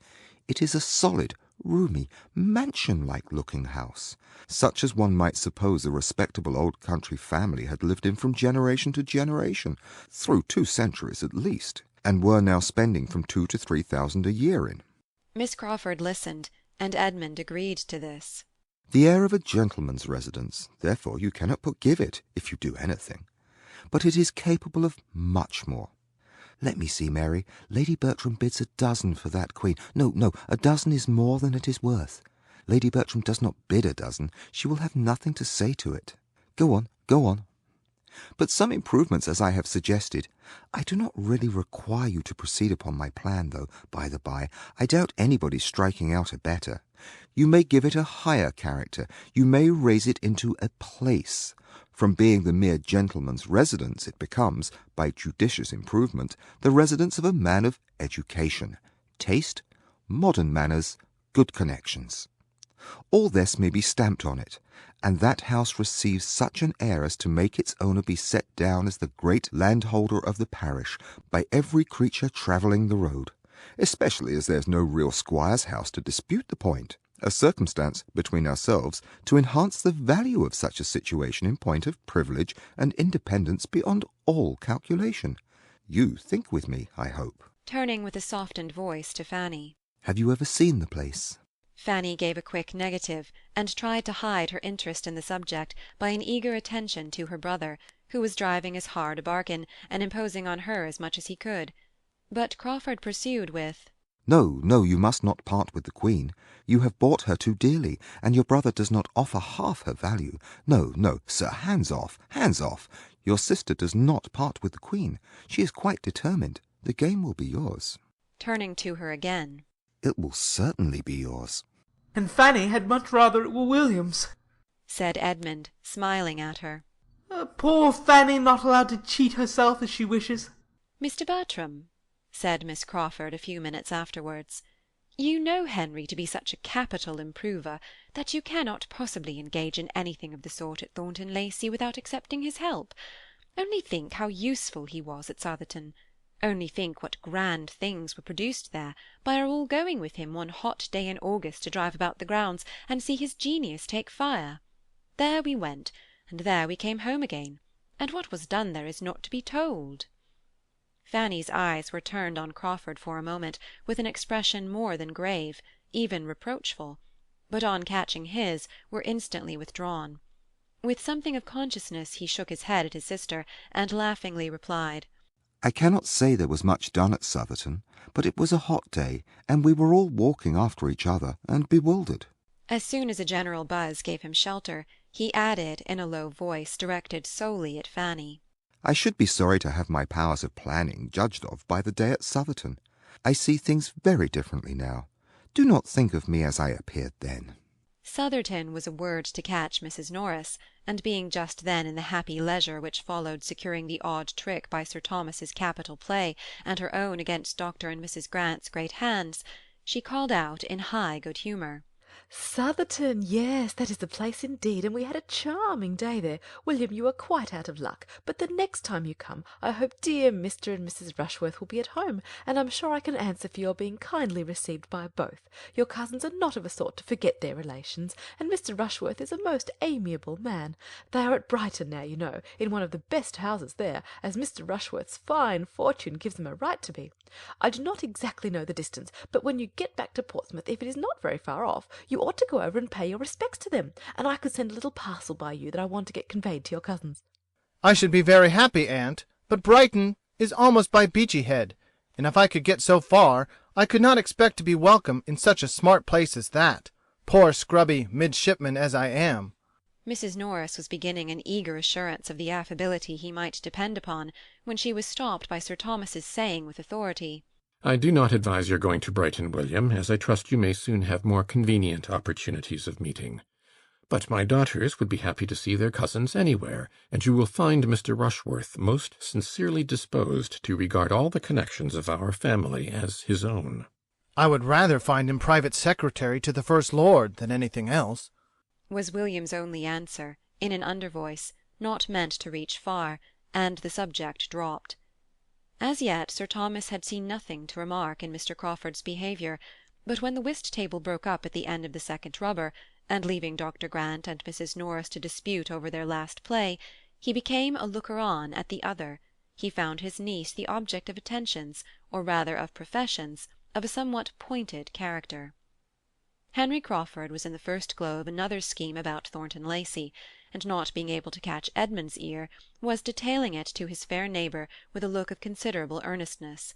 His scheme was to rent the house himself the following winter, that he might have a home of his own in that neighbourhood, and it was not merely for the use of it in the hunting season, as he was then telling her, though that consideration had certainly some weight, feeling as he did that, in spite of all Dr. Grant's very great kindness, it was impossible for him and his horses to be accommodated where they now were without material inconvenience. But his attachment to that neighbourhood did not depend upon one amusement or one season of the year. He had set his heart upon having a something there that he could come to at any time, a little home-stall at his command, where all the holidays of his year might be spent, and he might find himself continuing, improving, and perfecting that friendship and intimacy with the Mansfield Park family which was increasing in value to him every day. Sir Thomas heard, and was not offended. There was no want of respect in the young man's address, and Fanny's reception of it was so proper and modest, so calm and uninviting, that he had nothing to censure in her. She said little, assented only here and there, and betrayed no inclination either of appropriating any part of the compliment to herself, or of strengthening his views in favour of Northamptonshire.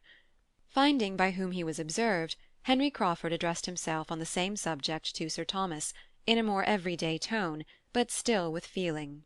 I want to be your neighbour, Sir Thomas, as you have, perhaps, heard me telling Miss Price. May I hope for your acquiescence, and for your not influencing your son against such a tenant? Sir Thomas, politely bowing, replied, It is the only way, sir, in which I could not wish you established as a permanent neighbour. But I hope and believe that Edmund will occupy his own house at Thornton Lacey. Edmund, am I saying too much? Edmund on this appeal had first to hear what was going on, but on understanding the question, was at no loss for an answer. Certainly, sir, I have no idea of residence. But, Crawford, though I refuse you as a tenant, come to me as a friend. Consider the house as half your own every winter, and we will add to the stables on your own improved plan, and with all the improvements to your improved plan that may occur to you this spring. We shall be the losers, continued Sir Thomas. His going, though only 8 miles, will be an unwelcome contraction of our family circle, but I should have been deeply mortified if any son of mine could reconcile himself to doing less. It is perfectly natural that you should not have thought much on the subject, Mr. Crawford, but a parish has wants and claims which can be known only by a clergyman constantly resident, and which no proxy can be capable of satisfying to the same extent. Edmund might, in the common phrase, do the duty of Thornton, that is, he might read prayers and preach, without giving up Mansfield Park. He might ride over every Sunday to a house nominally inhabited, and go through divine service. He might be the clergyman of Thornton Lacey every 7th day for 3 or 4 hours, if that would content him. But it will not. He knows that human nature needs more lessons than a weekly sermon can convey, and that if he does not live among his parishioners and prove himself by constant attention their well-wisher and friend, he does very little either for their good or his own. Mr. Crawford bowed his acquiescence. I repeat again, added Sir Thomas, that Thornton Lacey is the only house in the neighbourhood in which I should not be happy to wait on Mr. Crawford as occupier. Mr. Crawford bowed his thanks. Sir Thomas, said Edmund, undoubtedly understands the duty of a parish priest. We must hope that his son may prove that he knows it too. Whatever effect Sir Thomas's little harangue might really produce on Mr. Crawford, it raised some awkward sensations in 2 of the others, 2 of his most attentive listeners, Miss Crawford and Fanny, one of whom, having never before understood that Thornton was so soon and so completely to be his home, was pondering with downcast eyes on what it would be not to see Edmund every day, and the other, startled from the agreeable fancies she had been previously indulging on the strength of her brother's description, no longer able, in the picture she had been forming of a future Thornton, to shut out the church, sink the clergyman, and see only the respectable, elegant, modernized, and occasional residence of a man of independent fortune, was considering Sir Thomas, with decided ill-will, as the destroyer of all this, and suffering the more from that involuntary forbearance which his character and manner commanded, and from not daring to relieve herself by a single attempt at throwing ridicule on his cause. All the agreeable of her speculation was over for that hour. It was time to have done with cards, if sermons prevailed, and she was glad to find it necessary to come to a conclusion, and be able to refresh her spirits by a change of place and neighbour. The chief of the party were now collected irregularly around the fire, and awaiting the final break-up. William and Fanny were the most detached. They remained together at the otherwise deserted card-table, talking very comfortably, and not thinking of the rest, till some of the rest began to think of them. Henry Crawford's chair was the first to be given a direction towards them, and he sat silently observing them for a few minutes, himself, in the meanwhile, observed by Sir Thomas, who was standing in chat with Dr. Grant. "This is the assembly night," said William. "If I were at Portsmouth, I should be at it, perhaps." But you do not wish yourself at Portsmouth, William. "No, Fanny, that I do not. I shall have enough of Portsmouth, and of dancing too, when I cannot have you. And I do not know that there would be any good in going to the assembly, for I might not get a partner. The Portsmouth girls turn up their noses at anybody who is not a commission. One might as well be nothing as a midshipman. One is nothing, indeed. You remember the Gregorys? They are grown up amazing fine girls, but they will hardly speak to me, because Lucy is courted by a lieutenant." Oh, shame! Shame! But never mind it, William. Her own cheeks in a glow of indignation as she spoke. It is not worth minding. It is no reflection on you. It is no more than what the greatest admirals have all experienced, more or less, in their time. You must think of that. You must try to make up your mind to it as one of the hardships which fall to every sailor's share, like bad weather and hard living, only with this advantage, that there will be an end to it, that there will come a time when you will have nothing of that sort to endure. When you are a lieutenant, only think, William, when you are a lieutenant, how little you will care for any nonsense of this kind. "I begin to think I shall never be a lieutenant, Fanny. Everybody gets made but me." Oh, my dear William, do not talk so. Do not be so desponding. My uncle says nothing, but I am sure he will do everything in his power to get you made. He knows as well as you do of what consequence it is. She was checked by the sight of her uncle much nearer to them than she had any suspicion of, and each found it necessary to talk of something else. "Are you fond of dancing, Fanny?" Yes, very. Only I am soon tired. "I should like to go to a ball with you, and see you dance. Have you never any balls at Northampton? I should like to see you dance, and I'd dance with you, if you would, for nobody would know who I was here, and I should like to be your partner once more. We used to jump about together many a time, did not we, when the hand-organ was in the street? I am a pretty good dancer in my way, but I dare say you are a better." And turning to his uncle, who was now close to them, "Is not Fanny a very good dancer, sir?" Fanny, in dismay at such an unprecedented question, did not know which way to look, or how to be prepared for the answer. Some very grave reproof, or at least the coldest expression of indifference, must be coming to distress her brother, and sink her to the ground. But, on the contrary, it was no worse than— "I am sorry to say that I am unable to answer your question.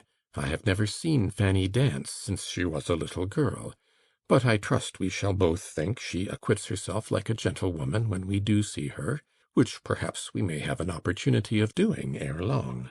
"I have had the pleasure of seeing your sister dance, Mr. Price," said Henry Crawford, leaning forward, "and will engage to answer every inquiry which you can make on the subject to your entire satisfaction. But I believe," seeing Fanny looked distressed, "it must be at some other time. There is one person in company who does not like to have Miss Price spoken of."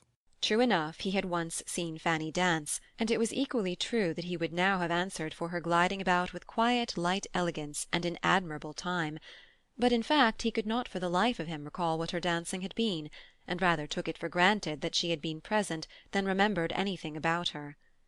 He passed, however, for an admirer of her dancing, and Sir Thomas, by no means displeased, prolonged the conversation on dancing in general, and was so well engaged in describing the balls of Antigua, and listening to what his nephew could relate of the different modes of dancing which had fallen within his observation, that he had not heard his carriage announced, and was first called to the knowledge of it by the bustle of Mrs. Norris. Come, Fanny, Fanny, what are you about? We are going. Do you not see your aunt is going? Quick, quick! I cannot bear to keep good old Wilcox waiting. You should always remember the coachman and horses. My dear Sir Thomas, we have settled it that the carriage should come back for you and Edmund and William. Sir Thomas could not dissent, as it had been his own arrangement, previously communicated to his wife and sister, but that seemed forgotten by Mrs. Norris, who must fancy that she settled it all herself. Fanny's last feeling in the visit was disappointment, for the shawl which Edmund was quietly taking from the servant to bring and put round her shoulders was seized by Mr. Crawford's quicker hand, and she was obliged to be indebted to his more prominent attention. William's desire of seeing Fanny dance made more than a momentary impression on his uncle. The hope of an opportunity, which Sir Thomas had then given, was not given to be thought of no more. He remained steadily inclined to gratify so amiable a feeling, to gratify anybody else who might wish to see Fanny dance, and to give pleasure to the young people in general, and having thought the matter over, and taken his resolution in quiet independence, the result of it appeared the next morning at breakfast, when, after recalling and commending what his nephew had said, he added, "I do not like, William, that you should leave Northamptonshire without this indulgence. It would give me pleasure to see you both dance. You spoke of the balls at Northampton. Your cousins have occasionally attended them, but they would not altogether suit us now. The fatigue would be too much for your aunt. I believe we must not think of a Northampton ball.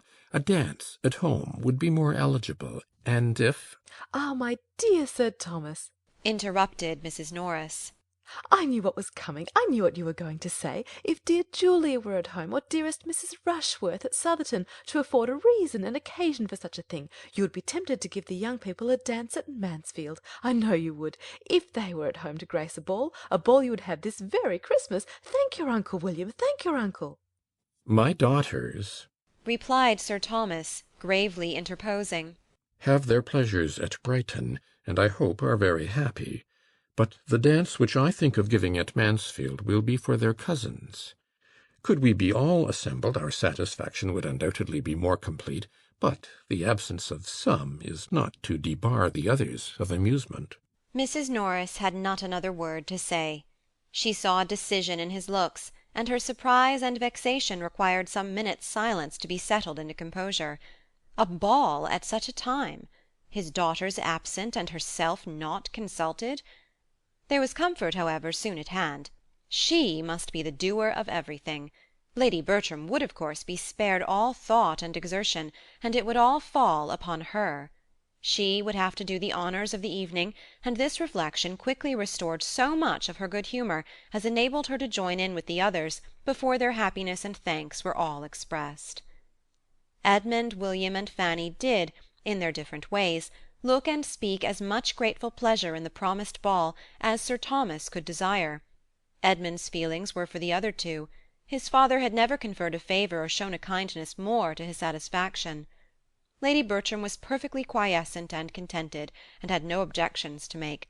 Sir Thomas engaged for its giving her very little trouble, and she assured him that she was not at all afraid of the trouble. Indeed, she could not imagine there would be any. Mrs. Norris was ready with her suggestions as to the rooms he would think fittest to be used, but found it all prearranged, and when she would have conjectured and hinted about the day, it appeared that the day was settled too. Sir Thomas had been amusing himself with shaping a very complete outline of the business, and as soon as she would listen quietly, could read his list of the families to be invited, from whom he calculated, with all necessary allowance for the shortness of the notice, to collect young people enough to form 12 or 14 couple, and could detail the considerations which had induced him to fix on the 22nd as the most eligible day. William was required to be at Portsmouth on the 24th. The 22nd would therefore be the last day of his visit, and where the days were so few, it would be unwise to fix on any earlier. Mrs. Norris was obliged to be satisfied with thinking just the same, and with having been on the point of proposing the 22nd herself as by far the best day for the purpose. The ball was now a settled thing, and before the evening a proclaimed thing to all whom it concerned. Invitations were sent with dispatch, and many a young lady went to bed that night with her head full of happy cares, as well as Fanny. To her the cares were sometimes almost beyond the happiness, for young and inexperienced, with small means of choice and no confidence in her own taste, the "how she should be dressed" was a point of painful solicitude, and the almost solitary ornament in her possession, a very pretty amber cross which William had brought her from Sicily, was the greatest distress of all, for she had nothing but a bit of ribbon to fasten it to, and though she had worn it in that manner once, would it be allowable at such a time in the midst of all the rich ornaments which she supposed all the other young ladies would appear in? And yet not to wear it! William had wanted to buy her a gold chain too, but the purchase had been beyond his means, and therefore not to wear the cross might be mortifying him. These were anxious considerations, enough to sober her spirits even under the prospect of a ball given principally for her gratification. The preparations meanwhile went on, and Lady Bertram continued to sit on her sofa without any inconvenience from them. She had some extra visits from the housekeeper, and her maid was rather hurried in making up a new dress for her. Sir Thomas gave orders, and Mrs. Norris ran about, but all this gave her no trouble, and as she had foreseen, there was, in fact, no trouble in the business. Edmund was at this time particularly full of cares, his mind being deeply occupied in the consideration of two important events now at hand, which were to fix his fate in life, ordination and matrimony, events of such a serious character as to make the ball, which would be very quickly followed by one of them, appear of less moment in his eyes than in those of any other person in the house. On the 23rd he was going to a friend near Peterborough, in the same situation as himself, and they were to receive ordination in the course of the Christmas week. Half his destiny would then be determined, but the other half might not be so very smoothly wooed. His duties would be established, but the wife who was to share and animate and reward those duties might yet be unattainable. He knew his own mind, but he was not always perfectly assured of knowing Miss Crawford's. There were points on which they did not quite agree, there were moments in which she did not seem propitious, and though trusting altogether to her affection, so far as to be resolved, almost resolved, on bringing it to a decision within a very short time, as soon as the variety of business before him were arranged, and he knew what he had to offer her, he had many anxious feelings, many doubting hours as to the result. His conviction of her regard for him was sometimes very strong, he could look back on a long course of encouragement, and she was as perfect in disinterested attachment as in anything else.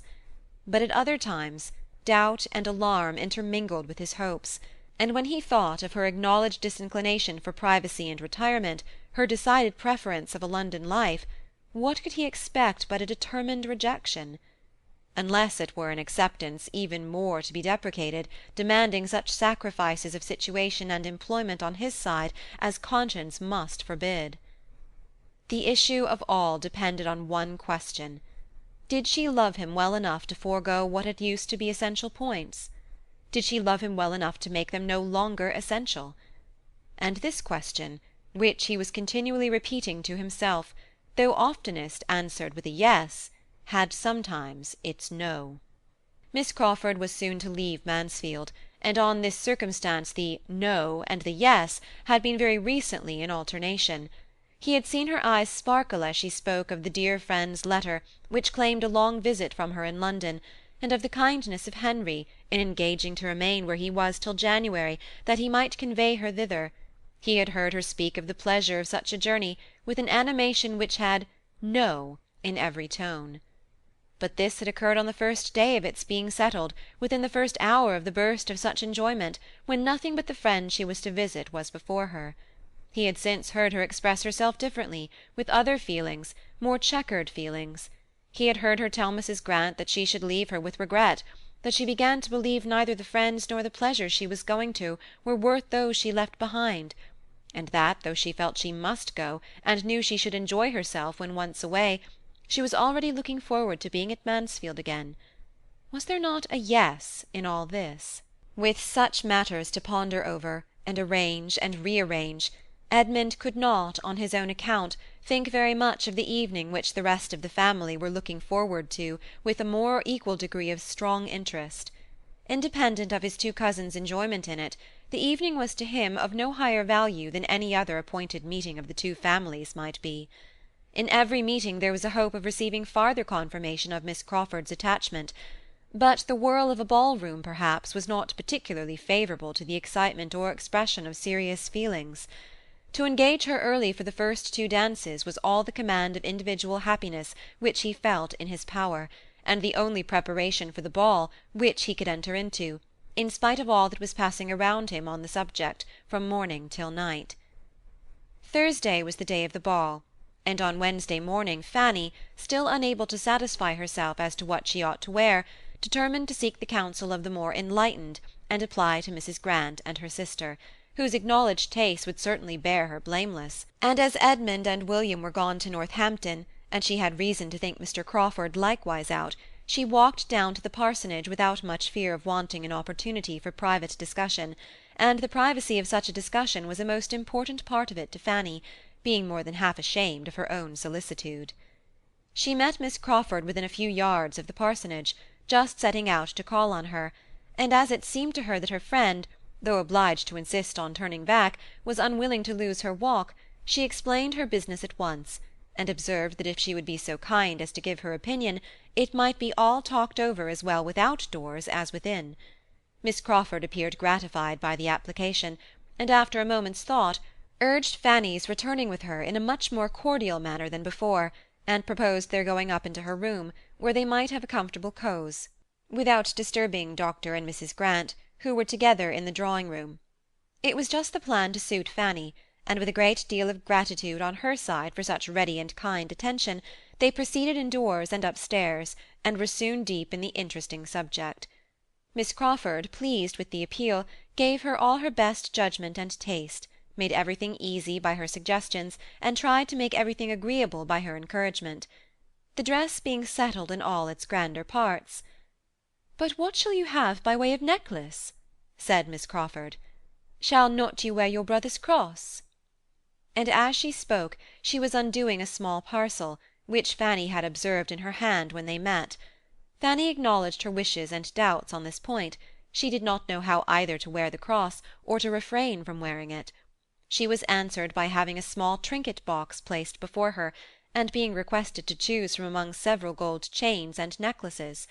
Such had been the parcel with which Miss Crawford was provided, and such the object of her intended visit, and in the kindest manner she now urged Fanny's taking one for the cross, and to keep for her sake, saying everything she could think of to obviate the scruples which were making Fanny start back at first with a look of horror at the proposal. "You see what a collection I have," said she, "more by half than I ever use or think of. I do not offer them as new. I offer nothing but an old necklace. You must forgive the liberty, and oblige me." Fanny still resisted, and from her heart. The gift was too valuable. But Miss Crawford persevered, and argued the case with so much affectionate earnestness through all the heads of William and the cross, and the ball and herself, as to be finally successful. Fanny found herself obliged to yield, that she might not be accused of pride or indifference, or some other littleness, and having with modest reluctance given her consent, proceeded to make the selection. She looked and looked, longing to know which might be least valuable, and was determined in her choice at last by fancying there was one necklace more frequently placed before her eyes than the rest.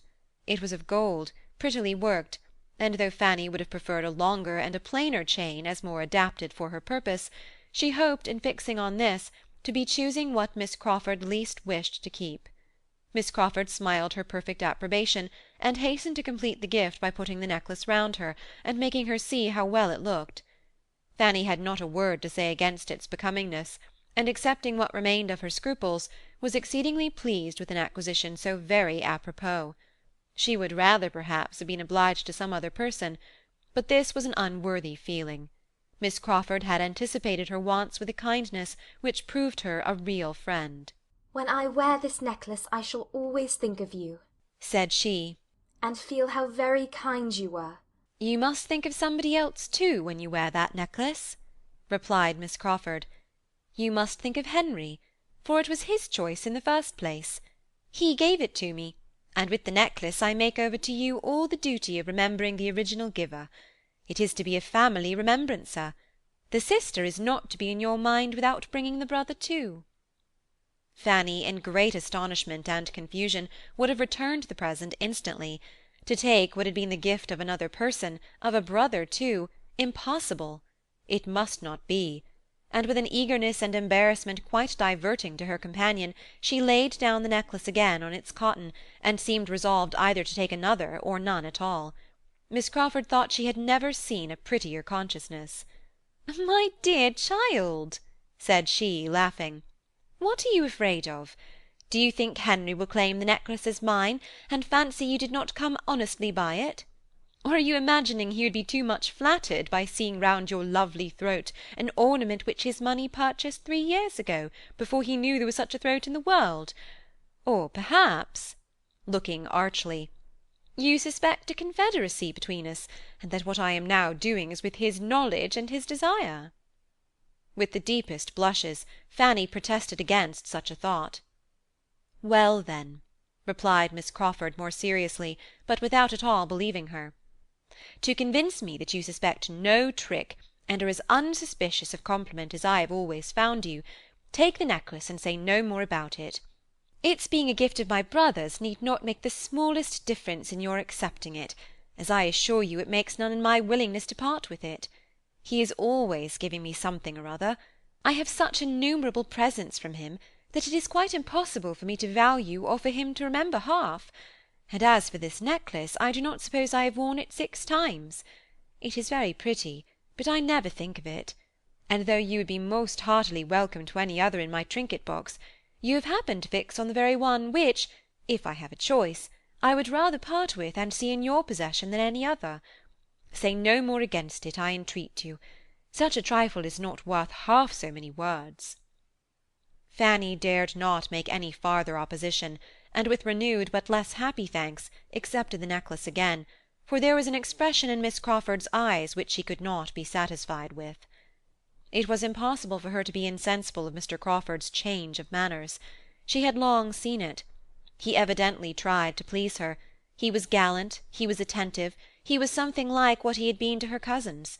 He wanted, she supposed, to cheat her of her tranquillity, as he had cheated them, and whether he might not have some concern in this necklace, she could not be convinced that he had not, for Miss Crawford, complacent as a sister, was careless as a woman and a friend. Reflecting and doubting, and feeling that the possession of what she had so much wished for did not bring much satisfaction, she now walked home again, with a change rather than a diminution of cares since her treading that path before. On reaching home, Fanny went immediately upstairs to deposit this unexpected acquisition, this doubtful good of a necklace, in some favourite box in the east room, which held all her smaller treasures. But on opening the door, what was her surprise to find her cousin Edmund there writing at the table. Such a sight having never occurred before, was almost as wonderful as it was welcome. "Fanny," said he directly, leaving his seat and his pen, and meeting her with something in his hand. I beg your pardon for being here. I came to look for you, and after waiting a little while in hope of your coming in, was making use of your inkstand to explain my errand. You will find the beginning of a note to yourself. But I can now speak my business, which is merely to beg your acceptance of this little trifle, a chain for William's cross. You ought to have had it a week ago, but there has been a delay from my brother's not being in town by several days so soon as I expected, and I have only just now received it at Northampton. I hope you will like the chain itself, Fanny. I endeavoured to consult the simplicity of your taste. But at any rate, I know you will be kind to my intentions, and consider it, as it really is, a token of the love of one of your oldest friends. And so saying, he was hurrying away, before Fanny, overpowered by 1,000 feelings of pain and pleasure, could attempt to speak. But quickened by one sovereign wish, she then called out, "Oh, cousin, stop a moment, pray stop." He turned back. "I cannot attempt to thank you," she continued in a very agitated manner. "Thanks are out of the question. I feel much more than I can possibly express. Your goodness in thinking of me in such a way is beyond— If that is all you have to say, Fanny. Smiling and turning away again. No, no, it is not. I want to consult you.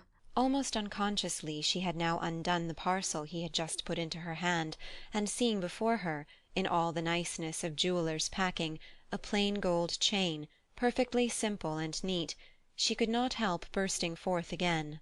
Oh, this is beautiful indeed.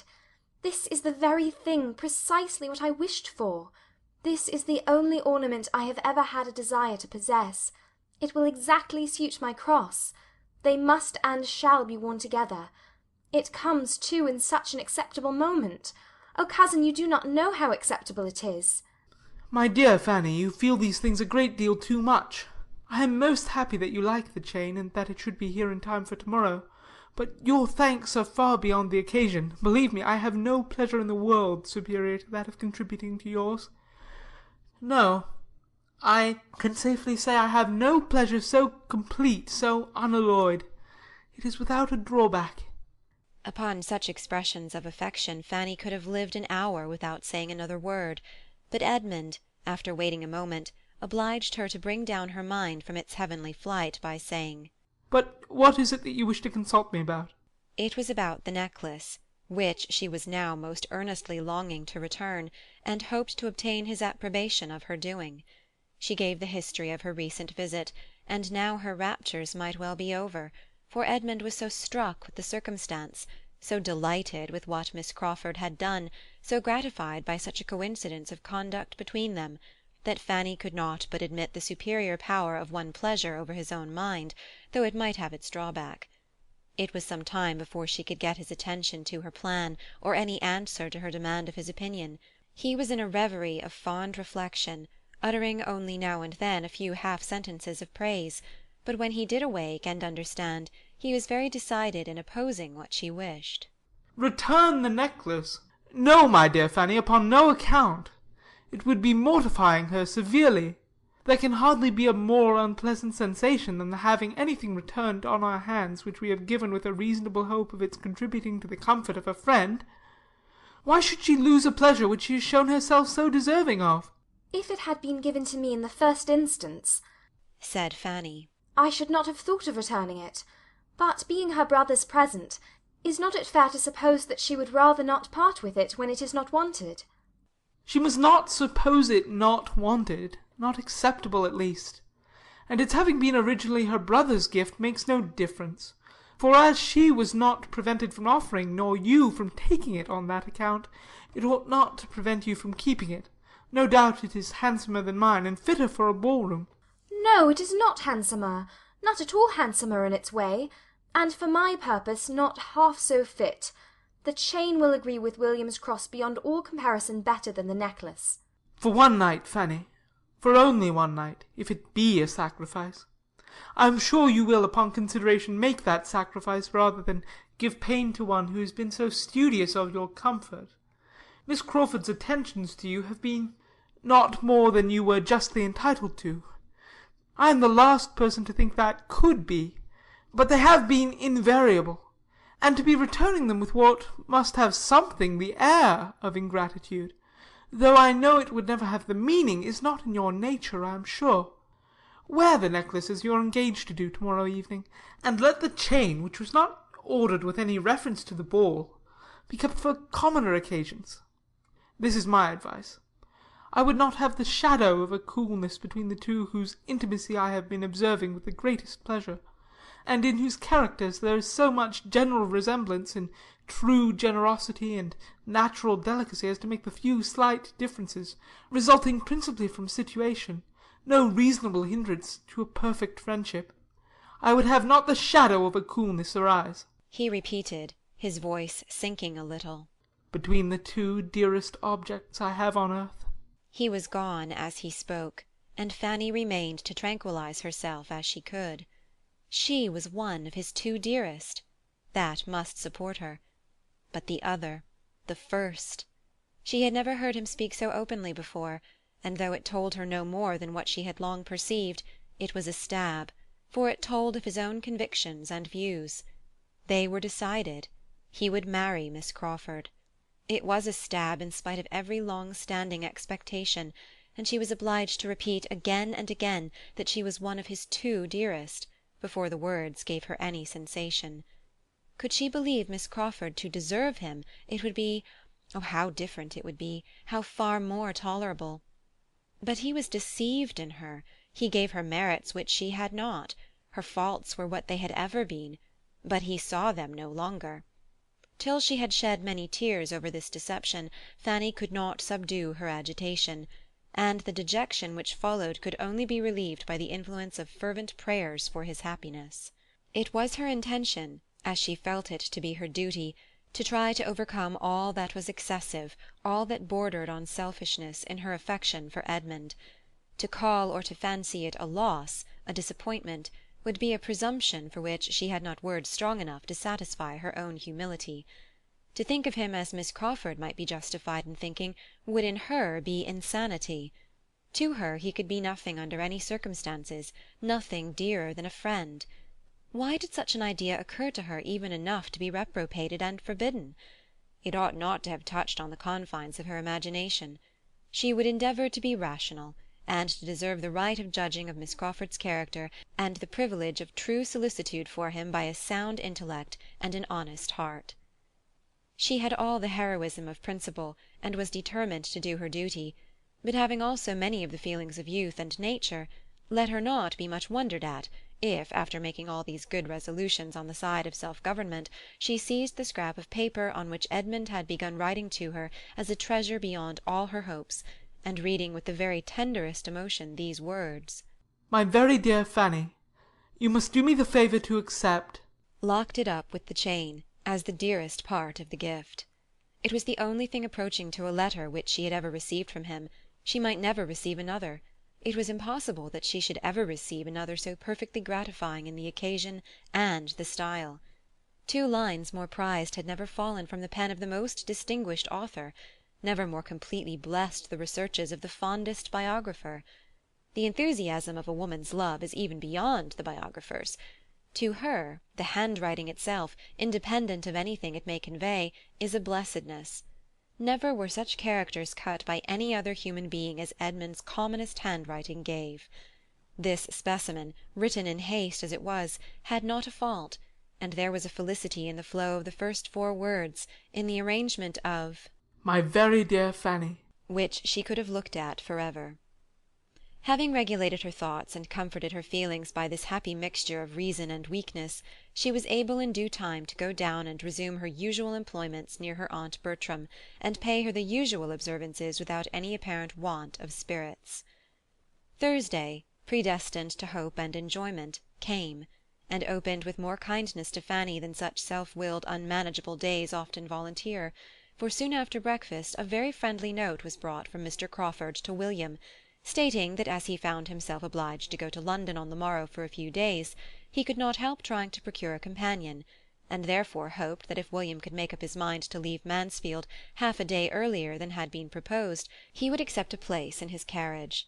Mr. Crawford meant to be in town by his uncle's customary late dinner hour, and William was invited to dine with him at the Admiral's. The proposal was a very pleasant one to William himself, who enjoyed the idea of travelling post with 4 horses, and such a good-humoured, agreeable friend, and in likening it to going up with dispatches, was saying at once everything in favour of its happiness and dignity which his imagination could suggest.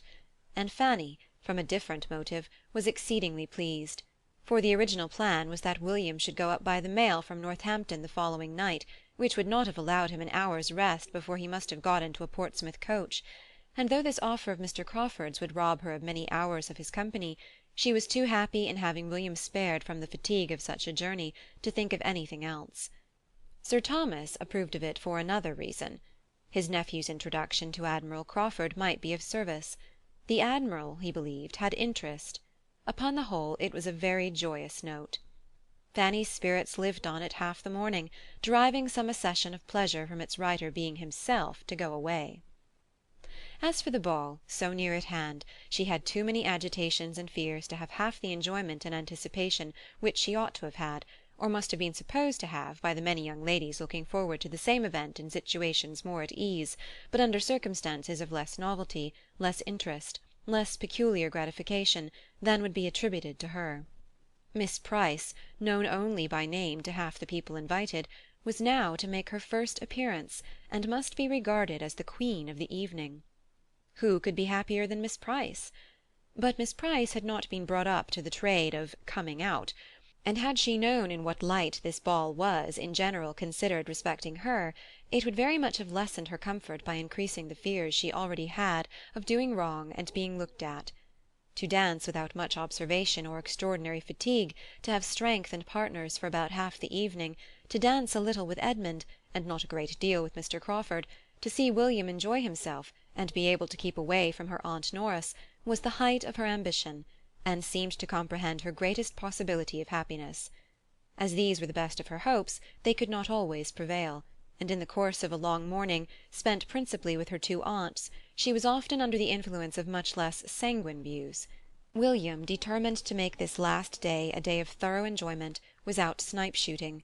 Edmund, she had too much reason to suppose, was at the parsonage, and left alone to bear the worrying of Mrs. Norris, who was cross because the housekeeper would have her own way with the supper, and whom she could not avoid though the housekeeper might, Fanny was worn down at last to think everything an evil belonging to the ball, and when sent off with a parting worry to dress, moved as languidly towards her own room, and felt as incapable of happiness as if she had been allowed no share in it.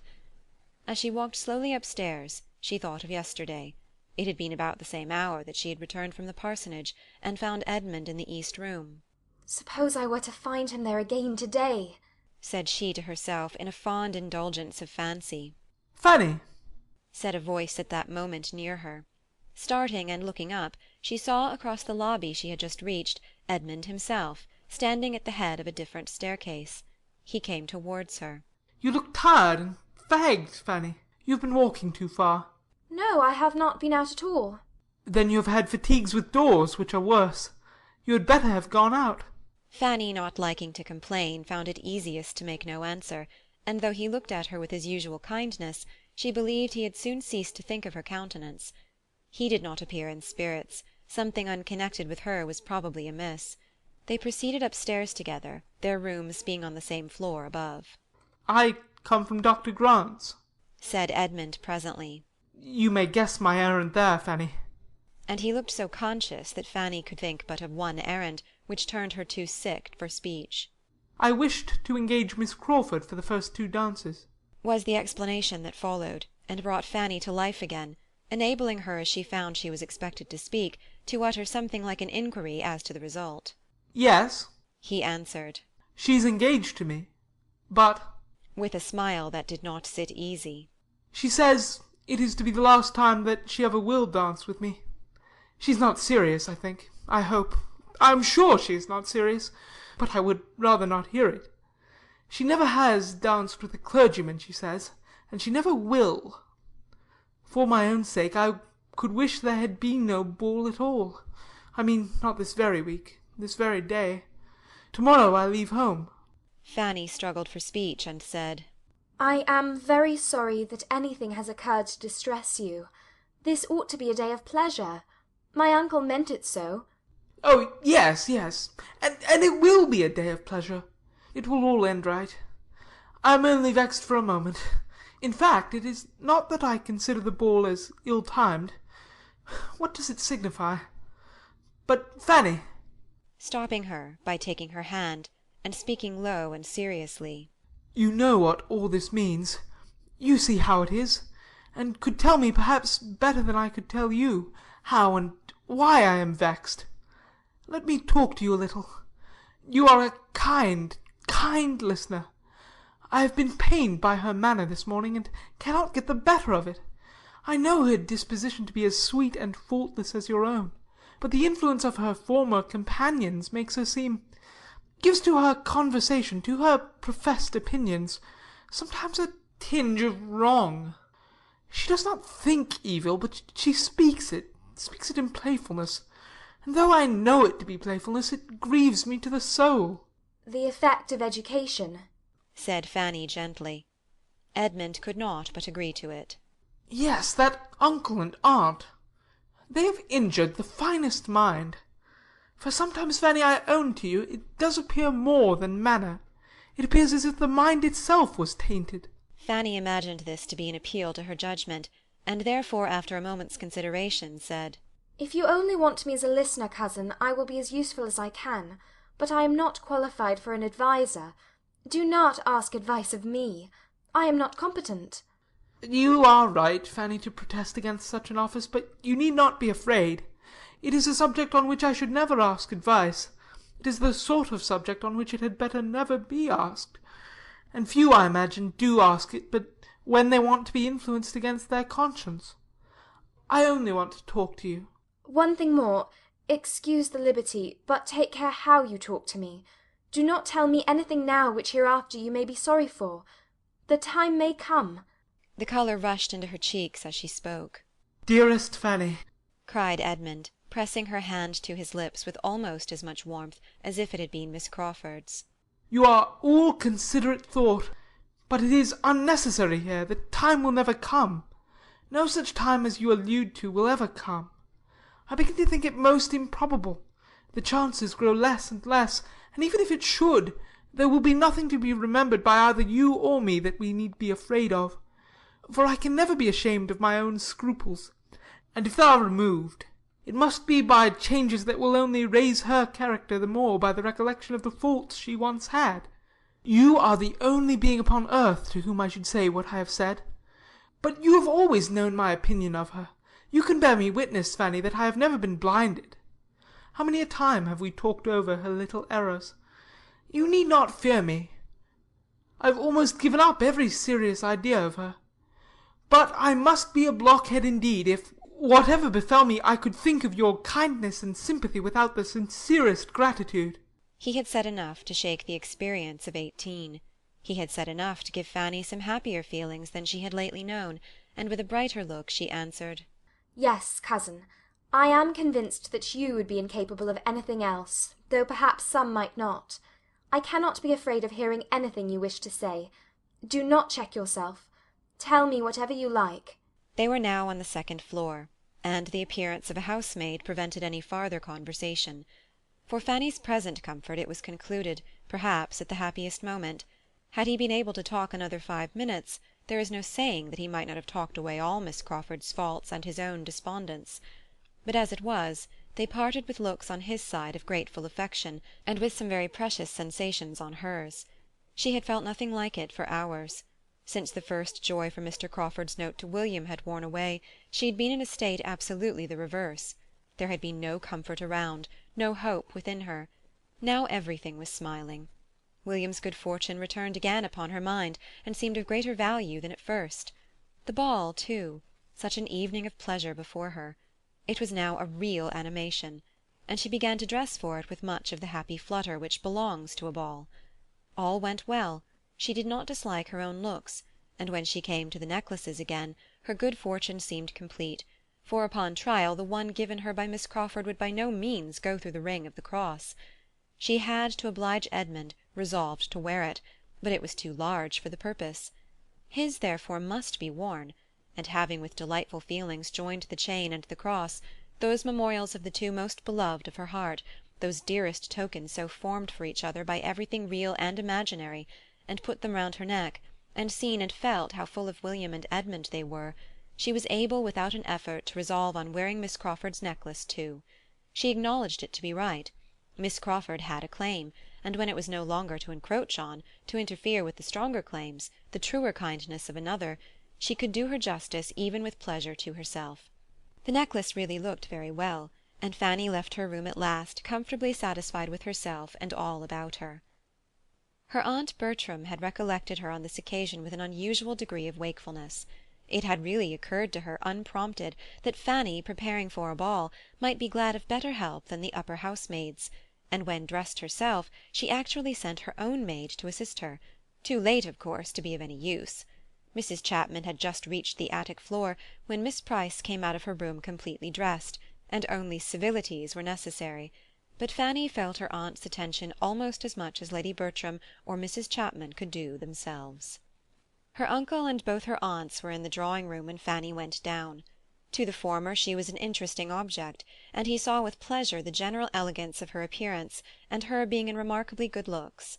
The neatness and propriety of her dress was all that he would allow himself to commend in her presence, but upon her leaving the room again so soon afterwards, he spoke of her beauty with very decided praise. "Yes," said Lady Bertram. "she looks very well. I sent Chapman to her." "Look well? Oh, yes!" cried Mrs. Norris. "She has good reason to look well, with all her advantages, brought up in this family as she has been, with all the benefits of her cousin's manners before her. Only think, my dear Sir Thomas, what extraordinary advantages you and I have been the means of giving her. The very gown you have been taking notice of is your own generous present to her when dear Mrs. Rushworth married. What would she have been if we had not taken her by the hand?" Sir Thomas said no more, but when they sat down to table, the eyes of the two young men assured him that the subject might be gently touched again, when the ladies withdrew, with more success. Fanny saw that she was approved, and the consciousness of looking well made her look still better. From a variety of causes she was happy, and she was soon made still happier, for in following her aunts out of the room, Edmund, who was holding open the door, said as she passed him, "You must dance with me, Fanny. You must keep 2 dances for me, any 2 that you like, except the first." She had nothing more to wish for. She had hardly ever been in a state so nearly approaching high spirits in her life. Her cousin's former gaiety on the day of a ball was no longer surprising to her. She felt it to be indeed very charming, and was actually practising her steps about the drawing-room as long as she could be safe from the notice of her Aunt Norris, who was entirely taken up at first in fresh arranging and injuring the noble fire which the butler had prepared. Half an hour followed that would have been at least languid under any other circumstances, but Fanny's happiness still prevailed. It was but to think of her conversation with Edmund, and what was the restlessness of Mrs. Norris? What were the yawns of Lady Bertram?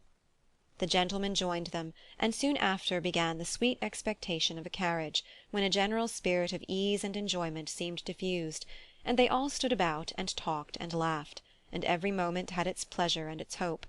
Fanny felt that there must be a struggle in Edmund's cheerfulness, but it was delightful to see the effort so successfully made.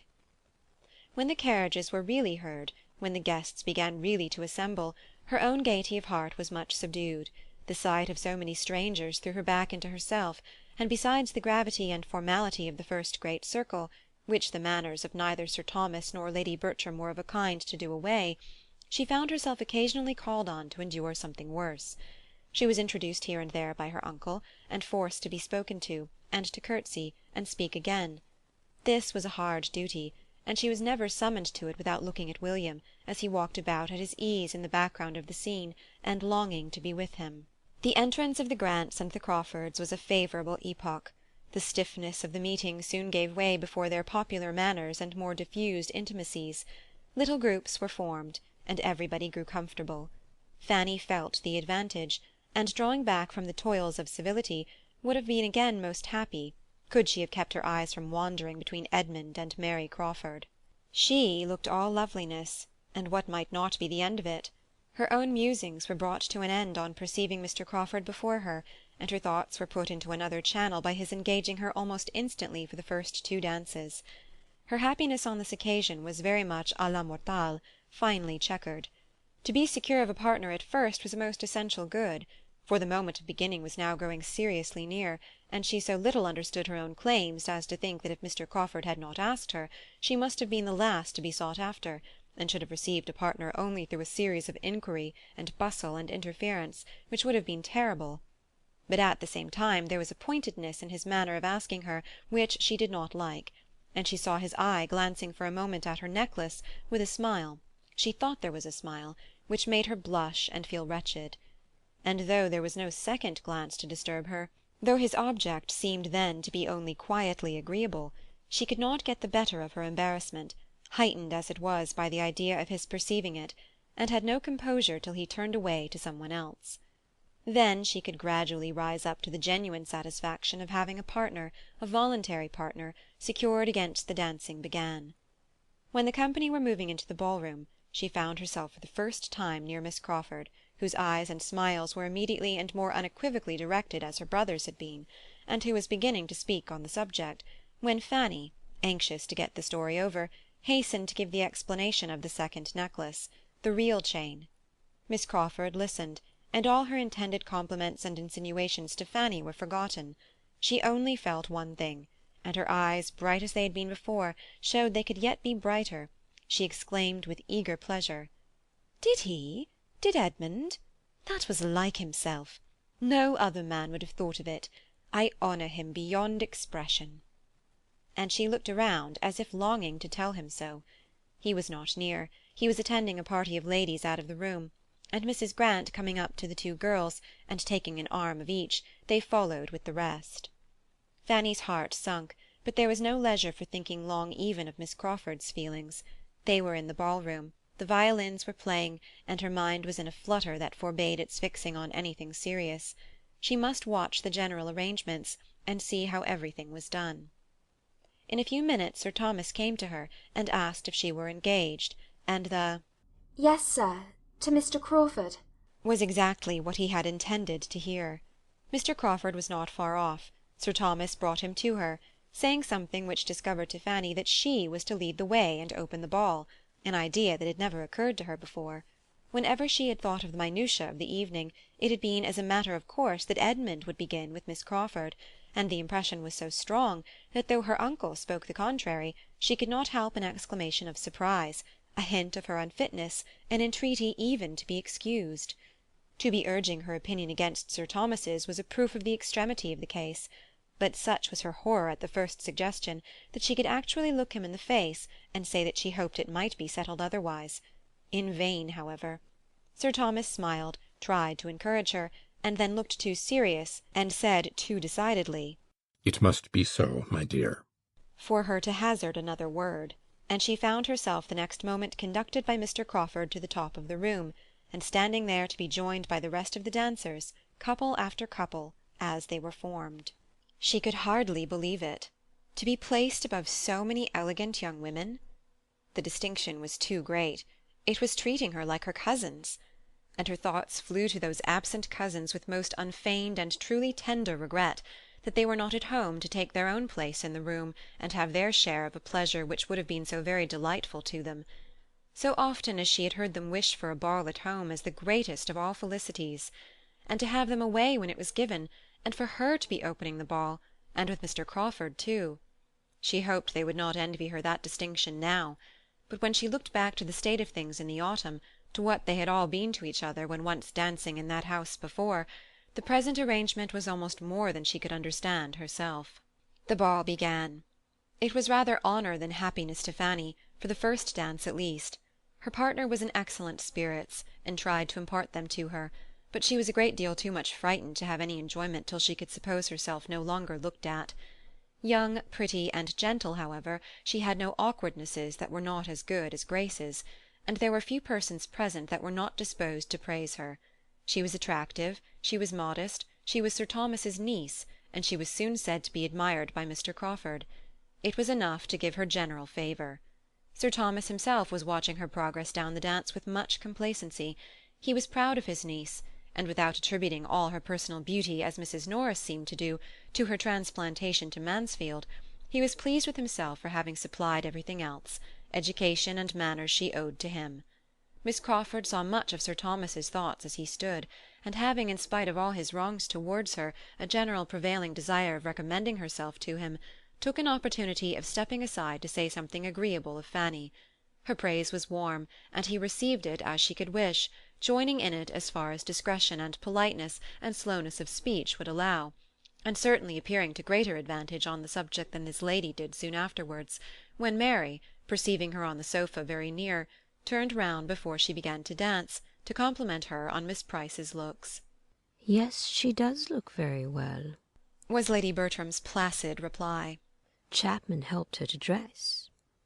I sent Chapman to her." Not but that she was really pleased to have Fanny admired, but she was so much more struck with her own kindness in sending Chapman to her that she could not get it out of her head. Miss Crawford knew Mrs. Norris too well to think of gratifying her by commendation of Fanny. To her it was as the occasion offered. "Ah, ma'am, how much we want dear Mrs. Rushworth and Julia to-night!" And Mrs. Norris paid her with as many smiles and courteous words as she had time for, amid so much occupation as she found for herself in making up card-tables, giving hints to Sir Thomas, and trying to move all the chaperons to a better part of the room. Miss Crawford blundered most towards Fanny herself in her intentions to please. She meant to be giving her little heart a happy flutter, and filling her with sensations of delightful self-consequence, and misinterpreting Fanny's blushes, still thought she must be doing so when she went to her after the first 2 dances, and said with a significant look, "Perhaps you can tell me why my brother goes to town to-morrow. He says he has business there, but will not tell me what. The first time he ever denied me his confidence. But this is what we all come to. All are supplanted sooner or later. Now I must apply to you for information. Pray, what is Henry going for?" Fanny protested her ignorance as steadily as her embarrassment allowed. "Why, then," replied Miss Crawford, laughing, "I must suppose to be purely for the pleasure of conveying your brother, and of talking of you by the way." Fanny was confused, but it was the confusion of discontent. While Miss Crawford wondered, she did not smile, and thought her over-anxious, or thought her odd, or thought her anything rather than insensible of pleasure in Henry's attentions. Fanny had a good deal of enjoyment in the course of the evening, but Henry's attentions had very little to do with it. She would much rather not have been asked by him again so very soon, and she wished he had not been obliged to suspect that his previous inquiries of Mrs. Norris about the supper-hour were all for the sake of securing her at that part of the evening. But it was not to be avoided. He made her feel that she was the object of all, though she could not say that it was unpleasantly done, that there was indelicacy or ostentation in his manner, and sometimes when he talked of William he was really not unagreeable, and showed even a warmth of heart which did him credit. But still his attentions made no part of her satisfaction. She was happy whenever she looked at William, and saw how perfectly he was enjoying himself in every 5 minutes that she could walk about with him and hear his account of his partners. She was happy in knowing herself admired, and she was happy in having the 2 dances with Edmund still to look forward to during the greatest part of the evening, her hand being so eagerly sought after that her indefinite engagement with him was in continual perspective. She was happy even when they did take place, but not for any flow of spirits on his side, or any such expressions of tender gallantry as had blessed the morning. His mind was fagged, and her happiness sprung from being the friend with whom it could find repose. "I'm worn out with civility," said he. "I've been talking incessantly all night, and with nothing to say. But with you, Fanny, there may be peace. You will not want to be talked to. Let us have the luxury of silence." Fanny would hardly even speak her agreement. A weariness, arising probably in great measure from the same feelings which he had acknowledged in the morning, was peculiarly to be respected, and they went down their 2 dances together with such sober tranquillity as might satisfy any looker-on that Sir Thomas had been bringing up no wife for his younger son. The evening had afforded Edmund little pleasure. Miss Crawford had been in gay spirits when they first danced together, but it was not her gaiety that could do him good. It rather sank than raised his comfort, and afterwards, for he found himself still impelled to seek her again, she had absolutely pained him by her manner of speaking of the profession to which he was now on the point of belonging. They had talked, and they had been silent. He had reasoned, she had ridiculed, and they had parted at last with mutual vexation. Fanny, not able to refrain entirely from observing them, had seen enough to be tolerably satisfied. It was barbarous to be happy when Edmund was suffering, yet some happiness must and would arise from the very conviction that he did suffer. When her 2 dances with him were over, her inclination and strength for more were pretty well at an end, and Sir Thomas, having seen her walk rather than dance down the shortening set, breathless, and with her hand at her side, gave his orders for her sitting down entirely. From that time Mr. Crawford sat down likewise. "Poor Fanny!" cried William, coming for a moment to visit her, and working away his partner's fan as if for life. "How soon she is knocked up! Why, the sport is but just begun. I hope we shall keep it up these 2 hours. How can you be tired so soon?" "So soon? My good friend," said Sir Thomas, producing his watch with all necessary caution. "it is 3 o'clock, and your sister is not used to these sort of hours." "Well then, Fanny, you shall not get up tomorrow before I go. Sleep as long as you can, and never mind me." "Oh, William!" "What, did she think of being up before you set off?" "Oh, yes, sir," cried Fanny, rising eagerly from her seat to be nearer her uncle. I must get up and breakfast with him. It will be the last time, you know, the last morning. You had better not. He is to have breakfasted and be gone by 9:30. Mr. Crawford, I think you call for him at 9:30? Fanny was too urgent, however, and had too many tears in her eyes for denial, and it ended in a gracious "Well, well," which was permission. Yes, 9:30. Said Crawford to William as the latter was leaving them. And I shall be punctual, for there will be no kind sister to get up for me. And in a lower tone to Fanny, I shall have only a desolate house to hurry from. Your brother will find my ideas of time and his own very different tomorrow. After a short consideration, Sir Thomas asked Crawford to join the early breakfast party in that house instead of eating alone. He should himself be of it, and the readiness with which his invitation was accepted convinced him that the suspicions whence, he must confess to himself, this very ball had in great measure sprung, were well founded. Mr. Crawford was in love with Fanny. He had a pleasing anticipation of what would be. His niece, meanwhile, did not thank him for what he had just done. She had hoped to have William all to herself the last morning. It would have been an unspeakable indulgence. But though her wishes were overthrown, there was no spirit of murmuring within her. On the contrary, she was so totally unused to have her pleasures consulted, or to have anything take place at all in the way she could desire, that she was more disposed to wonder and rejoice in having carried her point so far, than to repine at the counteraction which followed. Shortly afterwards Sir Thomas was again interfering a little with her inclination, by advising her to go immediately to bed. Advise was his word, but it was the advice of absolute power, and she had only to rise, and with Mr. Crawford's very cordial adieus, pass quietly away, stopping at the entrance door, like the lady of Branksome Hall, one moment and no more, to view the happy scene, and take a last look at the 5 or 6 determined couple who were still hard at work, and then creeping slowly up the principal staircase, pursued by the ceaseless country dance, feverish with hopes and fears, soup and negus, sore-footed and fatigued, restless and agitated, yet feeling, in spite of everything, that a ball was delightful indeed. In thus sending her away, Sir Thomas perhaps might not be thinking merely of her health. It might occur to him that Mr. Crawford had been sitting by her long enough, or he might mean to recommend her as a wife by showing her persuadableness. The ball was over, and the breakfast was soon over too. The last kiss was given, and William was gone. Mr. Crawford had, as he foretold, been very punctual, and short and pleasant had been the meal. After seeing William to the last moment, Fanny walked back to the breakfast-room with a very saddened heart, to grieve over the melancholy change, and there her uncle kindly left her to cry in peace, conceiving perhaps that the deserted share of each young man might exercise her tender enthusiasm, and that the remaining cold pork-bones and mustard in William's plate might but divide her feelings with the broken egg-shells in Mr. Crawford's. She sat and cried con amore, as her uncle intended, but it was con amore fraternal, and no other. William was gone, and she now felt as if she had wasted half his visit in idle cares and selfish solicitudes unconnected with him. Fanny's disposition was such that she could never even think of her Aunt Norris in the meagreness and cheerlessness of her own small house, without reproaching herself for some little want of attention to her when they had last been together. Much less could her feelings acquit her of having done and said and thought everything by William that was due to him for a whole fortnight. It was a heavy, melancholy day. Soon after the second breakfast, Edmund bade them good-bye for a week, and mounted his horse for Peterborough, and then all were gone. Nothing remained of last night but remembrances, which she had nobody to share in.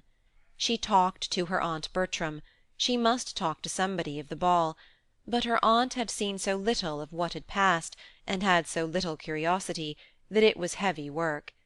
Lady Bertram was not certain of anybody's dress, or anybody's place at supper but her own. She could not recollect what it was that she had heard about one of the Miss Maddoxes, or what it was that Lady Prescott had noticed in Fanny. She was not sure whether Colonel Harrison had been talking of Mr. Crawford, or of William, when he said he was the finest young man in the room.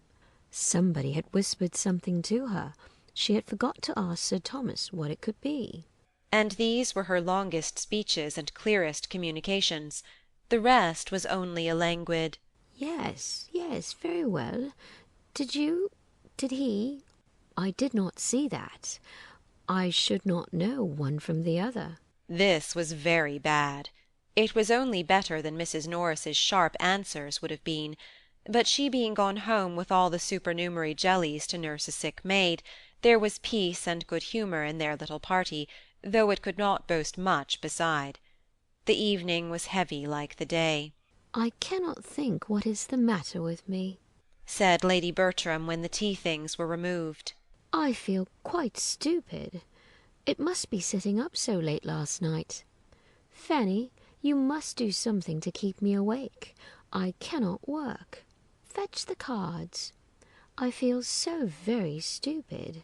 The cards were brought, and Fanny played at cribbage with her aunt till bedtime, and Sir Thomas was reading to himself. No sounds were heard in the room for the next 2 hours, beyond the reckonings of the game. And that makes 31, 4 in hand and 8 in crib. You are to deal, ma'am. Shall I deal for you? Fanny thought and thought again of the difference which 24 hours had made in that room, and all that part of the house. Last night it had been hope and smiles, bustle and motion, noise and brilliancy, in the drawing-room and out of the drawing-room, and everywhere. Now it was languor, and all but solitude. A good night's rest improved her spirits. She could think of William the next day more cheerfully, and as the morning afforded her an opportunity of talking over Thursday night with Mrs. Grant and Miss Crawford in a very handsome style, with all the heightenings of imagination and all the laughs of playfulness which are so essential to the shade of a departed ball, she could afterwards bring her mind without much effort into its every-day state, and easily conform to the tranquillity of the present quiet week. They were indeed a smaller party than she had ever known there for a whole day together, and he was gone on whom the comfort and cheerfulness of every family meeting and every meal chiefly depended. But this must be learned to be endured. He would soon be always gone, and she was thankful that she could now sit in the same room with her uncle, hear his voice, receive his questions, and even answer them, without such wretched feelings as she had formerly known. "We miss our 2 young men," was Sir Thomas's observation on both the first and second day, as they formed their very reduced circle after dinner, and in consideration of Fanny's swimming eyes, nothing more was said on the first day than to drink their good health. But on the second it led to something farther. William was kindly commended, and his promotion hoped for. "And there is no reason to suppose," added Sir Thomas, "but that his visits to us may now be tolerably frequent. As to Edmund, we must learn to do without him. This will be the last winter of his belonging to us, as he has done." Yes, said Lady Bertram. But I wish he was not going away. They are all going away, I think. I wish they would stay at home. This wish was levelled principally at Julia, who had just applied for permission to go to town with Maria, and as Sir Thomas thought it best for each daughter that the permission should be granted, Lady Bertram, though in her own good nature she would not have prevented it, was lamenting the change it made in the prospect of Julia's return, which would otherwise have taken place about this time. A great deal of good sense followed on Sir Thomas's side, tending to reconcile his wife to the arrangement. Everything that a considerate parent ought to feel was advanced for her use, and everything that an affectionate mother must feel in promoting her children's enjoyment was attributed to her nature. Lady Bertram agreed to it all with a calm "Yes," and at the end of a quarter of an hour's silent consideration, spontaneously observed, "Sir Thomas, I have been thinking, and I'm very glad we took Fanny as we did, for now the others are away, we feel the good of it." Sir Thomas immediately improved this compliment by adding, "Very true. We show Fanny what a good girl we think her by praising her to her face. She is now a very valuable companion. If we have been kind to her, she is now quite as necessary to us." "Yes," said Lady Bertram presently. "and it is a comfort to think that we shall always have her." Sir Thomas paused, half smiled, glanced at his niece, and then gravely replied, She will never leave us, I hope, till invited to some other home that may reasonably promise her greater happiness than she knows here. And that is not very likely to be, Sir Thomas. Who should invite her? Maria might be very glad to see her at Southerton now and then, but she would not think of asking her to live there, and I'm sure she is better off here, and besides, I cannot do without her. The week which passed so quietly and peaceably at the great house in Mansfield had a very different character at the parsonage. To the young lady, at least, in each family, it brought very different feelings. What was tranquillity and comfort to Fanny was tediousness and vexation to Mary. Something arose from difference of disposition and habit, one so easily satisfied, the other so unused to endure, but still more might be imputed to difference of circumstances. In some points of interest they were exactly opposed to each other. To Fanny's mind Edmund's absence was really, in its cause and its tendency, a relief.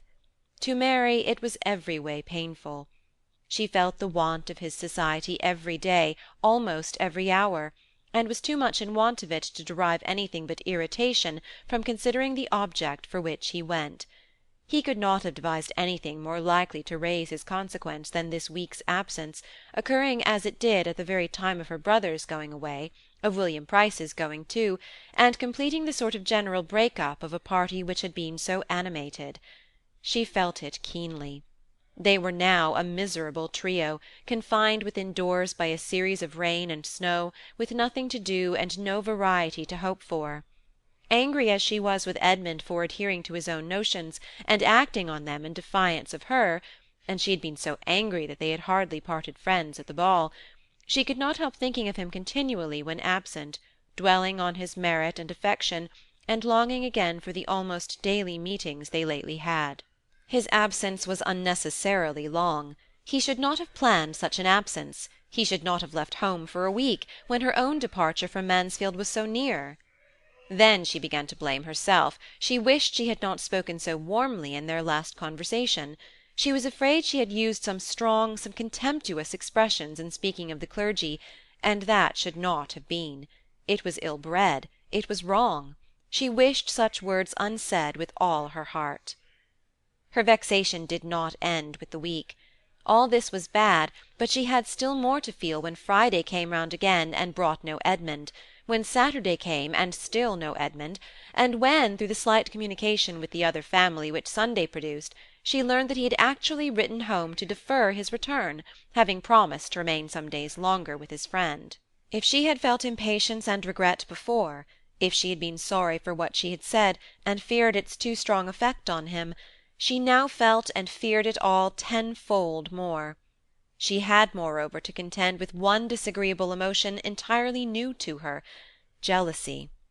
His friend Mr. Owen had sisters. He might find them attractive. But at any rate his staying away at a time when, according to all preceding plans, she was to remove to London, meant something that she could not bear. Had Henry returned, as he had talked of doing, at the end of 3 or 4 days, she should now have been leaving Mansfield. It became absolutely necessary for her to get to Fanny and try to learn something more. She could not live any longer in such solitary wretchedness, and she made her way to the park, through difficulties of walking which she had deemed unconquerable a week before, for the chance of hearing a little in addition, for the sake of at least hearing his name. The first half-hour was lost, for Fanny and Lady Bertram were together, and unless she had Fanny to herself she could hope for nothing. But at last Lady Bertram left the room, and then almost immediately Miss Crawford thus began, with a voice as well regulated as she could: "And how do you like your cousin Edmund staying away so long? Being the only young person at home, I consider you as the greatest sufferer. You must miss him. Does his staying longer surprise you?" "I do not know," said Fanny, hesitatingly. "Yes, I had not particularly expected it." "Perhaps he will always stay longer than he talks of. It is the general way, all young men do." "He did not the only time he went to see Mr. Owen before." "He finds the house more agreeable now.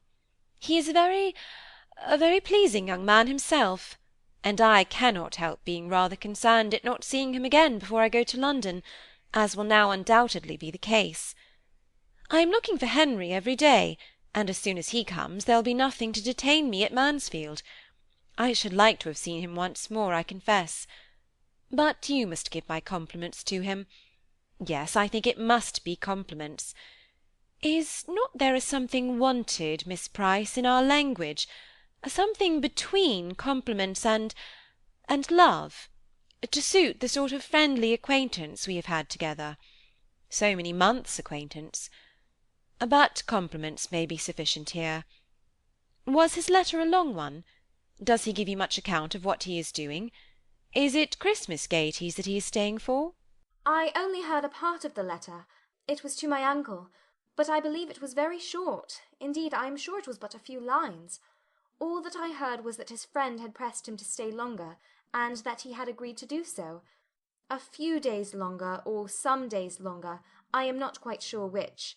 Oh, if he wrote to his father, but I thought it might have been to Lady Bertram or you. But if he wrote to his father, no wonder he was concise. Who could write chat to Sir Thomas?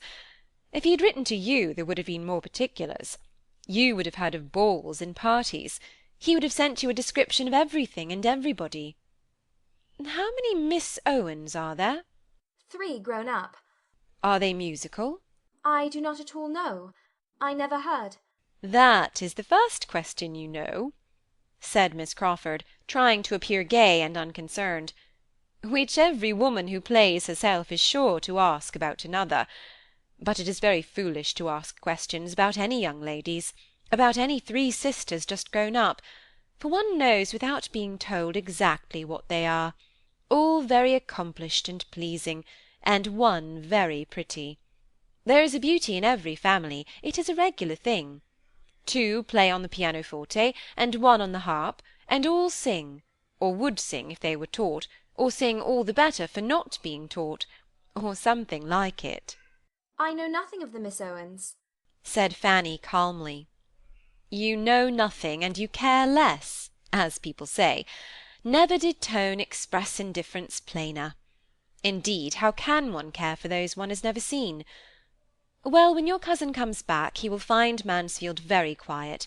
All the noisy ones gone, your brother and mine and myself. I do not like the idea of leaving Mrs. Grant now the time draws near.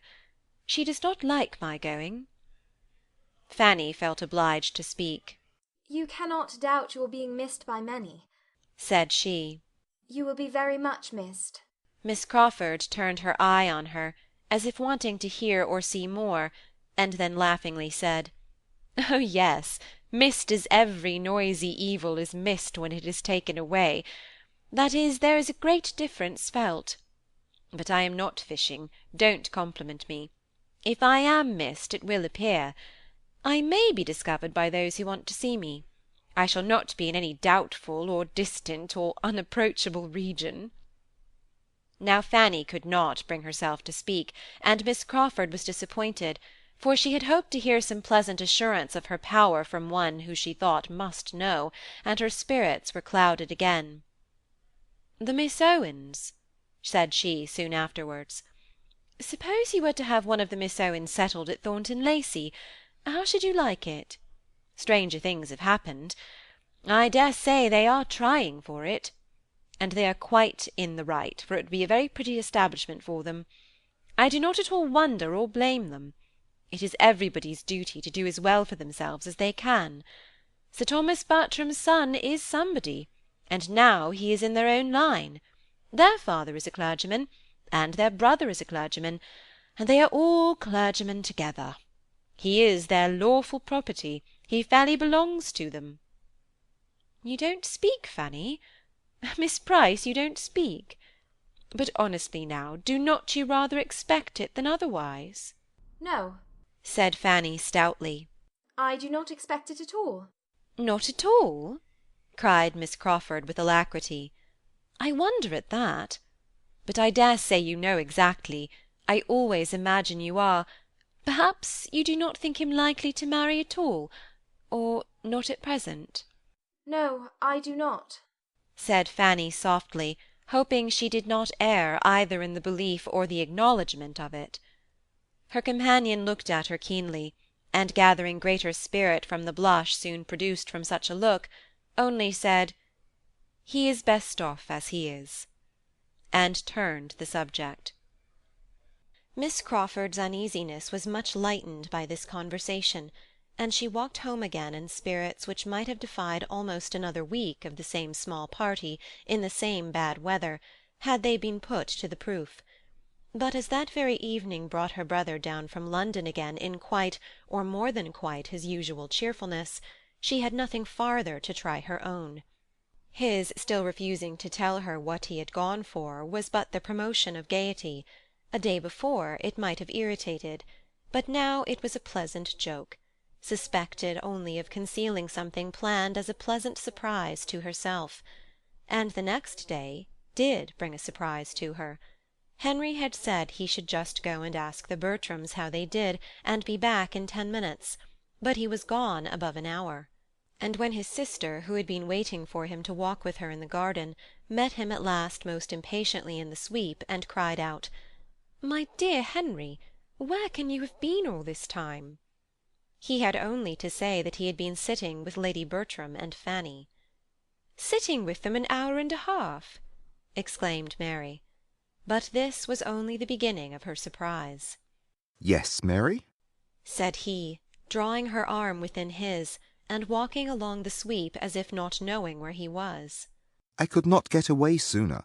Fanny looked so lovely. I am quite determined, Mary. My mind is entirely made up. Will it astonish you? No, you must be aware that I am quite determined to marry Fanny Price." The surprise was now complete, for in spite of whatever his consciousness might suggest, a suspicion of his having any such views had never entered his sister's imagination, and she looked so truly the astonishment she felt, that he was obliged to repeat what he had said, and more fully and more solemnly. The conviction of his determination once admitted, it was not unwelcome. There was even pleasure with the surprise. Mary was in a state of mind to rejoice in a connection with the Bertram family, and to be not displeased with her brother's marrying a little beneath him. "Yes, Mary," was Henry's concluding assurance. "I am fairly caught. You know with what idle designs I began, but this is the end of them. I have, I flatter myself, made no inconsiderable progress in her affections, but my own are entirely fixed." "Lucky, lucky girl!" cried Mary, as soon as she could speak. "What a match for her! My dearest Henry, this must be my first feeling, but my second, which you shall have as sincerely, is that I approve your choice from my soul, and foresee your happiness as heartily as I wish and desire it. You will have a sweet little wife, all gratitude and devotion, exactly what you deserve. What an amazing match for her! Mrs. Norris often talks of her luck. What will she say now? The delight of all the family, indeed. And she has some true friends in it. How they will rejoice! But tell me all about it. Talk to me for ever. When did you begin to think seriously about her?"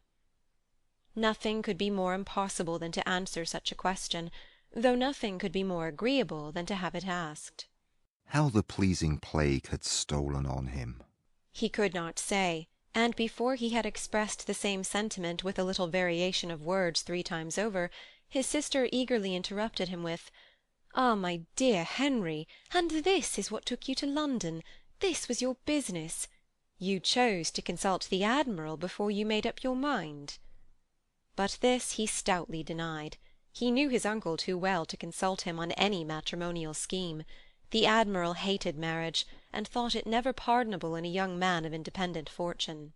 "When Fanny is known to him," continued Henry, "he will dote on her. She is exactly the woman to do away every prejudice of such a man as the Admiral, for she he would describe, if indeed he has now delicacy of language enough to embody his own ideas. But till it is absolutely settled, settled beyond all interference, he shall know nothing of the matter. No, Mary, you are quite mistaken. You have not discovered my business yet." "Well, well, I am satisfied. I know now to whom it must relate, and am in no hurry for the rest. Fanny Price! Wonderful, quite wonderful! That Mansfield should have done so much for— That you should have found your fate in Mansfield. But you were quite right. You could not have chosen better. There is not a better girl in the world, and you do not want for fortune. And as to her connections, they are more than good. The Bertrams are undoubtedly some of the first people in this country. She is niece to Sir Thomas Bertram. That will be enough for the world. But go on, tell me more. What are your plans? Does she know her own happiness? No. What are you waiting for? For very little more than opportunity. Mary, she is not like her cousins, but I think I shall not ask in vain. Oh, no, you cannot. Were you even less pleasing, supposing her not to love you already, of which, however, I can have little doubt, you would be safe. The gentleness and gratitude of her disposition would secure her all your own immediately. From my soul, I do not think she would marry you without love. That is, if there is a girl in the world capable of being uninfluenced by ambition, I can suppose it her. But ask her to love you, and she will never have the heart to refuse. As soon as her eagerness could rest in silence, he was as happy to tell as she could be to listen, and a conversation followed almost as deeply interesting to her as to himself, though he had in fact nothing to relate but his own sensations, nothing to dwell on but Fanny's charms. Fanny's beauty of face and figure, Fanny's graces of manner and goodness of heart, were the exhaustless theme. The gentleness, modesty, and sweetness of her character were warmly expatiated on, that sweetness which makes so essential a part of every woman's worth in the judgment of man, that though he sometimes loves where it is not, he can never believe it absent. Her temper he had good reason to depend on and to praise. He had often seen it tried. Was there one of the family, excepting Edmund, who had not in some way or other continually exercised her patience and forbearance? Her affections were evidently strong. To see her with her brother! What could more delightfully prove that the warmth of her heart was equal to its gentleness? What could be more encouraging to a man who had her love in view? Then her understanding was beyond every suspicion, quick and clear, and her manners were the mirror of her own modest and elegant mind. Nor was this all.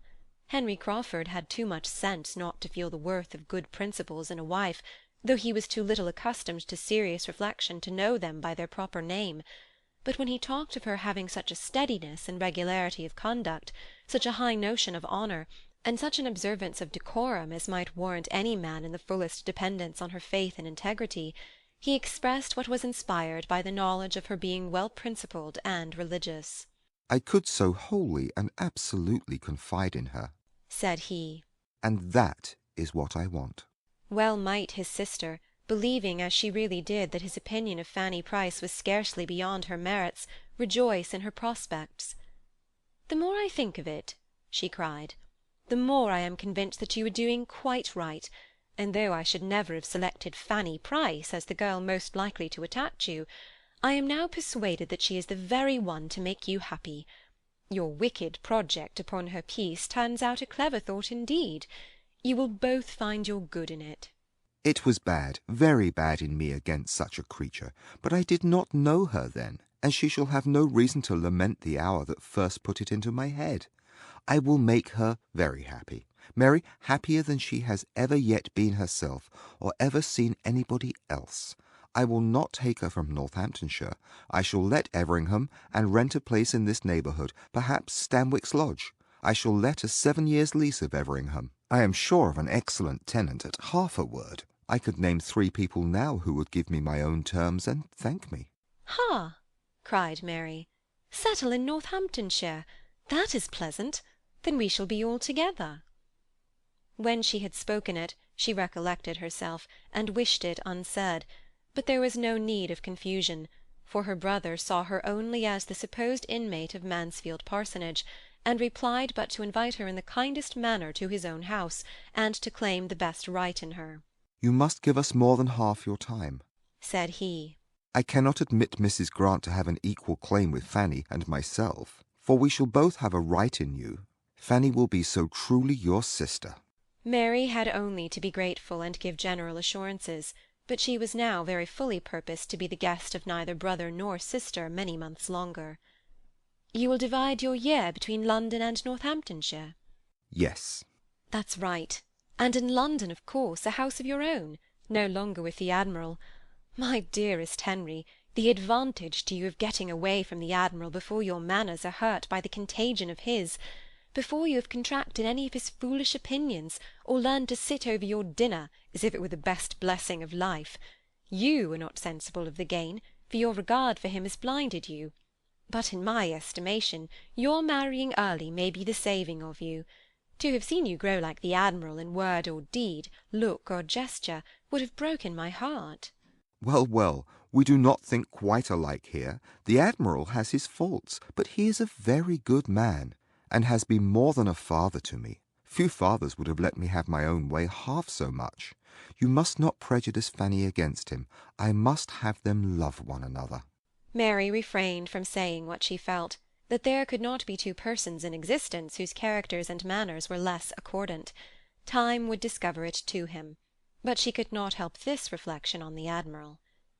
Henry, I think so highly of Fanny Price, that if I could suppose the next Mrs. Crawford would have half the reason of which my poor ill-used aunt had to abhor the very name, I would prevent the marriage, if possible. But I know you. I know that a wife you loved would be the happiest of women, and that even when you ceased to love, she would yet find in you the liberality and good breeding of a gentleman.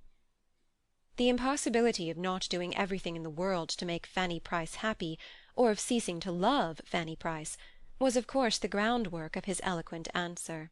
Had you seen her this morning, Mary? He continued.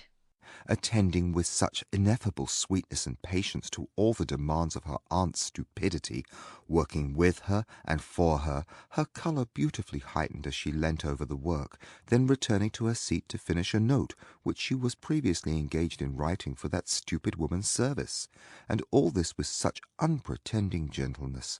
So much of it were a matter of course that she was not to have a moment at her own command, her hair arranged as neatly as it always is, and one little curl falling forward as she wrote, which she now and then shook back, and in the midst of all this, still speaking at intervals to me, or listening, as if she liked to listen, to what I said. Had you seen her so, Mary, you would not have implied the possibility of her power over my heart ever ceasing.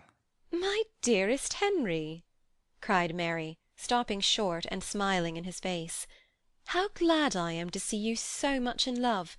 It quite delights me. But what will Mrs. Rushworth and Julia say? I care neither what they say nor what they feel. They will now see what sort of woman it is can attach me, that can attach a man of sense.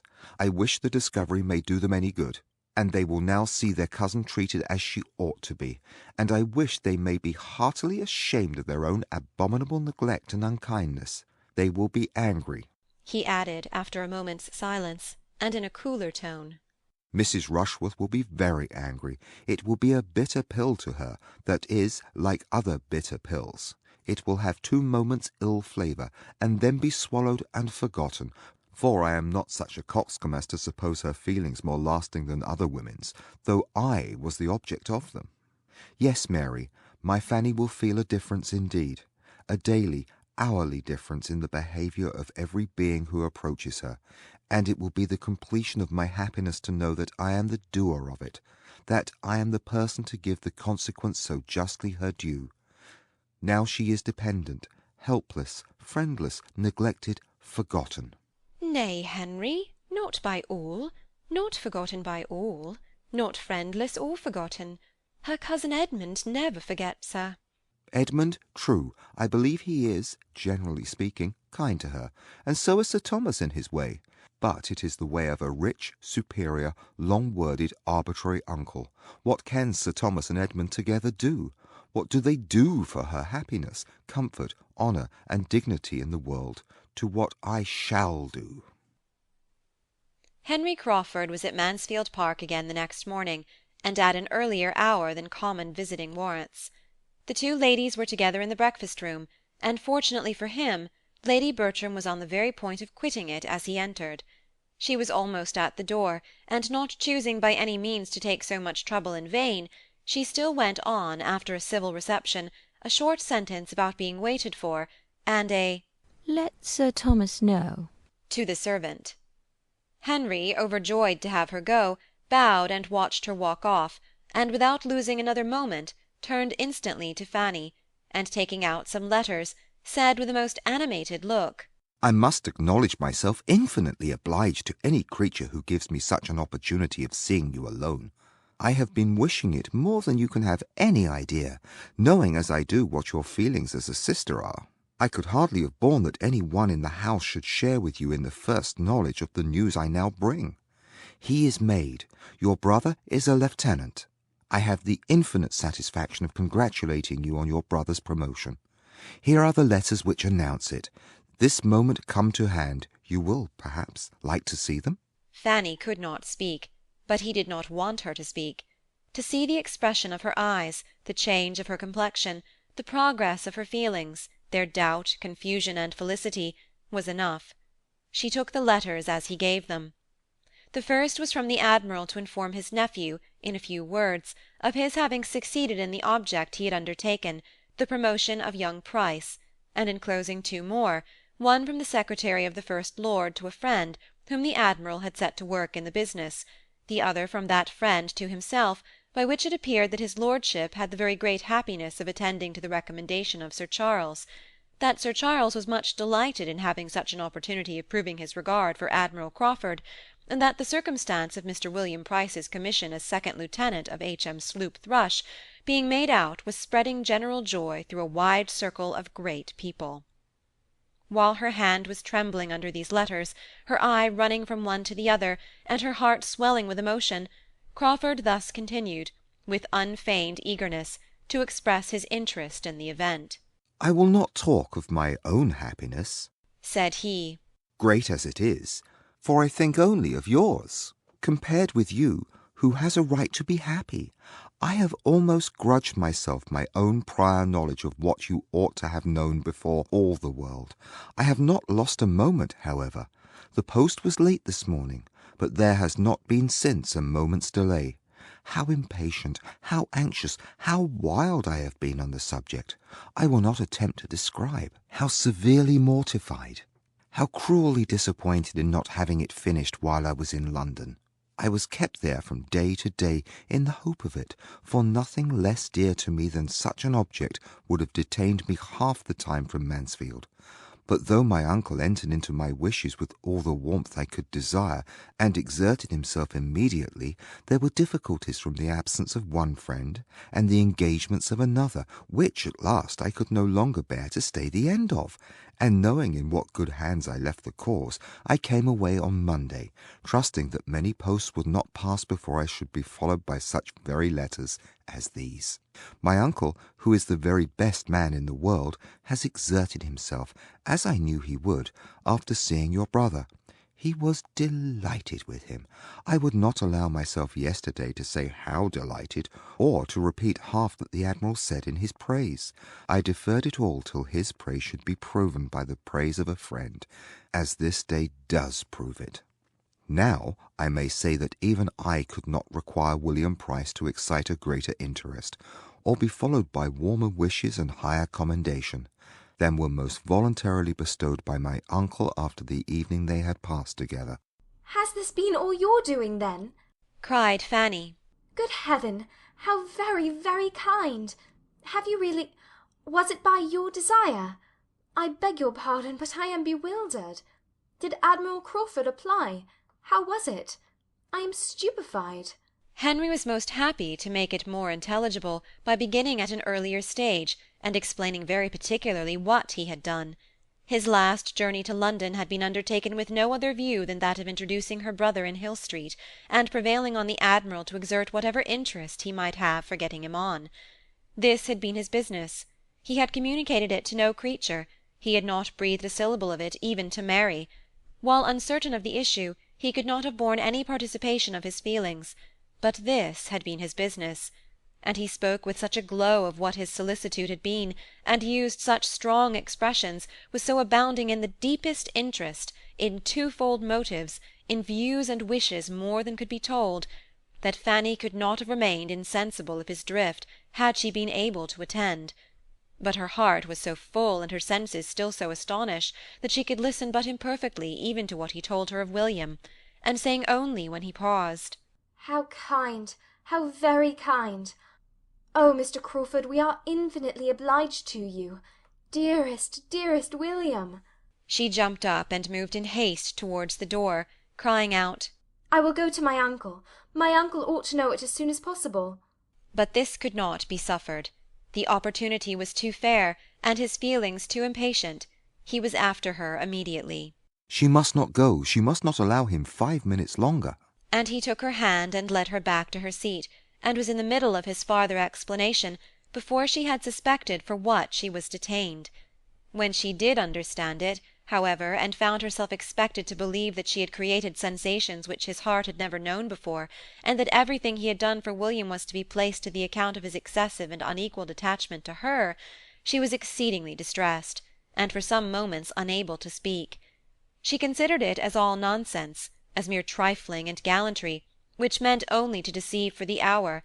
She could not but feel that it was treating her improperly and unworthily, and in such a way as she had not deserved, but it was like himself, and entirely of a piece with what she had seen before, and she would not allow herself to show half the displeasure she felt, because he had been conferring an obligation, which no want of delicacy on his part could make a trifle to her. While her heart was still bounding with joy and gratitude on William's behalf, she could not be severely resentful of anything that injured only herself, and after having twice drawn back her hand, and twice attempted in vain to turn away from him, she got up and said only with much agitation, Don't, Mr. Crawford, pray don't. I beg you would not. This is a sort of talking which is very unpleasant to me. I must go away. I cannot bear it. But he was still talking on, describing his affection, soliciting a return, and finally, in words so plain as to bear but one meaning even to her, offering himself, hand, fortune, everything, to her acceptance. It was so. He had said it. Her astonishment and confusion increased, and though still not knowing how to suppose him serious, she could hardly stand. He pressed for an answer. No, no, no, she cried, hiding her face. This is all nonsense. Do not distress me. I can hear no more of this. Your kindness to William makes me more obliged to you than words can express, but I do not want, I cannot bear, I must not listen to such— No, no, don't think of me. But you are not thinking of me. I know it is all nothing. She had burst away from him, and at that moment Sir Thomas was heard speaking to a servant in his way towards the room they were in.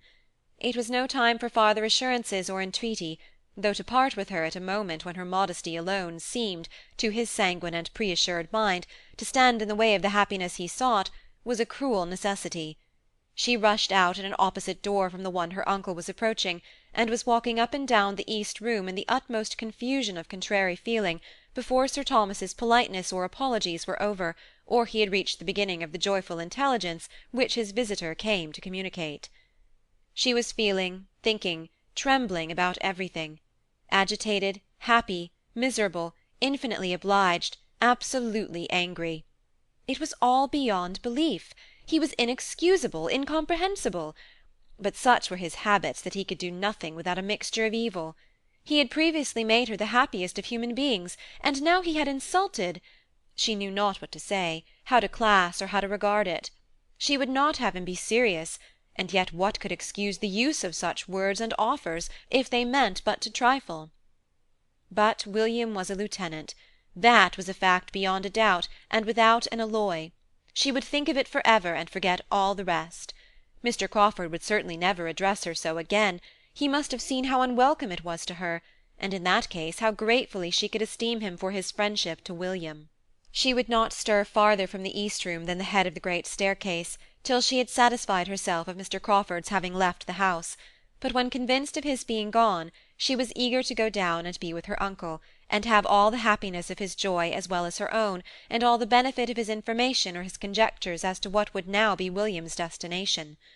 Sir Thomas was as joyful as she could desire, and very kind and communicative, and she had so comfortable a talk with him about William as to make her feel as if nothing had occurred to vex her, till she found, towards the close, that Mr. Crawford was engaged to return and dine there that very day. This was a most unwelcome hearing, for though he might think nothing of what had passed, it would be quite distressing to her to see him again so soon. She tried to get the better of it, tried very hard, as the dinner hour approached, to feel and appear as usual, but it was quite impossible for her not to look most shy and uncomfortable when their visitor entered the room. She could not have supposed it in the power of any concurrence of circumstances to give her so many painful sensations on the first day of hearing of William's promotion. Mr. Crawford was not only in the room, he was soon close to her. He had a note to deliver from his sister. Fanny could not look at him, but there was no consciousness of past folly in his voice. She opened her note immediately, glad to have anything to do, and happy as she read it to feel that the fidgetings of her Aunt Norris, who was also to dine there, screened her a little from view. My dear Fanny, for so I may now always call you, to the infinite relief of a tongue that has been stumbling at Miss Price for at least the last 6 weeks, I cannot let my brother go without sending you a few lines of general congratulation, and giving my most joyful consent and approval. Go on, my dear Fanny, and without fear. There can be no difficulties worth naming. I choose to suppose that the assurance of my consent will be something, so you may smile upon him with your sweetest smiles this afternoon, and send him back to me even happier than he goes. Yours affectionately, M.C. These were not expressions to do Fanny any good, for though she read in too much haste and confusion to form the clearest judgment of Miss Crawford's meaning, it was evident that she meant to compliment her on her brother's attachment, and even to appear to believe it serious. She did not know what to do, or what to think. There was wretchedness in the idea of its being serious, there was perplexity and agitation every way. She was distressed whenever Mr. Crawford spoke to her, and he spoke to her much too often, and she was afraid there was a something in his voice and manner in addressing her very different from what they were when he talked to the others. Her comfort in that day's dinner was quite destroyed. She could hardly eat anything, and when Sir Thomas good-humouredly observed that joy had taken away her appetite, she was ready to sink with shame, from the dread of Mr. Crawford's interpretation, for though nothing could have tempted her to turn her eyes to the right hand, where he sat, she felt that his were immediately directed towards her. She was more silent than ever. She would hardly join even when William was the subject, for his commission came all from the right hand too, and there was pain in the connection.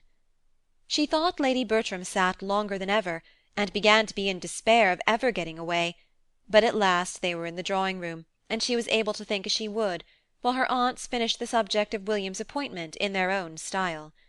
Mrs. Norris seemed as much delighted with the saving it would be to Sir Thomas as with any part of it.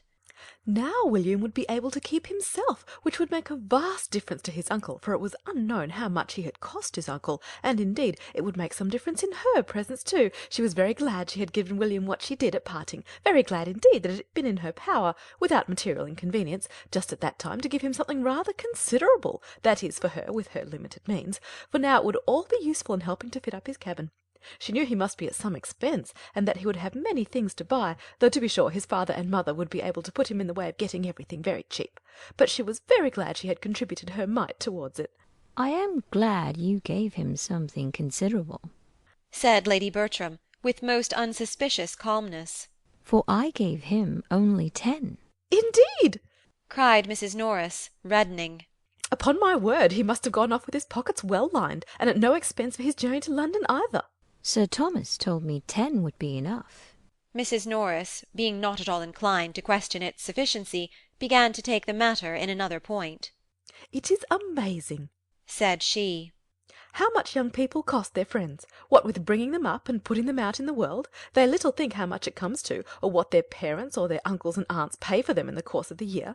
Now here are my sister Price's children. Take them all together, I dare say nobody would believe what a sum they cost Sir Thomas every year, to say nothing of what I do for them. Very true, sister, as you say. But poor things, they cannot help it, and you know it makes very little difference to Sir Thomas. Fanny, William must not forget my shawl if he goes to the East Indies, and I shall give him a commission for anything else that is worth having. I wish he may go to the East Indies, that I may have my shawl. I think I will have 2 shawls, Fanny. Fanny, meanwhile, speaking only when she could not help it, was very earnestly trying to understand what Mr. and Miss Crawford were at.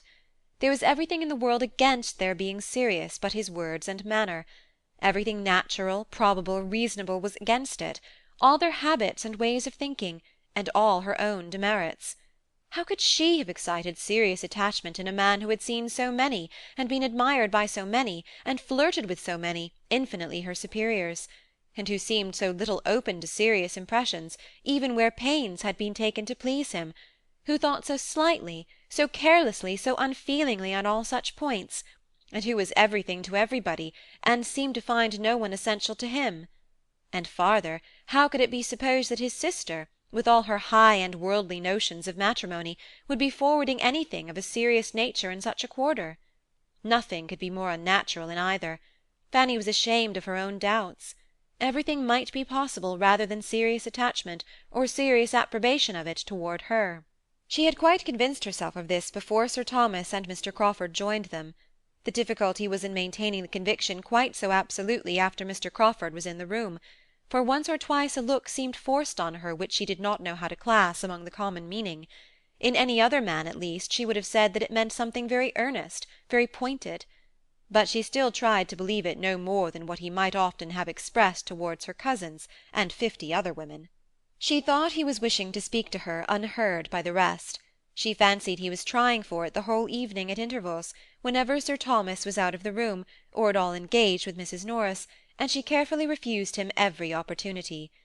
At last, it seemed an at last to Fanny's nervousness, though not remarkably late, he began to talk of going away, but the comfort of the sound was soon impaired by his turning to her the next moment and saying, "Have you nothing to send to Mary? No answer to her note? She will be disappointed if she receives nothing from you. Pray write to her, if it be only a line." "Oh, yes, certainly," cried Fanny, rising in haste, the haste of embarrassment and of wanting to get away. "I will write directly." She went accordingly to the table, where she was in the habit of writing for her aunt, and prepared her materials without knowing what in the world to say. She had read Miss Crawford's note only once, and how to reply to anything so imperfectly understood was most distressing. Quite unpractised in such sort of note-writing, had there been time for scruples and fears as to style, she would have felt them in abundance. But something must be instantly written, and with only one decided feeling, that of wishing not to appear to think anything really intended, she wrote thus, in great trembling both of spirits and hand. "I am very much obliged to you, my dear Miss Crawford, for your kind congratulations, as far as they relate to my dearest William. The rest of your note I know means nothing, but I am so unequal to anything of the sort, that I hope you will excuse my begging you to take no farther notice. I have seen too much of Mr. Crawford not to understand his manners. If he understood me as well, he would, I dare say, behave differently. I do not know what I write, but it would be a great favour of you never to mention the subject again. With thanks for the honour of your note, I remain, dear Miss Crawford, etc., etc." The conclusion was scarcely intelligible from increasing fright, for she found that Mr. Crawford, under pretence of receiving the note, was coming towards her. "You cannot think I mean to hurry you," said he in an under-voice, perceiving the amazing trepidation with which she made up the note. "You cannot think I have any such object. Do not hurry yourself, I entreat." "Oh, I thank you. I have quite done, just done. It will be ready in a moment. I am very much obliged to you, if you will be so good as to give that to Miss Crawford." The note was held out, and must be taken, and as she instantly and with averted eyes walked towards the fireplace, where sat the others, he had nothing to do but to go in good earnest. Fanny thought she had never known a day of greater agitation, both of pain and pleasure, but happily the pleasure was not of a sort to die with the day, for every day would restore the knowledge of William's advancement, whereas the pain, she hoped, would return no more. She had no doubt that her note must appear excessively ill-written, that the language would disgrace a child, for her distress had allowed no arrangement, but at least it would assure them both of her being neither imposed on nor gratified by Mr. Crawford's attentions. Fanny had by no means forgotten Mr. Crawford when she awoke the next morning, but she remembered the purport of her note, and was not less sanguine as to its effect than she had been the night before. If Mr. Crawford would but go away! That was what she most earnestly desired, go and take his sister with him, as he was to do, and as he returned to Mansfield on purpose to do. And why it was not already done she could not devise, for Miss Crawford certainly wanted no delay. Fanny had hoped, in the course of his yesterday's visit, to hear the day named, but he had only spoken of their journey as what would take place ere long. Having so satisfactorily settled the conviction her note would convey, she could not but be astonished to see Mr. Crawford, as she accidentally did, coming up to the house again, and at an hour as early as the day before.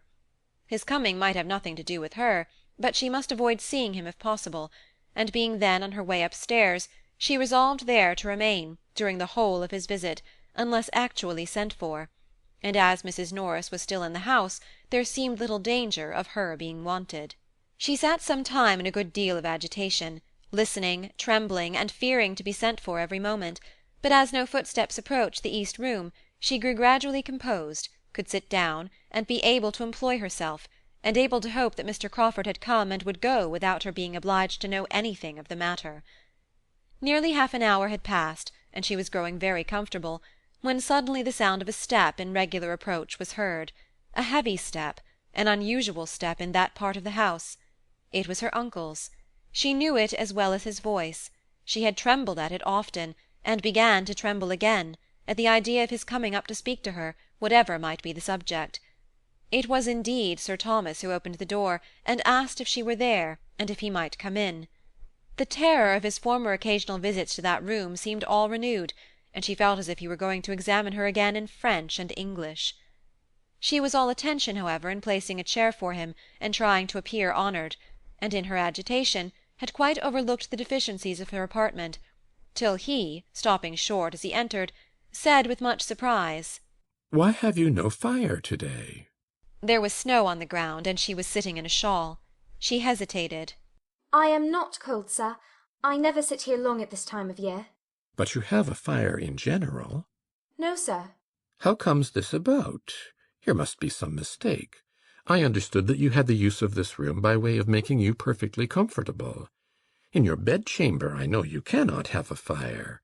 Here is some great misapprehension which must be rectified. It is highly unfit for you to sit, be it only half an hour a day, without a fire. You are not strong. You are chilly. Your aunt cannot be aware of this. Fanny would rather have been silent, but being obliged to speak, she could not forbear, in justice to the aunt she loved best, from saying something in which the words "My Aunt Norris" were distinguishable.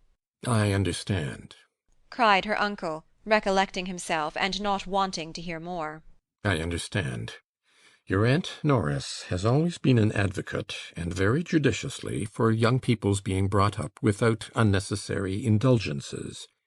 But there should be moderation in everything.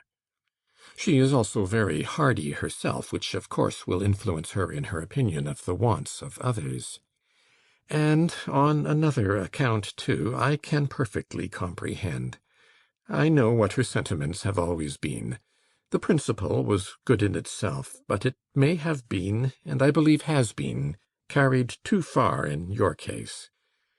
I am aware that there has been sometimes, in some points, a misplaced distinction, but I think too well of you, Fanny, to suppose that you will ever harbour resentment on that account. You have an understanding which will prevent you from receiving things only in part, and judging partially by the event.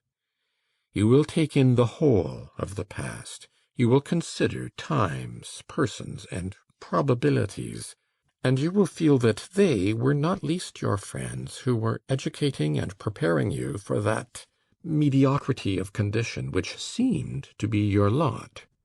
Though their caution may prove eventually unnecessary, it was kindly meant, and of this you may be assured, that every advantage of affluence will be doubled by the little privations and restrictions that may have been imposed. I am sure you will not disappoint my opinion of you by failing at any time to treat your Aunt Norris with the respect and attention that are due to her. But enough of this. Sit down, my dear. I must speak to you for a few minutes, but I will not detain you long. Fanny obeyed, with eyes cast down and colour rising. After a moment's pause, Sir Thomas, trying to suppress a smile, went on. You are not aware, perhaps, that I have had a visitor this morning. I had not been long in my own room after breakfast when Mr. Crawford was shown in. His errand you may probably conjecture.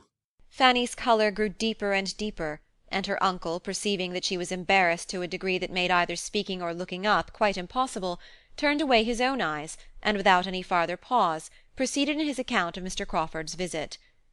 Mr. Crawford's business had been to declare himself the lover of Fanny, make decided proposals for her, and entreat the sanction of the uncle, who seemed to stand in the place of her parents, and he had done it all so well, so openly, so liberally, so properly, that Sir Thomas, feeling, moreover, his own replies, and his own remarks to have been very much to the purpose, was exceedingly happy to give the particulars of their conversation, and little aware of what was passing in his niece's mind, conceived that by such details he must be gratifying her far more than himself.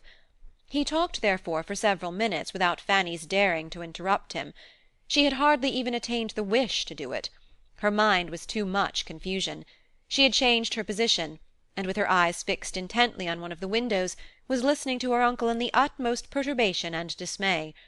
For a moment he ceased, but she had barely become conscious of it, when, rising from his chair, he said, "And now, Fanny, having performed one part of my commission, and shown you everything placed on a basis the most assured and satisfactory, I may execute the remainder by prevailing on you to accompany me downstairs, where, though I cannot but presume on having been no unacceptable companion myself, I must submit to your finding one still better worth listening to. Mr. Crawford, as you have perhaps foreseen, is yet in the house. He is in my room, and hoping to see you there." There was a look, a start, an exclamation on hearing this, which astonished Sir Thomas. But what was his increase of astonishment on hearing her exclaim, "Oh, no, sir, I cannot, indeed I cannot go down to him. Mr. Crawford ought to know. He must know that. I told him enough yesterday to convince him. He spoke to me on this subject yesterday, and I told him without disguise that it was very disagreeable to me and quite out of my power to return his good opinion." "I do not catch your meaning," said Sir Thomas, sitting down again. "Out of your power to return his good opinion? What is all this? I know he spoke to you yesterday, and, as far as I understand, received as much encouragement to proceed as a well-judging young woman could permit herself to give. I was very much pleased with what I collected to have been your behaviour on the occasion. It showed a discretion highly to be commended. But now, when he has made his overtures so properly and honourably, what are your scruples now?" "You are mistaken, sir," cried Fanny, forced by the anxiety of the moment even to tell her uncle that he was wrong. "You are quite mistaken. How could Mr. Crawford say such a thing? I gave him no encouragement yesterday. On the contrary, I told him, I cannot recollect my exact words, but I am sure I told him that I would not listen to him, that it was very unpleasant to me in every respect, and that I begged him never to talk to me in that manner again. I am sure I said as much as that and more, and I should have said still more if I had been quite certain of his meaning anything seriously. But I did not like to be, I could not bear to be imputing more than might be intended. I thought it might all pass for nothing with him." She could say no more. Her breath was almost gone. "Am I to understand," said Sir Thomas, after a few moments' silence, "that you mean to refuse Mr. Crawford?" "Yes, sir." "Refuse him? "Yes, sir." Refuse Mr. Crawford? Upon what plea? For what reason?" I cannot like him, sir, well enough to marry him." "This is very strange," said Sir Thomas, in a voice of calm displeasure. "There is something in this which my comprehension does not reach.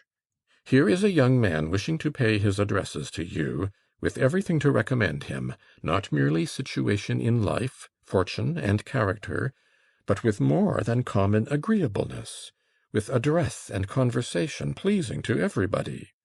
And he is not an acquaintance of to-day. You have now known him some time. His sister, moreover, is your intimate friend, and he has been doing that for your brother which I should suppose would have been almost sufficient recommendation to you, had there been no other. It is very uncertain when my interest might have got William on. He has done it already." "Yes," said Fanny, in a faint voice, and looking down with fresh shame, and she did feel almost ashamed of herself after such a picture as her uncle had drawn, for not liking Mr. Crawford. You must have been aware, Continued Sir Thomas presently. you must have been some time aware of a particularity in Mr. Crawford's manners to you. This cannot have taken you by surprise. You must have observed his attentions, and though you always received them very properly, I have no accusation to make on that head, I never perceived them to be unpleasant to you. I am half inclined to think, Fanny, that you do not quite know your own feelings. Oh, yes, sir, indeed I do. His attentions were always what I did not like. Sir Thomas looked at her with deeper surprise. This is beyond me, said he. This requires explanation. Young as you are, and having seen scarcely anyone, it is hardly possible that your affections— He paused and eyed her fixedly.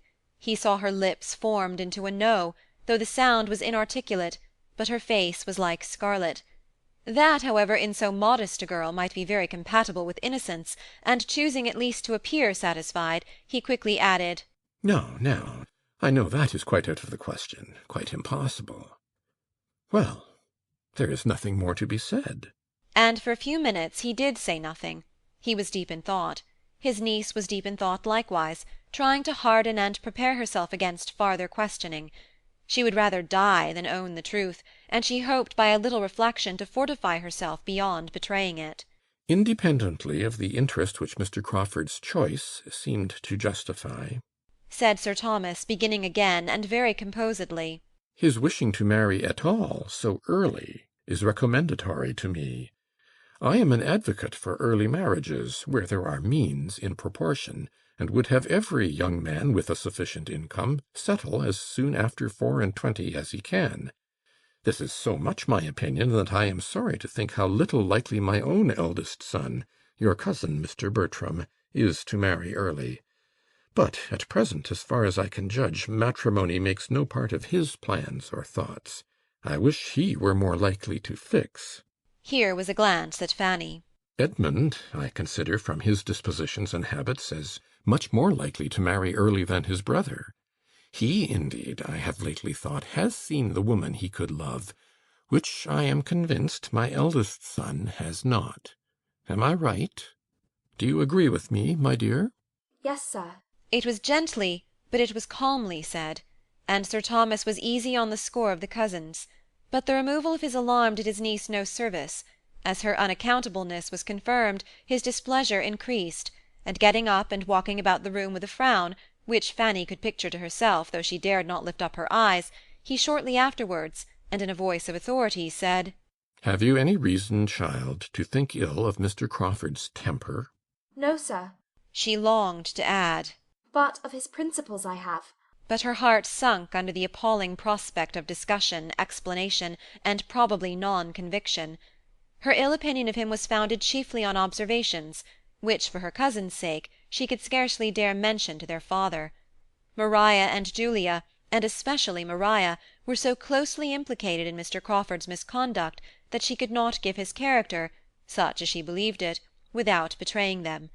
She had hoped that, to a man like her uncle, so discerning, so honourable, so good, the simple acknowledgment of a settled dislike on her side would have been sufficient.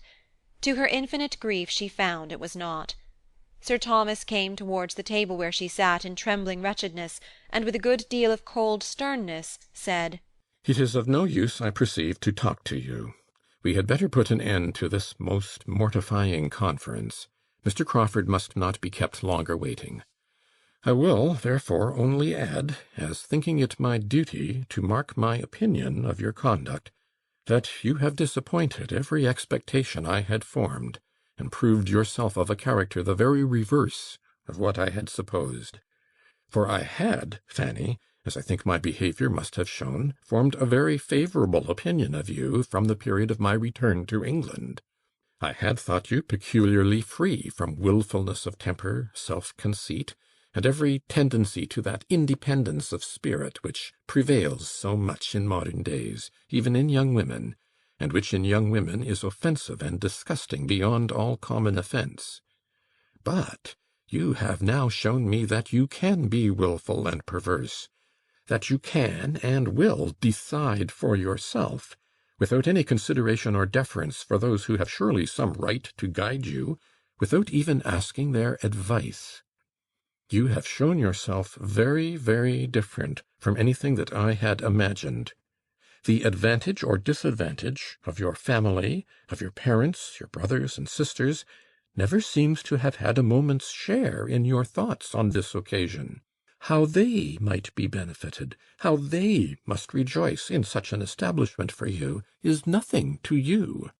You think only of yourself, and because you do not feel for Mr. Crawford exactly what a young, heated fancy imagines to be necessary for happiness, you resolve to refuse him at once, without wishing even for a little time to consider of it, a little more time for cool consideration, and for really examining your own inclinations, and are, in a wild fit of folly, throwing away from you such an opportunity of being settled in life, eligibly, honourably, nobly settled, as will probably never occur to you again.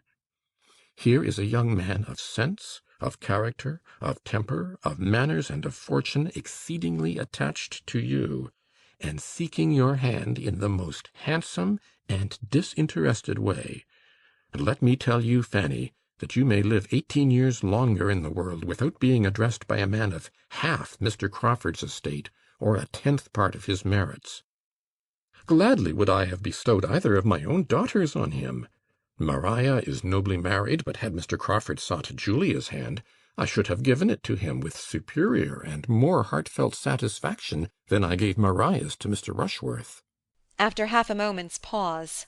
And I should have been very much surprised had either of my daughters, on receiving a proposal of marriage at any time, which might carry with it only half the eligibility of this, immediately and peremptorily, and without paying my opinion or my regard the compliment of any consultation, put a decided negative on it. I should have been much surprised and much hurt by such a proceeding. I should have thought it a gross violation of duty and respect. You are not to be judged by the same rule. You do not owe me the duty of a child. But, Fanny, if your heart can acquit you of ingratitude—" He ceased. Fanny was by this time crying so bitterly that, angry as he was, he would not press that article farther.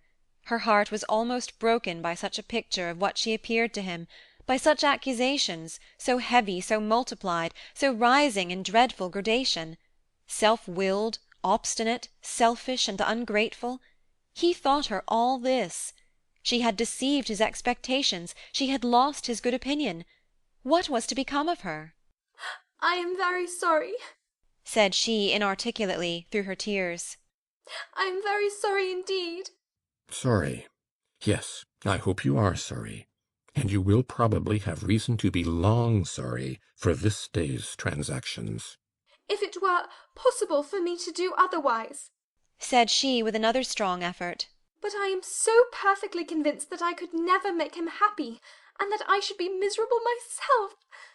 Another burst of tears, but in spite of that burst, and in spite of that great black word miserable which served to introduce it, Sir Thomas began to think a little relenting, a little change of inclination might have something to do with it, and to augur favourably from the personal entreaty of the young man himself.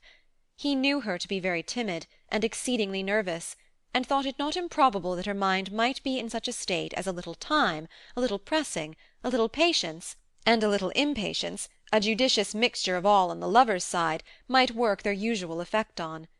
If the gentleman would but persevere, if he had but love enough to persevere, Sir Thomas began to have hopes, and these reflections having passed across his mind and cheered it, "Well," said he, in a tone of becoming gravity, but of less anger. "Well, child, dry up your tears. There is no use in these tears. They can do no good. You must now come downstairs with me. Mr. Crawford has been kept waiting too long already. You must give him your own answer. We cannot expect him to be satisfied with less. And you only can explain to him the grounds of that misconception of your sentiments, which, unfortunately for himself, he certainly has imbibed. I am totally unequal to it. But Fanny showed such reluctance, such misery at the idea of going down to him, that Sir Thomas, after a little consideration, judged it better to indulge her. His hopes from both gentleman and lady suffered a small depression in consequence, but when he looked at his niece and saw the state of feature and complexion which her crying had brought her into, he thought there might be as much lost as gained by an immediate interview. With a few words, therefore, of no particular meaning, he walked off by himself, leaving his poor niece to sit and cry over what had passed, with very wretched feelings. Her mind was all disorder. The past, present, future, everything was terrible. But her uncle's anger gave her the severest pain of all. Selfish and ungrateful, to have appeared so to him!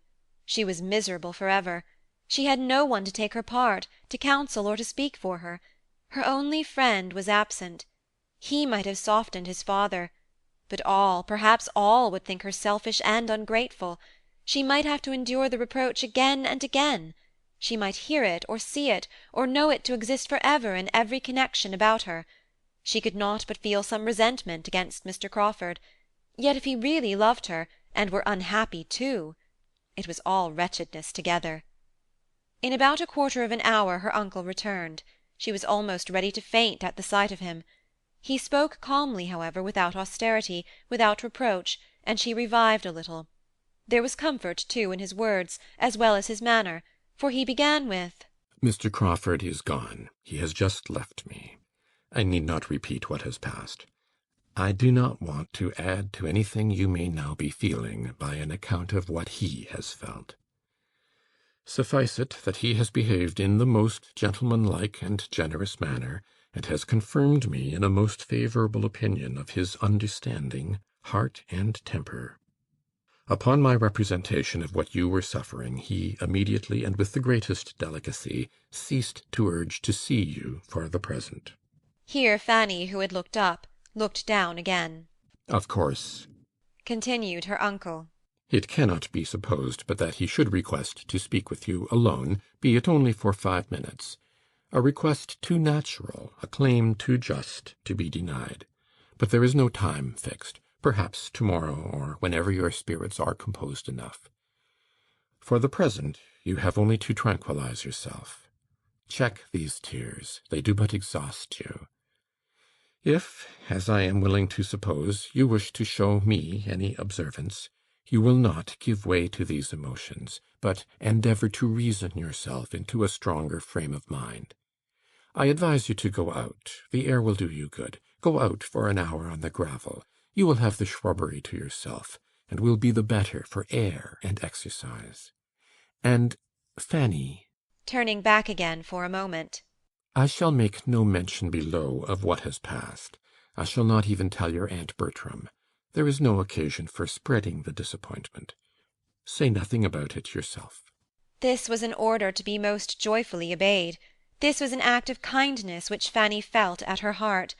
To be spared from her Aunt Norris's interminable reproaches! He left her in a glow of gratitude. Anything might be bearable rather than such reproaches.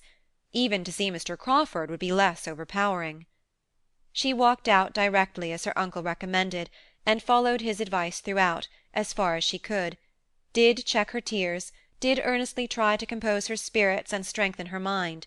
She wished to prove to him that she did desire his comfort, and sought to regain his favour, and he had given her another strong motive for exertion, in keeping the whole affair from the knowledge of her aunts. Not to excite suspicion by her look or manner was now an object worth attaining, and she felt equal to almost anything that might save her from her Aunt Norris. She was struck, quite struck, when, on returning from her walk and going into the east room again, the first thing which caught her eye was a fire lighted and burning. A fire! It seemed too much. Just at that time to be giving her such an indulgence was exciting even painful gratitude. She wondered that Sir Thomas could have leisure to think of such a trifle again, but she soon found, from the voluntary information of the housemaid, who came in to attend it, that so it was to be every day. Sir Thomas had given orders for it. I must be a brute indeed if I can be really ungrateful, said she in soliloquy. Heaven defend me from being ungrateful. She saw nothing more of her uncle, nor of her Aunt Norris, till they met at dinner. Her uncle's behaviour to her was then nearly as possible what it had been before, and she was sure that he did not mean there should be any change, and that it was only her own conscience that could fancy any, but her aunt was soon quarrelling with her, and when she found how much and how unpleasantly her having only walked out without her aunt's knowledge could be dwelt on, she felt all the reason she had to bless the kindness which saved her from the same spirit of reproach exerted on a more momentous subject. If I had known you were going out, I should have got you just to go as far as my house with some orders for Nanny, said she, which I have since, to my very great inconvenience, been obliged to go and carry myself. I could very ill spare the time, and you might have saved me the trouble if you would only have been so good as to let us know you were going out. It would have made no difference to you, I suppose, whether you had walked in the shrubbery or gone to my house. I recommended the shrubbery to Fanny as the driest place, said Sir Thomas. Oh, said Mrs. Norris with a moment's check. That was very kind of you, Sir Thomas. But you do not know how dry the path is to my house. Fanny would have had quite as good a walk there, I assure you, with the advantage of being of some use, and obliging her aunt. It is all her fault. If she would but have let us know she was going out. But there is a something about Fanny, I have often observed it before. She likes to go her own way to work. She does not like to be dictated to. She takes her own independent walk whenever she can. She certainly has a little spirit of secrecy and independence and nonsense about her, which I would advise her to get the better of.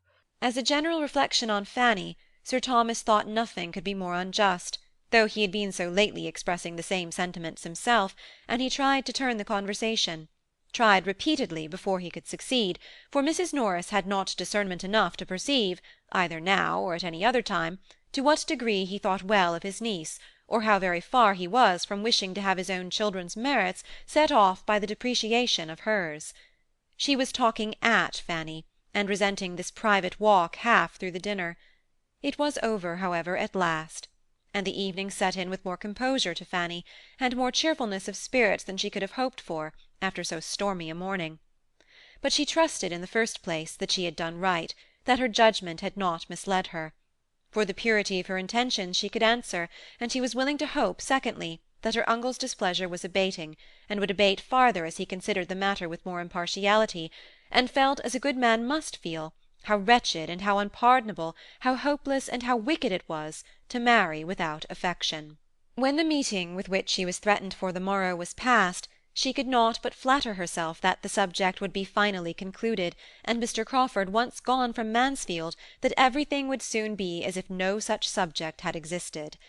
She would not, could not believe that Mr. Crawford's affection for her could distress him long. His mind was not of that sort. London would soon bring its cure.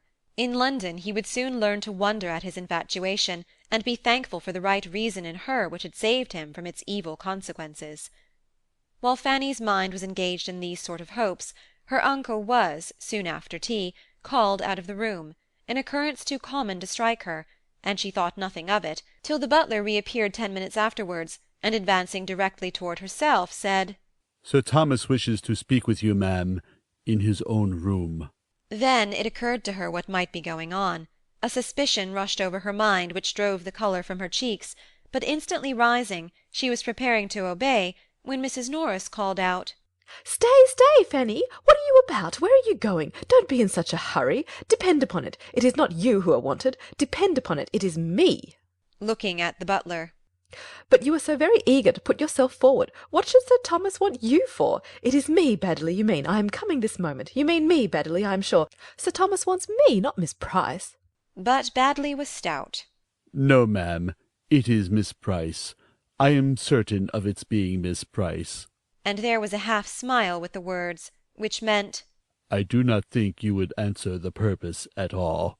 Mrs. Norris, much disconcerted, was obliged to compose herself to work again, and Fanny, walking off in agitating consciousness, found herself, as she anticipated, in another minute alone with Mr. Crawford.